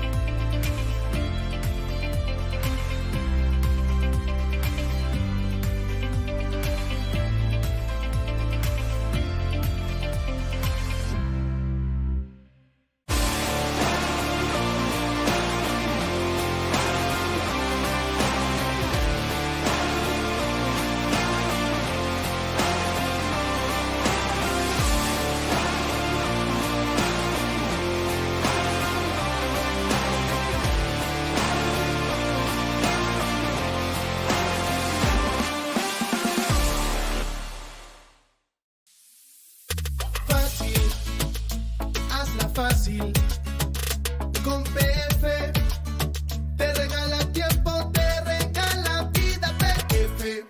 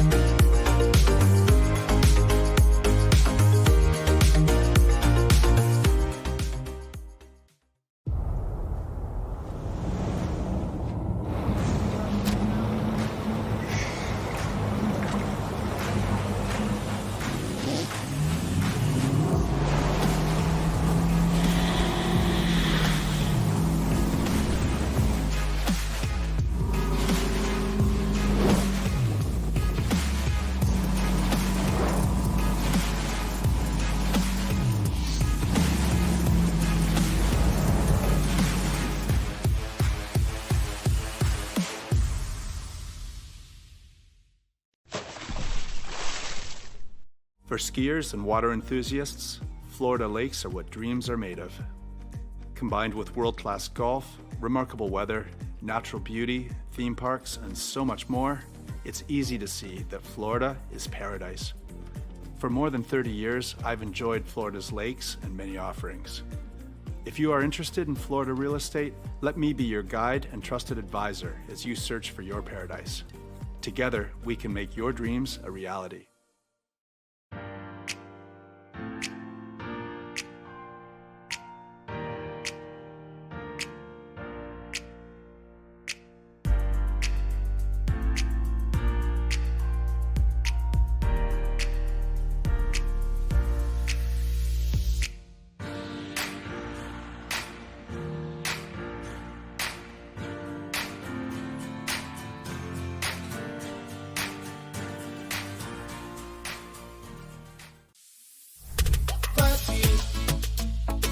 Fácil, con PF te regala tiempo, te regala vida, PF.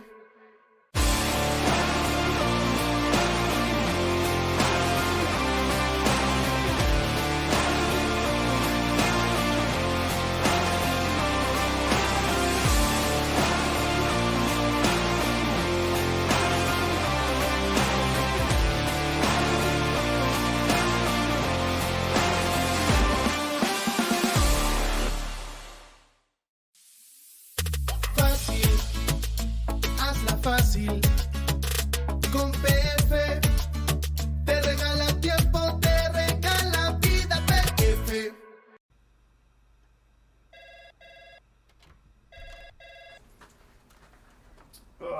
Morning, Brian. Hey, morning. You have a good weekend? Yeah, got out on the water a couple times. How about you? Yeah, I got to set in. Just gonna make a quick phone call here.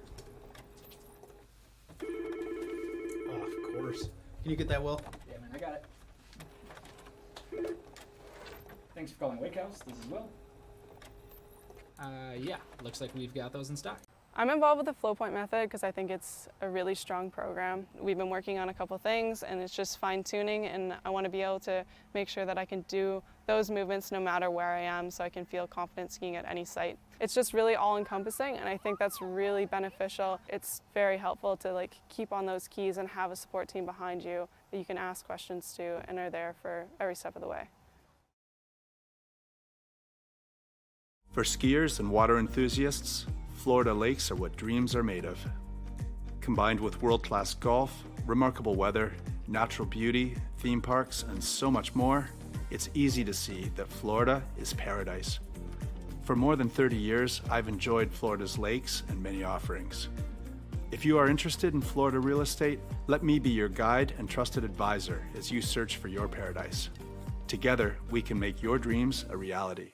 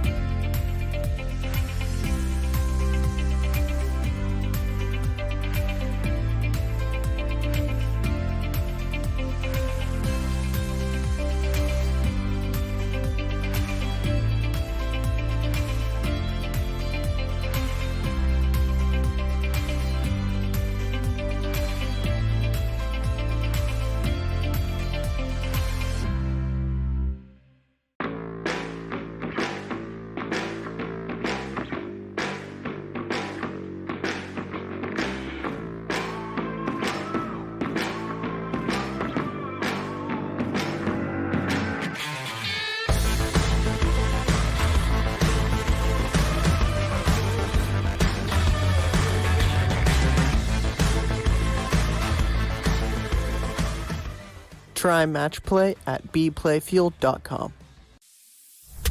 Fácil, hazla fácil. Con PF te regala tiempo, te regala vida. PF.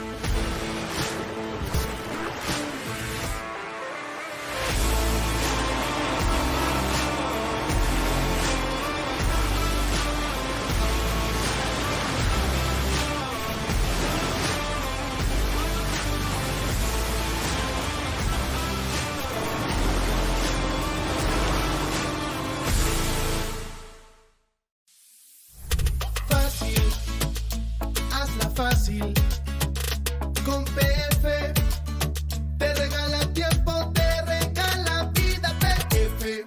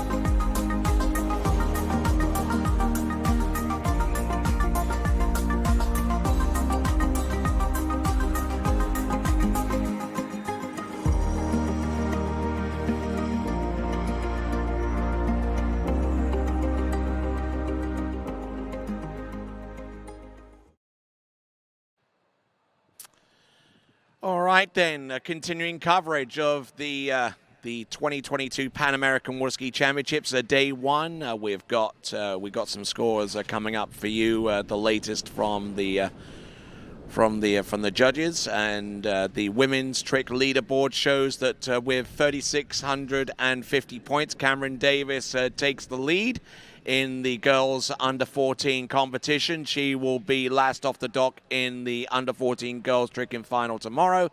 And before her would be Sophia Pelkey of Canada with 21.70. She is in second place at this time. Paulina Torres with 1,700 points in third. Luciana Rodriguez with 1,650 in fourth. And in fifth place, rather surprisingly, is a score of 1,540 points, courtesy of Ella Gay. Those are your top five, and they make it through to the next round of the competition. While we wait for the green flag from the officials to continue on, some latest news out of the World Cup. United States 1, Iran 0. United States 1, Iran 0. Christian Pulisic with that goal at the 37th minute, and if it stands the same between now and the end, then the United States would progress through to the round of 16 alongside England. Down there. It's a little harder with the trick skier. At least they're boys. Mike Jeff.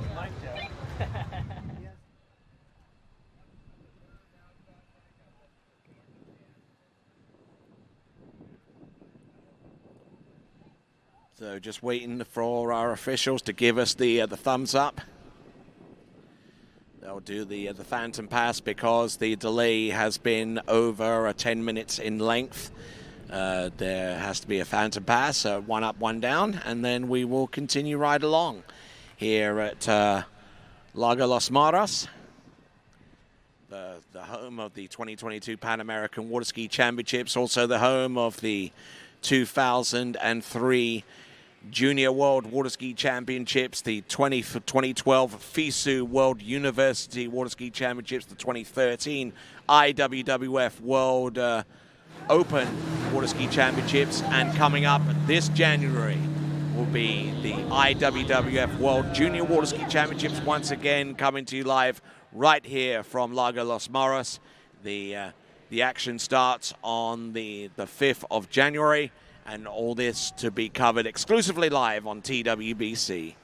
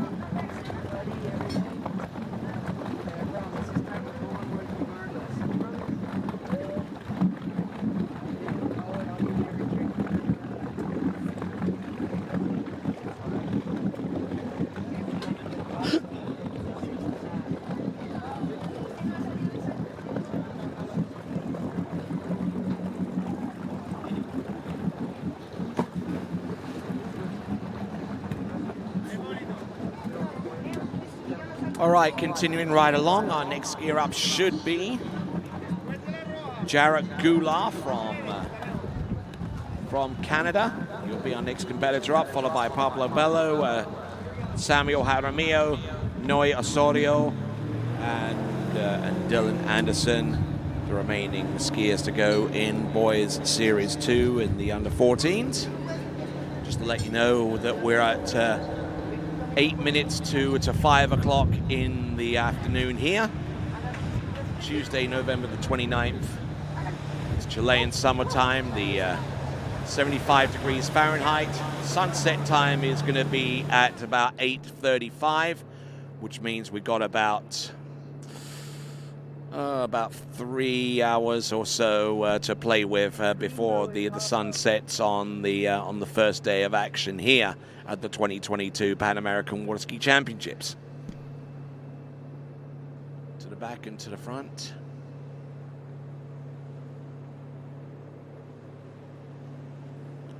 Not looking bad.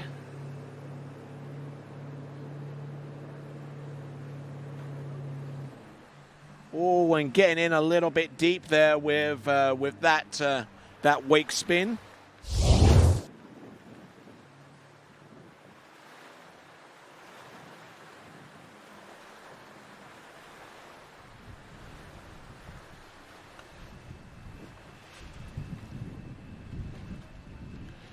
Just trying to ascertain who it is, because the skier that's on the water right now is wearing bib 69, and the skier that should be on the water should be wearing bib 49.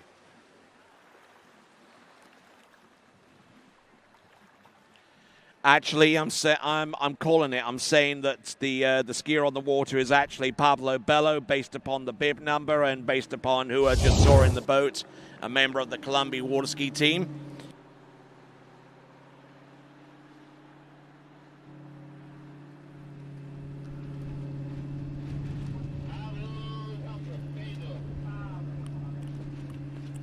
So that is Pablo Bello, as we continue to rock away towards the end of this tricking event in the under 14 boys.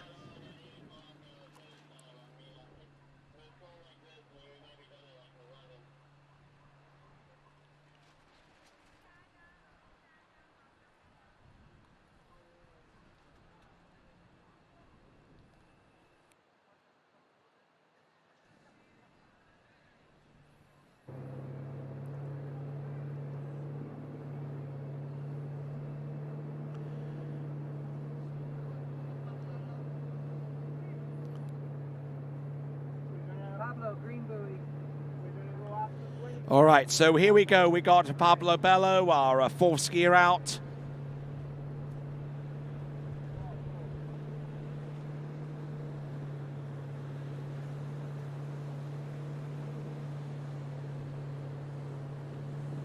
So not looking bad there with the first few tricks on pass number 2. Just winding his way on. There's a 360 spin. There's the reverse. Does he have anything more? Looks like a 540. Yes, rises up there with the 5 to the front. Couple of sides towards the end. Oh, does he go for the flip? Yes, he does. Look at this. Does he make it? Not quite. The second flip attempted today. And that is courtesy of Pablo Bello, our first skier out of Colombia that we've seen today in the boys tricking event. Not looking too bad for the most part.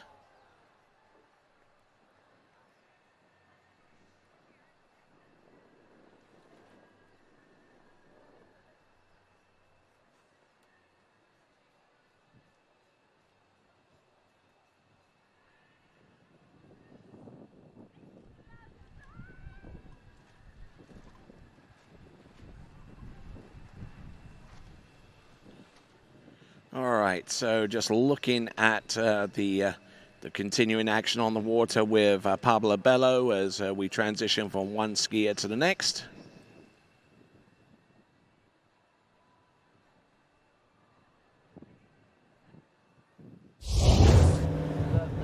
So that is Pablo Bello, and continue to rock right along to our next competitor, Samuel Jaramillo.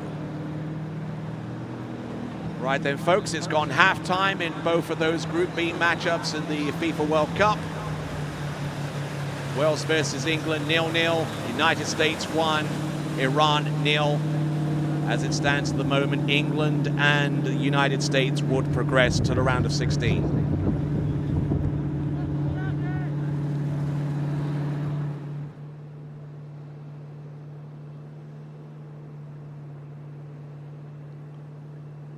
Here's Samuel Jaramillo,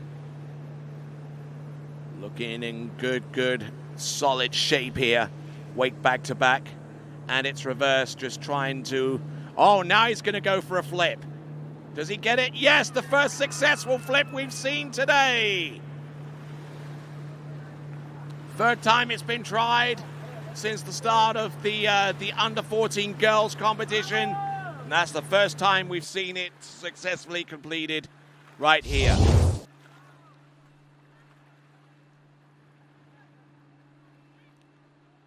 So didn't have an awful lot of tricks to begin with. Maybe the odd side slide and back and front and maybe some surface turns, and then he just turned it on. Now, if he ever gets the idea that you can do flip reverses and go side to side, and you know, he could really build himself up a pretty hefty handle pass. We've just gotten the score from Lyndon Panett. It was flashed up on the screen. 3,080 points for Lyndon Panett. 3,080 for Lyndon Panett. That's the score that I saw flash up on the screen. 3,080, consisting of a first pass of 1,290 points. The second pass was 1,790. That combined gives in 3,080. We also got the score as well, and it's I believe it's just come through. Samuel, green buoy.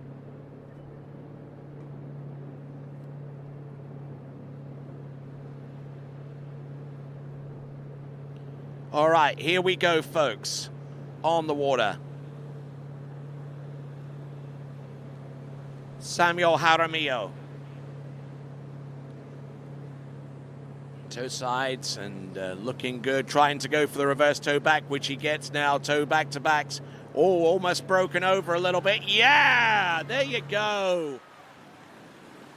Just absolutely hammers that one down. Great skiing there for Samuel Jaramillo. Essentially 2 stand-up runs. Pushing out another score. Lorenzo Nelson, 2280, 2,080 points.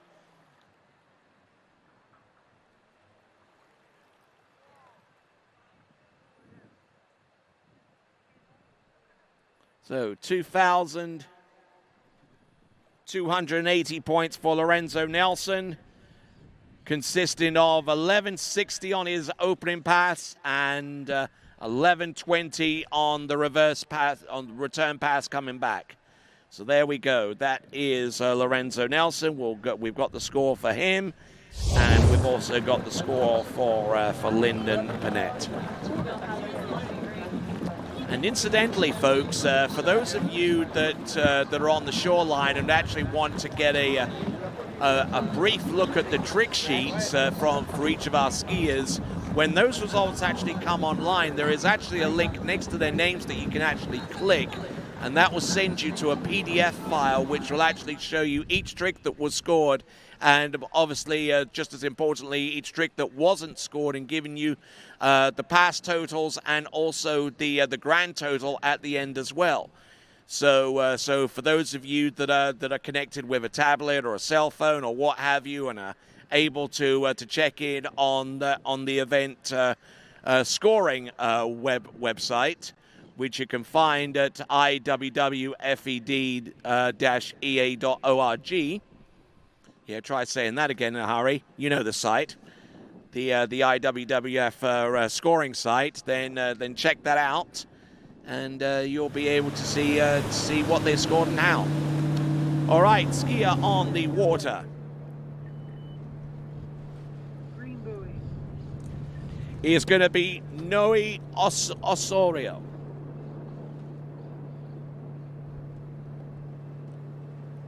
Starting off with a Waco to get things up and running. High tempo start. Wake back to back. Here's the reverse.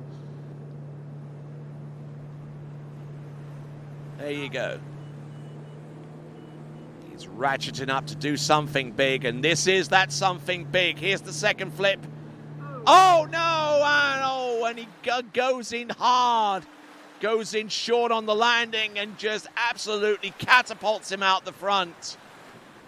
Certainly got the height, but just not enough of the rotation to make that trick happen. He certainly had plenty of good tricks to throw ahead of that one.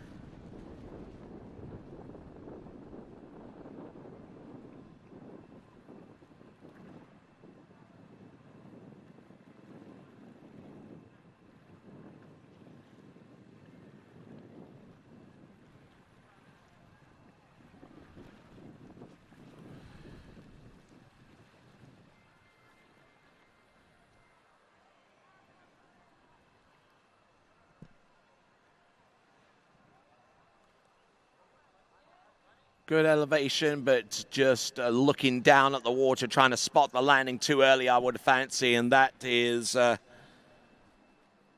Osorio from Colombia. And getting ready for pass number 2. And if what I'm looking at is correct, there appears to be a score revision for one of our previous skiers in the U14 girls tricking competition. Check this. The score for Ella Gay has been revised from being slightly over 1,500 points, which just about put her through to the next round of the competition, to going up to a whopping 3,320 points. That score revision showing up on my screen right now, showing that Ella Gay has moved from 5th place all the way up to 2nd on the basis of that score revision. Copy your what?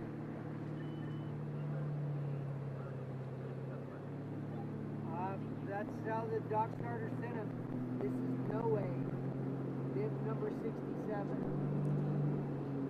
So Noe Osorio coming into the course with his second and final 20-second pass.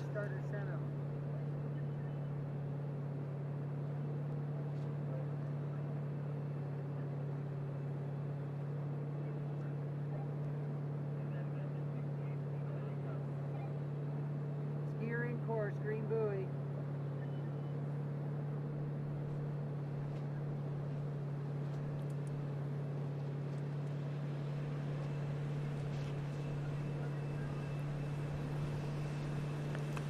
Here we go. This is Noe Osorio coming out of Colombia. Seems to be very adept at the toe tricks. Getting a good height there with the toe wake back and toe wake front. There's a side slide. There's its reverse. Does he go for the toe-o? Yes, he does. But succumbing to a common fall that happens whenever you are learning the toe-o into the wrap, and that is falling out of the back. A lot of that is due to the fact that a lot of skiers, whenever they're learning that trick, use slightly too much of their body to work their way forwards over the toe foot. So Noe Osorio there pulling not exclusively with his leg, as one should do, but pulling a little bit too much with his shoulders at the same time, and thus throwing too much of his weight on the back of the ski and not able to ride out the toe-o. And just taking a look at that once again, leaning back as he starts to rotate, and then it was just a case of goodbye, Mr. Bond.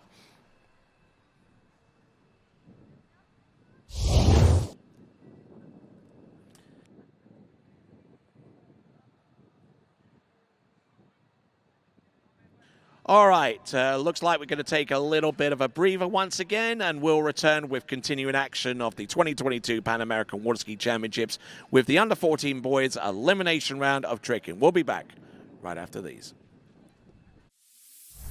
Fácil, hazla fácil. Con PF te regala Hi, my name is Brantley Hawkins. I'm one of the co-founders here at New Dimensions Wellness. My partner and I have over 20 plus years of sports medicine and exercise experience working with the most elite athletes in the world.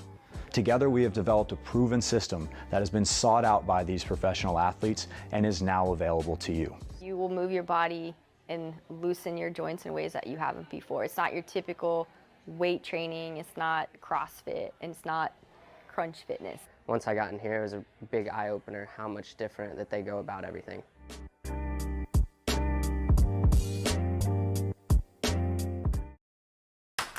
What if I told you there was a place where the sounds of nature are only broken by the roar of a boat? A place where that summer feeling lasts all year long. A place where the Florida sun is only outshined by the smiles of the skiers. A place where first-time skiers can ski alongside world champions, and the world-class coaches work with all levels of skiers. What if I told you there was a place where life slows down and your only job is to make lifelong memories? That place is Swiss Water Ski Resort. Book your trip at SwissWaterSkiResort.com.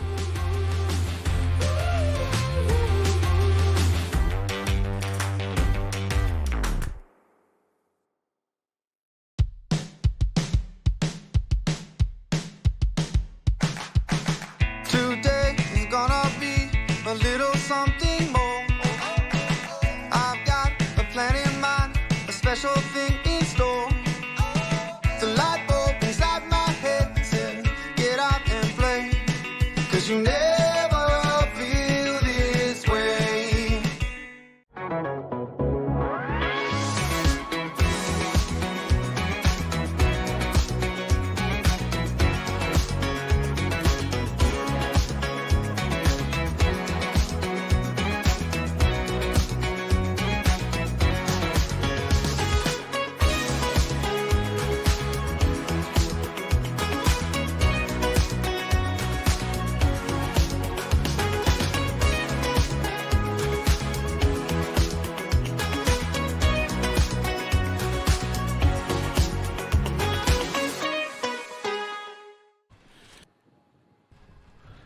All right, continuing action here at the 2022 Pan American Water Ski Championships, coming to you live from Lago Las Maras, just outside of Santiago de Chile, that nation's capital. And yeah, we got a fairly good crowd here, keeping an eye on things that are about to take to the water. We've just seen Noé Osorio from Colombia.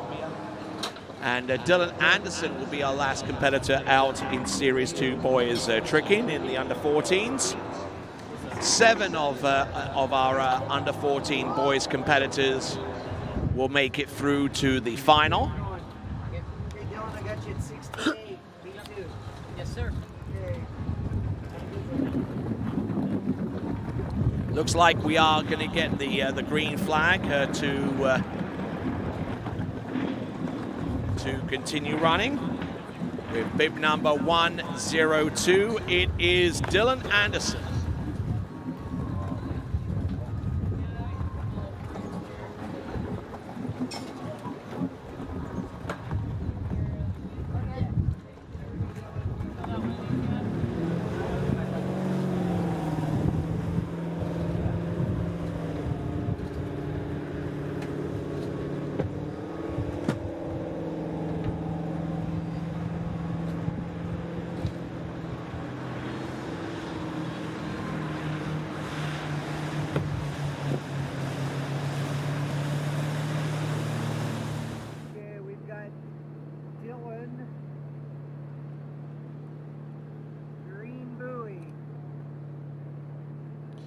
All right, here we go. This is Dylan Anderson.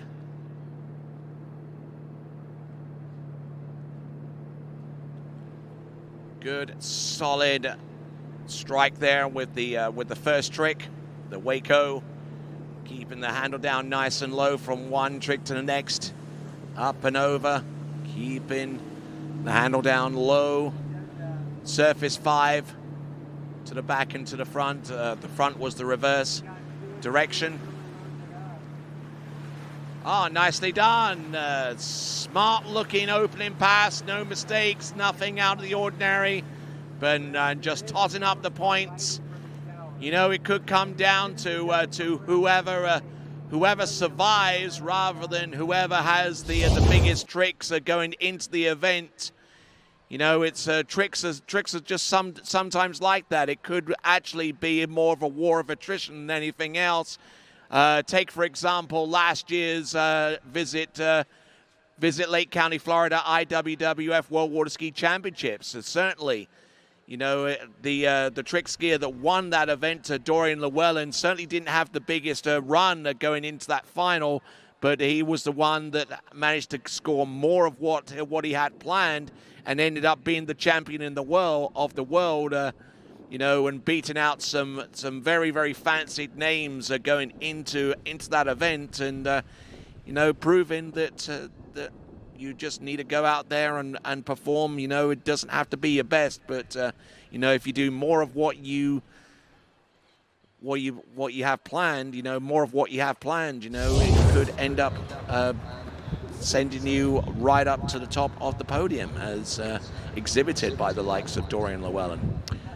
All right, so we've got Dylan Anderson out the water, where Louis is about to take to the water. I'm going to try and pronounce his name right.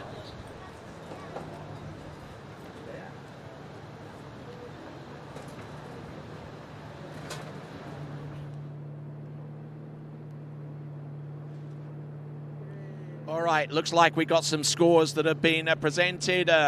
Lucas Panett with 3,080. He's currently in the lead. We'll get some more scores coming through the pipe in just a moment. Ooh, and going through back-to-backs, but you know, is not getting enough pull from the boat, not advancing himself enough to take attention off that line to do those toe back-to-backs. And unfortunately, he was unable to keep his momentum and his spin going, notwithstanding the fact that he had some slack line at the beginning with his toe O, which kind of completely took him out of his rhythm and poise. And the fact that he slouched over his toe foot probably didn't help either. All right then, so as we continue on, let's take a look at the start list for Series 1 in the Under-14 Boys Trixing. Louis Crouleray of Canada, out of the province of Quebec, more specifically, takes the water first, followed by Ruben Medrick, also of Canada, then B.G. Bickley, Freddie Davis, both from the United States, Pablo Alviva from Colombia, Francisco Georges of Argentina, and Mateus Gonzalez will round off the Under-14s competition in the Tricks event.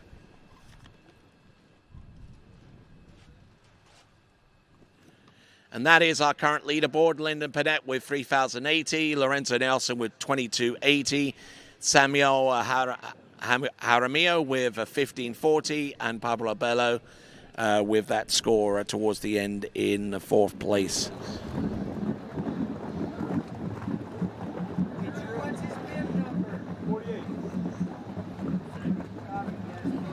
So Pablo Bello with 1150, currently in 4th place right now. So we're still yet to get some scores coming in.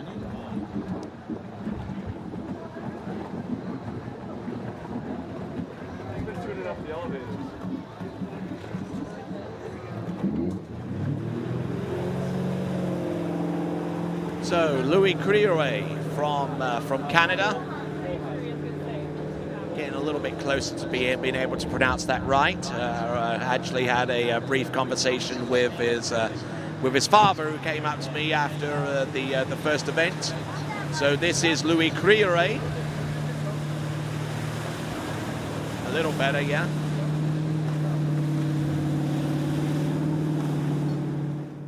C'est d'accord pour maintenant? All right. So Louis Crouleray. Oh, Waco for starters, getting good elevation there. A surface back, surface back-to-backs. Look at him go, just accelerating from a high-tempo Waco to get things running. There we go, wake 5 front. Does he go for the wake back? No, look at him go. He gets the elevation, wake back, flip back. There you go, well inside 20 seconds. Louis Quire of Canada.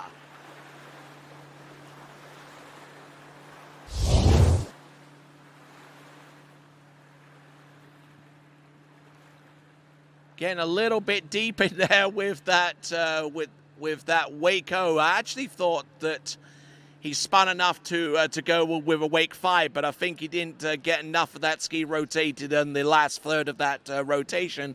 Hence, that looked more like a Waco rather than a wake 5 back.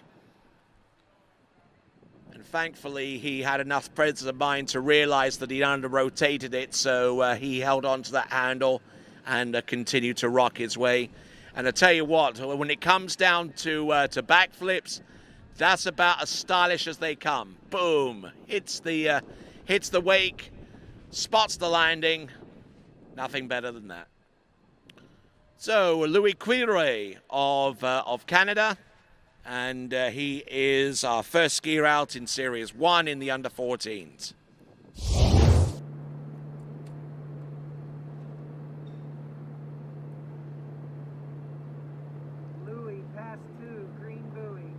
Here we go, Louis Quire.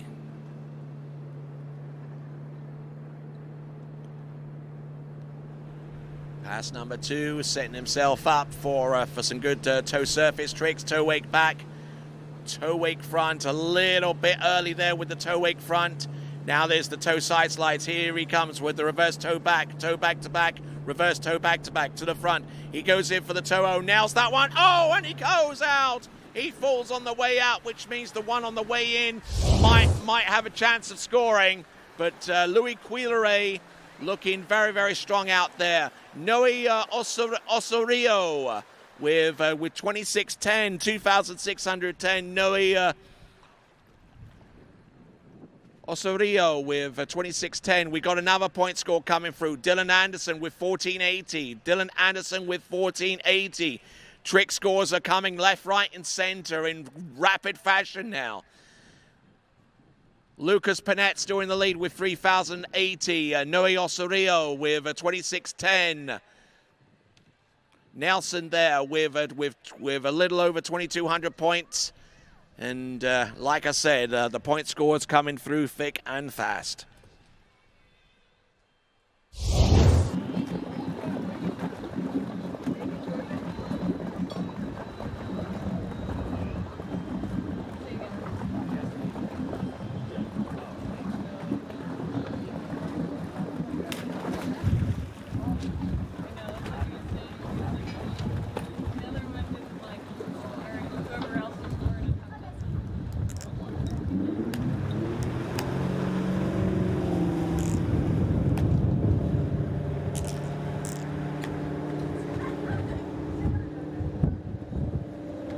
All right, continuing right along, our next competitor on the water is Ruben Mednick.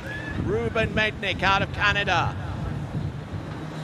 working his way into the course.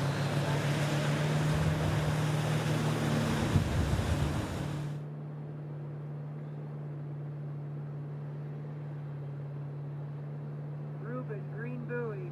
Passing up on the green buoy right now. Let's see what he's got. He is going to do something along the lines of a... no, it's a wake line 5 front. You can really get to see this one. Look at this. Wake line 5 front, opening trick. Oh, and just about manages to salvage that one. There we go with the line back and wake line front. Foot in the back. Now he goes in for the remaining tricks. Wake back to back. Now a surface back to backs. Winds on with the wake 5 front. Nails that one. Edges out. Here he comes. Wake backflip. There you go. Nails that one. Should be within 20 seconds. A few throwaway spins at the end, but great skiing there from Ruben Mednick of Canada. Great skiing there from him. Very rare trick that you get to see. Maybe not so much among our female competitors, but certainly among the male competitors, you do not get to see many of them conjure up a wake line 5 front, starting from the back and ending up forwards. And certainly even almost about as many skiers these days, you very rarely get to see them do step tricks, as a matter of fact, come to think about it. But looking very, very strong there with the wake 5 front, and then just edges out a little ways to provide himself with enough room to gain momentum for the backflip. Boom, hits the landing. And then as soon as he lands, he edges out, does a couple of side slides, a few surface O's, and just piling in the points. All right, as we get ready to send him into the course, latest information coming through in the FIFA World Cup. England 2, Wales 0. England 2, Wales 0. That means that England, as it stands, will be through to the round of 16, alongside the United States, who are currently 1-0 up against Iran at this time. So a lot of moving parts going on. We've already resolved who's going to make their way into the round of 16 for Group A, and they're competing for the spots in Group B as it stands right now. Iran versus the United States, Wales versus England. Ruben Mednick coming in.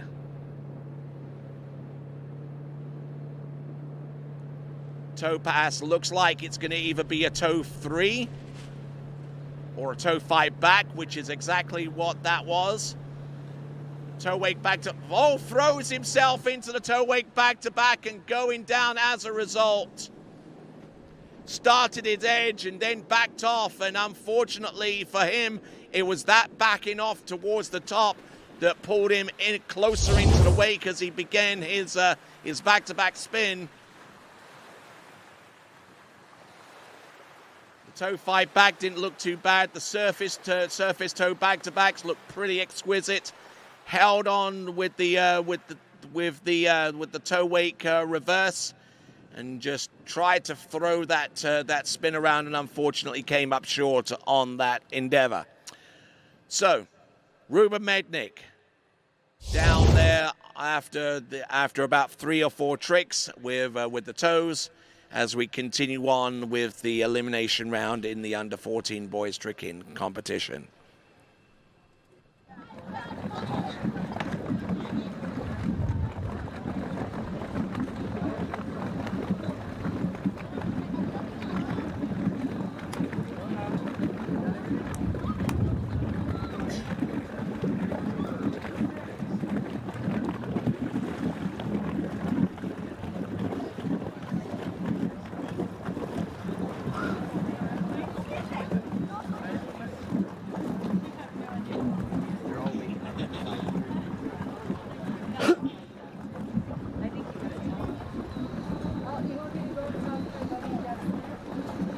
Sure.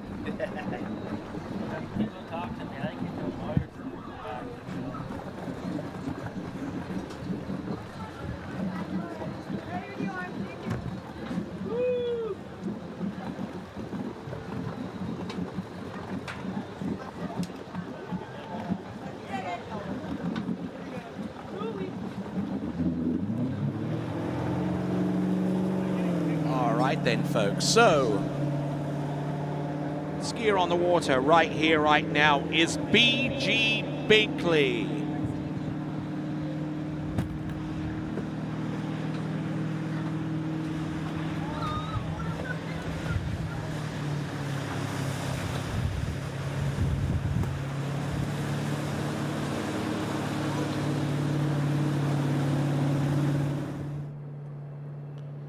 All right, let's see what B.G. Binkley can do. Toe foot on. Now bringing that rope behind him and getting set up for his toe tricks, which will constitute the tricks around of the first pass, rather. Toe back to back, toe 5 back, and then toe back to backs. Toe wake back to back, and doesn't go with the reverse, instead goes with the toe wake front. Does he go with the toe wrapping? Yes, he does. Toe wake back, toe front. Oh yes, reverse toe wake back. Very rare trick you've just seen there towards the end. Good skiing there for B.G. Bickley. Now getting set up for his handle pass, and I'm sure he's going to be conjuring up some fireworks very, very soon with pass number 2.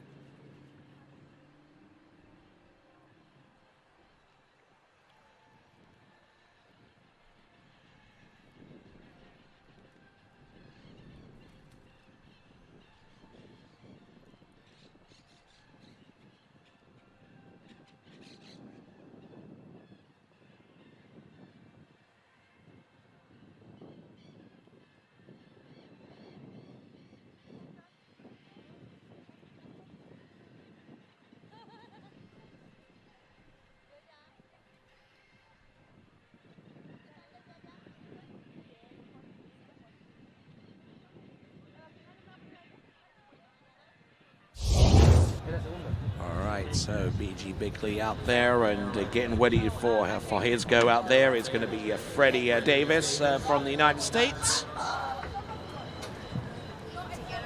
Then we'll see Pablo Alviva, then Francisco Georges and Matias Gonzalez. There will definitely be some high-octane tricking as we get towards the end of the U14 boys tricking competition.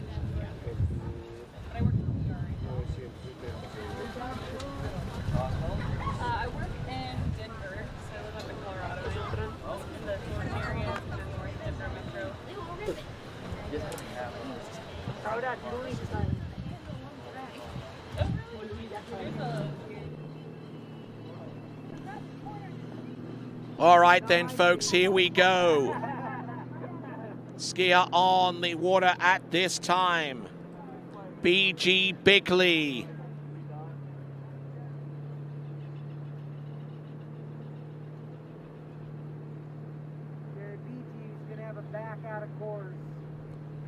Okay, so from what I'm hearing from the boat, B.G. Bickley is going to position himself towards the back before he goes into the tricking course. To do this, there is the wake back-to-backs. Surface back-to-back. Wake front and wake back. Now transitioning, there's the backflip. Does he do another one? Yes, he does. He can do up to 6 of these if he wants. Oh, and he slams it down for the flip twist back, but a good effort there for B.G. Bickley. 2 backflips under his belt, 1,000 points total for those 2 tricks alone, 500 points apiece. So that's obviously going to be a major shot in the arm going forwards, not only for B.G. Bickley, but also for the United States team going forwards. And we'll see if that's going to be enough to put him in the top 7 to make it through to the last round of a tricking competition, which is the finals, which will take place tomorrow. Just looked absolutely splendid there with the first backflip, and then the second one looked pretty exquisite as well. Now, when he did his third one, brought the handle in and just spotted the landing just a little bit too soon. And just was not able to ride away from it. He was caught staring down at his feet and just couldn't ride away from it. All right. Louis Quilleret from Canada, 2690, 2,690 points, provisional score, 2,690 for Louis Quilleret. Ruben Mednick from Canada, 1,780 points, 1,780 points. So scores coming fast and furiously, with Louis Quilleret with 2690, slotting himself in second place right behind his fellow Canadian Lucas Panette, who is still on in the lead with 3,050 points.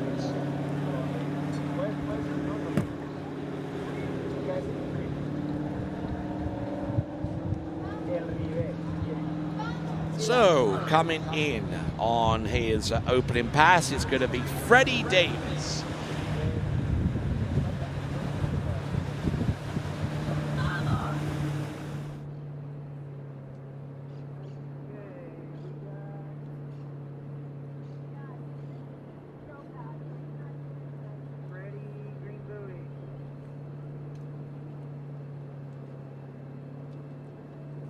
Coming to us out of Milford in Virginia, this is Freddie Davis.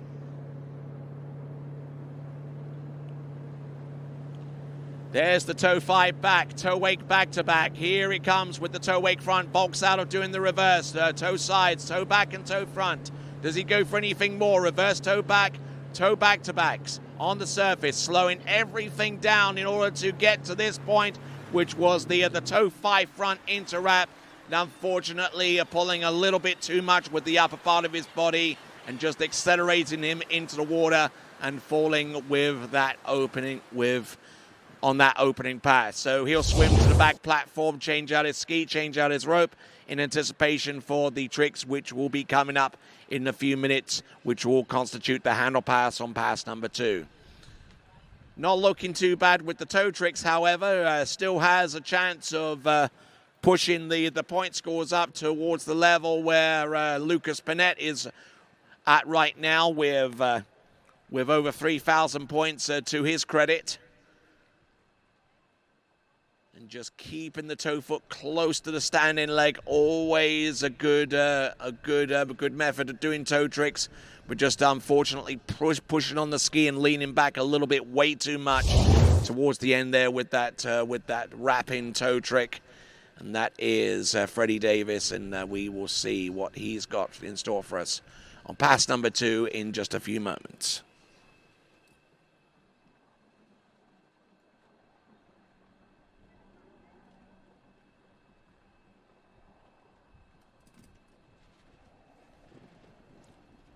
All right, it looks like we got a score. 3,810 provisional score for B.G. Bickley. 3,810, that vaults him straight into the lead ahead of Lucas Panett. And there is the revised leaderboard. B.G. Bickley with 3,810, Lucas Panett with 3,080, Louis Quilleret with 2,690, and those are the top 3 as they stand at the moment.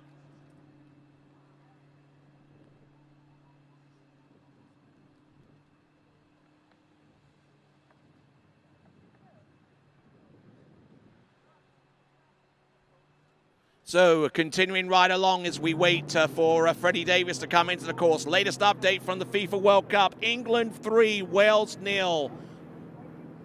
Marcus Rashford with 2 goals, Phil Foden with the other one.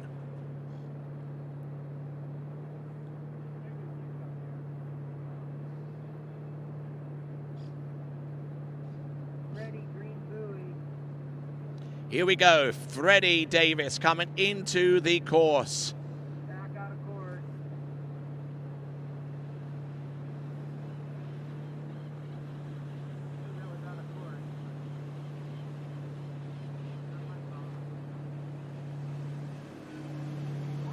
Keeping things up and running.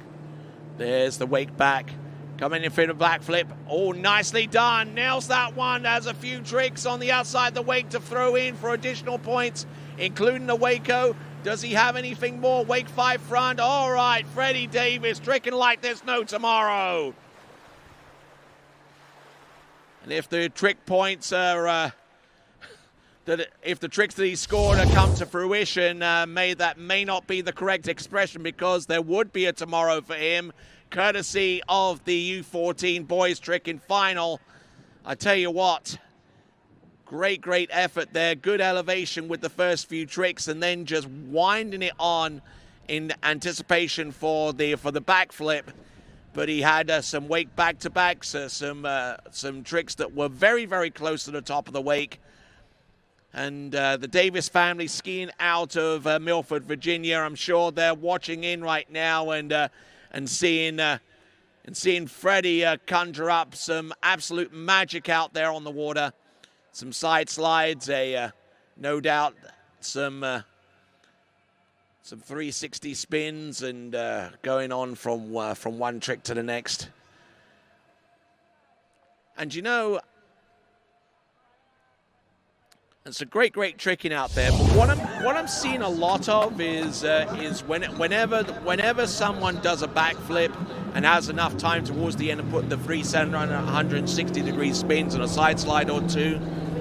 You know, the trend with that is actually almost making it necessary to where the organizers will probably need to remove more buoys out of the trick course in this instance, because the trick those buoys are actually getting in a way in a lot of times.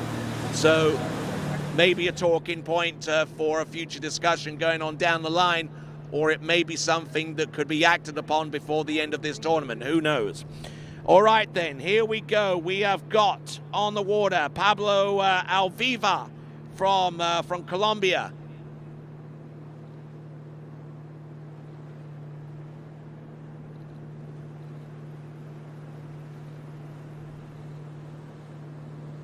Here comes Pablo Alviva. Good edge there with the toe wake back-to-back. Toe wake front. There we go. Couple of toe sides. Toe wrap in, toe out. Does he have anything more? Toe wake back, toe front. And not much more beyond that, but the tricks that he did produce were very, very clean and very, very quick. And he was able to get from one end of the course to the next in very, very efficient fashion. That is Pablo Alviva for Colombia. We've got two more competitors to go in the under 14 boys tricking.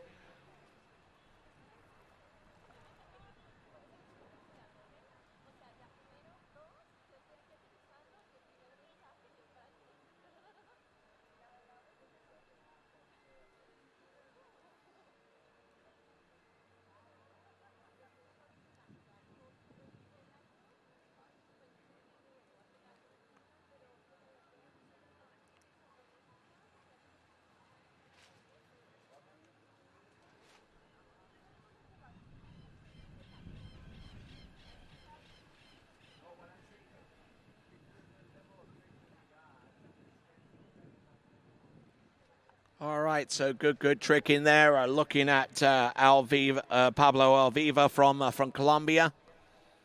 Getting through pass number one, but the job is only halfway done. He's got pass number two. It's going to consist of hand tricks.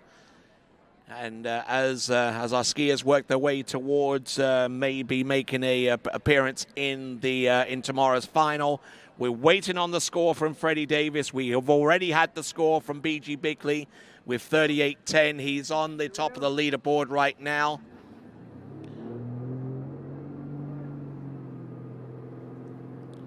Lyndon Panett in second place with a score of just a little over 3,000 points. If I mentioned the name of his brother, I do apologize. The Panett family are very, very extensive, and certainly plenty of them involved in tournament water skiing. I certainly know of at least one that skied for the University of Louisiana at Lafayette, namely Conley Panett. But we're now looking at Pablo Alviva from Colombia. Oh, and going down hard. But about halfway down on his handle passer trick. Now, could that cost him a place through to the next round? We'll have to wait and see. But Pablo Alviva of Colombia doing a decent job up to a certain point. Good elevation here for the backflip. Nails that one and goes in for the next one. Just on the back foot there, cases the top of the wake, and down he goes. So had a chance to really pile on the heat with the remaining competitors, but unfortunately coming up a little bit short in that regard, despite his best efforts. All right, let's see if we can have a look at the leaderboard one more time. Looking at the leaderboard, B.G. Bickley with 38.10, Lyndon Panett with 3,080, Louis Quilloué with 26.90, Noe Osorio just 80 points behind with 26.10. We've got Nelson, Lorenzo Nelson right there with 22.80. We've got Ruben Mednick with 17.80. We got right there Samuel Jaramillo with 15.40. Dylan Anderson with 14.80, and we got the score from Pablo Bello with 11.50. Those are the scores that we have at this time in the under 14 boys competition. All right, that being said, let's have a look and see who we have next. From Argentina is Francisco Georges.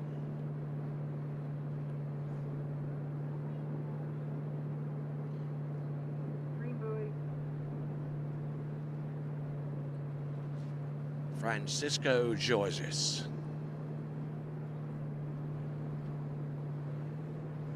Ski line back, the first ski line trick that we've seen so far this weekend. But here he goes in for a flip sequence. He can do 4 more of those if he chooses.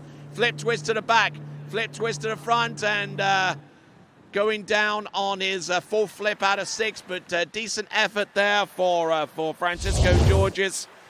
Started out sprightly enough there with the wake back-to-back, and then worked his way through to a ski line back before he edged out a little bit more to accelerate and get more elevation and more spin off the top of the wake for the back flip, and then it's reverse. This is under 14, a boy's tricking, by the way. Incredibly young, incredibly athletic. Goes for the flip twist back, and he nailed that one shot, and then he tries for the reverse, but he had slack line going in. Tried to throw that anyway, but unfortunately unable to land and ride that one out. So there we go. That is our skier. That is Francisco Georges of Argentina. We've got one more skier to go, and he's waiting dockside. It's going to be Mateus Gonzalez, and he'll be someone to watch.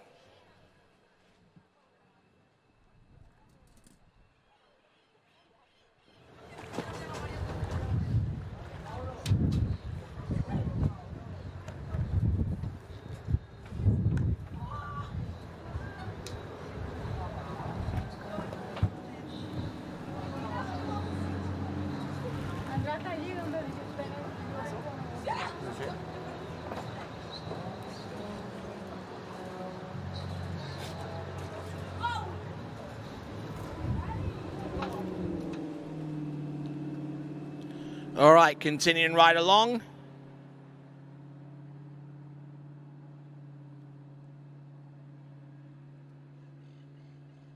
Francisco Georges out of Argentina. Also keeping an eye on what's going on at the FIFA World Cup in Doha. Iran 0, USA 1. If it stays the same, the United States will progress through to the round of 16. And they'll be joining England, who are currently 3 goals ahead of Wales in the other match in Group B. So if nothing changes between now and the end of each match, then both USA and England will advance through to the round of 16.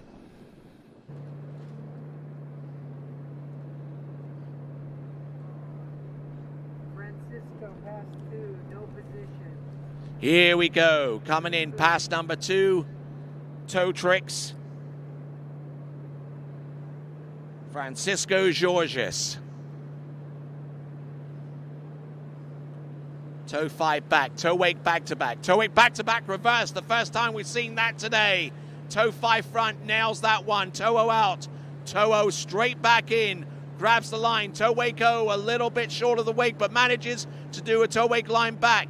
There is the toe wake line back to back, and leaning away from the boat. But I tell you what, some great toe trick in there towards the end. Give him a big cheer, Francisco Georges.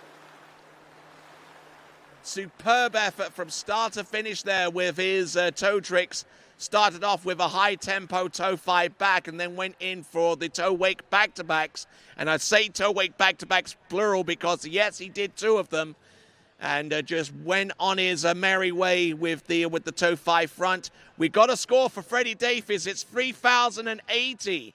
3,080, so only marginally behind Lyndon Panette. I beg your pardon. So we're going to take a look at the leaderboard in just a few moments, but not until we've got the score for Pablo Alviva with 3,390, 3,090. So that is going to shake up the leaderboard a little bit. If we can punch that up, please. BG Bigley with 38.10. Alviva with 33.90. Lyndon Panett, 3,080.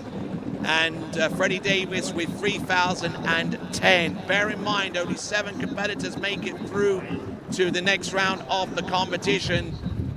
And we've got one more skier to go. So the top 6 that you see there, all the way to Noe Osorio, have made it through to the next round of the competition provisionally. I say that because at the end of a tricky competition of this magnitude, the skiers and the coaches have the right to look at the trick sheets and scoring sheets to determine if the judges have missed anything or whether there's any anomaly involved, and only after that 30-minute period do these scores as they stand become official. Mateus Gonzalez wrapped up for what appears to be a toe 7 front, which it is, toe 7 front. It's going to be the partition toe 5 back, but look at him spin. Toe 5-0, toe 0-0, toe out, toe wake 0 out, toe wake line 0, good elevation there, toe wake line back to the front, toe wake line 5 back and going down towards the end. That's his big toe trick towards the end. Good elevation, good spins. That's pass number 1 under his belt. Did the toe 7 front, which he did. And for some strange reason, elected not to go straight in with the toe 5 back. There was definitely a partition there between the toe 0 spun out and the reverse toe back. But managing to keep his composure and keep on going with the toe wake 0 and the toe wake line 0 to follow afterwards. And then with the toe wake line back, then spun to the front. And then he went in for the big move, toe wake line 5 back, but unfortunately losing a little bit of his equilibrium there, and getting the trick all the way around, granted, but unfortunately landing on the tip of his trick ski instead of landing square up on his foot. Next trick in the event will consist of the U17 girls, and then we'll go into the U17 boys. And then we go into the U14 girls jump and the U14 boys jump. It's just like whatever you want different ways.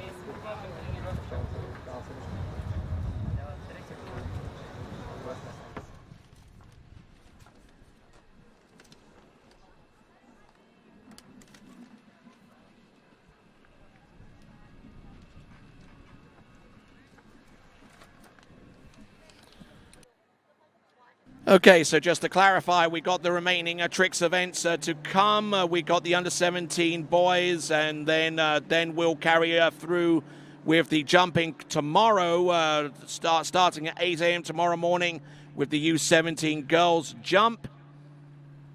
With the U14 girls jump, I beg your pardon, then the U14 boys jump, starting off in quick succession tomorrow morning at 8 o'clock. The jump events will take place starting tomorrow morning with U14 girls jump and then U14 boys jump. We've still got some trick skiing to come.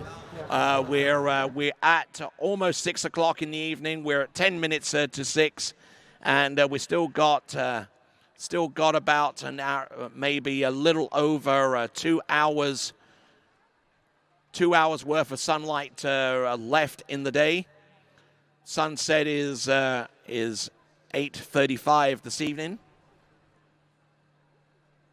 right here in Santiago de Chile.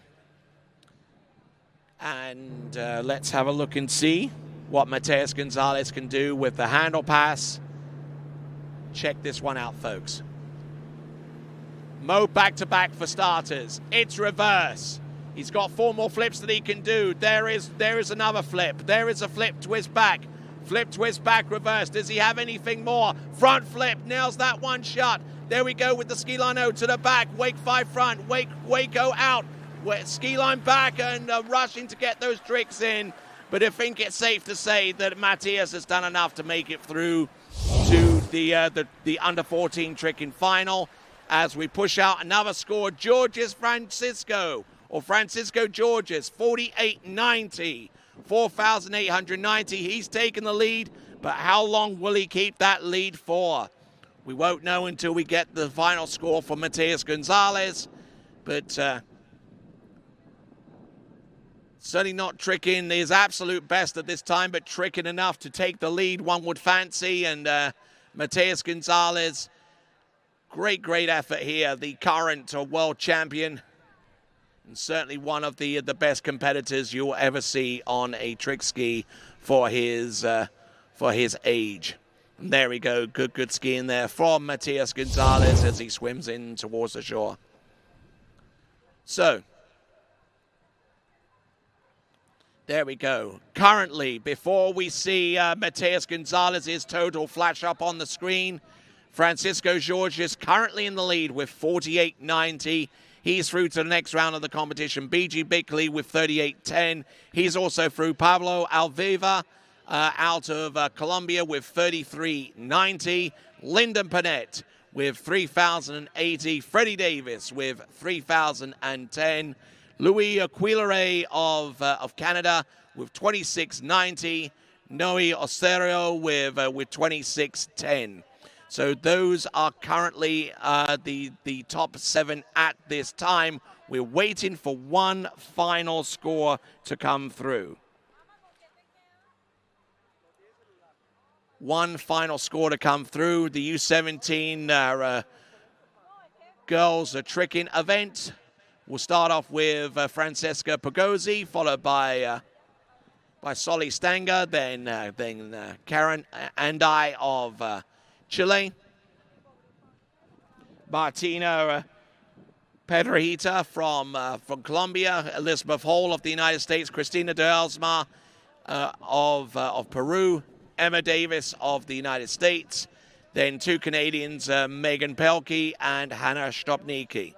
Although I do have to say, with Hannah at the end of the list, she wasn't present for the slalom event, and I wonder if that was a game time decision based upon that event or whether she's here, period. But we'll find out in a few minutes, no doubt. All right, then. Looks like we're going to take a little bit of a pause. So grab another beverage. I certainly will be. And we'll be back momentarily. This is the 2022 Pan American Water Ski Championships, brought to you live from Lago Los Moros outside Santiago, Chile. We'll be back after these.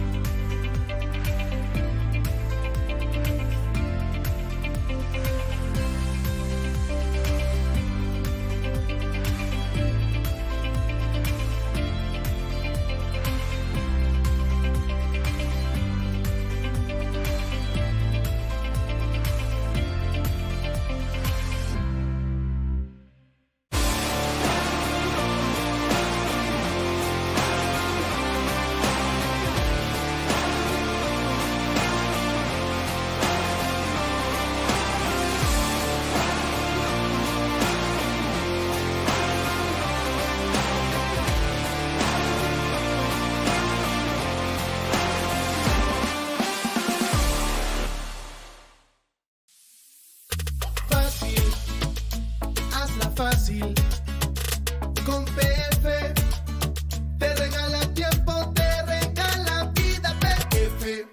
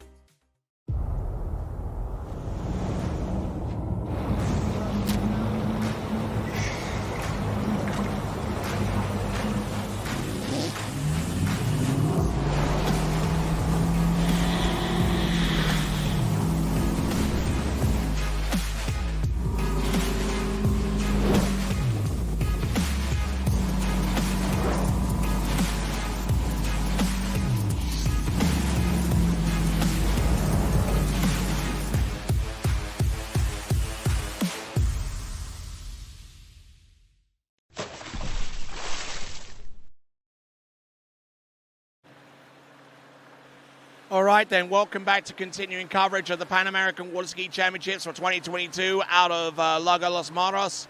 And looks like we got a score. So let's go in ascending order, shall we? For the top 7 to make it through to the next round of the competition. Starting off with Louis Aguilera with 26.90. 6th place, Freddie Davis with 3,010. Lyndon Panett with 3,080 in 5th place. Pablo Alviva with 33.90 in 4th. BG Bickley in 3rd place with 38.10. Francisco Georges of Argentina with 48.90. He's in 2nd because in 1st place from Chile, Mateus Gonzalez, 9,070 points. So 9,070 points in the U14 boys tricking competition in the elimination round. Those 7 that I just mentioned will make it through to the next round of the competition. Congratulations to all. And now we're going to go into the U17 girls tricks elimination round. We got 1 series in the girls tricks. We have 2 series in the boys tricks. So let's bring it on, shall we?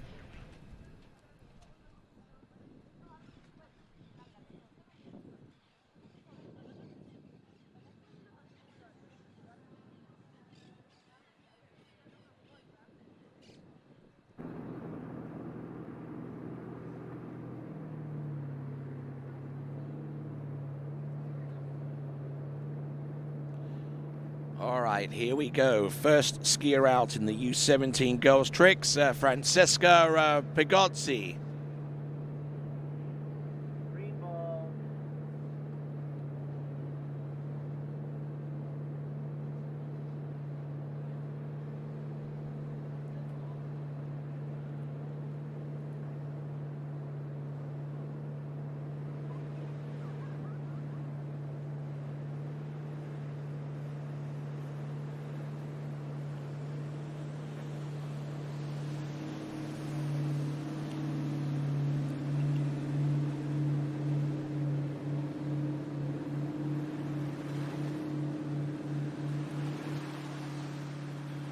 And a decent looking opening run, standing up all the way through.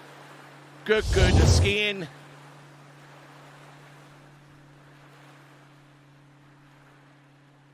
Keeping everything on an even keel.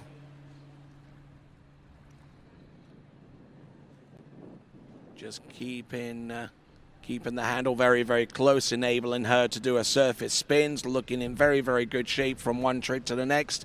Nothing too intricate here, but just it's all valuable points as Francesca looks to make her way through to the next round of the competition. We have 9 skiers total in this event, at least according to the running order. There is a question mark over 1 skier, and that's Hannah Stopnicki towards the end, not present during the slalom event, but whether she's present during the tricks event or not, uncertain at this time.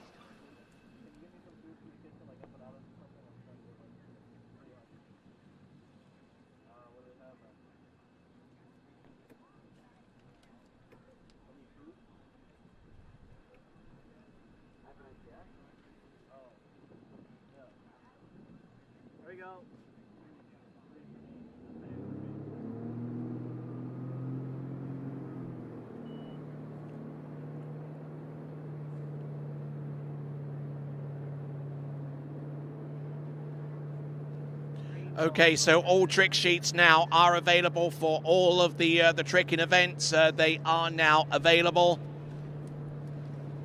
at the tower for the under 14 girls tricks elimination round and also the under 14 boys elimination round.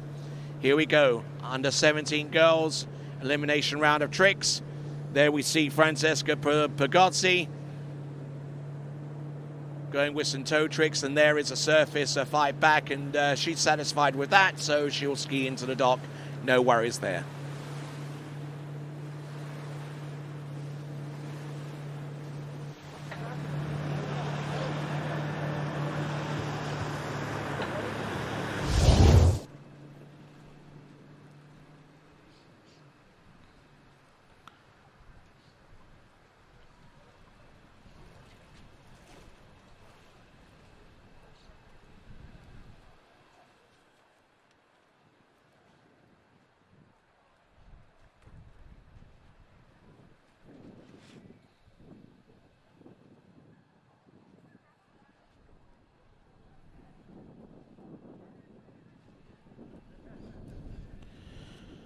All right, then, continuing on, we've got our next skier about to take to the water from the United States of America. It'll be Solly Stenger, and I have some brilliant news for the United States of America. They are moving on to the round of 16 in the FIFA World Cup, having defeated Iran.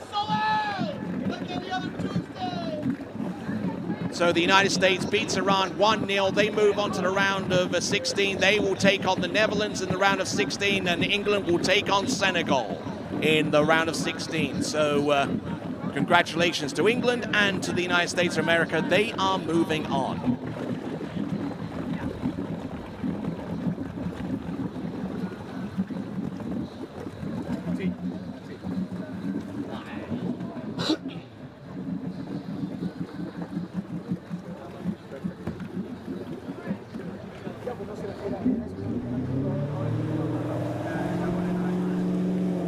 All right there, so Solly Stenger from the United States, wearing bib 104.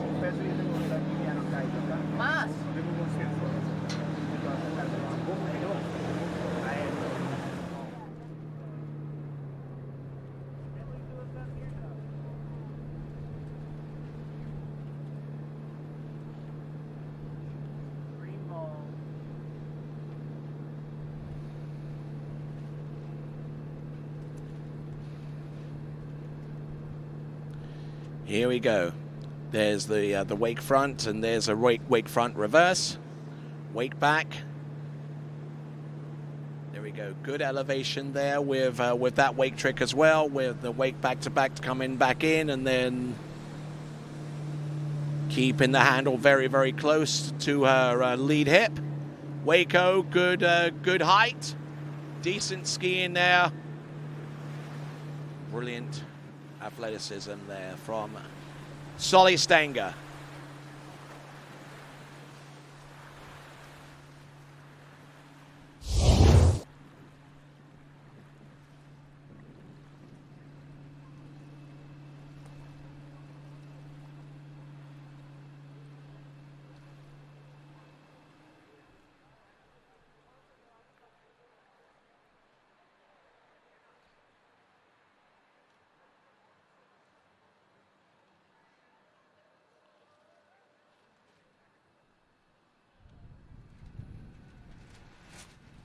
So looking at Solly Stenger's effort, just rocking up on the back of the ski, not really placing enough faith upon her balance where it should be, which is a little bit further forward on the front of that trick ski. But having said that, she makes her way through that pass, so no harm, no foul thus far for Solly Stenger.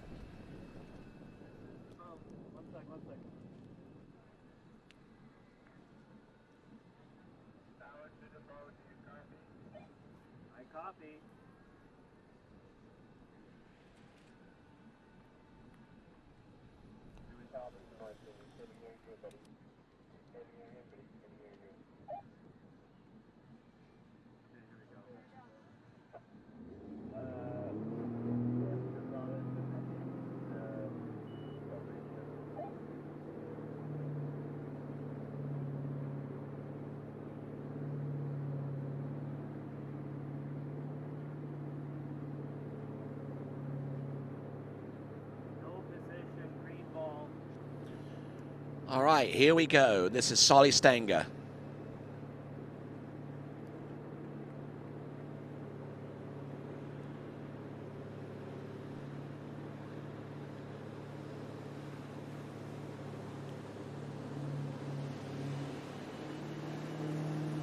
Keeping things on an even keel right now. There's the surface 5 back. Surface 5 back reverse. Goes with the wake back to back, and unfortunately just a little bit stiff on the landing and unable to ski that one away. So that is Solly.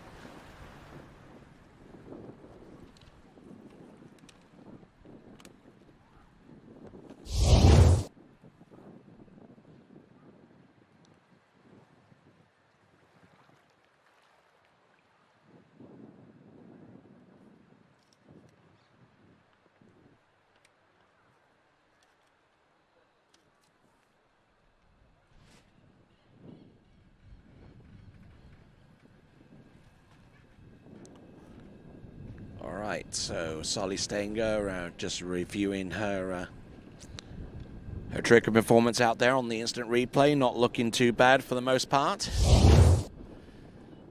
As we now work our way to our next competitor, it's going to be Karen Andai from Chile. Any positional tricks? Any positional tricks at the start? No?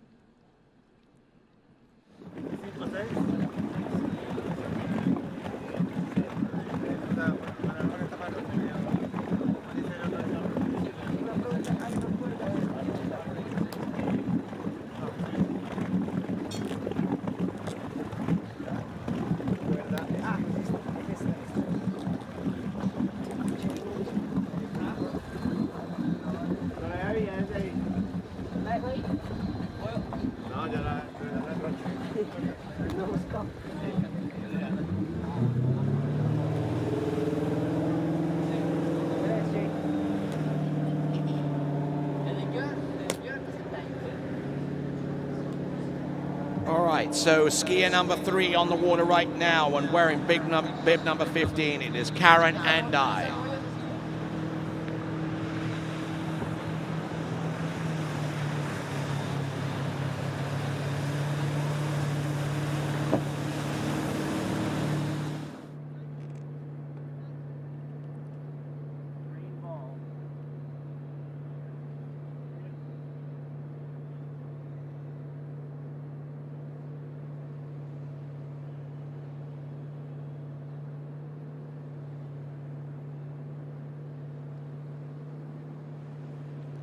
Okay, not bad at all. For the first few tricks. Some surface turns right here. Just ratcheted up the tempo. Wake back to back. There's its reverse. Oh yeah, good tempo towards the end there. Really ratcheted in the tricks there from one end of the course to the next. Gaining confidence and gaining her composure and balance at the same time, and doing a fine job with knocking those tricks down.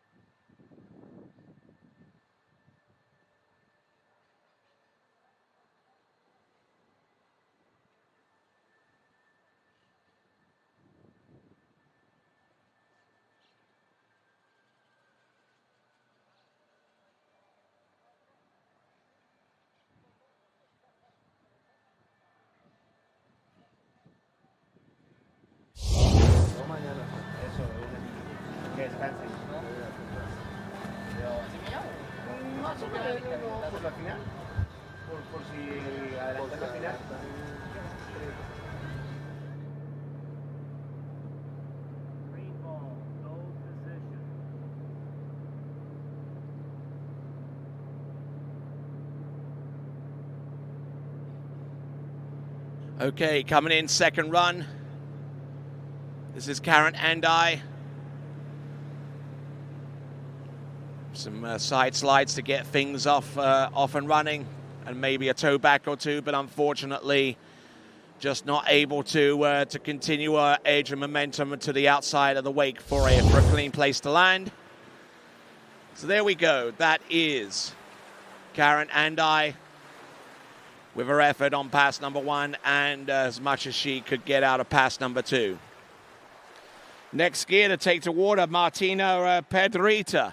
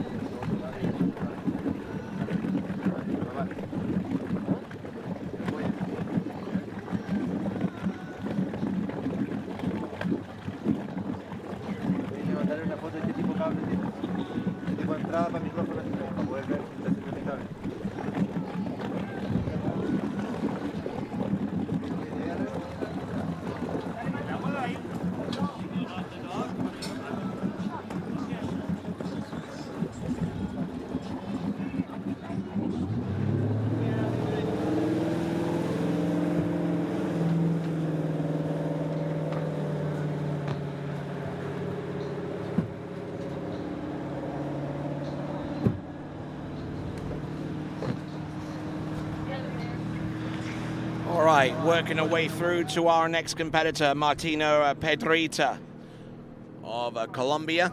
We're about halfway through the list at the moment. Skier number 4 of 9. 4 of these 9 competitors will move on to the final, which will take place tomorrow.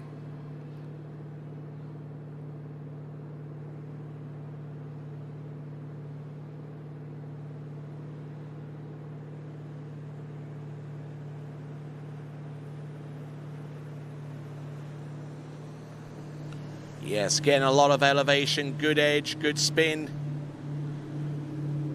Nicely done with the handle pass, and good skiing there for Martina Pedrita of Colombia, and certainly doing her level best to make an impact here, and hopefully do the same in the under 17 girls tricking final if she can get to that point. But the job's only half done at the moment. She's gone through the hand tricks. Toe tricks are coming up very, very soon.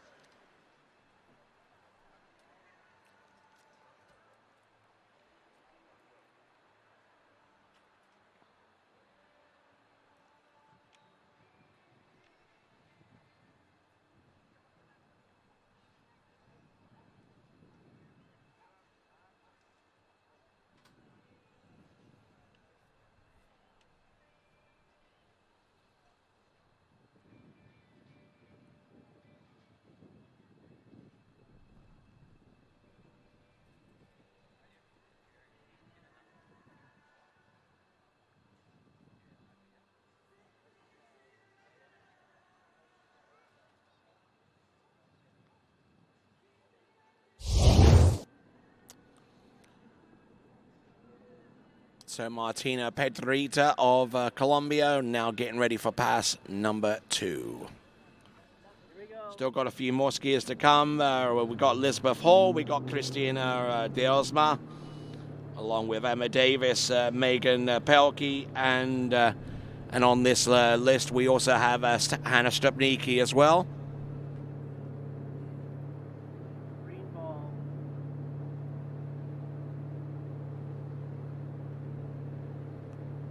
All right, let's see what we've got as we continue action here in the U17 girls elimination round in the Pan-American Water Ski Championships.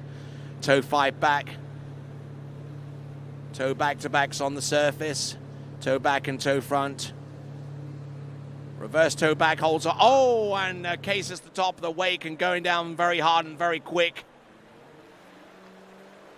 But hopefully equally as quick as the pin person in that Malibu towboat.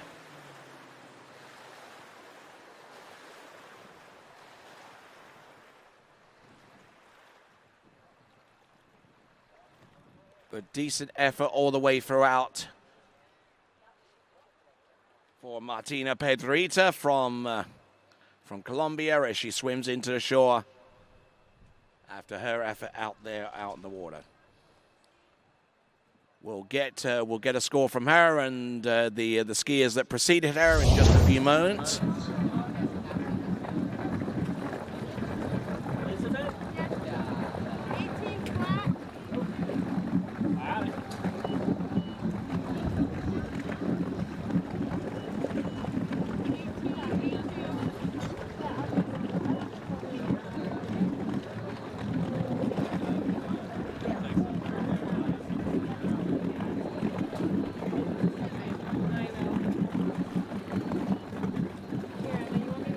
Okay, so Elizabeth Hall now.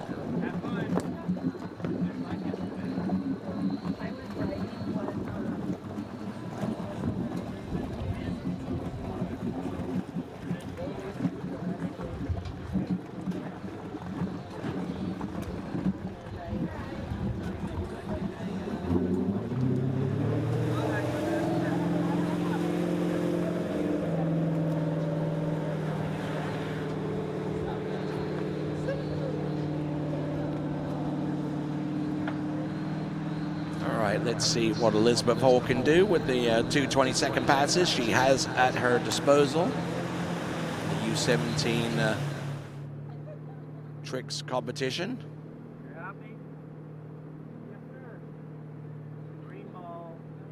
Certainly didn't have the best of slalom and performances earlier on in the day. Now let's see if she can redeem herself somewhat. There's the wake for starters. There's the wake back-to-back. Wake back-to-back reverse. Here comes the wake 5 front. A little bit pitched forward. Traveling across the back of the boat now. Let's see what she's got. Here's the backflip. Yes, indeed. She gets that one done. She's got another backflip. A little bit slow roll on that one. Yes, nails that one. Halfway redeems herself with a complete opening pass of handle tricks.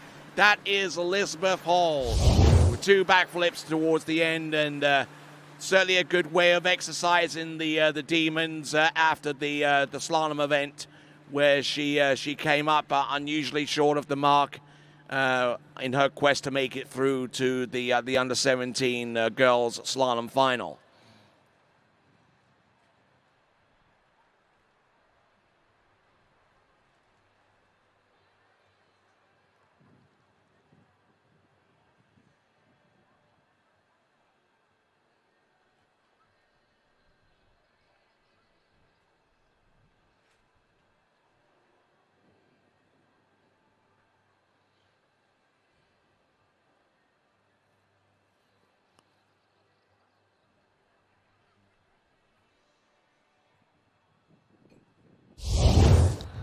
All right, so as we look on the dockside, where we're looking at Christina de Osmar and getting some last-minute advice there from Ronnie Barton Bischoff. Back here at the announcing point, this is Tony Lightfoot here at the Pan-American Water Ski Championships for 2022. Glad to have the pleasure of your company, no matter where you're viewing us from. Certainly a lot going on in the world of sports, and you certainly had your choices in terms of what you choose to view. And if you've chosen us, we certainly appreciate your continued support of tournament water skiing, especially at the Pan American Water Ski Championships going on right now in Santiago de Chile. All right, so Elizabeth Hall.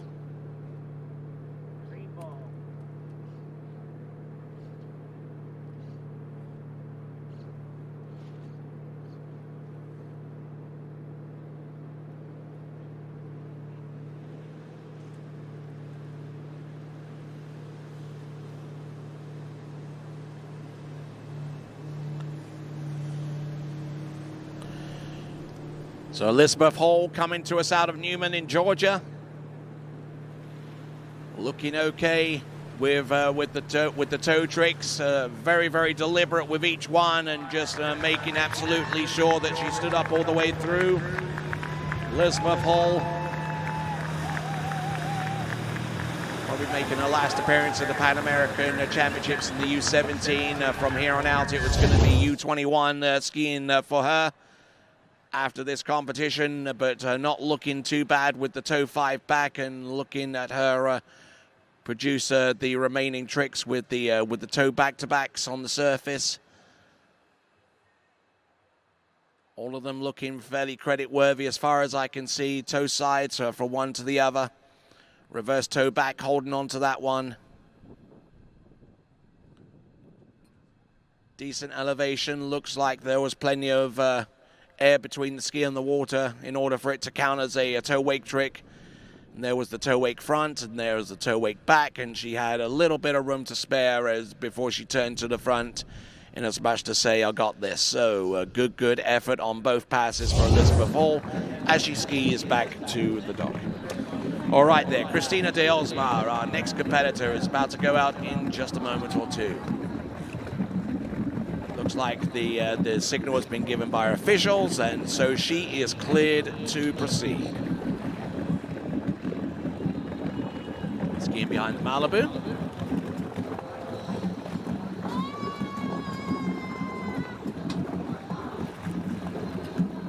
So coming into this event, our sole Peruvian competitor in the U17 competition, it is Christina de Osmar.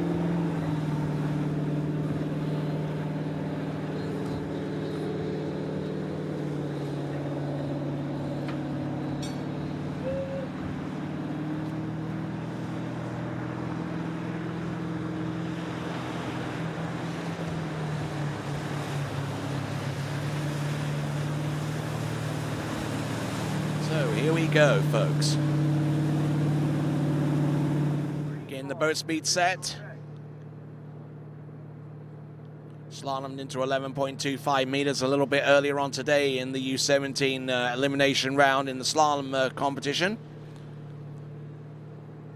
Looking good, wake 5 front. There's the wake 5 front reverse. Does she have anything more? Wakos towards the end. Does she have a backflip? Yes, she does. Let's see. Yes, she definitely has the edge and the spin, but unfortunately the elevation wasn't all the way there for her. Cristina de Osmar out of Peru.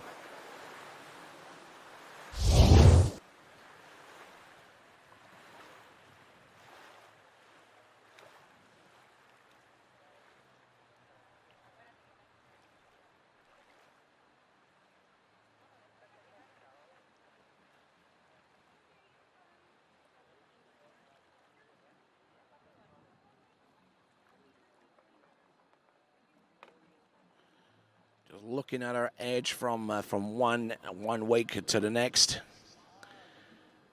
especially as she prepared for the backflip, which requires her to edge outside the wake and to gain a little bit more momentum and just case the top of the second wake, and that kind of sent her ski behind her. Trick skis are being exchanged, being changed out. Also, the tow line will also be changed out as well in preparation for pass number 2. A little bit of a discussion here as to how to attack the tow pass coming up next, and that is the run that's gonna be brought to us courtesy of Cristina de Osmar. The tow run. We'll see what she can do with that in just a moment.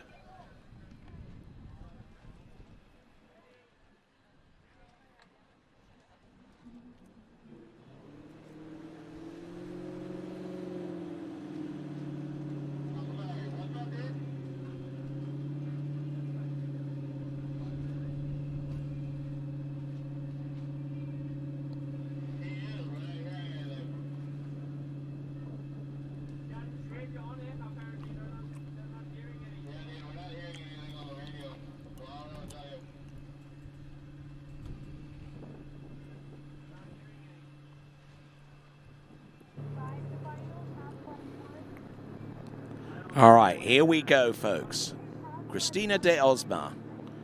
Tow pass coming up next.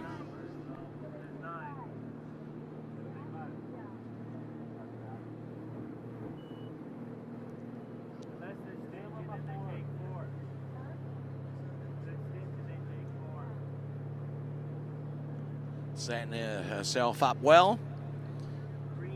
Just trying to shake off the nerves a little bit.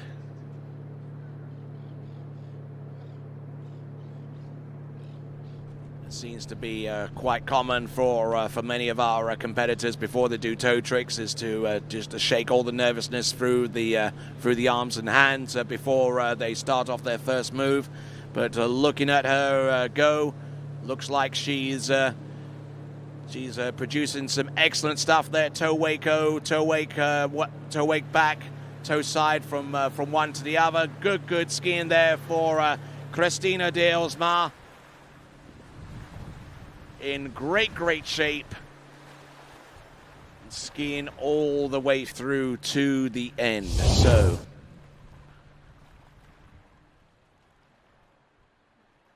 toe 5 back to get things up and running, and then held onto the toe 5 back at the end in the reverse toe position before going into the toe wake back to backs. And it is toe wake back to backs plural, 2 of them back to back, as it were. And actually was pondering going into the toe 5 front and 2 toe O's before going into the toe wake-o, but decided to bulk out of that one and continue on with the tricks that she had planned around it. And towards the end of that run,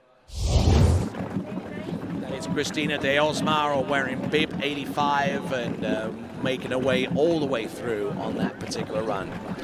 All right, down to 3 competitors left in the U17 girls elimination round. We're going to see Megan Pelkey and Hannah Stopnicki, hopefully. But before those competitors, we've got Emma Davis.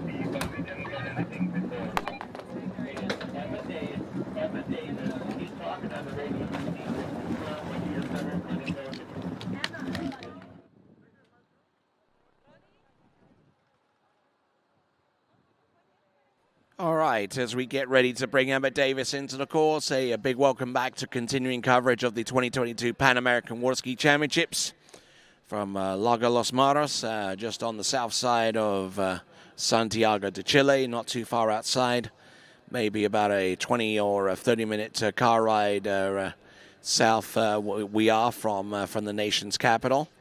And here we are with Emma Davis out of Milford in Virginia.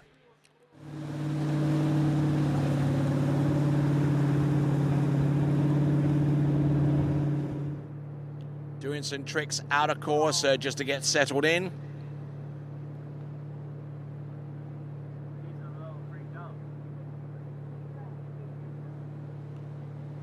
Okay, here we go. Here comes the toe 5 back, which she nails. Very good on the surface. Toe 5 front, almost getting stalled there. Now with the toe wrap in, grabs the toe line. Now she can start to regain her confidence a little bit with the toe wake back to back. Does she go for the reverse? No, bulks out on that one. Couple of toe sides, and that will do the trick. Whoa, there was certainly a couple of moments on that run that were a little heart-stopping to say the least. But Emma Davis doing a grand job and using some great experience and some great get-outs so far as being able to recover off 1 or 2 tricks on that one, including that one, which was the toe 5 front, spinning a little bit short. I'm not even too sure whether the ski actually made it 540 degrees from back to front. But the toe was certainly looked clean enough in that respect, and the toe Waco looked very, very good. And as I say, regaining their confidence after getting into a stalled position, it certainly takes an absolutely exceptional skier, and Emma Davis is exactly one of those. So Emma Davis wearing bib 103 and competing for the United States of America. We got 2 more skiers on this list to go. We got Megan Pelkey and Hannah Stopnicki. Both of those competitors from Canada. We'll see what transpires in the next few minutes. Anytime you're ready.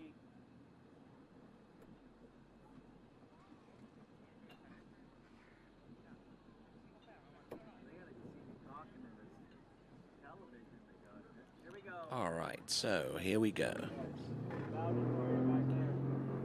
5 advance through to the next round of the competition, so we don't have much in the way of scores just yet. We'll try and get them up via a leaderboard in a short while, and then we'll make that determination as to who has made it through to the next round of the competition. 5 competitors advance out of the U17 girls competition. Here we go, Emma Davis.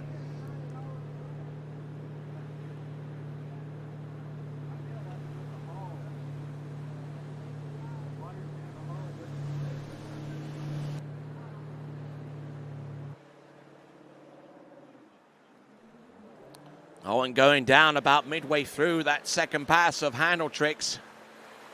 We'll take a look on the instant replay and find out where things started to go pear-shaped for her. Looked pretty decent with the surface and rudimentary weight tricks that she had at the beginning, but keeping the handle really, really close. But unfortunately missing the top of the wake there as she spun for the wake 5 front. No doubt anticipating getting a little bit further down that run than she was actually able to obtain, but see if what the score was on the basis of the toe tricks that she did on pass number 1 and the tricks that she did on pass number 2. See what happens. Megan Pelkey of the United States coming up next.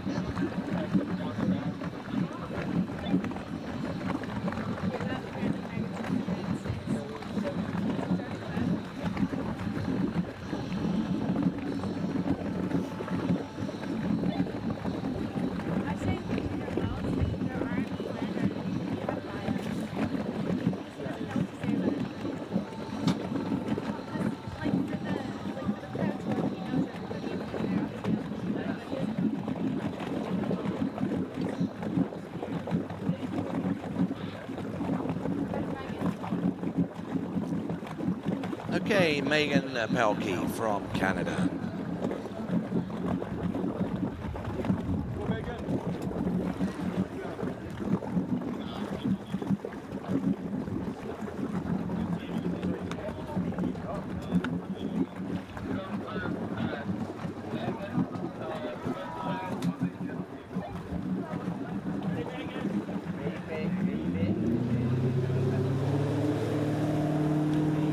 All right then, folks. This is Megan Pelkey. Looks like we got one other skier to go, and that should be Hannah Stopnicki, and very last skier on this list.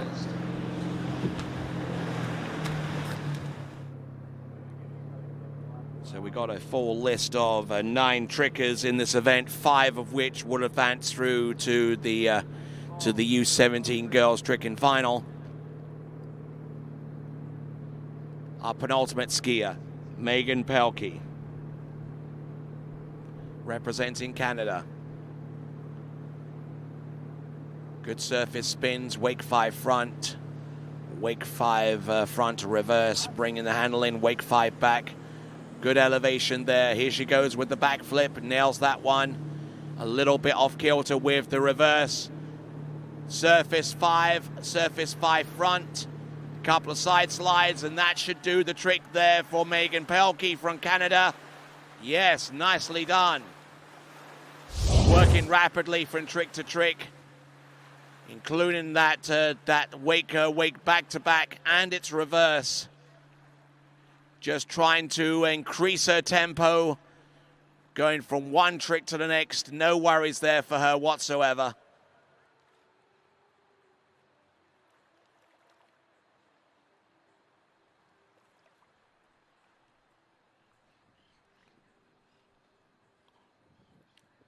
Went through her hand wake trick sequence and then goes for the backflip. Had to take a split second or two out to adjust herself after the landing, but she would certainly be extremely grateful that she did, as she was able to get both of her backflips and the tricks that came afterwards by way of some surface moves. That is Megan Pelkey of Canada. All right, for those of you that are just joining us, welcome once again to Lago Los Moros in just outside Santiago de Chile. This is the Pan American Water Ski Championships, and great to have you on board, as well as our sponsors. Good to have you here.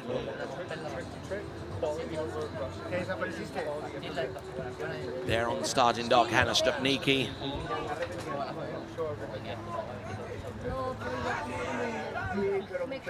See what she can do with the 2:22 passes that she would have at her disposal, but not until we've seen the second act of Megan Pelkey, also from Canada, setting up that boat speed. Handle pass tricks on pass number 1, toe tricks on pass number 2. Here's what Melky has in store for us. There's the Toyu Bar's timer. When she makes that move, the timer will start. There we go, toe 7 front, toe 5 back, toe wake back to back, and it's reversed. Nicely done, keeping things working in the right direction with the toe 5 front. Here's the toe O out, the toe O straight back in, grabs the line, aggressively edges for the toe wake O, brilliantly executed, toe wake line O, toe sides, a toe back, a toe front, yeah, there you go. Wow, Megan Pelkey lighting up the tricking course out there with her toe tricks. Starting off with the toe 7 front, low tempo trick, but provided you can get the spin started well enough and continue all the way through, it could turn into something really, really devastating out there on the water. Brilliantly executed toe wake back-to-backs, and then as she motors on through, toe 5 front, good extension of the leg, straight into the back of the standing knee, and goes straight out. Once again, replicates that motion for the toe O into wrap and toe wake O to continue on right away. And here was the trick in the hat there. That was the toe wake line O, toe sides from one side to the other, toe back and toe front. Brilliant. So here we go. We've got a whole bunch of scores coming through, and here we go. Christina Delsmar currently in the lead with 41.50. Emma Davis with 33.80. Elizabeth Hall with 32.30. We got Piedrahita with 24.90. And I with 13.70. Pigozzi with 1,200, and Solly Stenger with 740 points. So those are the scores that we've had so far. Pretty much everyone that has skied thus far, aside from Megan Pelkey, and indeed our skier who's about to make her way into the course in just a few moments' time. It is Hannah Stupniki.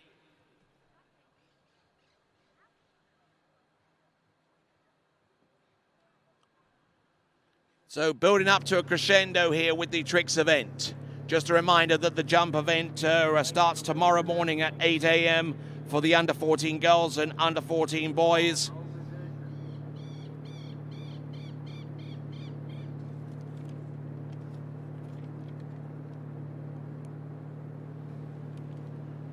All right then, so here we go, toe 7 front, here comes toe 5 back, toe wake back to back, toe wake back, no, bolts out of the reverse, toe reverse toe back and goes back into the sequence again, toe 5 front, toe O out, toe O straight back in, here she goes, toe wake O, and here comes toe wake line O, nice elevation with that ski over the line, toe wake line back, and there you go, good effort there, well balanced, and certainly knows how to use that trick ski to great effect. Still got plenty of tricking to come. Don't forget, we got the under-17 boys tricking to round off today's action, and we got jumping to start the action tomorrow morning, starting at 8 a.m. Don't forget, as we continue on coverage with the Pan American Water Ski Championships for 2022.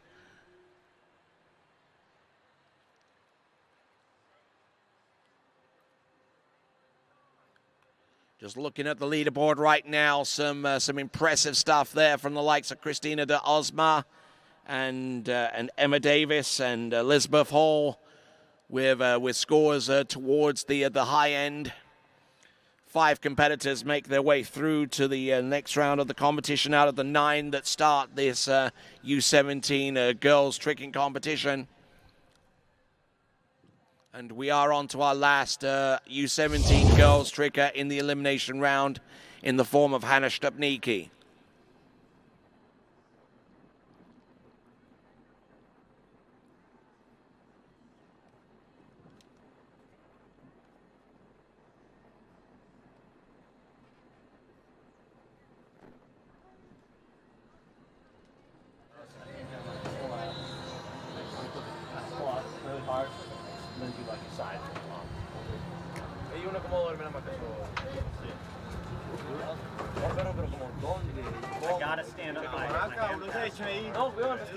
Still a hive of activity around the dock area, getting ready for our final skiers in the U17 boys tricking competition.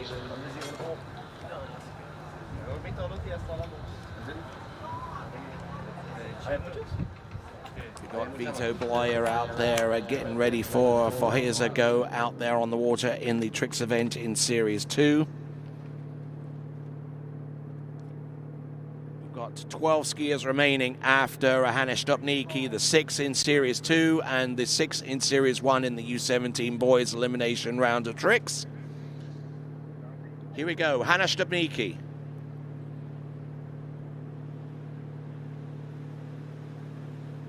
There we go, good solid effort there with that opening wake line trick.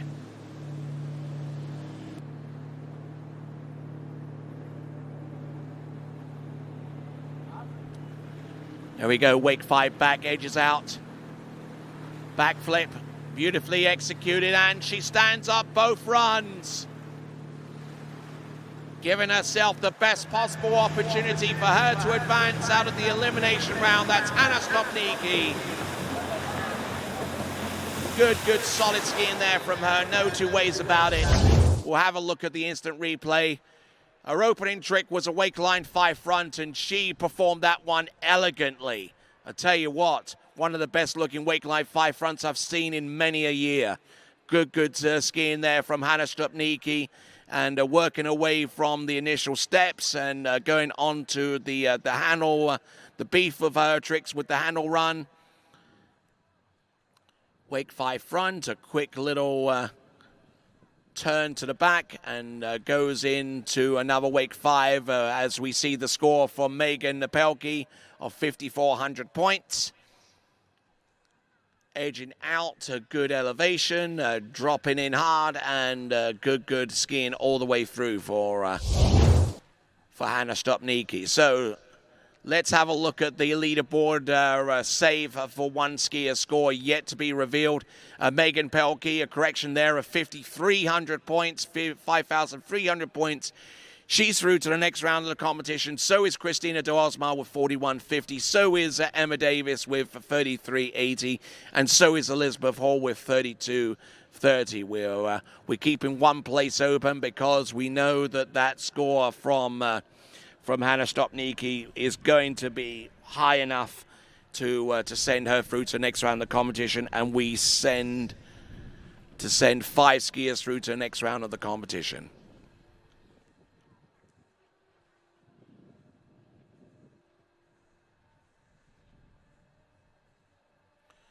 All right then, so as we continue to rock and roll, we've got the under-17 men's starting list. Vito Bloyer has the honor of starting first, the first of 6 skiers in men's Series 2, boys Series 2 rather, in the U17 boys tricking competition in the elimination round.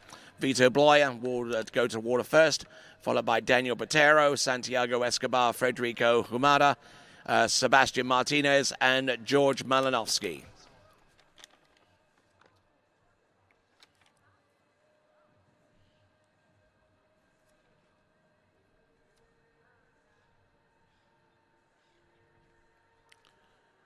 So continuing right along, and we've had some great performances today that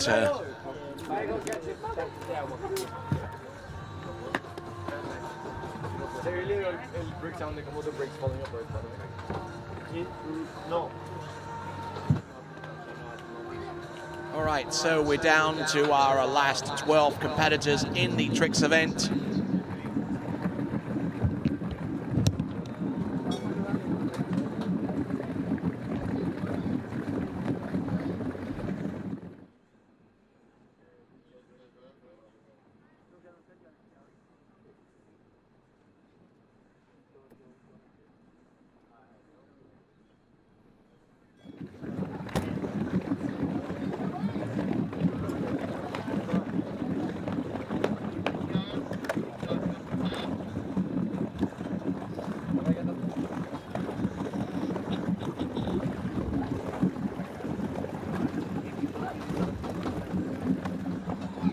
All right, let's bring it on. We've got the U17 Series 2 boys tricking event.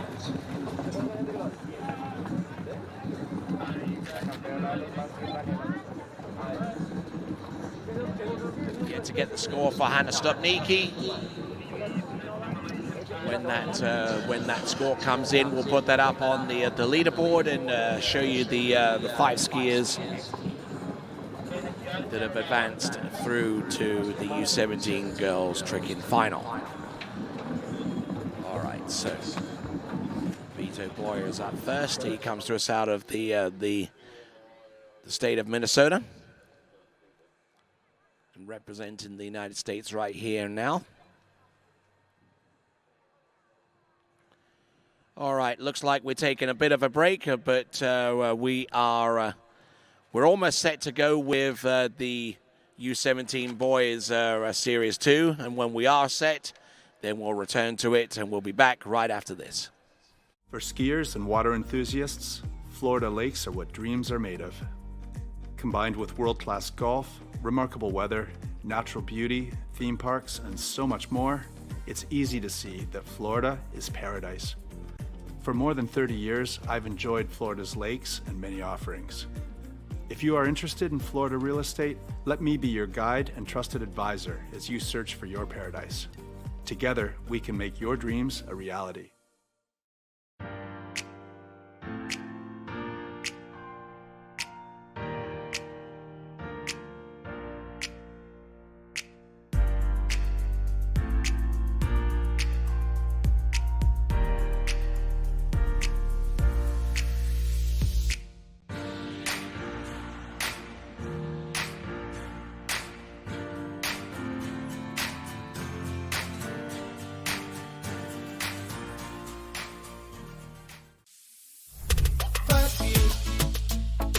Fácil, con PF te regala tiempo, te regala vida. PF.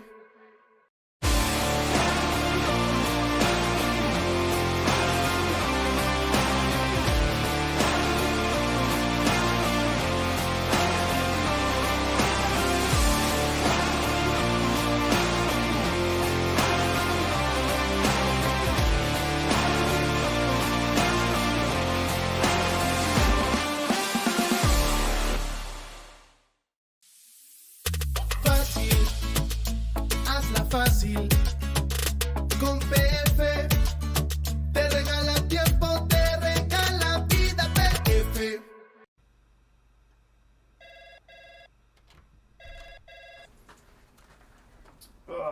Morning, Brian. Hey, morning. You have a good weekend? Yeah, got out on the water a couple times. How about you? Yeah, I got to set in. Just gonna make a quick phone call here. Oh, of course. Can you get that, Will? Yeah, man, I got it. Thanks for calling Wake House. This is Will. Yeah, looks like we've got those in stock. I'm involved with the flow point method because I think it's a really strong program. We've been working on a couple things and it's just fine tuning, and I want to be able to make sure that I can do those movements no matter where I am, so I can feel confident skiing at any site. It's just really all encompassing, and I think that's really beneficial. It's very helpful to keep on those keys and have a support team behind you that you can ask questions to and are there for every step of the way. For skiers and water enthusiasts, Florida lakes are what dreams are made of. Combined with world-class golf, remarkable weather, natural beauty, theme parks, and so much more, it's easy to see that Florida is paradise. For more than 30 years, I've enjoyed Florida's lakes and many offerings. If you are interested in Florida real estate, let me be your guide and trusted advisor as you search for your paradise. Together, we can make your dreams a reality.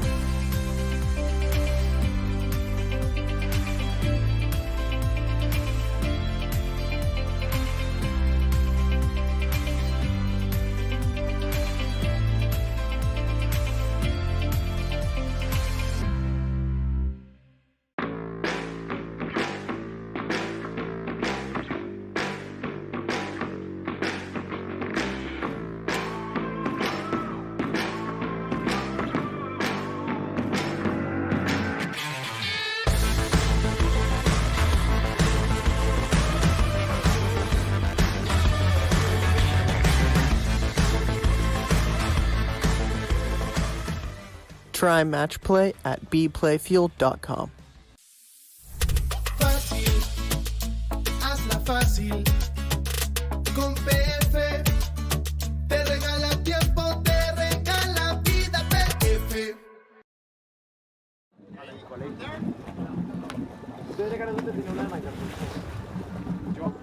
All right, welcome back to action here at the 2022 Pan American Water Ski Championships. U17 boys elimination round. Series 2 starts with our first competitor. It's Vito Bloyer.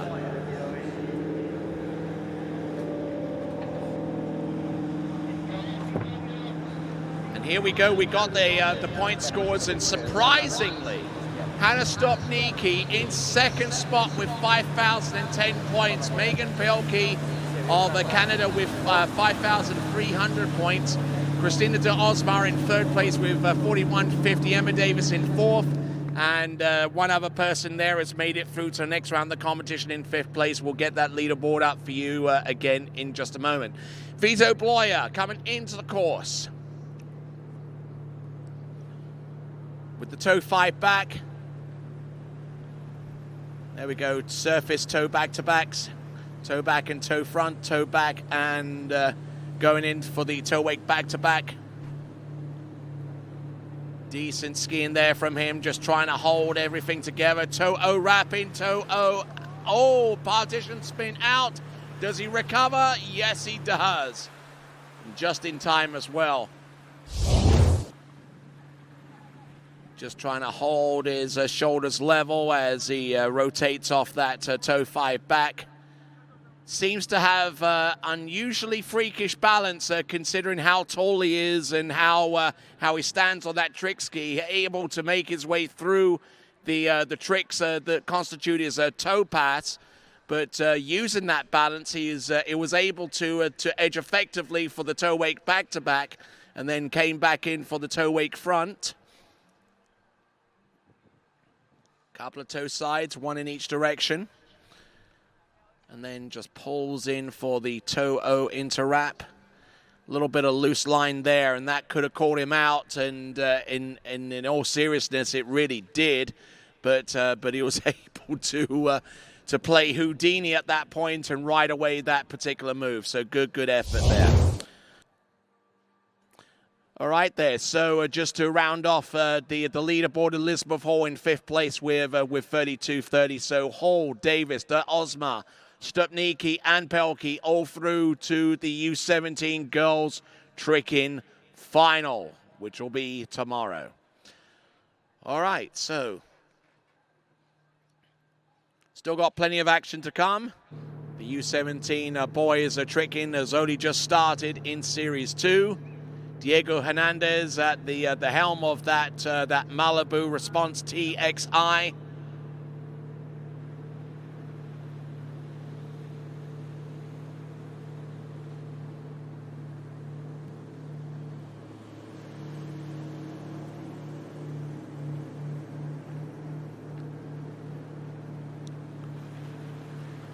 Oh, there it all, and getting in a little bit of difficult situation there with the Wake 5 front, getting pretty far down that pass. So he may have actually gotten some points under his belt, which could actually help his cause in terms of making it through to the U17 boys tricking final.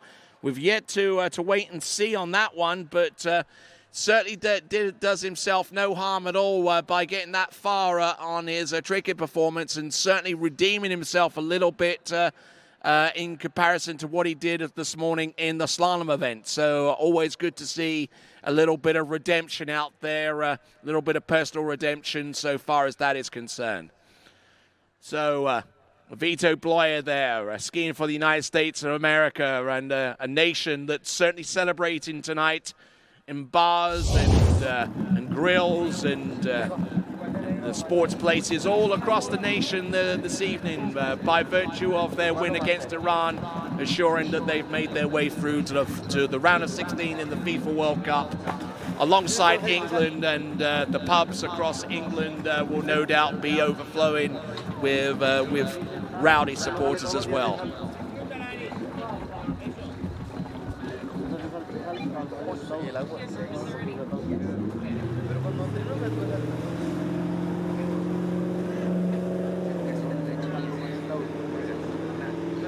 From what I understand, they're already printing T-shirts saying Pulisic for president.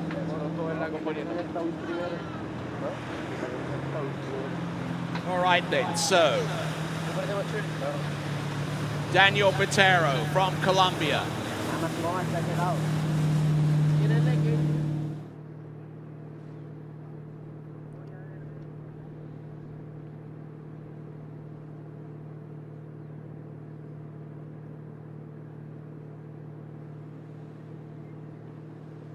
Daniel Botero of Colombia working his way through the surface tricks.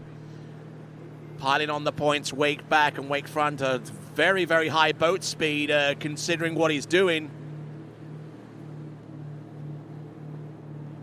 Wake back-to-backs.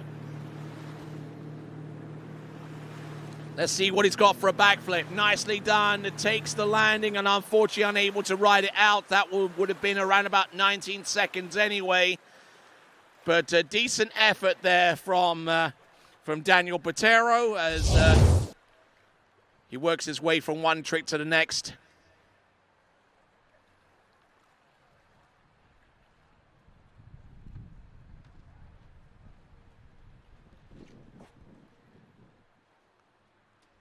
So Daniel Botero just trying to build his way through that particular run. Probably a good reason, a good portion of the reason why they call him Lego on the Colombian water ski team.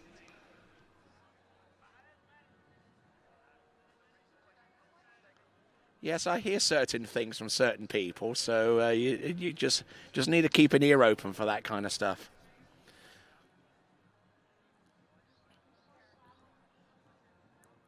So let's see what Daniel will have in store for his second and final 20-second pass, and we saw a little bit of weight distribution towards the back of that ski as he took off the wake for the backflip. Wearing bib number 73 for Colombia, it is Daniel Botero. There are two more Colombians in the Series 2 tricking competition. We have Santiago Escobar, who will be tricking up next. And one skier before the end, we'll have Sebastian Martinez. And that will represent the extent of their skiing for the remainder of the competition today. presenta a Sebastián Martínez, ¿no? Era papá. En otro tono sabía que el Muñoz, ¿te acuerdas? Pero no sabía. ¿Por qué está el Muñoz? No sé con qué departamento está. ¿Con el IRD? Porque...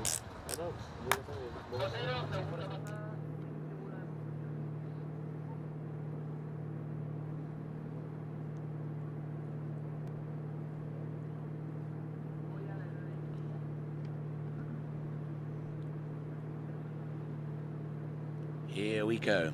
Here comes Daniel Botero. To the back and to the front very quickly from one trick to the next. Oh, and goes with the reverse toe side slide and just unable to stabilize his body position on the ski enough to ride that trick out. Always a difficult pull with the reverse toe side. You're pulling away from your standing foot and you're trying to turn into your toe leg in order to make that trick happen. Unfortunately there for Daniel Botero, getting the back and the front, then working his way through the toe side slide, which he got, no worries there, and then tries the reverse and was basically yard sailing his way into the drink. So a little unfortunate there for Daniel Botero as he swims into the shore. All right, next competitor up, also from Colombia, is going to be Santiago Escobar. No, ya empezamos mal. Hermano. Si no la tira ahí, lo más fácil es que lo más probable es que se meta para final, papá. Tenía que ser de salto, no creo, ¿no? De pronto los milagros pasan. Lo último que se pierde es la fe. Eso.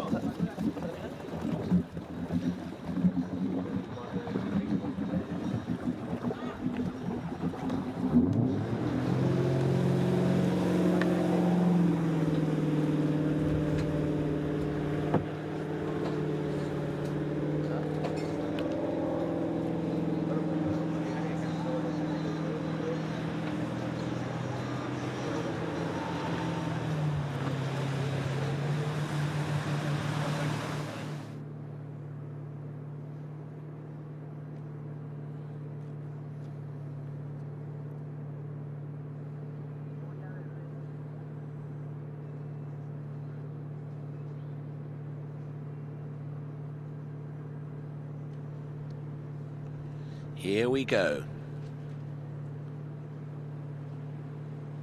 Santiago Escobar of Colombia. Keeping a good flow and a good edge from one side of the wake to the next. Seems to have a fairly similar run to Daniel Botero, right down to the flip that he will attempt to make his way out of the run. Yeah, absolutely. I mean, identical runs, it would seem, between Santiago and Daniel, and both falling in around about the same place.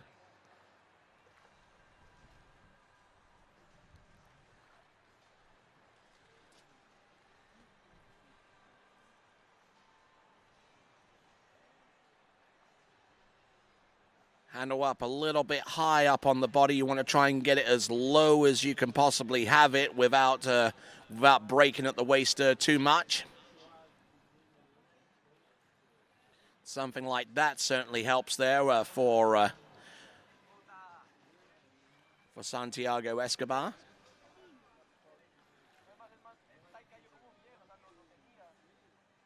Keeping everything on a pretty decent level. Edges a little bit outside the wake, then he doubles down and then uses that momentum to get some elevation there for the backflip and just off the back foot and just not getting enough height and certainly not enough spin in time for that ski to be planted directly under his body. So there we go. That is a skier, Santiago Escobar, getting ready for pass number 2. We are about halfway done with Series 2 Tricks Elimination Round in the U17 boys competition.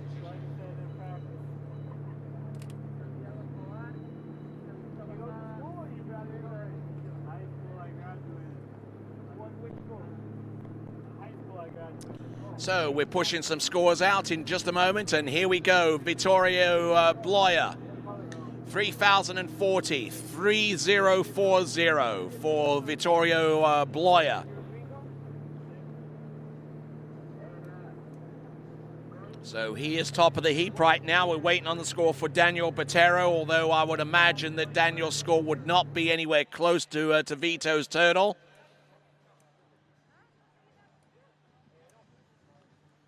So let's see what Santiago Escobar has in store for us.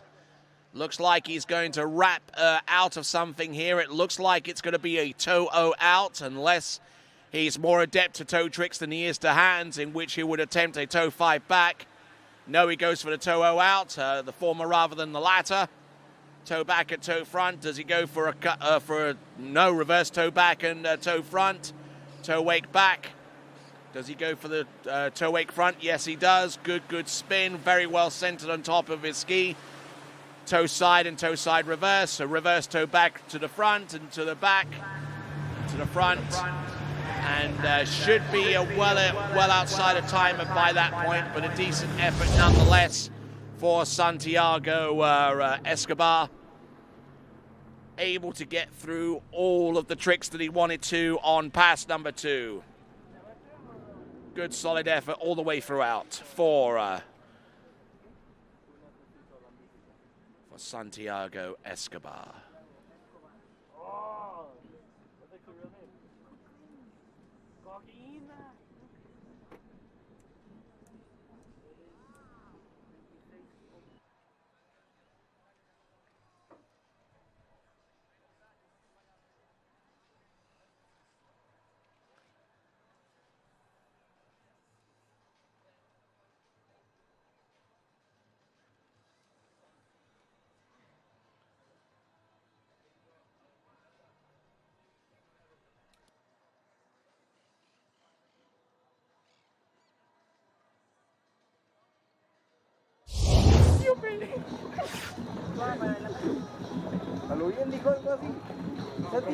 So now we're down to our final 3 competitors in the Series 2 boys under 17 tricks elimination round. We start off our final 3 with Federico Ahumada from Argentina.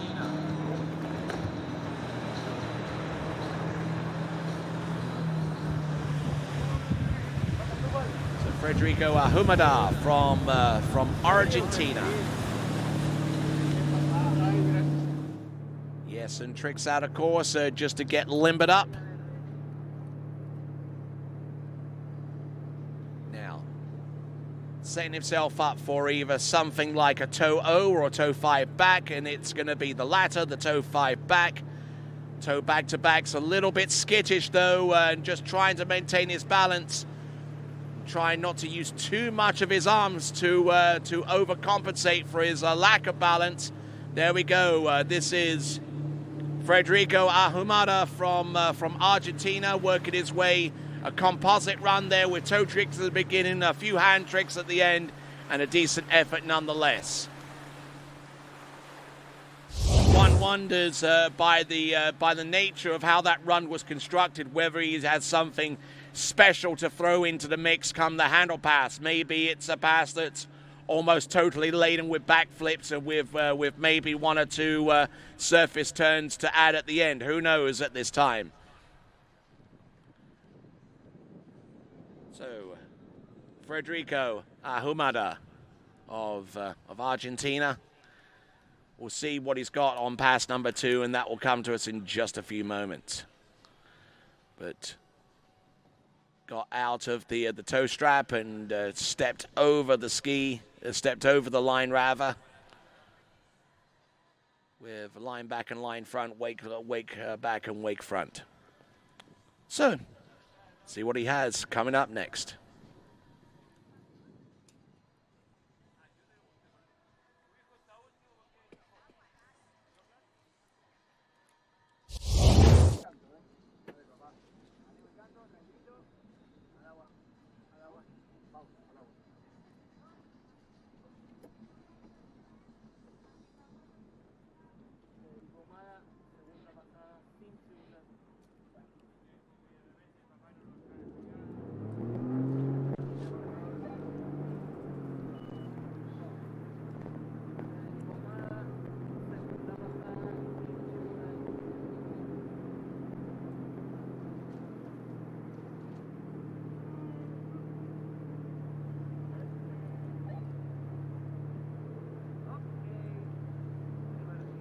right, here we go. Right here, right now, Federico Ahumada.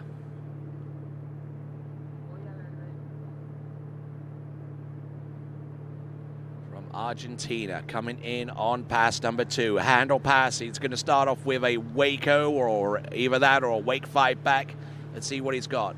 And he goes down on the Wake 5 back opening trick and visibly annoyed with himself as he swims into shore and just trapping himself there with the opening trick in a manner that is very, very common with that move, going from outside to in, just letting the line loose towards the boat on his spin. That drags him straight into the water almost instantaneously. And Federico Ahumada from Argentina. If I do butcher his name several times, I apologize. But Federico there falling on the first trick second run, and that's certainly not going to do him any favors. Sebastian Martinez from Colombia coming up next. Tú te quedas por acá por los puntajes, Pato. Ojalá. Por eso. Por la duda.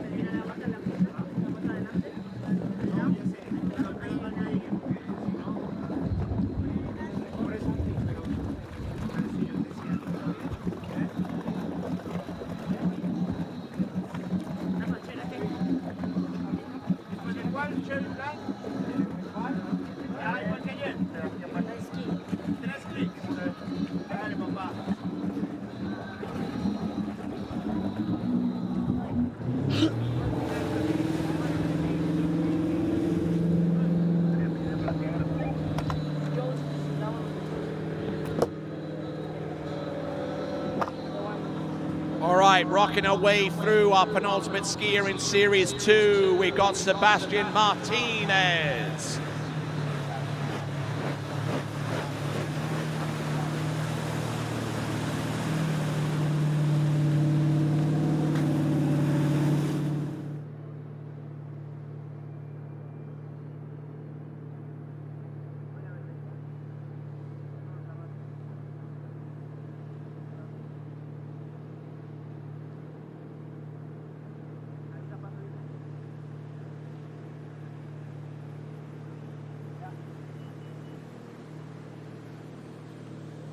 There you go, looking good. Oh, and we've seen this script before, haven't we? And unfortunately, we've seen that fall way too many times as well for Sebastian Martinez from Colombia. Starting off with what I believe to be a Wake 5 back, although actually I believe that will probably be scored as a Waco considering his under rotation on that particular move. But looking in good shape for the tricks that he had to come afterwards.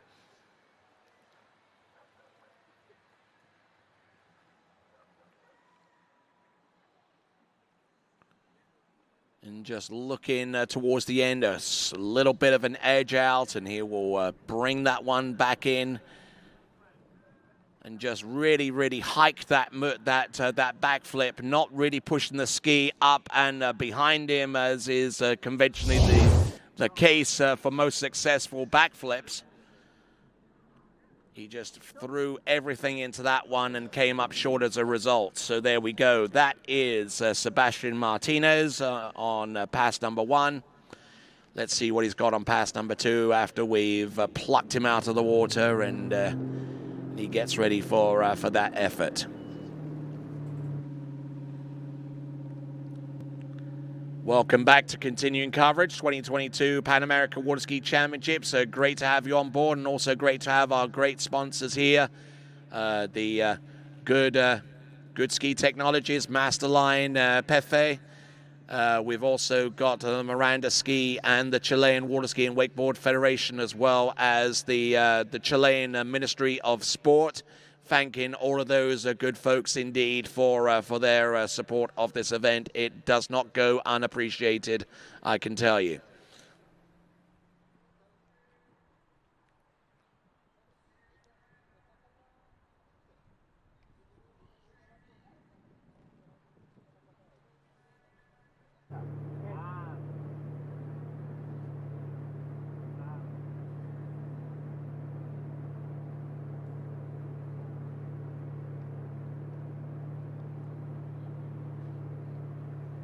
Here we go, this here.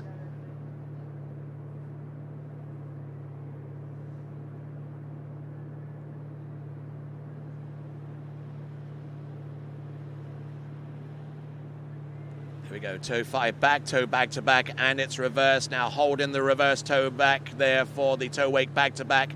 And the reverse he bulks out on in favor of continuing on with the remaining tricks that he has eyed up on this run. He's going to go with the toe wrapping, which he successfully completes. Toe out. Yeah, there you go, towards the end, already celebrating before he even hits the wake for the toe wake back again. And good, solid effort there for Sebastian Martinez. Who knows, he could put himself in a position where he could ski in the finals if things go his particular way. Sebastian Martinez of Colombia doing a fine job out there.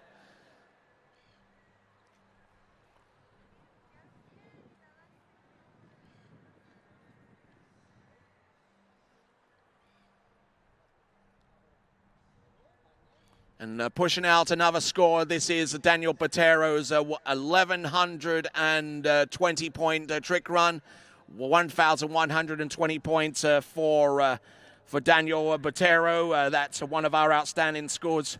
We're pushing out another score coming through Santiago Escobar with 1,800 points. 1,800 points coming through from him. And I'm sure that we're going to get the score for Federico Ahumada for Argentina coming through in just a few moments. And we'll start to populate the leaderboard with the trick skiers in Series 2 momentarily. Last skier to go, George Malinowski from Canada.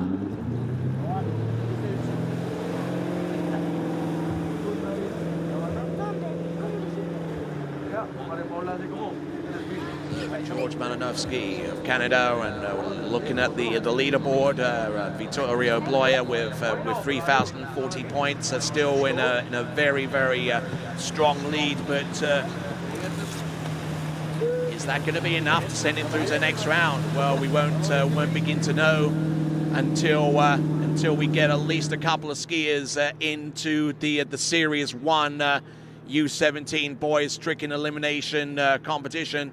Here we go. This is George Malinowski. Ski line back, then to the front. Wake 5 front. Standing wake 5 front, as a matter of fact. Wake 5 front reverse. Wrapped out of the back for an attempt to the wake 5 back. Here he goes with a backflip. Nails that one. Here he comes to the second one. That's George Malinowski with 2 flips under his belt. Flip twist back to front. Does he have anything more? He has some 360s.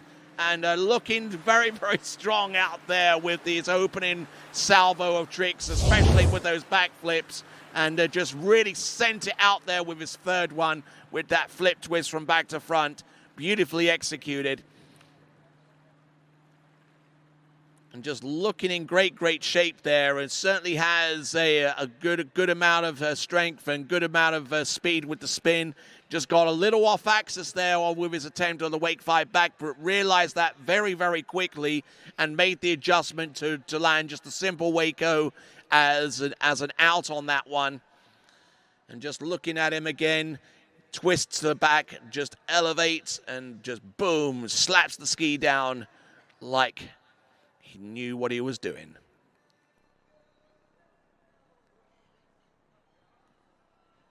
So George Malinowski of Canada, he will be our last skier in Series 2 in the boys under 17 competition in the tricks. And then we're going to go into Series 1, starting off with our next competitor, and that will be Chase Sparks from the United States.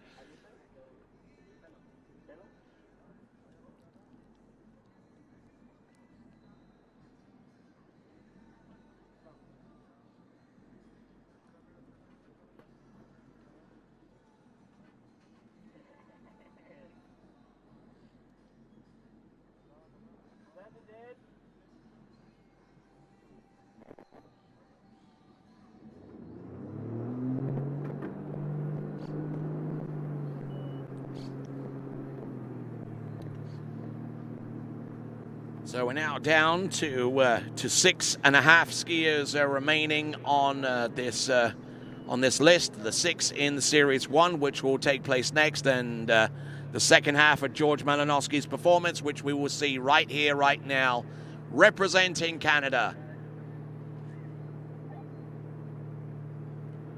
Foot in the toe strap. Let's see how he gets along.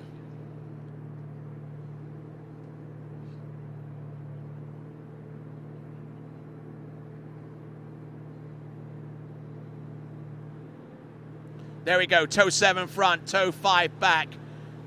Little off balance, but he certainly makes it work for him. Toe 5 front, toe 0 out, toe 0 straight back in. George Malinowski, there we go, toe Waco. Here he goes, reverse toe back, toe wake back to the front, toe wake back and the toe front. Does he have enough? Toe wake line back to the front. He's got a couple of toe sides left. He's all over the show, but he's still on top of the water and he's still piling in the points. There we go, George Malinowski.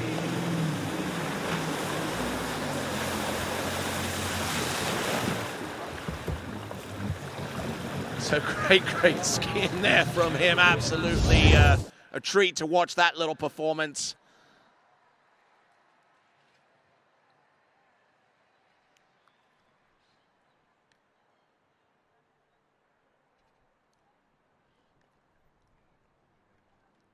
Certainly not smooth by any stretch of the imagination, but I tell you what, he can definitely muscle his way from trick to trick.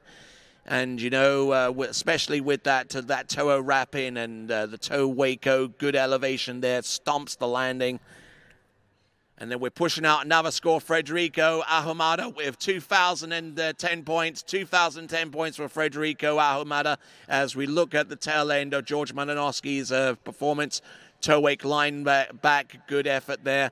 And Sebastian Martinez, we got a score for him, 29.30, 2,930 points. And that brings us completely up to date with our leaderboard with Vittorio Bloya with 3,040 points. Martinez currently in second place with 29.30. Ahumada with 2,010. Escobar with 1,800 points. And one other skier is on that list, and that's Daniel Botero. So here we go with the U17 Series 1 starting list. The final 6 skiers of the day starts off with Chase Sparks. He will be up next, followed by Cage Gabrovic, then Eric Gisler from Argentina. 2 Canadians take to the water. We've got Lucas Pinette and Jacob Chambers. It says Lucas Pinette there on the list. Yes, indeed, you heard me right. And Martin Labra will be our final competitor out. And that is going to be an interesting proposition all on its own. Here comes Chase Sparks.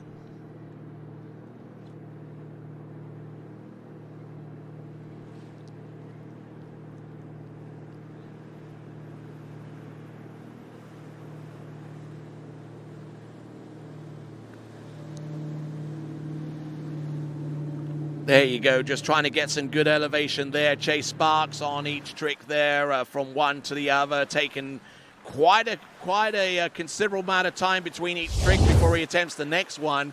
Just trying to get the edge and the elevation to work his magic on that. Chase Sparks there on pass number 1.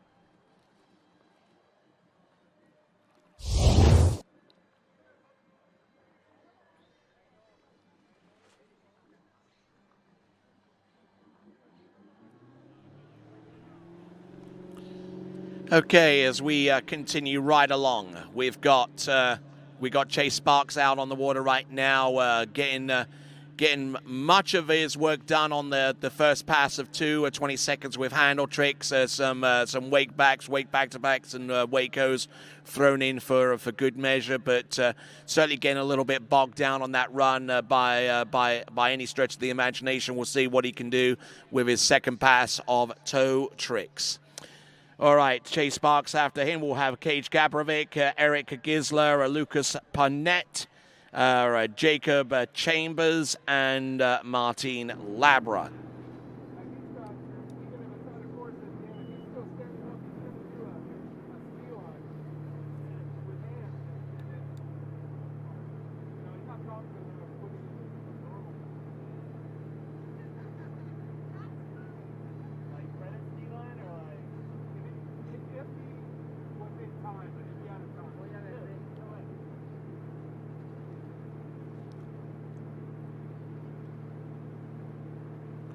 Here we go. This is Chase Sparks.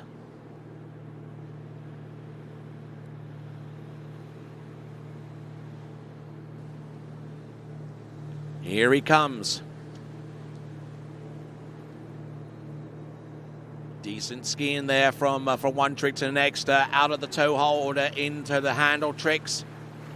Goes for the 5 front, standing wake 5 front, and he goes, does he go for a ski line? Yes, he does. He gets the elevation, but unfortunately, the balance over his trick ski wasn't quite there for him to recover from. So that is Chase Sparks, and that represents the extent of his effort here in the elimination round. Is this going to be enough to supersede Vito Bloyer, which essentially that's what he has to do in order to advance through to the boys' tricking final? We have a total of 12 skiers split between 2 Series 6 apiece, and obviously the top 6 make it through. And one person who could well make it through is George Malinowski with 57.20, 5,720 points for George Malinowski. 5,720. Vito Bloyer relegated into second spot with 3,040 points, and those are your top 2 at the moment. And fair to say that in order for Chase Sparks to make it through to the next round, for certain, right at the earliest possible opportunity, his score has got to be over 57.40. And if I'm being honest, the likelihood of that happening is going to be slim, very, very slim indeed. But we'll wait on that score, and we'll see what happens afterwards. All right, then. So Gage Gabrovic from the United States of America. We'll see how things shape up with him with the 2 22nd passes that he has at his disposal.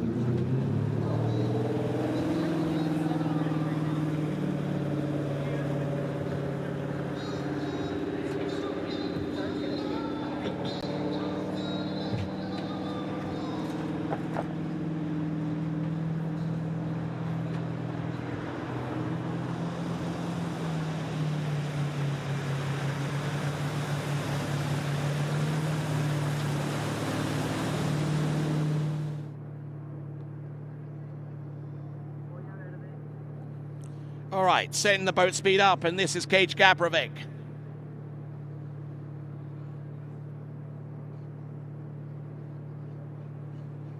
There we go, toe 5 back, locks into that reverse toe back as he works his way for the toe 8 back-to-back, and it's reverse, toe 5 front, toe 0 out, toe 0 straight back in, toe wake 0, good solid elevation there, toe wake line back.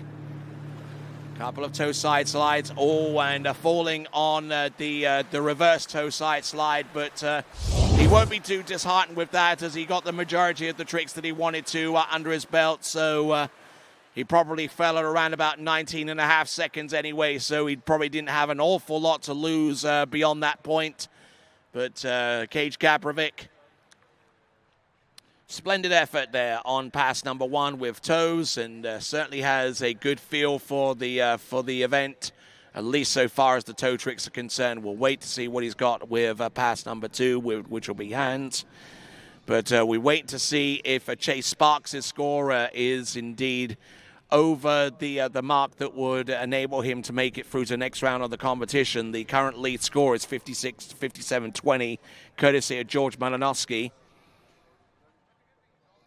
As we see there, Cage Gabrovic sliding out towards the back on the reverse toe side slide. Under 17 boys elimination round continues with Cage Gabrovic, our second skier out in Series 1. We've got 4 more skiers to go. Eric Gisler, then Lucas Panett, Jacob Chambers, and finally Martin Labra.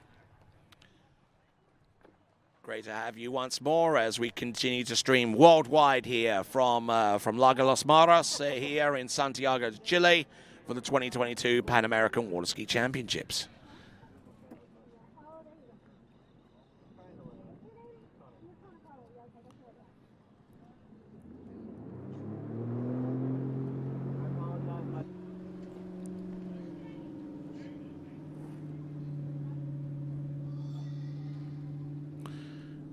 So continuing right along, current temperature here in Santiago de Chile is 70 degrees Fahrenheit, which in Celsius, for those of you that understand more about Celsius than Fahrenheit, it's 21 degrees C. Sunset this evening is going to be at 8:36, which is in about an hour from now. So kind of running against the clock a little bit here, but I think we should be done well before 8:30 or sunset.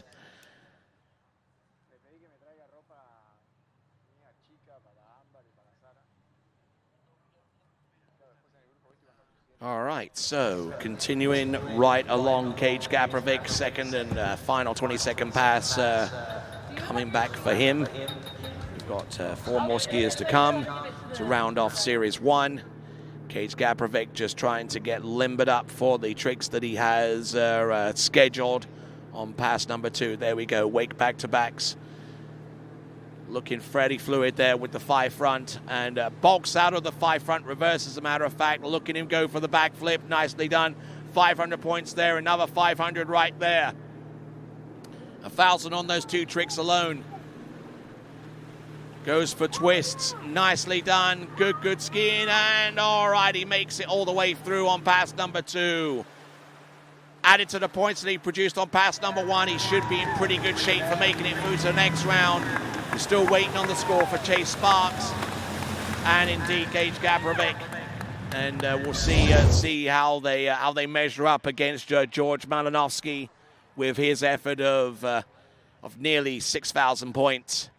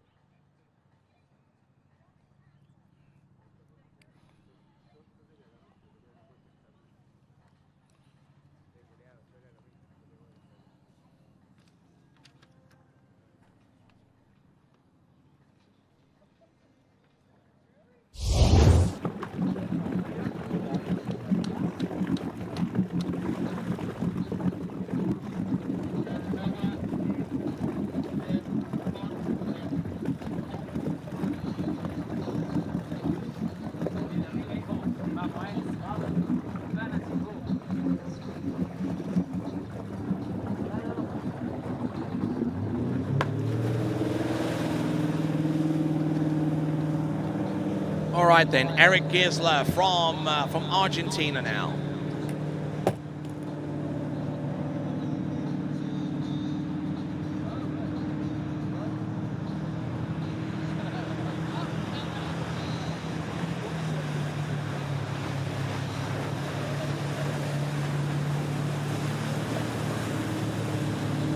Send himself up. Pass number 1.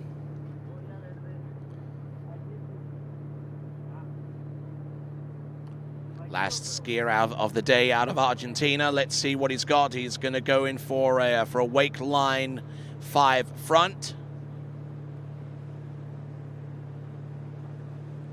There you go. Good, solid effort there with the wake line 5 front, and goes in for the remaining tricks that he has in store. Ski line back and to the front. What does he have remaining? There's the Waco. Edges out. We've seen this. But we haven't seen too many of those landed. There we go with the flips from either side. So good, solid skiing.